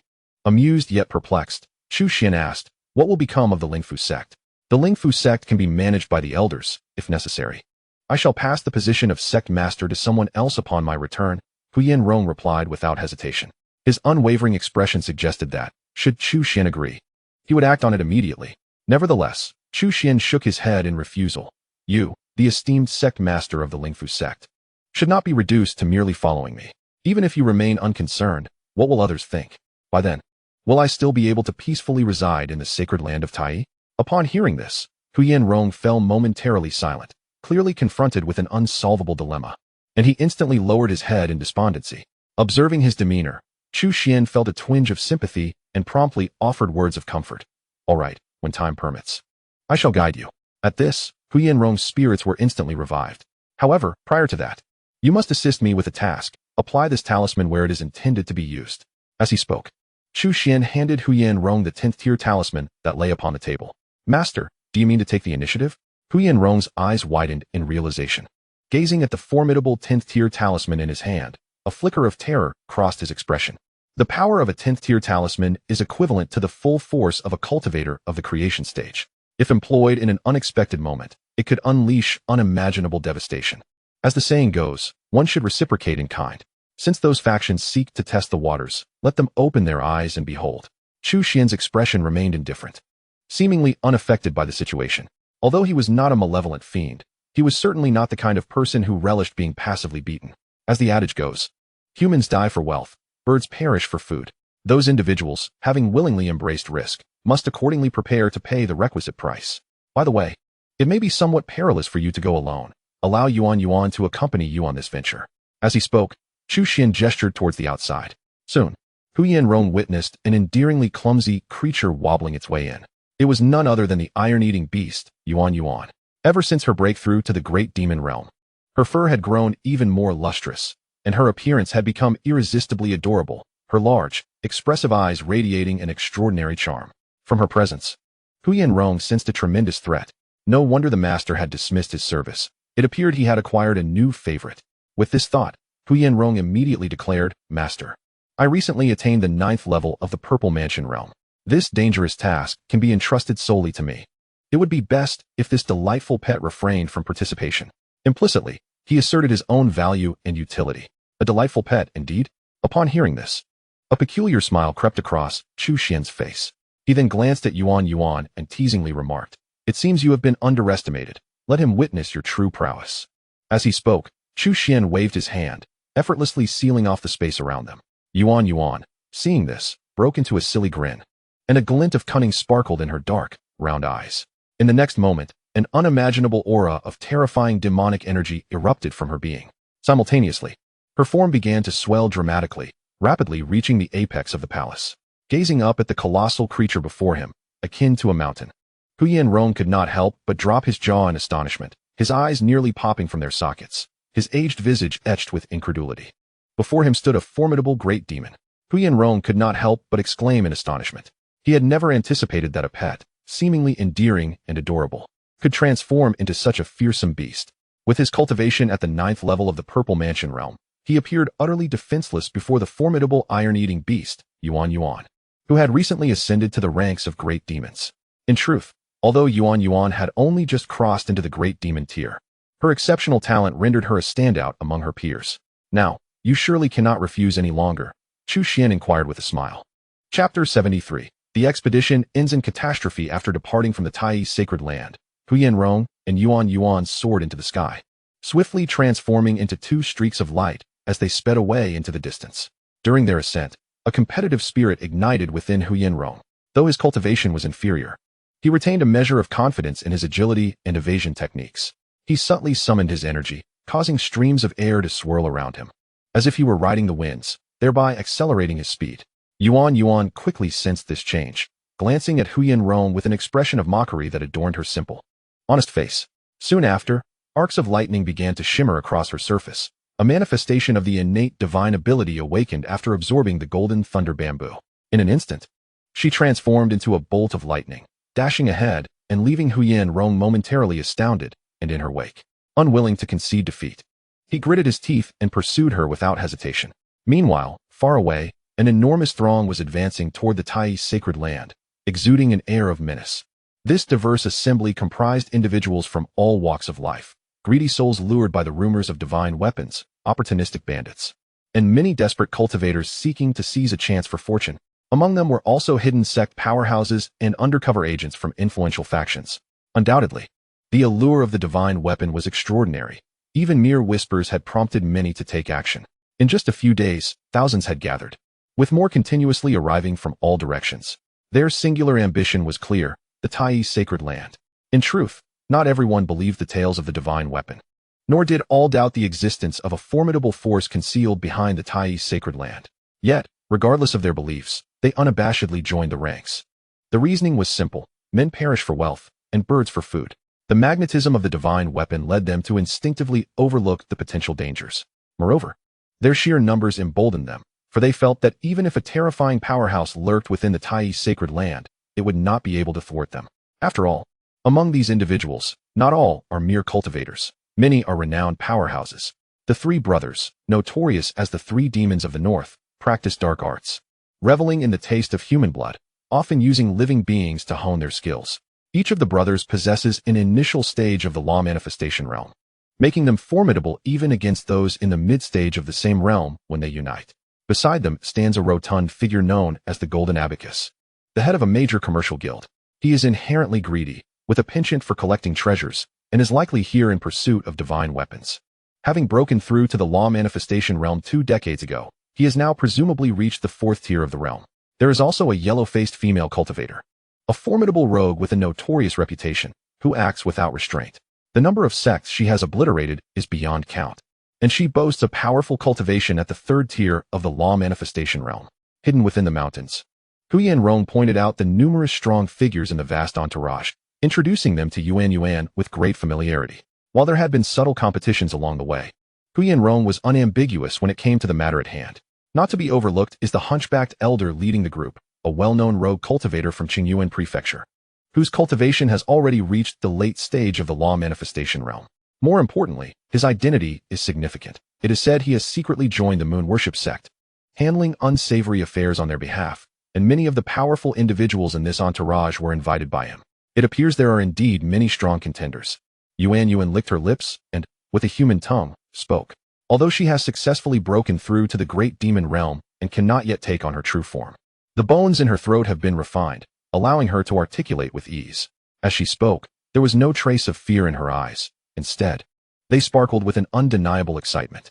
Should I take the initiative to eliminate the leaders first? Yuan proposed eagerly. Such recklessness. Hu Yanrong was taken aback upon hearing this. Turning to look, he found Yuan's expression serious, entirely devoid of jest. Are you confident? Hu Yanrong asked instinctively. A sudden ambush should have a 70 to 80% chance of success, Yuan replied after a moment's contemplation.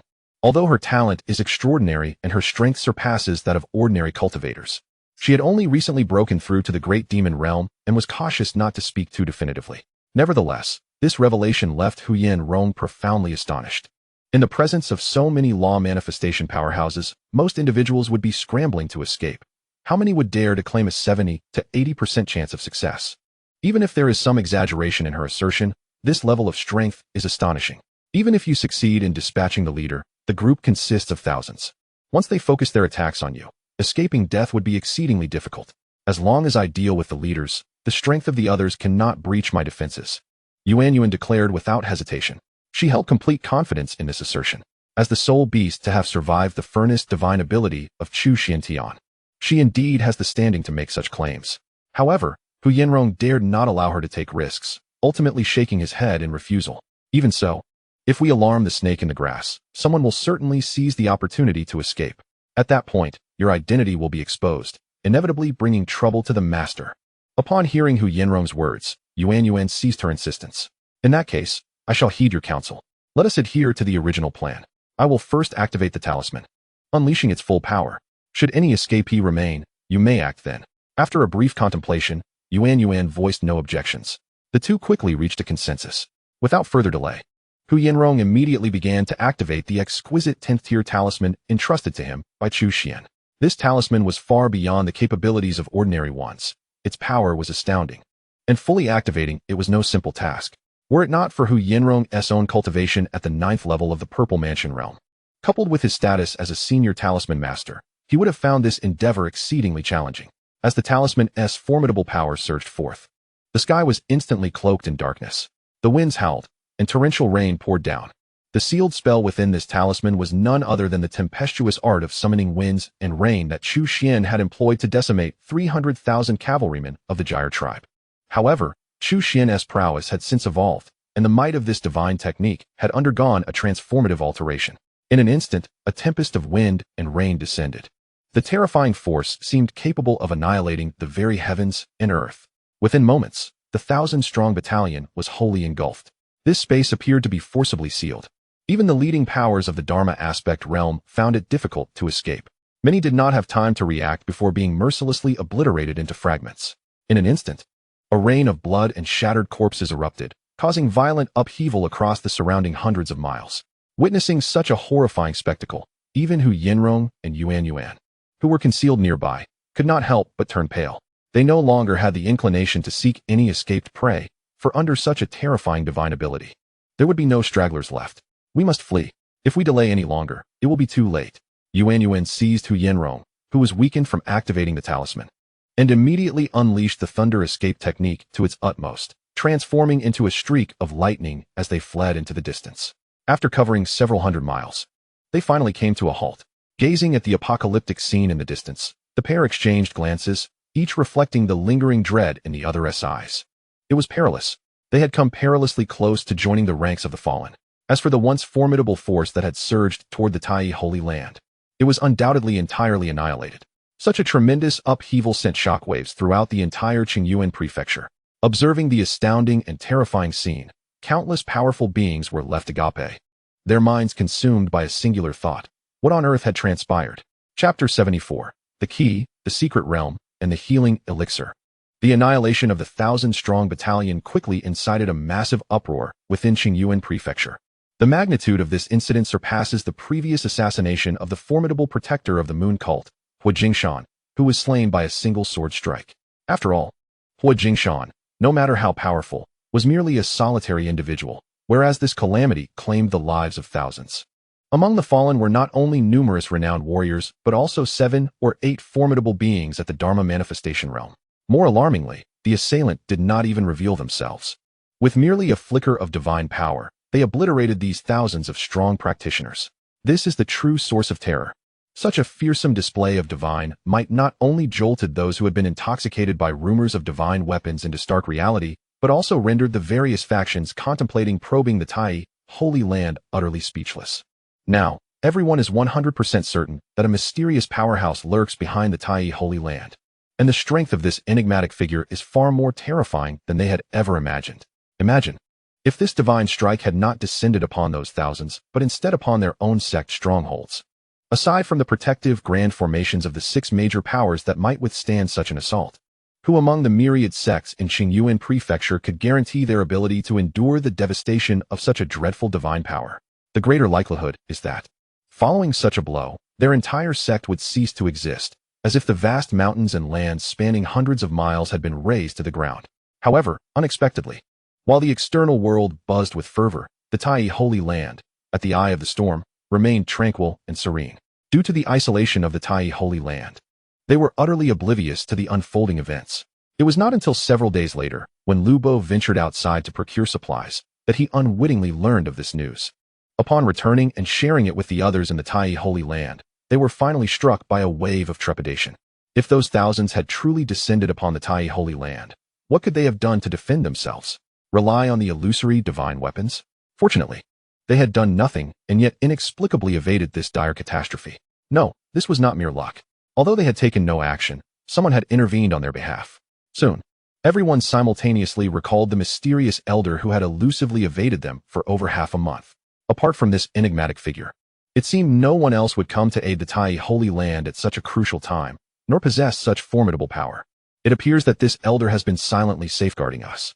Since he prefers to remain hidden, we shall not impose upon him. Inside the palace, the Grand Elder, Deng Ying, gasped for breath. Following her battle with Hu Jingshan, although she had narrowly preserved her life, her body had utterly collapsed. Moreover, under the current circumstances of the Tai Holy Land, effective treatment was unattainable, and she could merely rely on her once profound cultivation to barely sustain her breath. As a consequence, her cultivation had suffered significant depletion. Not only was she incapable of maintaining her peak Dharma manifestation realm strength, but even the most fundamental aspects of the Dharma manifestation realm were difficult for her to uphold. Should a formidable adversary approach at this moment, she would find herself powerless. Thus, she could not help but feel a sense of fortunate relief that the Tai Holy Land had narrowly escaped disaster. However, reflecting upon her own physical condition, she could not help but let out a deep sigh, fearing she could not endure much longer. The reason I summoned you here today is not only to discuss this matter, but also to announce another significant development. As she spoke, Deng Ying lifted her gaze to the 5 individuals before her, the last remaining members of the Tai's sacred ground. To be candid, she felt a profound dissatisfaction within. Aside from Su Qianqian, her sole legitimate disciple who met her standards, the others were either too old or too young, or perhaps mentally challenged. The remaining one, Chu Xuan, appeared slightly better. However, since he had recently joined the Tai's sacred ground and had been involved in the troubles with Huitiani, she did not harbor much confidence in him either. Yet, time was of the essence.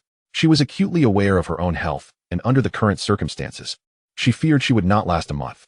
Thus, despite her discontent, she had no choice but to resign herself to fate, for she found herself devoid of alternatives.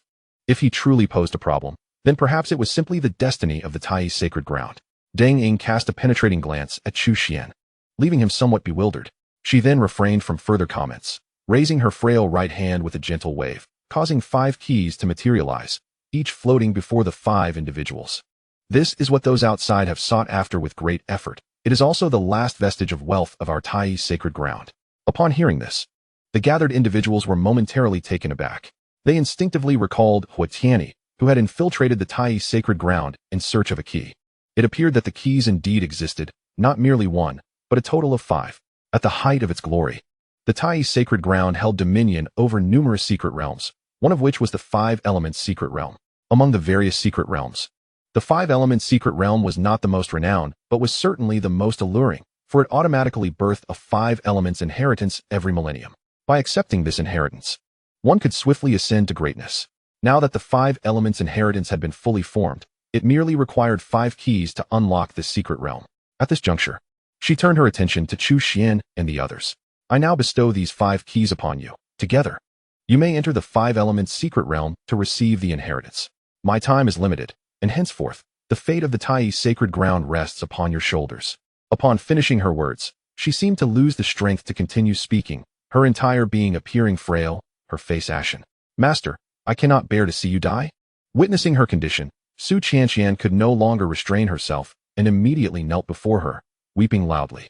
Foolish child, Deng Ying managed to raise her right hand with great difficulty, gently caressing Su Qianqian's head. In the cycle of life and death, who can truly escape? Moreover, I am well aware of my own condition.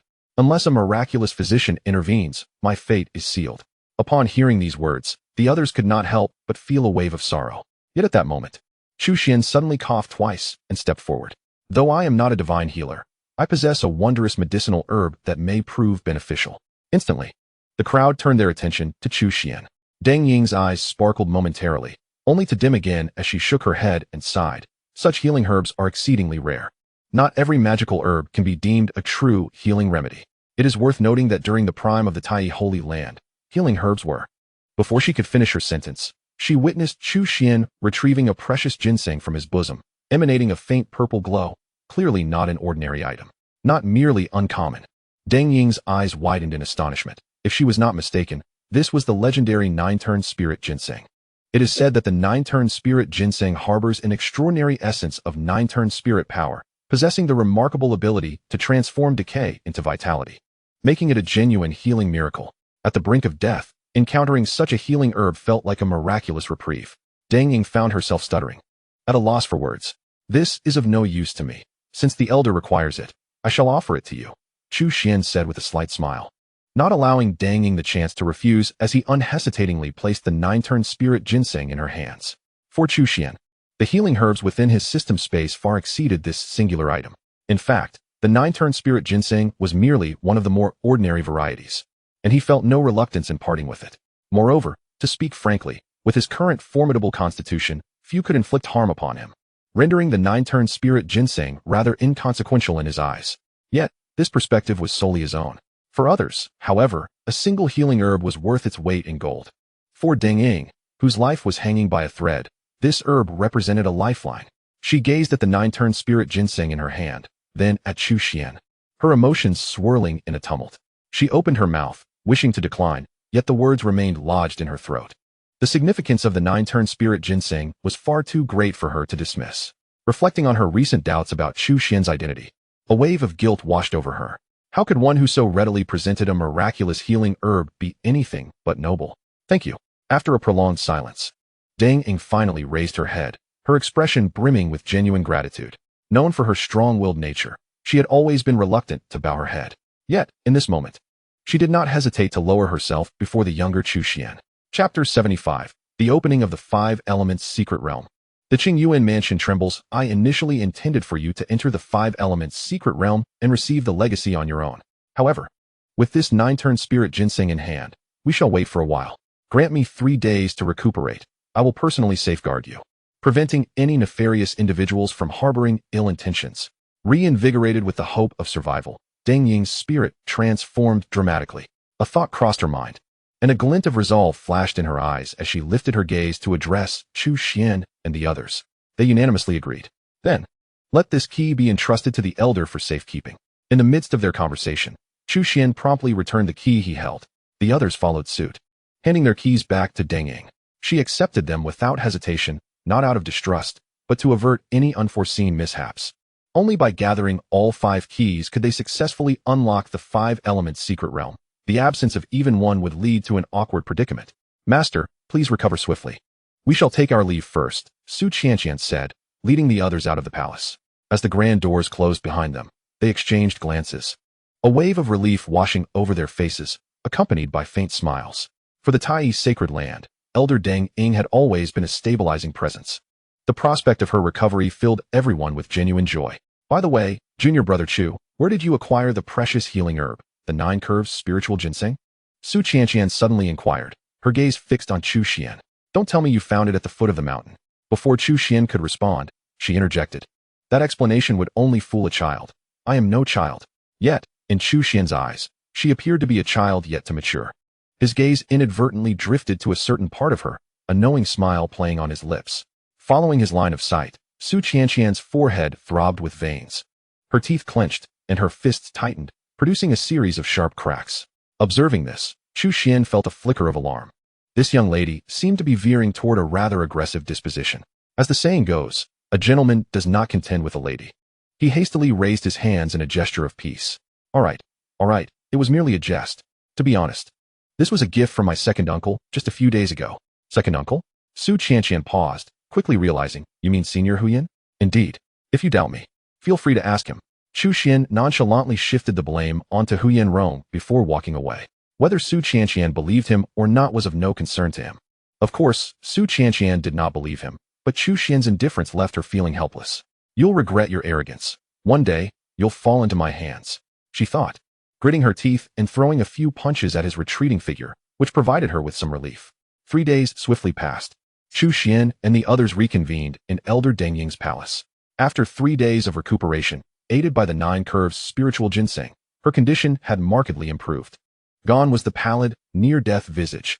Color had returned to her cheeks, and vitality radiated throughout her being. Master, has your health completely returned? Su Qianqian asked, her eyes gleaming with excitement. Not so quickly. Illness comes on like a mountain, but departs like threads being pulled. Full recovery will require some time for nurturing. Deng Ying replied with a gentle smile and a shake of her head. However, the fundamental issue has been alleviated, leaving only minor concerns that are of little consequence.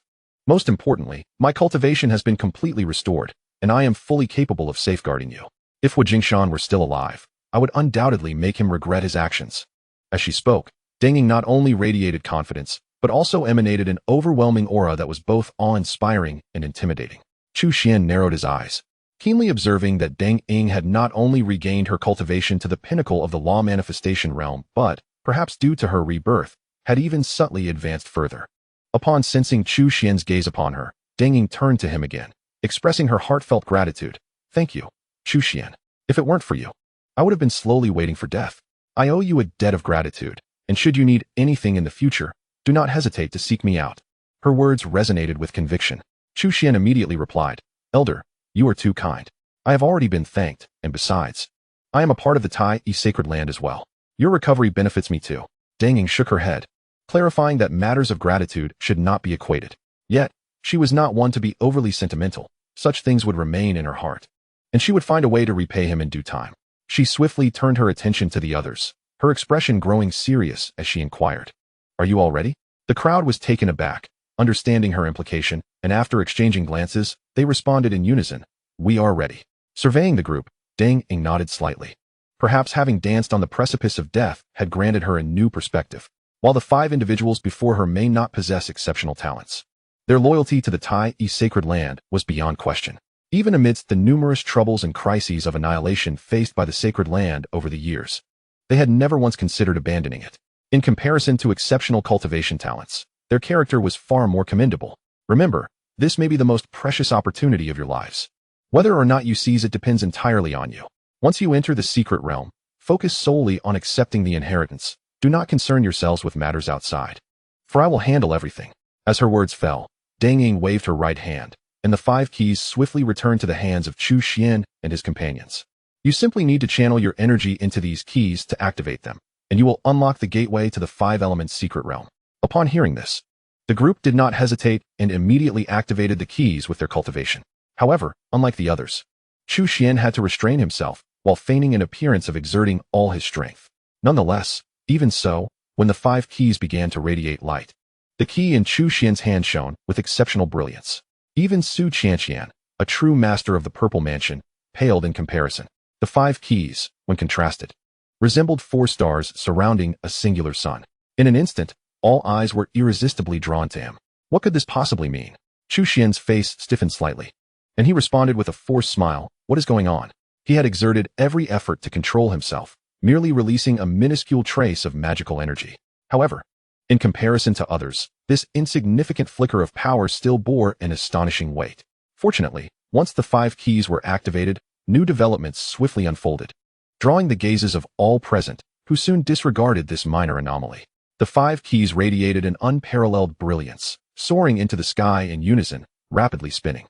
Visible beams of light intertwined, transforming into a vast and intricate magical array. An immensely terrifying aura rippled forth, expanding outward at an astonishing pace. Thunderous rumblings accompanied the tremors of the void, causing the very heavens and earth to quake violently. A profoundly mysterious portal materialized within the ether. Undoubtedly, this was the entrance to the 5 elements secret realm. As the entrance to the secret realm was unveiled, a frenzy of visible spiritual energy surged forth. In an instant, the entire Tai sacred ground was enveloped in a kaleidoscope of ethereal energy, reminiscent of a legendary celestial realm. Such a remarkable transformation could not escape the notice of the various factions covertly observing the Tai sacred ground. In an instant, powerful divine consciousnesses descended from all directions. Chapter 76, The 5 Elements Heritage, directly pointing to the realm of creation.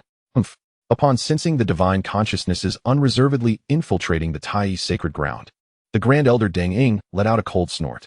A fierce glint flashed in her eyes, and without hesitation, she summoned the full force of her cultivation. In the next moment, spiritual energy surged chaotically, continuously flooding into her being. Then, a brilliant white light erupted, revealing a vividly lifelike enormous jade toad hovering in the sky. As Deng Ying liberated herself from the shackles of her injuries, the might emanating from this jade toad avatar was significantly more formidable than during her confrontation with Hu Jingshan.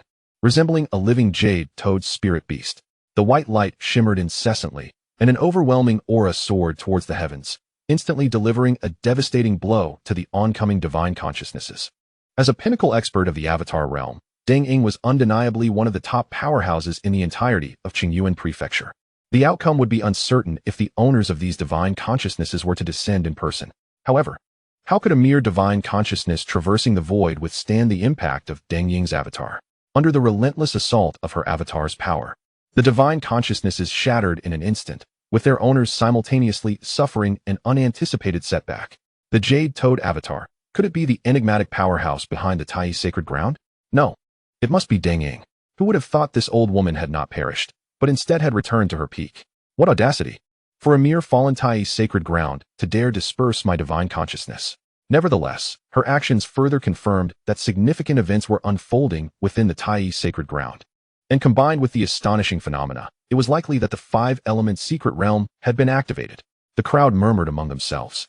It must be acknowledged that each of these individuals was far from ordinary, although they were obstructed by Deng Ying, preventing them from probing into the specifics of the Tai sacred land. They could still infer a substantial amount of information from various sources. The rumors surrounding the 5-element secret realm stirred their curiosity, and had it been in the past, they would have acted without a second thought. However, the current situation was markedly different. The enigmatic powerhouse behind the Tai's sacred land compelled them to exercise caution. On one hand lay the extraordinary legacy, and on the other, a formidable threat. Even though they were not ordinary cultivators, such a dilemma rendered them momentarily indecisive. Was it truly worth the risk?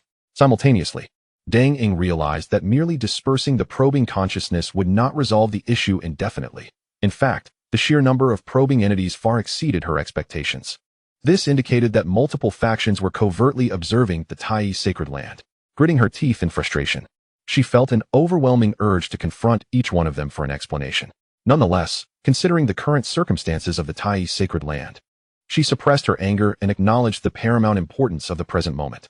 Quickly enter the 5 elements secret realm to accept the inheritance. Disregard everything else. Deng Ying instructed Su Qianqian and the others with a stern expression. Su Qianqian, visibly concerned, was not oblivious to the hostile intentions behind the probing consciousness. However, faced with her master's stern demeanor, she refrained from voicing her thoughts and turned to glance at the other 4 companions. Jia, the little girl, appeared as timid as a quail, offering no support. Ahu wore a perplexed expression, seemingly unaware of the unfolding events. Although Lu Bo understood the situation, he was too intimidated by the grand elder Deng Ying to utter even a single word. Ultimately, Su Qianqian turned to Chu Xuan, signaling him to speak. Observing her anxious gestures, Chu Xuan could not help but shake his head with a wry smile.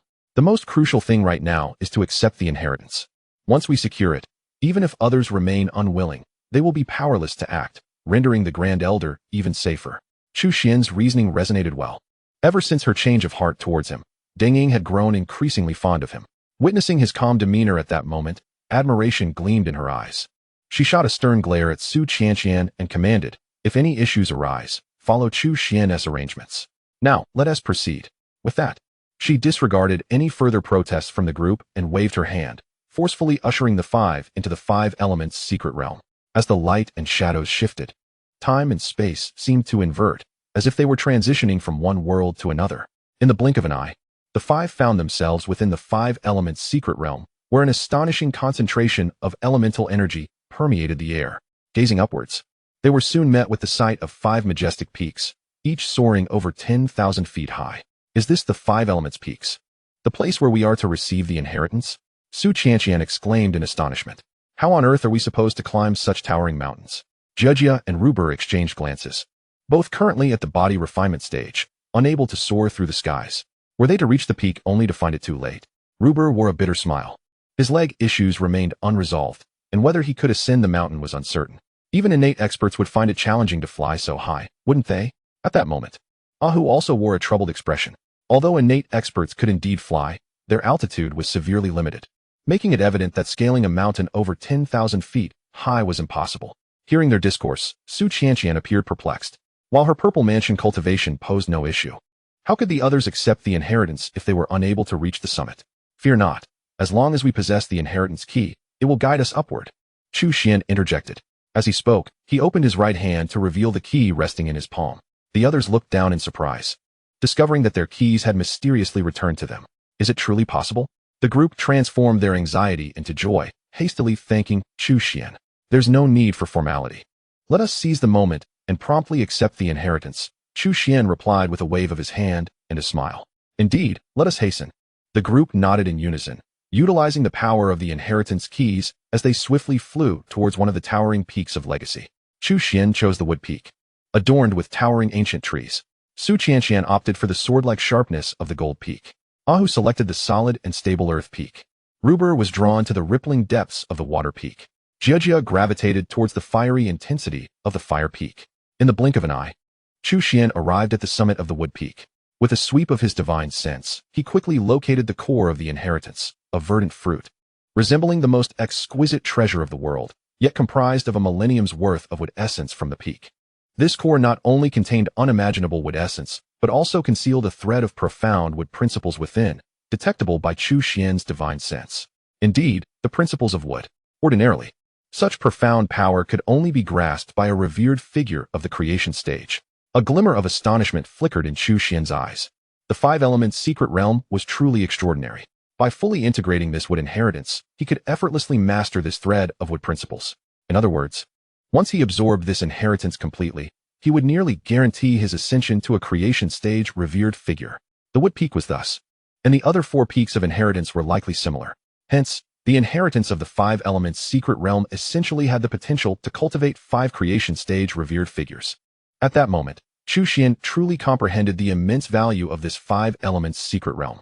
5 creation stage revered figures. Moreover, it could produce 5 new revered figures every millennium. Faced with such a tantalizing prospect, one must wonder, which power would remain unmoved? Chapter 77. Signing into the Secret Realm. The sacred body of spiritual wood. 5 creation stage revered figures. And they could be produced anew every millennium. The value of this 5 elements secret realm is truly immeasurable. It is important to recognize that in the Qingyuan prefecture, those at the law manifestation realm are already regarded as top-tier powerhouses. The venerables of the creation realm are undoubtedly colossal figures. According to the information that Chu Xuan has gathered during this period, there are countless sects and factions within the Qingyuan prefecture, yet those with venerables of the creation realm stationed are exceedingly rare. The most representative among them are the 1 palace, 2 teachings, and 3 sword sects. However, even among these 6 great powerhouses, it remains uncertain whether there are 5 venerables of the creation realm currently within their ranks. One can only imagine the profound significance represented by 5 venerables of the creation realm. It is fair to say that if the Tai Holy Land were to produce 5 venerables of the creation realm, even if it were only those 5 individuals, the Tai Holy Land would ascend to the ranks of the 6 major forces, instantly becoming the 7th power in the Qingyuan prefecture. Indeed, even a dying camel is larger than a horse. The Tai Holy Land, which appears to be at its wit's end, still conceals such a colossal treasure. One can only speculate how opulent the Tai Holy Land must have been at its zenith, and it is no wonder it could instill fear across the eastern wilderness. What events transpired to bring such a behemoth to a sudden decline within a short span of time? There must be extraordinary secrets hidden within. Chu Xuan pondered silently. He then cast his gaze upon the core of the legacy before him, a faint smile unconsciously gracing his lips. To be frank, although this legacy is remarkable, it is merely of moderate significance to Chu Xuan. Had he been at the innate realm or the purple mansion realm like Su Qianqian and the others, he would have undoubtedly been overjoyed. For upon successfully merging with this legacy, he could follow a systematic regimen of cultivation and effortlessly reach the creation realm. However, the crux of the matter is that he is already a venerable of the creation realm, possessing mastery over the minor realm of the power's profundity, and has attained the 4th level of the creation realm. Thus, this legacy is at most a mere embellishment for him, its impact not as significant as one might envision. In comparison, the wooden peak beneath his feet might hold greater importance for him. Chu Xuan has not forgotten that his Tai Chi holy body is incomplete. Currently, it has merely integrated the ice holy body, flame holy body, and earth holy body, while still lacking the spirit wood holy body and the crimson gold holy body. According to the system's signing rules, only in areas saturated with wood and gold attribute spiritual energy can one hope to acquire the spirit wood holy body and the crimson gold holy body. The 5 elements secret realm undoubtedly meets this requirement, which is precisely why Chu Xuan chose the wooden peak. His true objective is not the legacy itself, but rather to obtain the spirit wood holy body. System, sign in. Chu Xuan took a deep breath and silently recited in his heart. Although the wood attribute spiritual energy at this wooden peak has reached an astonishing level, a degree of luck is still required to successfully sign in for the spirit wood holy body. As it turns out, Chu Xuan's fortune today is quite favorable. Ding. Sign in successful. Congratulations to the host for successfully acquiring the spirit wood holy body. Would you like to proceed with the fusion? The melodious system notification soon resonated within Chu Xuan's mind, delivering precisely the message he yearned to hear. While there was a significant probability of obtaining the spirit wood holy body by signing in at the wood peak, achieving it in a single sign-in was far beyond Chu Xuan's expectations. A radiant smile involuntarily spread across his face. Fusion. Without a moment's hesitation, Chu Xuan made his choice. In an instant, a verdant and mysterious light surged into his body. Unlike the 3 holy bodies he had previously fused with, the spirit wood holy body did not possess a ferocious nature nor overwhelming power. Yet, it bestowed upon Chu Xuan an extraordinary vitality and astonishing regenerative capabilities. In many respects, the spirit wood holy body was the most formidable of all, for as long as it was not utterly destroyed in one blow. Its vibrant life force and terrifying recovery could gradually wear down an opponent. In a prolonged battle, few holy bodies could rival the spirit wood holy body. As the saying goes, an early victory does not guarantee triumph. Only those who endure until the end can be deemed true victors. Now that the spirit wood holy body had integrated with Chu Xuan, it completed a crucial piece of the puzzle regarding his physique. Having diligently practiced the divine elephant suppression technique and merged with 3 other holy bodies, his constitution already surpassed that of ordinary individuals. With the addition of the spirit wood holy body, his physique ascended to unprecedented heights. Every cell and drop of blood brimmed with remarkable vitality, and his recovery rate multiplied several times over. It is easy to imagine that anyone wishing to defeat Chu Xuan now faced exponentially greater challenges. As time passed, when the fusion of the spirit wood holy body with Chu Xuan reached completion, an emerald-like mysterious radiance soared into the heavens. The entire secret realm trembled, and even beyond its confines, various celestial phenomena emerged. Witnessing this spectacle, the elder Deng Ying, who had been vigilantly observing from outside, opened her eyes wide. Her expression a mix of joy and concern. On one hand, she rejoiced at the successful fusion of the inheritance within the secret realm. Indeed, she interpreted this astonishing phenomenon as a sign of successful integration. On the other hand, such an extraordinary occurrence would undoubtedly attract greater attention to the Tai Holy Land. Indeed, as this breathtaking spectacle unfolded, an increasing number of individuals turned their gaze toward the Tai Holy Land. Those who had previously wavered, upon witnessing this astonishing celestial phenomenon, swiftly resolved their inner turmoil. They could no longer afford to wait. If the inheritance allowed them all to fuse, they would have to wait another 1,000 years. The 5-element secret realm was crucial to the flourishing ambitions of the moon worship sect, and they could not afford to relinquish it. The sect leader, Shi Zhongjie, spoke coldly. With a sweeping motion of his sleeve, he departed the mountain gate accompanied by the remaining 3 guardians. The 5-element secret realm could not be left to others, for that would spell disaster for the Xianin sect. A command was issued to send the Holy Maiden and the 4 elders to the Tai Holy Land. A voice echoed from deep within the subterranean chambers of the Xianin sect. Shortly thereafter, a mysterious maiden shrouded in a veil emerged from the subterranean palace, accompanied by 4 ominous elders clad in black. Yunjin, your aptitude for the sword is truly a rarity, a talent seldom seen in a millennium. You have reached a point where further advancement seems unattainable. Accompany the Grand Elder to the Tai Chi Sacred Land. Should the opportunity arise, seek counsel from the enigmatic swordsman there. The Qinghong Sword Sect, under the guidance of an elder, witnessed a sword-bearing maiden stepping forth from the mountain gates. Simultaneously, both the Yuanyang Sword Sect and the Zhulong Sword Sect made similar decisions, dispatching their most exceptional disciples to the Tai Chi Sacred Land. Ah, what a lively scene. The 5-element secret realm indeed possesses an irresistible allure, even compelling an old man like me to feel intrigued. Zijin, you shall personally lead a group to retrieve the 5-element secret realm. An aged voice resonated within the Longhu Palace. Understood. A solemn young man immediately rose to respond. Hua Zijin, the next master of Longhu Palace, had already been recognized as the foremost among the younger generation of Qingyuan Prefecture decades ago, and his cultivation had since reached the realm of transformation. As the 6 major factions commenced their actions, various sects and forces within Qingyuan Prefecture swiftly reacted. Chapter 78. The Essence of Wood, 7th Level of Transformation. Just 1 step away from the Crimson Gold Sacred Body. After successfully merging with the Spirit Wood Sacred Body, Chu Xuan soon lifted his gaze towards the peak of gold, an eager glimmer dancing in his eyes. He could distinctly perceive the immense benefits bestowed upon him by the Spirit Wood Sacred Body, and his anticipation for the effects following the integration of the Crimson Gold Sacred Body grew even more fervent. After all, he had already successfully merged with 4 sacred bodies. The completion of the Taichu Sacred Body hinged solely on the incorporation of the Crimson Gold Sacred Body.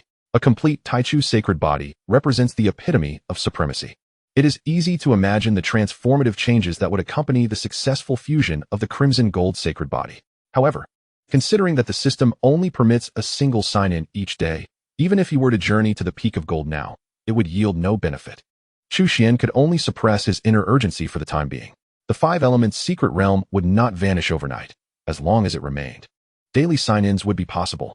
Patience is essential. The Crimson Gold Sacred Body would ultimately be within reach. Yet, it might not be acquired with a single sign-in like the Spirit Wood Sacred Body.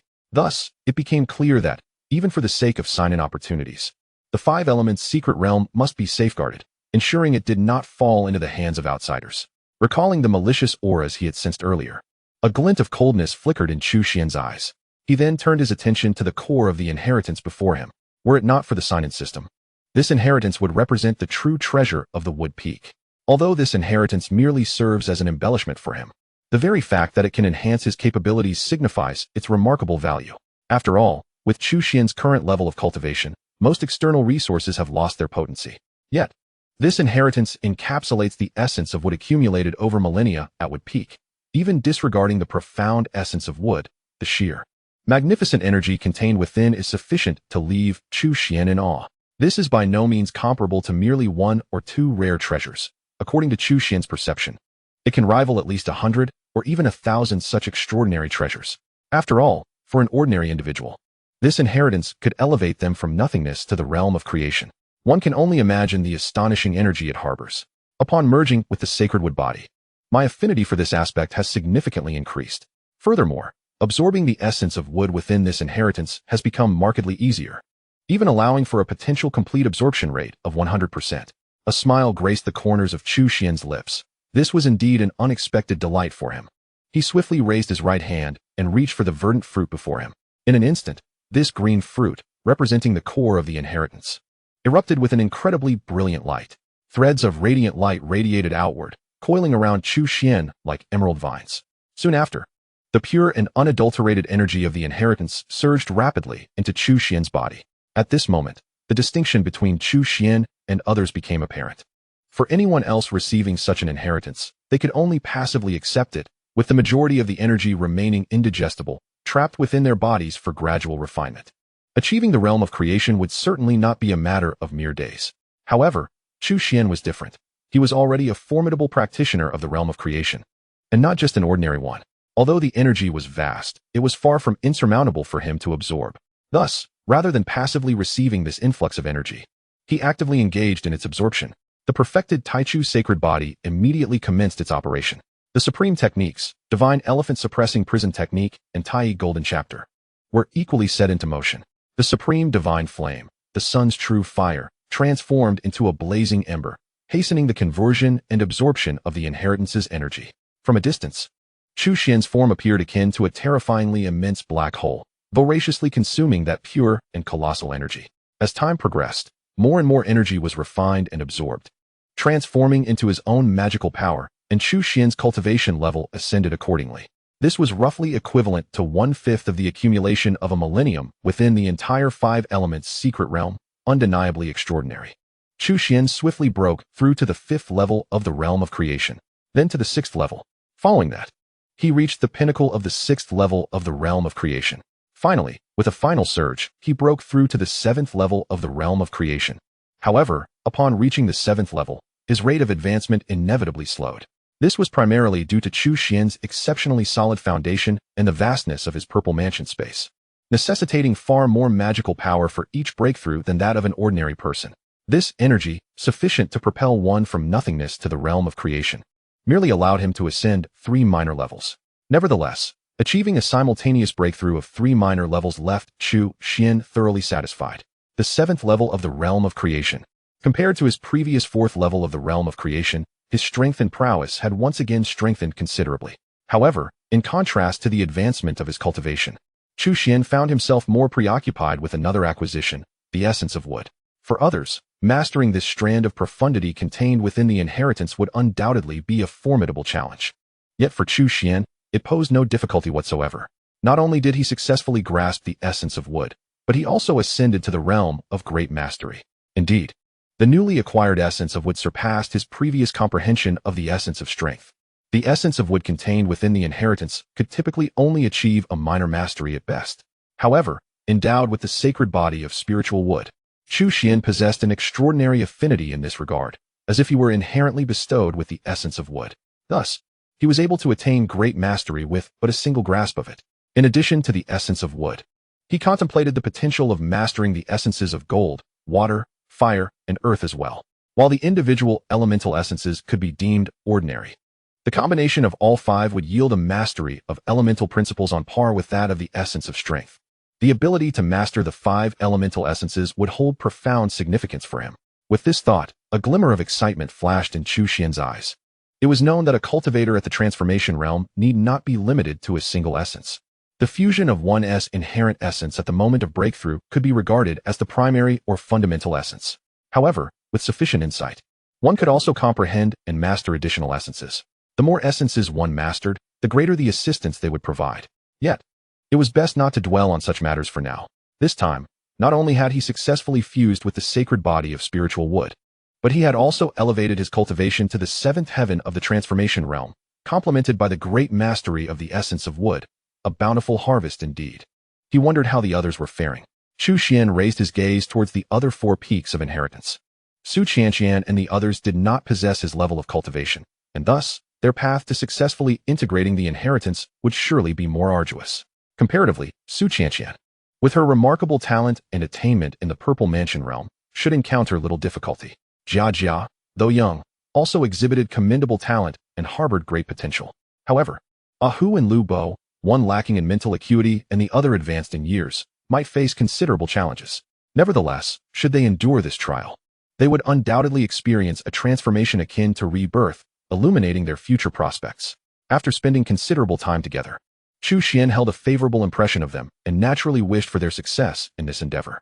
At that moment, Chu Xuan seemed to sense something amiss and immediately lifted his gaze outward.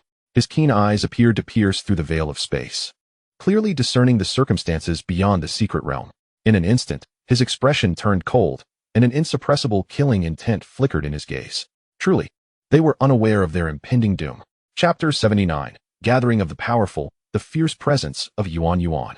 During the time that Chu Xuan and the others were receiving their inheritance, the outside world was rife with turmoil, as various celestial phenomena emerged in rapid succession. Powerful figures from all corners were irresistibly drawn to the Taichi sacred land. To speak candidly, even the esteemed elder Deng Ying could not have anticipated such a tremendous uproar. After all, the last opening of the Five Elements secret realm occurred over a millennium ago, and she has never witnessed the precise spectacle of its unveiling. In those days, the Tai Holy Land was at its zenith, brimming with formidable beings and great powers. Such commotion was hardly remarkable. Other factions, let alone entertain any nefarious thoughts, dared not even cast a lingering glance. Yet, the current state of the Tai Holy Land pales in comparison to its former glory. When such extraordinary phenomena surged into the heavens, it resembled a mere child brandishing gold amidst a bustling marketplace. Countless factions could hardly suppress their avarice, each yearning to partake in the bounty. Those who do not seize the heavens' gifts shall face their own demise. It appears that I am the first to arrive. I shall graciously accept this Five Elements secret realm.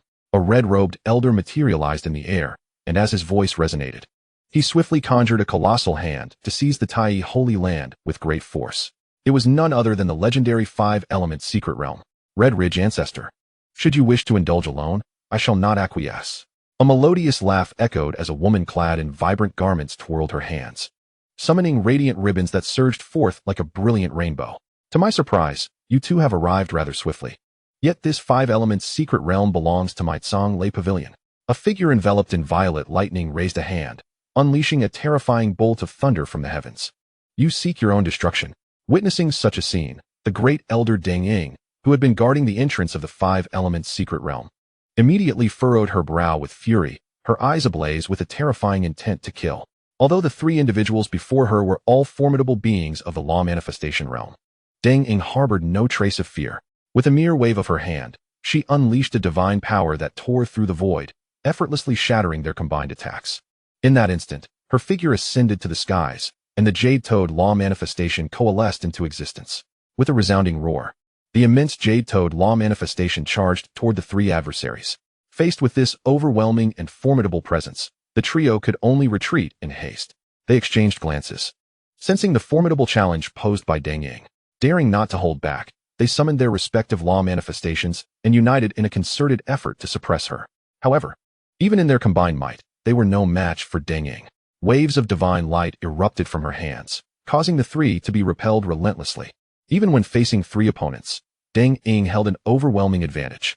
Given but a moment more, it would not be difficult for her to slay them. Yet, the arrival of the Tai Holy Land was not limited to these three. Soon, four more figures joined the fray. These four were also formidable beings of the law manifestation realm, and the seven of them swiftly coordinated their assault against Deng Ying. Those bold enough to rush toward the Tai Holy Land were far from weaklings.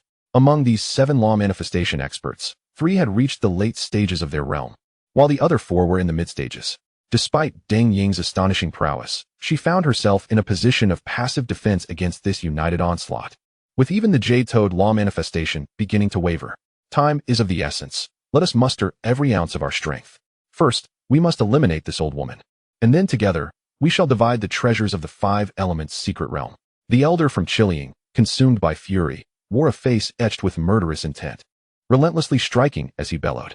Indeed, once the other formidable beings arrive, unforeseen complications will surely arise. We must hasten our efforts. If we can seize the 5 elements' secret realm before them, we can then unite the powers of our 7 major sects, rendering it impossible for anyone to wrest it from our grasp.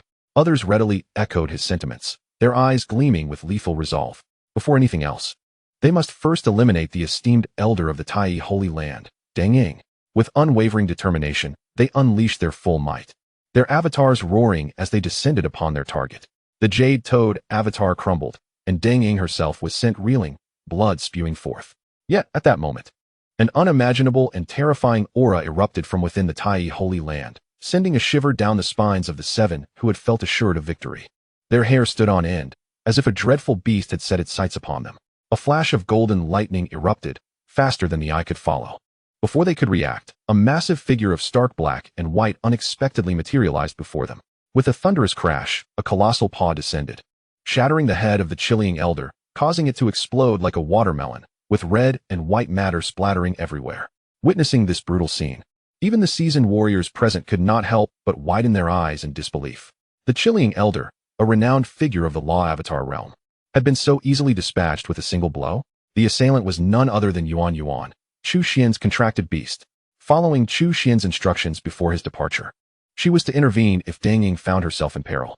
Thus, she had been secretly observing, waiting for the opportune moment to strike. Perhaps due to her long period of inactivity, once she unleashed her power, it became an unstoppable force. After effortlessly slaying a powerful Law Avatar, Yuan showed no signs of restraint. Her body crackled with lightning as she charged towards another Law Avatar nearby, seeking death. Upon seeing Yuan barreling towards him, the Law Avatar from the Tsang Lei Pavilion erupted in fury. Unlike the careless Chiliang elder, he promptly summoned his strength to confront her. With a deafening roar, the 2 terrifyingly potent forces of lightning clashed. However, the lightning energy wielded by the Tsang Lei Pavilion's Law Avatar paled in comparison to Yuan's divine, evil thunder. Thus, the outcome was swiftly determined. In the blink of an eye, the Tsang Lei Pavilion's Law Avatar was sent flying. Once more, Yuan's face radiated exhilaration as she charged towards the remaining adversaries. Her aura soared, reminiscent of an indomitable demon, making her an overwhelming force. The 5 remaining Law Avatars were paralyzed with dread, unable to mount any effective resistance against her ferocity. Instead, they faced a series of humiliating defeats, swiftly dissolving into disarray. Witnessing such a scene, Deng Ying felt as though the heavens were playing a cruel joke on her. She had been prepared to fight desperately, but unexpectedly, Yuan emerged and effortlessly turned the tide in her favor.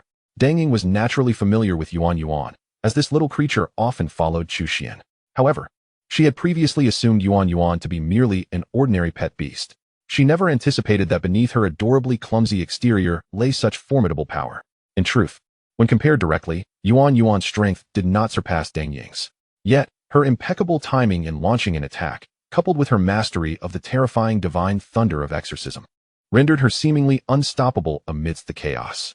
Nevertheless, Deng Ying did not entirely relax. She barely had time to converse with Yuan, for at that moment, a multitude of powerful figures began converging from all directions. In stark contrast to the previous 7, this seemed to be the genuine main force. Accompanied by a series of piercing sounds that sliced through the air, figures rushed towards them from all sides, causing a shiver to run down one's spine. Among them, the most striking group was led by a man with long, flowing hair. His gaze was indifferent, and an overwhelming aura radiated from him, surging forth even before he drew near. Upon his arrival, not only did Deng Ying's expression change dramatically, but the powerful beings from all directions also could not suppress their fear. For this long-haired man was none other than the master of the moon worship sect, Shi Zhongjia. Shi Zhongjia was no ordinary powerful figure. As the leader of the moon worship sect, he had already achieved the realm of creation, becoming a renowned, respected figure in that domain. No one had anticipated that he would personally intervene this time. Simultaneously, with a condescending gaze, Shi Zhongjia coldly declared, "Hand over the 5 elements secret realm. The 5 elements secret realm belongs to our Tai Holy Land. It cannot be surrendered to anyone, including you." Deng Ying stepped forward, her gaze resolute and her tone unwavering as she spoke with deliberate intensity. As her voice echoed, Her aura surged violently, and the jade-toed Dharma manifestation materialized once more. As if the spiritual energy of the entire Tai Holy Land were converging around her, boldly standing in confrontation with Shi Zhongjie. At the same time, Yuan's previously languid demeanor was replaced by an unprecedented seriousness. Her large, dark eyes ignited with an unparalleled fervor for battle. Clenching her fists, her massive form stood tall, the demonic energy swirling around her fiercely, with arcs of lightning flickering incessantly. A terrifying atmosphere emanated from her, reminiscent of an unparalleled demon king undergoing transformation. Overconfident fools. Shi Zhongjie sneered disdainfully, embodying the demeanor of a lofty divine king as he looked down upon the two, his contempt unmistakable. Then, with a flick of his sleeve, a torrent of terrifying divine light cascaded down like a waterfall. Deng Ying and Yuan exchanged glances, and without hesitation, they charged forward together, ready to confront the impending threat. However, the outcome was utterly despairing. Despite their utmost efforts to collaborate, they remained powerless against Shi Zhongjie's seemingly casual, yet devastating strike. Accompanied by two thunderous booms, a terrifying energy erupted in midair. Deng Ying and Yuan plummeted downward like two severed kites, suffering severe injuries upon impact. Witnessing this scene, countless onlookers could not help but gasp in astonishment. Though they were already aware of the formidable prowess of Shi Zhongjie, the leader of the moon worship sect, witnessing his might firsthand induced a sense of suffocation. Indeed, as a master who had comprehended the essence of power, Shi Zhongjie's strength surpassed that of any ordinary formidable being. Even Deng Ying, who had reached the pinnacle of the 9th level of the Dharma aspect realm, was woefully inadequate in comparison. To Shi Zhongjie, Deng Ying and Yuan were merely bothersome flies, never worthy of his attention. The only person he regarded with concern within the Tai sacred land was that mysterious powerhouse who had once slain Hu Jingshan with a single sword strike. Will you not make your move? Shi Zhongjie stood aloft, his garments billowing, his gaze sharp and icy as his indifferent voice rang out. Though he did not name anyone specifically, all present understood to whom his words were directed. Soon, every pair of eyes turned in unison toward the Tai sacred land, seemingly awaiting the appearance of that enigmatic figure. Many even silently prayed for a fierce confrontation between the two, hoping for a mutually destructive outcome. For only then would they have the opportunity to seize the 5 elements' secret realm amidst the chaos. Since you all believe that a mysterious powerhouse lurks within the Tai sacred land, I shall indulge your imaginations. Within the 5 elements' secret realm, Chu Xuan rose to his feet, a glint of cold light flashing in his dark eyes. As he spoke, he retrieved a bronze mask from the system space and donned it upon his face. This was one of the rewards he had received from previous sign-ins. Though not a divine weapon, it was indeed a rare treasure, capable of concealing one's aura and appearance. Unless one's divine sense exceeded his by a considerable margin, it would be challenging to discern his true nature. Following this, Chu Xuan took a single stride forward, and in an instant, he vanished from his original spot. The next moment, he traversed the entrance of the 5 elements' secret realm and appeared within the Tai sacred land. Boom! As he materialized, the entire Tai sacred land erupted in commotion. With the genuine appearance of a mysterious powerhouse, countless eyes widened in astonishment. The gazes of the crowd soon radiated a terrifying brilliance, as if they wished to perceive this enigmatic figure in their entirety at the earliest opportunity. Although everyone had speculated about the existence of a hidden powerhouse behind the Tai sacred land, speculation remained mere conjecture until that mysterious figure revealed themselves. Now that this figure truly stood before them, how could the crowd not feel exhilarated, as if they were witnessing a moment of historical significance? Yet, all attempts at probing with divine sense proved futile, including those of Shi Zhongjie, the leader of the moon worship sect. Beneath the protection of the bronze mask, none present could discern the true essence of Chu Xuan. He stood quietly, exuding an aura akin to a shroud of mist. It was only possible to vaguely ascertain that he was a man, and perhaps somewhat youthful. In their minds, a fleeting impression emerged. This was a creature of uncanny longevity, a master of preservation. It was inconceivable for someone of such formidable prowess to be youthful. He must undoubtedly be an ancient being, having lived for countless years, appearing young due to some arcane technique. Shi Zhongjie could not help but furrow his brow slightly. This nebulous quality was indeed unsettling. However, in the face of a superlative powerhouse who could potentially rival him, he maintained the necessary respect and solemnly inquired, "May I ask, is it true that you, sir, have slain my sect's protector, Hu Jingshan, with a single sword strike?" Indeed. Chu Xuan appraised Shi Zhongjie with a measured gaze and nodded slowly. While Shi Zhongjie could not penetrate the depths of his being, Chu Xuan easily discerned the situation of Shi Zhongjie. He was at the 4th heaven of the transformation realm. with a faint divine aura emanating from his being, suggesting he possessed some unique constitution. Moreover, as the leader of the moon worship sect, Shi Zhongjie undoubtedly harbored numerous hidden trump cards. Chu Xuan speculated that Shi Zhongjie's true strength likely exceeded that level, perhaps on par with the fifth or even sixth heaven of the transformation realm. Indeed, he was worthy of being a prominent figure among the 6 great powers of Qingyuan Prefecture. Yet, to Chu Xuan, this was merely commendable. Such strength posed no threat to him. Hu Jingshan trespassed upon my Taiyi's sacred land and gravely injured my disciples. He met his just end.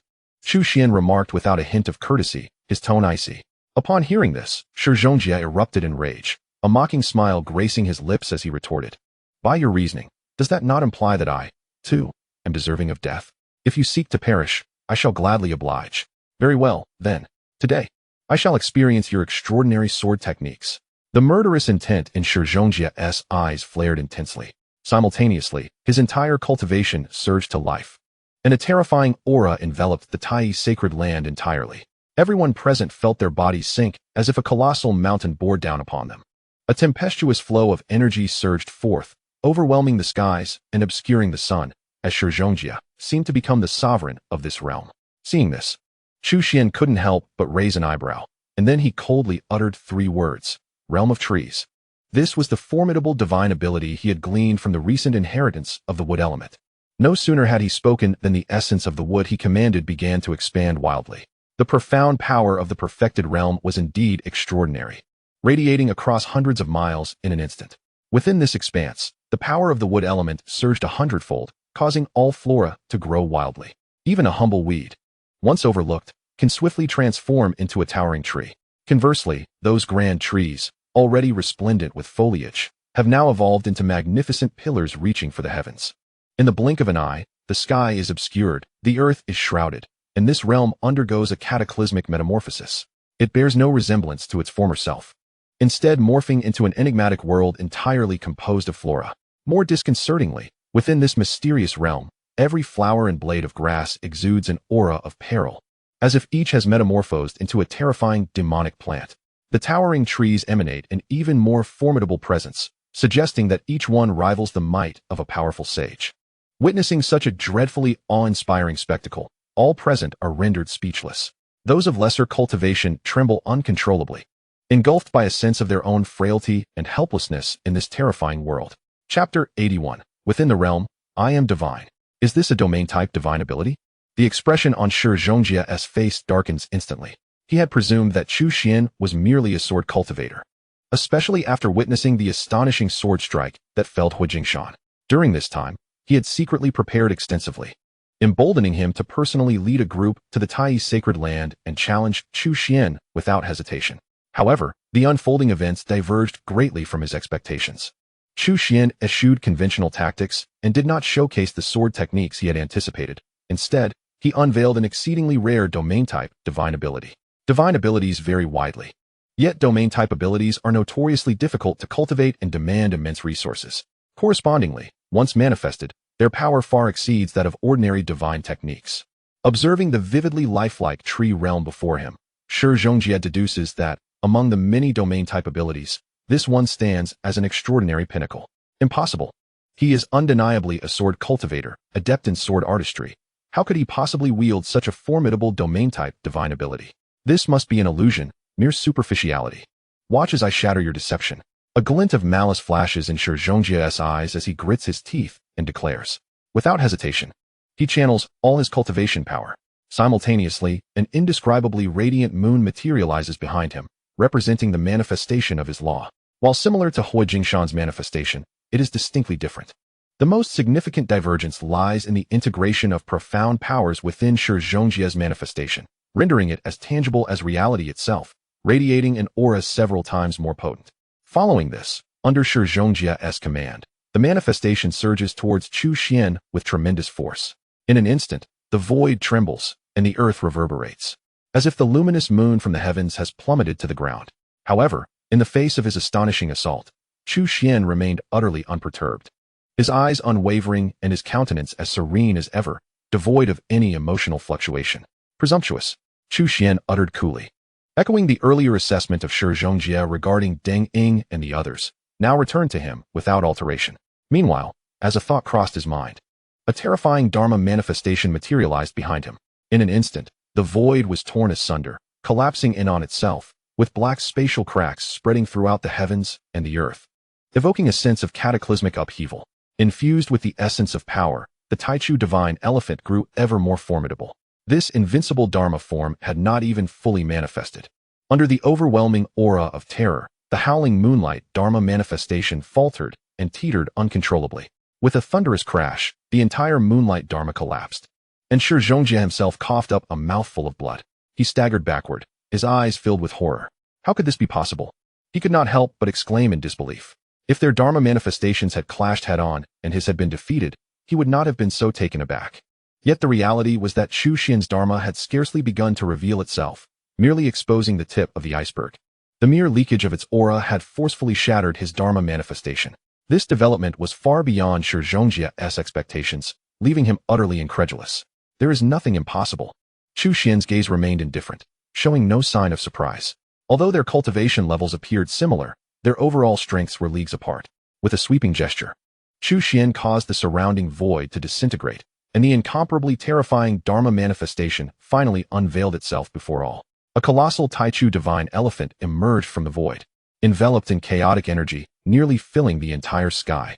Its limbs resembled colossal pillars supporting the heavens, its long trunk seemingly connecting to the abyss.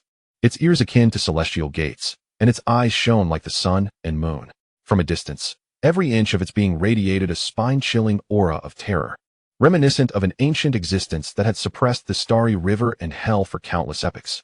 With a single step, the entire horizon plunged into unfathomable darkness. As the void continued to collapse, Shi Zhongjie's soul trembled, feeling as if an entire world were descending upon him from above. The suffocating pressure flushed his face crimson. His eyes filled with menacing veins of blood. There was no escape, no refuge. I refused to believe it. Shi Zhongjie gritted his teeth and roared, his eyes blazing with a terrifying brilliance, divine light radiating from his entire being. He immediately raised his arms, exerting all his strength to withstand the giant hoof descending upon him. Yet, the outcome was in vain. With a series of cracking sounds, his arms shattered, disintegrating in an instant, vanishing entirely. The massive hoof soon struck down upon his chest. His armor splintered into fragments, and his chest caved in as a result. In that moment, blood rained down from the sky. Shi Zhongjie's body plummeted to the ground like a fallen meteor, crashing down with a resounding thud. In an instant, dust and debris flew into the air, revealing a massive crater before the astonished crowd. Lying motionless within the pit, Shi Zhongjie was drenched in blood, his life hanging by a thread. A collective gasp echoed through the onlookers as they beheld Shi Zhongjie in such a wretched state. An overwhelming chill coursing through their veins and raising the hairs on their necks. Just moments ago, he had radiated an aura of invincibility. And now he lay in a pitiful condition, teetering on the brink of death. The stark contrast was profoundly shocking, challenging the very perceptions of all present. Even the formidable Shi Zhongjie, a being of the transformation realm, had succumbed without resistance. What kind of power did this mysterious figure from the Tai sacred land possess? At that moment, Chu Xuan slowly turned, his icy gaze sweeping over the others. To him, these individuals were no different from Shi Zhongjie, all deceitful invaders with ulterior motives. Elder, we are not aligned with Shi Zhongjie. Please allow us to leave, one pleaded. Indeed, Elder, we have no ties to the moon worship sect. We merely came to observe and have done nothing wrong. We acknowledge our mistakes and will not repeat them, so please spare us this time. We will remember this lesson. They hurriedly explained, shivering under Chu Xuan's frigid stare. You are adept at shifting with the winds, yet realizing your errors now may be too late, Chu Xuan scoffed. Fully aware of their nature, they would seize opportunities when beneficial and flee when danger loomed, much like a pack of wolves. Were the Tai sacred land lacking in strength, they would undoubtedly have pounced without hesitation. Chu Xuan, uninterested in further dialogue, coldly declared, sever a limb, and I shall permit your departure. What? Sever a limb? The faces of all present paled at his words. They were not beings of the transformation realm and could not restore themselves with transformative power. Once a limb was severed, unless they found an exceedingly rare medicinal herb, they would likely remain physically impaired for life. Such a punishment was unbearable for them. Do not fear him. His power, though formidable, is singular. With our numbers combined, can we truly fear him? Someone shouted defiantly. Indeed, let us strike together, eliminate him, and then divide the treasures of the 5 elements' secret realm. As the saying goes, 2 fists cannot withstand 4 hands. United, he is doomed to perish. Let him pay for his audacity. Voices rallied, particularly those from the moon worship sect who had accompanied Shizhanji. The three great protectors, each a peak power of the law manifestation realm, led the charge, igniting a fervor among the crowd as they unleashed a torrent of attacks upon Chu Xuan. Two fists cannot withstand four hands. Apologies, but in my domain, I am a god. With a mere thought, Chu Xuan commanded the flora and fauna around him to spring to life, as if the entire world had awakened in that fleeting moment. Towering trees obscure the sun, while flowers bloom and wither under the dim sky. Grass blades dance like the shimmering edge of a sword, and numerous vines traverse the heavens and the earth.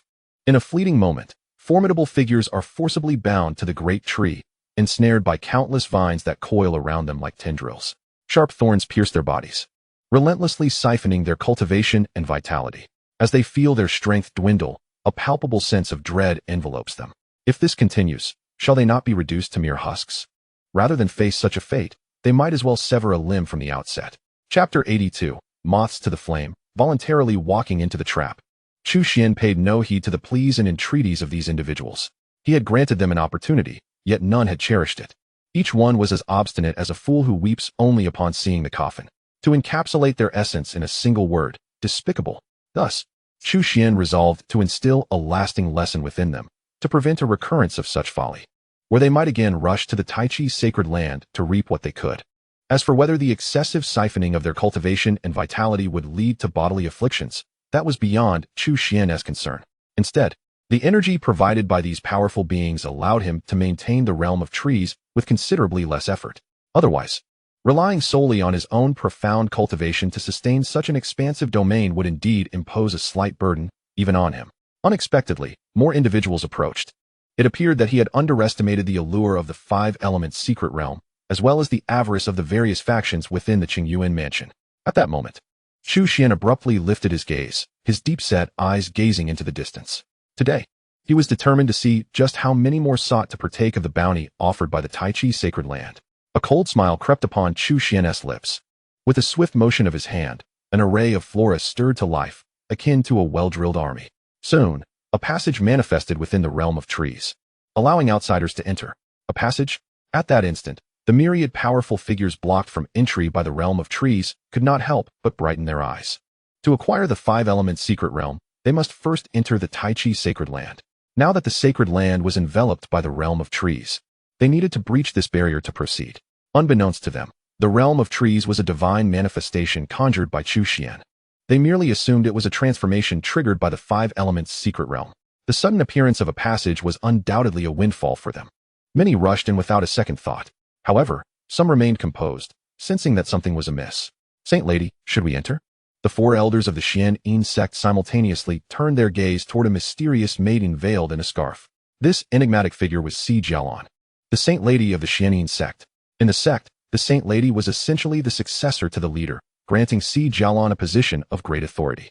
Even the esteemed elders were bound to heed her directives. Moreover, Si Jialan was a prodigy, possessing not only remarkable intellect, but also extraordinary talent for cultivation. Under the diligent cultivation of the Xian'an sect, though she is still quite young, her mastery has already transcended the realm of the Dharma manifestation, marking her as a genuine powerhouse. Furthermore, among the four elders, two have reached the initial stage of the creation realm, while the other two have attained the pinnacle of the Dharma manifestation. Thus, although the Xian'an sect has only dispatched 5 individuals, their combined strength is remarkably formidable. Why, then, has the Baiyu sect, which should have arrived before us, remained silent? Si Jialan lightly parted her cherry lips, a hint of puzzlement flickering in her bright eyes. The four elders were taken aback by her words, and soon found themselves frowning in unison. To their knowledge, the Baiyu sect was led personally by its leader, Shi Zhongjie. Although the two sects have historically had a strained relationship, they are well acquainted with Shi Zhongjie, whose character is assertive and whose actions are domineering. Logically, once he entered the Tai sacred land, he would not remain idle. However, the current lack of activity is indeed rather unusual. Do you mean to say that we should wait outside? One elder could not help but inquire. Si Jialan did not respond. Instead, she turned her gaze towards the teams from the 3 major sword sects and the Longhu Palace. Leading the Longhu Palace was Hua Zijin, who has been internally designated as the next palace master. This once-renowned figure on the Eastern Wilderness Talents list has already surpassed the creation realm and is regarded as the foremost young powerhouse of Qingyuan Prefecture. Perhaps emboldened by his prowess, Hua Zijin seemed to think little of the Tai sacred land, boldly leading his entourage inside without a second thought. As for the three major sword sects, they too did not hesitate for long. These sword cultivators are known for their brashness, typically preferring action over words.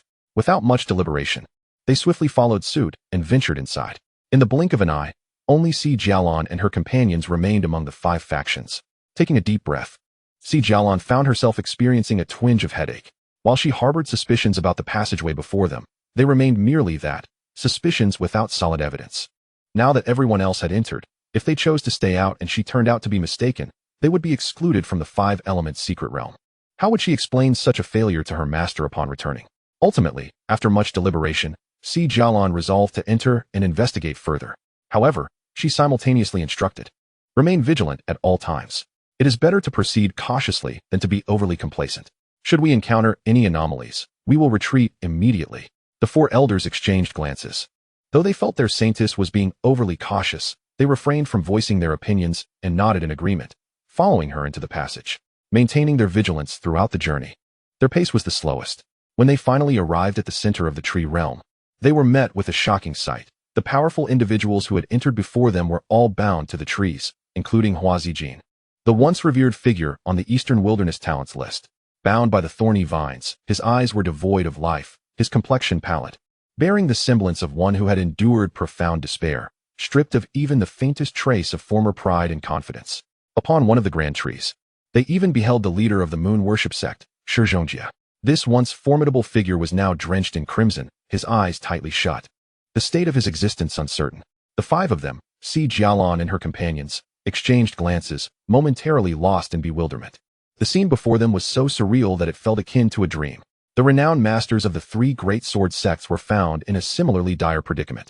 The only one still standing was a girl clad in white. If Si Jialan was not mistaken, she was indeed Luo Yunjin, the prodigious sword cultivator from the Qinghong sword sect, said to be a once-in-a-millennium talent. Do you also wish to lay claim to the Five Elements secret realm? A detached voice resonated from the heights above. The group was startled, realizing that another presence lingered aloft. Vaguely, he appeared to be a tall man, his visage obscured by a bronze mask, shrouded in layers of mist that rendered his true appearance indiscernible. I have come merely to seek guidance on swordsmanship from my seniors, Luo Yunjin asserted, shaking her head, her fair and delicate countenance imbued with earnestness. Seek guidance from me? Chu Xuan raised an eyebrow, surveying the dejected figures surrounding him, a fleeting amusement crossing his features. Yet, from the pure and sincere gaze of the young girl, he sensed no deceit. It was likely her sole purpose for being here. Indeed, he regarded this exceptionally innocent maiden with a newfound respect, which was why he had allowed her to remain until last. Nevertheless, he still withheld the opportunity from her. Perhaps another time. You are not yet worthy of such an opportunity. As he spoke, Chu Xuan waved his hand, summoning the vines to ensnare her. Luo Yunjin's gaze dimmed momentarily, but she soon raised her head once more, her spirit undeterred as she declared, I will soon attain that qualification. I hope you will honor your word, senior. As she spoke, she willingly raised her hands, permitting the vines to bind her, displaying not a hint of resistance, but rather an admirable cooperation. Chu Xuan chuckled softly, then turned his attention to Si Jialan and her companions, who had just arrived. In that instant, the five of them felt as if their bodies were suddenly weighed down. In a daze, it was as though the entire world had come alive around them. At that moment, they truly comprehended that this world was under the control of the figure before them, the sole sovereign of their reality. As Chu Xuan's gaze fell upon them, the weight of the world seemed to coalesce upon their shoulders. An unprecedented sense of helplessness flooded their hearts. The five, once inclined to resist, were instantaneously dissuaded by the terrifying pressure that enveloped them. What folly it would be to fight back, under such overwhelming force. Even the simplest movement became a Herculean task, let alone any notion of rebellion. At this moment, they finally comprehend why those prominent powerhouses have fallen to such a predicament. The mysterious figure before them possesses an overwhelming strength, one that is insurmountable. You certainly made me wait long enough. Even a snail would have traversed faster than you. Chu Xuan remarked expressionlessly, observing the five individuals. Upon hearing his words, the faces of Si Jialan and her companions flushed with embarrassment. However, before they could respond, Chu Xuan continued, you now have two choices, surrender willingly or compel me to take action myself. The countenance of the five shifted subtly, clearly indicating that their fates mirrored those of others. At that moment, Si Jialan stepped forward, her expression earnest as she said, I have a far better option. May I inquire if the esteemed elder is willing to hear it? Chapter 83. Extortion, Alliance demands MM? Upon hearing Si Jialan's proposition, Chu Xuan narrowed his eyes slightly. He scrutinized the violet-clad maiden before him, as if his piercing gaze could see through her entirely. In the presence of such an unpredictable entity, Si Jialan maintained a facade of composure, though her heart raced tumultuously. As seconds ticked by, her heartbeat quickened, and even her breaths grew more hurried. Just as she felt she could no longer endure the pressure, Chu Xuan finally nodded and softly uttered a single word, "Speak." A sigh of relief escaped Si Jialan, and beneath her black veil, a radiant smile emerged. The tension she had just experienced felt even more intense than when facing her own master. Without a moment's hesitation, she promptly stated, "The esteemed elder has captured us without resorting to violence, likely irritated by our intrusion into the Tai's sacred land and wishing to administer punishment. However, your benevolent nature suggests you are reluctant to cause further bloodshed. Thus, you must be pondering how best to deal with us, am I correct?" As she spoke, Si Jialan lifted her gaze confidently towards Chu Xuan. A playful smile graced his lips. He could not deny the girl's remarkable intellect, as she had indeed discerned his thoughts. He was currently vexed regarding how to handle the situation before him. To release them outright was not an option, yet exterminating them all seemed equally unsuitable. The notion of benevolence merely flattered his image. The truth lay in the fact that their numbers were considerable and intertwined with numerous sects of the Qingyuan prefecture. To eliminate them would provide momentary gratification but would irrevocably offend those factions, ensuring that the Tai's sacred land would not enjoy peace henceforth. Although Chu Xuan was unafraid, the prospect of pursuing tranquility and seclusion for cultivation thereafter seemed nearly impossible, which contradicted his initial intentions. Moreover, to be candid, while these individuals harbored ulterior motives, they had not inflicted any significant harm upon the Tai's sacred land. Most had been subdued immediately upon arrival. In light of this incident alone, their actions did not warrant the death penalty. What suggestions do you have? Chu Xuan turned to Si Jialan, straightforwardly asking her without any preamble. Upon noticing this, Si Jialan's smile broadened, and she promptly suggested, "I may be lacking, but I have an immature idea that could alleviate our predicament. Perhaps we can spend money to buy our lives. In this way, we would have the opportunity to regain our freedom, and the senior would also receive a substantial sum, creating a win-win situation for all. Why not? Spending money to buy our lives?" Chu Xuan's eyes lit up slightly, intrigued by the notion. He then inquired, "This suggestion indeed holds merit. How much do you believe the ransom should be set at?" Si Jialan, clearly having contemplated this, immediately replied, "We five have intruded upon your esteemed territory and disturbed you, senior. We are willing to offer 1,000,000 spirit stones as compensation. If you agree, we can present the amount immediately." As she spoke, she reached for the storage pouch at her waist, ready to present 1,000,000 spirit stones as an offering. However, at that moment, Chu Xuan shook his head. Si Jialan, puzzled, quickly amended her offer. "If you find that insufficient, we can double it, 2,000,000 spirit stones." Though she was the holy maiden of the Xian sect with considerable wealth, parting with 2,000,000 spirit stones still caused her some discomfort. Yet, considering it could ensure the safety of the five and foster goodwill with this formidable, enigmatic figure, 2,000,000 spirit stones seemed a small price to pay. "No. What I mean is, you are all my captives, and these items are naturally my spoils of war, should they not rightfully belong to me." As he spoke, Chu Xuan raised his hand, and a vine shot forth like a tentacle, swiftly seizing the storage pouch from Si Jialan and delivering it into his grasp. He examined the pouch, a smirk gracing his lips as he remarked, "Is it not somewhat inappropriate to offer me what is already mine in an attempt to bribe me?" Upon hearing this, Si Jialan's eyes widened in disbelief, gaining a new appreciation for Chu Xuan's audacity.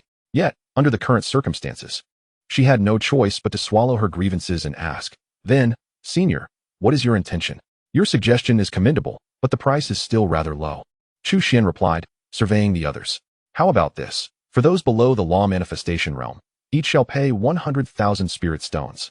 For the early stage of the law manifestation realm, 1,000,000 spirit stones. For the mid-stage, 2,000,000 spirit stones. For the late stage, 3,000,000 spirit stones. And for the creation realm, 10,000,000 spirit stones. As long as there are individuals outside willing to deliver the corresponding ransom, I shall release you immediately." Upon hearing Chu Xuan's words, everyone present was rendered speechless. While they could accept the concept of spending money to buy their lives, was this price not exorbitant? 1,000,000 spirit stones could already procure a high-grade or even a top-grade artifact. Meanwhile, 10,000,000 spirit stones might even allow one to acquire a divine weapon. Though such a hope was indeed rather slim. If one truly wished to purchase such an item, the price would likely need to multiply several times. and only the most ordinary of divine weapons could be obtained. Nonetheless, the astonishing purchasing power of 10 million spirit stones was evident. Many sects and factions, even if they were to deplete their reserves, might struggle to amass 10 million spirit stones. Chu Xuan's demand for several million to tens of millions of spirit stones was nothing short of a threat to their very existence. Xi Jialan swallowed hard, unable to suppress her words. Isn't this price a bit excessive? She could hardly fathom that her casual suggestion had sparked thoughts of extortion in Chu Xuan's mind, and that he would make such a brazen demand. Not at all, not at all, Chu Xuan replied with a cheerful smile, shaking his head. If the price were too low, how could it evoke any discomfort in those involved? How could it reflect the hard work I have invested over this extended period? Since a mistake has been made, punishment must naturally follow. By rights, your intrusion into the Tai sacred land with ill intentions could justify my killing you without remorse. Yet, my benevolence compels me to offer you a chance. You may redeem your lives with wealth, which I deem exceedingly generous. I grant you 3 days. Within this time frame, should someone present the requisite ransom, I shall promptly release you. Conversely, if the appropriate sum is not received, I cannot guarantee the consequences that will ensue. At this juncture, Chu Xuan disregarded the reactions of others and turned his gaze to the 4 individuals behind Xi Jialan. You 4 shall go out and inform the various sects to gather the spirit stones without delay. He then pointed at Xi Jialan. As for you, remain here for the time being. However, in light of your proposal, the ransom for you 5 shall be halved. The 5 of them exchanged glances, momentarily at a loss as to whether to weep or to laugh. Among them were 1 in the early stages of the Dharma aspect realm, 2 at the peak of the Dharma aspect realm, and 2 in the creation realm. According to the price set by Chu Xuan, the total ransom amounted to 27 million spirit stones. Even with the halving, it would still be a staggering 13.5 million spirit stones. Despite the substantial resources of the Xianyin sect, summoning such an amount all at once would undoubtedly cause them considerable distress. Nevertheless, faced with Chu Xuan's demands, they dared not refuse. The 4 elders were swiftly escorted out of the tree realm by Chu Xuan, and as instructed, they dispersed to notify the various sections. Upon learning of Chu Xuan's demands, the entire Qingyuan prefecture erupted in astonishment. The prevailing thought among all was, could this fellow be driven mad by his desire for wealth? Chapter 84. Confrontation from afar at the Dragon and Tiger Palace. What did you say? In the depths of the Xianyin sect, the sect leader slowly raised her head. A look of astonished disbelief emerged on her aged face. Did you just assert that our Xianyin sect must pay over 10 million spirit stones as ransom to secure the release of our saintess and your 4 elders? Finding the situation too ludicrous to comprehend, she repeated the question for confirmation. Although she prided herself on her extensive experience, she could not help but feel a sense of enlightenment at this moment. What a joke! The Xianyin sect had a legacy spanning thousands of years, standing close to the great sects of 10,000 years. In Qingyuan Prefecture, it was undeniably a formidable power. Even the esteemed Dragon and Tiger Palace, ranked first in Qingyuan, would not dare claim superiority in every aspect. However, at present, the Xianyin sect finds itself besieged by extortion from an individual, compelled to expend over 10 million spirit stones to secure the release of their saintess. This situation is nothing short of ludicrous. In her extensive lifetime, she has never encountered such an absurd predicament. Confronted by her incredulous gaze, the elder who returned with the news could not help but lower his head in shame. At that moment, she wished fervently for a hole to swallow her whole. Alas, such thoughts were but fleeting. She steeled herself and replied, indeed. Has the Xianyin sect truly fallen to such depths? As she spoke, the sect leader could not contain the rising fury within her, appalled that they had been reduced to extortion victims. We are not the only ones being extorted. The various factions of Qingyuan Prefecture are equally affected, including the Longhu Palace. The elder weakly countered. The Xianyin sect leader paused, her rage morphing into a bitter smile, yet her lips parted in silence, unsure of how to respond. After all, if even the Longhu Palace was not spared, then extorting the Xianyin sect seemed less significant in comparison. Nevertheless, her indignation remained unabated. It took a considerable time before she finally inquired, is that person truly so formidable? Indeed, incredibly strong, beyond imagination. Upon broaching this topic, the elder instantly became animated, emphasizing the point thrice, as if that could justify their humiliation. The leader of the Baiwa sect, Shizhanji, was utterly powerless against him. The once proud and arrogant Hua Zijin of the Longhu Palace was left questioning his very existence. Even the hundreds of renowned powerhouses from various sects were subdued by him, their lives and deaths resting solely in his hands. His domain-like divine abilities were unfathomable. The 5 of us felt utterly incapable of withstanding even a single strike. At this juncture, she could not help but lift her gaze to the Xianyin sect leader, hesitating momentarily before she spoke. Even you, esteemed leader, may not stand a chance against him. Upon hearing this, the Xianin sect leader's expression darkened, an ominous aura emanating like a surging tide. Yet, observing the elder's earnest demeanor, she could not dismiss the gravity of the situation. Could it be that the Tai sacred land harbors such a terrifying old monster? After all, the Tai sacred land was once a paragon in the eastern wilderness, its profound heritage far surpassing that of the Xianin sect. It would not be inconceivable for one or two ancient beings to remain. With this thought, a contemplative look crossed the Xianin sect leader's face. Though still skeptical, she did not wish to act impulsively and bring calamity upon her sect. Let us wait and see how the Longhu Palace responds, she decided. As the foremost power in Qingyuan Prefecture, they could not possibly endure this indignation silently. As she spoke, she raised her head, her penetrating gaze directed toward the Longhu Palace. At that moment, not only she but countless eyes from various sects were drawn to the Longhu Palace as well, though one might be threatened by extortion, especially from those hailing from the impoverished Taichi sacred land. The downfall of hundreds of formidable figures signifies that the adversary is far from trivial. Furthermore, with hostages in their grasp, the major powers, despite their anger and indignation, must exercise caution. At this juncture, the Dragon Tiger Palace, the leading force among the various factions of Qingyuan Prefecture, did not disappoint, swiftly responding to the situation. Since you are so audacious, allow me to gauge whether you possess such an appetite. An ancient voice resonated, echoing throughout Qingyuan Prefecture. Though unseen, everyone recognized it as belonging to the master of the Dragon Tiger Palace, revered as the foremost figure in Qingyuan Prefecture, whose prowess was unparalleled. Although he had refrained from action for over a century, none dared to underestimate his presence. As the words were uttered, an aged hand emerged from the void. The spiritual essence of heaven and earth surged violently, transforming into an awe-inspiring, unparalleled tiger and a fearsome dragon that exhaled clouds and mist. With a mere 2 taps of that ancient hand, both the tiger and dragon opened their eyes simultaneously, seemingly resurrected.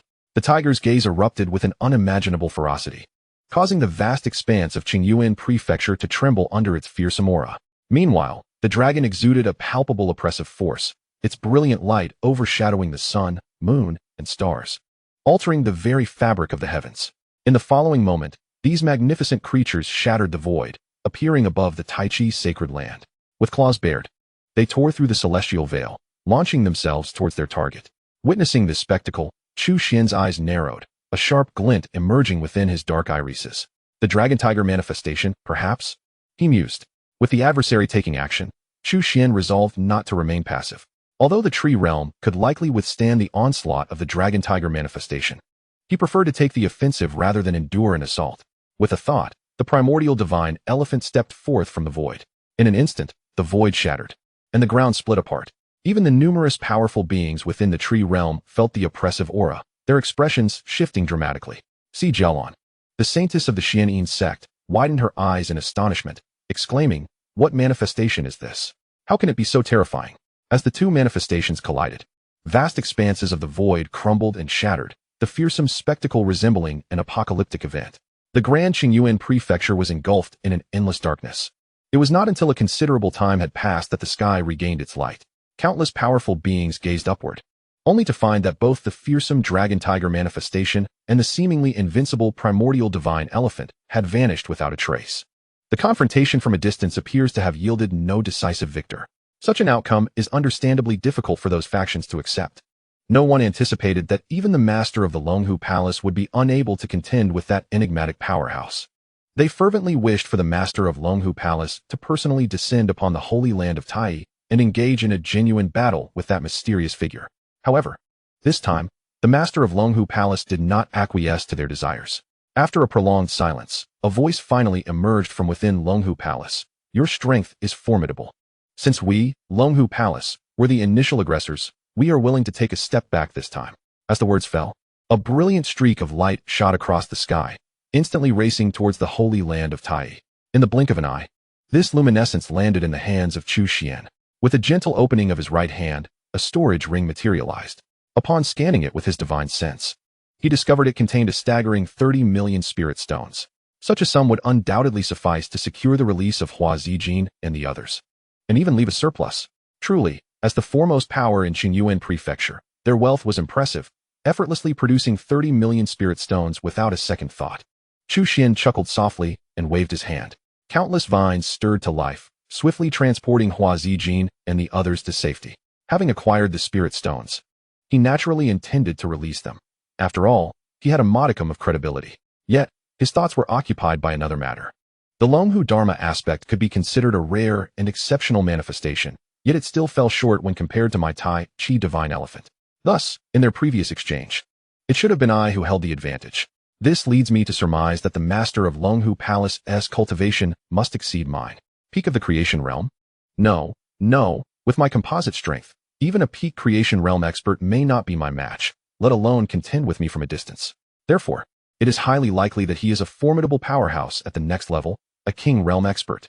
Upon contemplating this, a ripple of unease stirred within Chu Xuan's heart, though it was merely a fleeting wave, devoid of any trepidation. After all, cultivation level is merely one aspect of strength.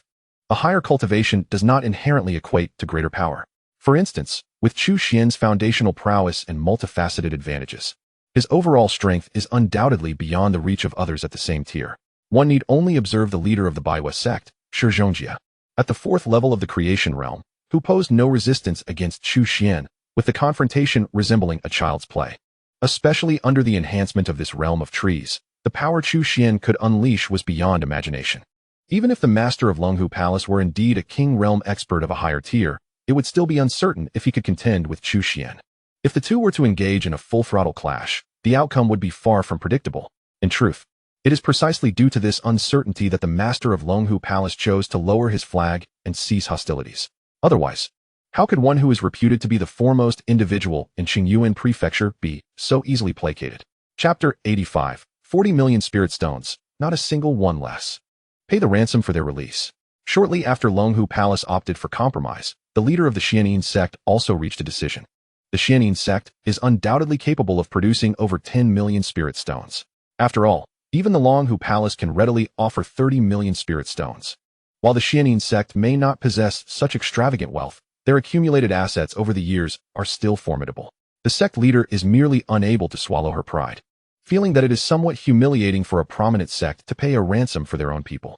However, seeing that even the Longhu Palace has chosen to endure this indignity, it seems that the Xianyin sect has less to be ashamed of in comparison.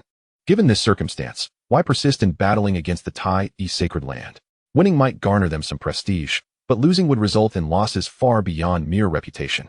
To her mind, the Tai sacred land is now in a desperate state, unworthy of comparison with the flourishing Xianyin sect. Engaging in conflict with the Tai sacred land would inevitably lead to the Xianyin sect suffering losses, regardless of the outcome. Upon realizing this, the decision becomes quite clear. In contrast, the sword cultivators of the 3 major sword sects are rather reckless upon hearing the news. Many immediately reacted by drawing their swords to charge at the Tai sacred land. What nonsense is this? They have always been the ones extorting others. When have they ever been extorted themselves? Unfortunately, they initially believed this operation to be nearly foolproof, sending their most exceptional disciples to the forefront. Now, those disciples have become hostages. Naturally, they cannot disregard the lives of these disciples, especially the prodigious sword cultivator Luo Yunjin from the Qinghong sword sect, who is considered a once-in-a-millennium talent and a treasured asset of the sect. Reluctantly, the 3 major sword sects must also choose to pay the ransom. As these prominent forces concede one after another, other sects find it increasingly difficult to withstand the pressure. The individuals they sent to the Tai sacred land are not mere ordinary disciples. They are either core successors or pivotal strongholds. The potential loss of these individuals would have a profound impact on the future development of their sections. Coupled with the terrifying strength of that mysterious expert from the Tai sacred land, who even the Longhu Palace master could not contend with, they have no choice but to accept this outcome with resignation. Meanwhile, countless individuals in the Qingyuan prefecture cannot help but curse Chu Xuan for his unscrupulousness. The ransom for a nascent stage expert amounts to an astounding 100,000 spirit stones. For a mid-stage expert, it escalates to 200,000 spirit stones. For a late-stage expert, the price soars to 300,000 spirit stones. The cost for a transformation realm expert reaches a staggering 10 million spirit stones. Such extortionate prices are utterly unbearable. To gather the ransom, many sects are forced to sell their possessions. Some sects, unable to gather enough even after liquidating their assets, are ultimately compelled to swallow their pride and borrow funds from others. In this way, they barely manage to assemble the spirit stones necessary to ransom their people from the Tai sacred land, while they are consumed by their inner turmoil and outrage. Chu Xuan seizes this opportunity to amass great wealth. Concurrently, the Baiyu sect has also dispatched representatives to the Tai sacred land. A sum of 20 million spirit stones has been offered, with the hope that you will hand over the leader of our moon worship sect and its formidable members. A middle-aged cultivator presented a storage bag brimming with spirit stones to Chu Xuan. Chu Xuan merely glanced at him without reaching out to accept the bag, instead inquiring, "What is your position within the moon worship sect?" Startled by the question, the middle-aged cultivator hesitated briefly, but recalling the formidable presence before him, he answered candidly, "I am but a humble vice leader of the moon worship sect." A vice leader of the moon worship sect? Chu Xuan regarded him with a meaningful look. One could not deny that these ancient sects, with their legacies spanning millennia, possessed profound depths. The leader of the moon worship sect and their 4 guardians had fallen to him, yet unexpectedly, a vice leader at the first level of the transformation realm had emerged. Naturally, Chu Xuan did not regard such a cultivation level as significant. He waved his hand dismissively, his expression unchanging as he stated, 20 million spirit stones are insufficient. Upon hearing this, the middle-aged cultivator's countenance darkened, barely containing his fury as he exclaimed, "What do you mean by this? This was the price you stipulated, and now you deny it. Are you truly so untrustworthy?" Chu Xuan cast a dispassionate glance at him, a cold smirk gracing his lips as he replied, "Others may indeed accept that price, but your moon worship sect is an exception. You must understand the specifics of this difference, and I shall refrain from elaborating further. If you wish to redeem your people, it is not impossible. However, for members of the moon worship sect, the price must be doubled. Bring forth 40 million spirit stones." 40 million spirit stones? The middle-aged cultivator's expression soured immensely at this proclamation. The moon worship sect had been embroiled in numerous activities over the years, and their resources paled in comparison to those of the Dragon and Tiger Palace, let alone the Darking sect. Even the current sum of 20 million spirit stones had required the severe depletion of their reserves. As for 40 million spirit stones, they could not possibly procure such an amount in the short term. However, it must be said that 40 million spirit stones was no trifling sum. In the vast Qingyuan prefecture, aside from the affluent Dragon and Tiger Palace and Darking sect, it was unlikely that any other faction could amass such wealth in one go. "Could you perhaps grant me some leniency?" At that moment, an elderly voice suddenly resonated. The air shimmered, and an elderly man clad in a red robe, his face lined with wrinkles, materialized before them. He flickered into view, swiftly arriving at the side of the two. Noticing this old man's sudden appearance, Chu Xuan's pupils constricted slightly as he immediately sensed the formidable strength of the newcomer, at least at the peak of the transformation realm. No, it seemed he was a terrifying powerhouse at the brink of the king's realm. Internally cautious, Chu Xuan's expression remained unchanged, and he inquired bluntly, "And who might you be?" Infuriated by this question, the middle-aged cultivator prepared to respond, but the red-robed elder, seemingly in good spirits, raised a hand to stop him and smiled as he explained to Chu Xuan, "My sudden arrival is indeed a bit presumptuous. I shall not hide it from you. Esteemed guest, I am the former leader of the moon worship sect, and also the master of the current leader, Shi Zhongjia. My inadequate disciple has embarrassed us, and I humbly request permission to take him back for a proper reprimand. As for that middle-aged cultivator, he dares not utter another word at this moment, and promptly retreats respectfully to the side. This illustrates the high standing of the red-clad elder within the moon worship sect. The esteemed deputy leader appears almost as a servant in his presence. Of course, I shall not contravene the rules you have established. The 20 million spirit stones shall still be presented as an apology to you, should you choose to show leniency. I assure you that the moon worship sect will no longer target the sacred land of Tai, and we shall consider our past grievances resolved."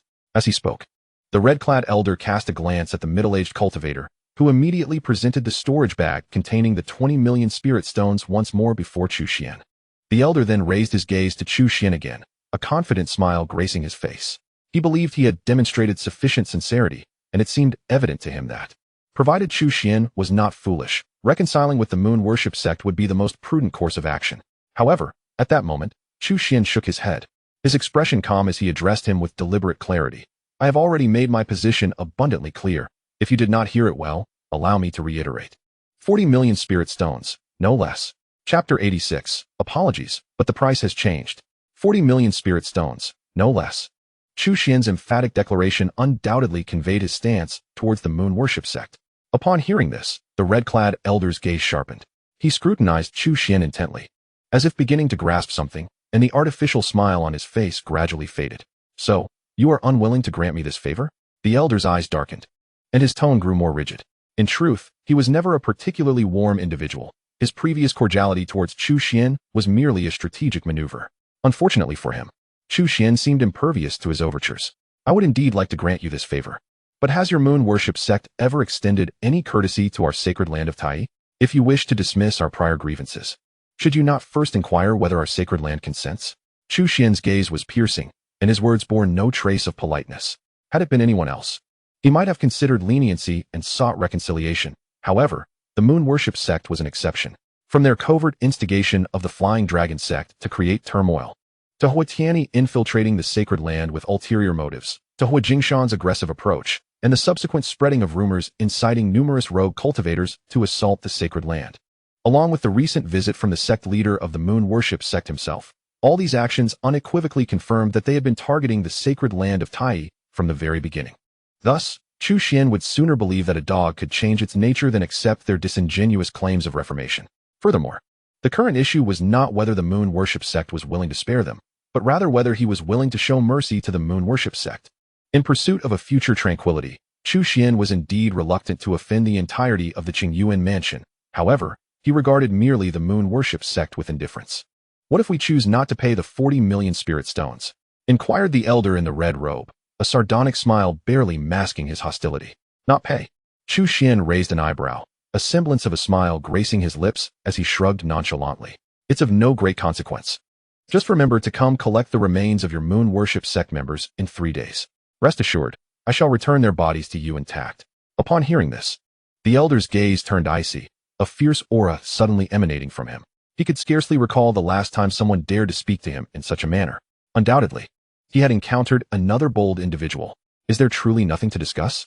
The elder's countenance darkened as he fixed his stare upon Chu Xuan, forcing the words through clenched teeth.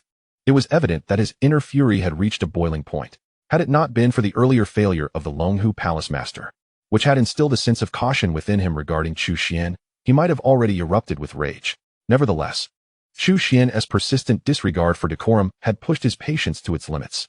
After all, he was no ordinary figure. As the former leader of the moon worship sect and a formidable powerhouse at the half-step king realm, even the master of Longhu Palace would need to show him some respect. In the elder's eyes, Chu Xuan was still far inferior to the Longhu Palace master. Otherwise, why would he conceal his capabilities, and how had the Taichi Holy Land fallen to such a state? In response to the elder's final inquiry, Chu Xuan merely regarded him with cold indifference, too apathetic to offer a reply. Very well, since that is the case, allow me to test your worthiness for these 40 million spirit stones. As soon as the words left his lips, a fierce glint flashed in the elder's eyes, and his cultivation surged into motion, unleashing an overwhelmingly terrifying aura that engulfed the surroundings. Yet, he had no intention of unleashing his full power. He merely aimed to let Chu Xuan suffer a hidden blow, revealing his might, so that he would eventually release the members of the moon worship sect. Setting aside Shi Zhongjia, the moon worship sect's leader at the 4th level of the transformation realm, even the 3 peak Dharma Guardians were of immeasurable importance to the sect. Should they all perish here, even the moon worship sect, with its profound foundations, would suffer grievously. As for revenge, there would be ample opportunities later, once this matter concluded. He would devise a means to gradually deal with the Taichi Holy Land. In the next moment, a peculiar flame erupted from the elder's palm. The radiant moonlight blossomed forth, yet exuded an icy, bone-chilling essence. The flame took the shape reminiscent of a full moon, appearing exquisite, yet its aura sent shivers down the spine. Is this extraordinary fire? At this sight, a flicker of astonishment glimmered in Chu Xuan's eyes. Indeed, this was the Ice Moon's spirit fire, ranked 87th on the list of extraordinary flames. The elderly man in the crimson robe could not conceal a hint of pride that surfaced on his wrinkled visage. Those who earn a place on the list of extraordinary flames are invariably enigmatic and formidable celestial fires. The higher the ranking on this list, the more terrifying the power of the flame. My Ice Moon's spirit fire, ranked within the top 100, is not to be compared with ordinary flames. At this juncture, he turned his gaze towards Chu Xuan, his eyes brimming with arrogance. I am unafraid to disclose that even the master of the Dragon and Tiger Palace would have to retreat in the face of my Ice Moon's spirit fire. I have not yet truly engaged, and there remains room for negotiation. If you reconsider now, it is not too late. His words seemed to serve as a final ultimatum to Chu Xuan. Upon hearing this, Chu Xuan chuckled lightly, unfazed and even looking down upon him. It appears you are indeed growing old. If you lack the courage to act, it would be wise to return and enjoy your twilight years, at least that way. You may find a peaceful conclusion. You seek death. The elderly man's internal fury was ignited instantly. Unable to tolerate such mockery from Chu Xuan, he immediately commanded the Ice Moon's spirit fire in his grasp to launch an offensive. The Ice Moon's spirit fire, deserving of its fearsome reputation as the 87th ranked flame, unleashed a power that was truly extraordinary. A brilliant light erupted, and the forces of ice and fire clashed, causing the surrounding space to alternately freeze and explode. In the blink of an eye, it transformed into a blazing net of flames, surging towards Chu Xuan with an atmosphere of sheer terror. Such a level of extraordinary fire poses no threat to me. Chu Xuan's eyes gleamed with a fiery red light, resembling two blazing orbs. Abruptly, the temperature around him soared, and a dazzling brilliance shone forth, as if a radiant sun were ascending from the earth. In that fleeting moment, he raised his right hand, and an unimaginable torrent of terrifying flames erupted from his palm. This was none other than the true sun fire he had nurtured within his dantian. The two flames collided instantaneously. Although the Ice Moon's spirit fire, ranked 87th, was indeed formidable, it proved inadequate against the supreme divine flame of the true sun fire, which swiftly began to retreat. Yet, the true sun fire was relentless, akin to an unreasonable tyrant, fixated on consuming the Ice Moon's spirit fire. It lunged forward with ferocity, as if intent on forcibly devouring it, causing the Ice Moon's spirit fire to flee in panic. Witnessing this scene left the elderly man in crimson utterly astonished. How could his once invincible Ice Moon's spirit fire now resemble a helpless maiden? Despite his disbelief, his response was swift. Realizing the true sun fire was relentlessly devouring the Ice Moon's spirit fire, he gritted his teeth and severed a portion of the flame, hastily withdrawing the remaining Ice Moon's spirit fire into his body for safekeeping. The loss of nearly 30 to 40% of the Ice Moon's spirit fire struck him with a pain that took his breath away. Yet, the true fire of the sun, insatiable even after consuming the latter half of the Ice Moon's spirit fire, continued to glare fiercely at the elder in the red robe, seemingly intent on devouring him as well. Faced with the terrifying might of the true fire of the sun, even the formidable elder, a half-step king realm cultivator, could not help but feel a surge of trepidation. He quickly raised his gaze to Chu Xuan and declared, 40 million spirit stones. We, the moon worship sect, will accept. However, Chu Xuan remained silent, his eyes still fixed on him, glimmering with a dangerous light. It appeared he was weighing the pros and cons, considering whether to act decisively and seize him. The elder in red felt his heart sink to the depths. Fearing to hesitate, he immediately summoned all his cultivation power.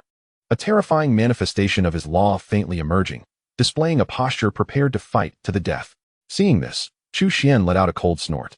He ultimately did not wish for the situation to escalate further. The Tai Chi's sacred land had already made quite a stir, and if he were to capture the elder of the moon worship sect, it would likely provoke other forces within the Qingyuan prefecture, leading them to unite against the Tai Chi's sacred land. With this thought in mind, Chu Xuan raised his hand and summoned back the true fire of the sun. Observing Chu Xuan's decision to withdraw, the elder in red quietly exhaled in relief. He too did not wish to engage in a fierce confrontation with Chu Xuan, especially knowing the latter wielded such a terrifying divine flame. However, matters did not conclude there. Clearly, Chu Xuan was not inclined to let the moon worship sect off easily. He then shifted his tone, speaking dismissively. Originally, it was indeed 40 million spirit stones, but now, I regret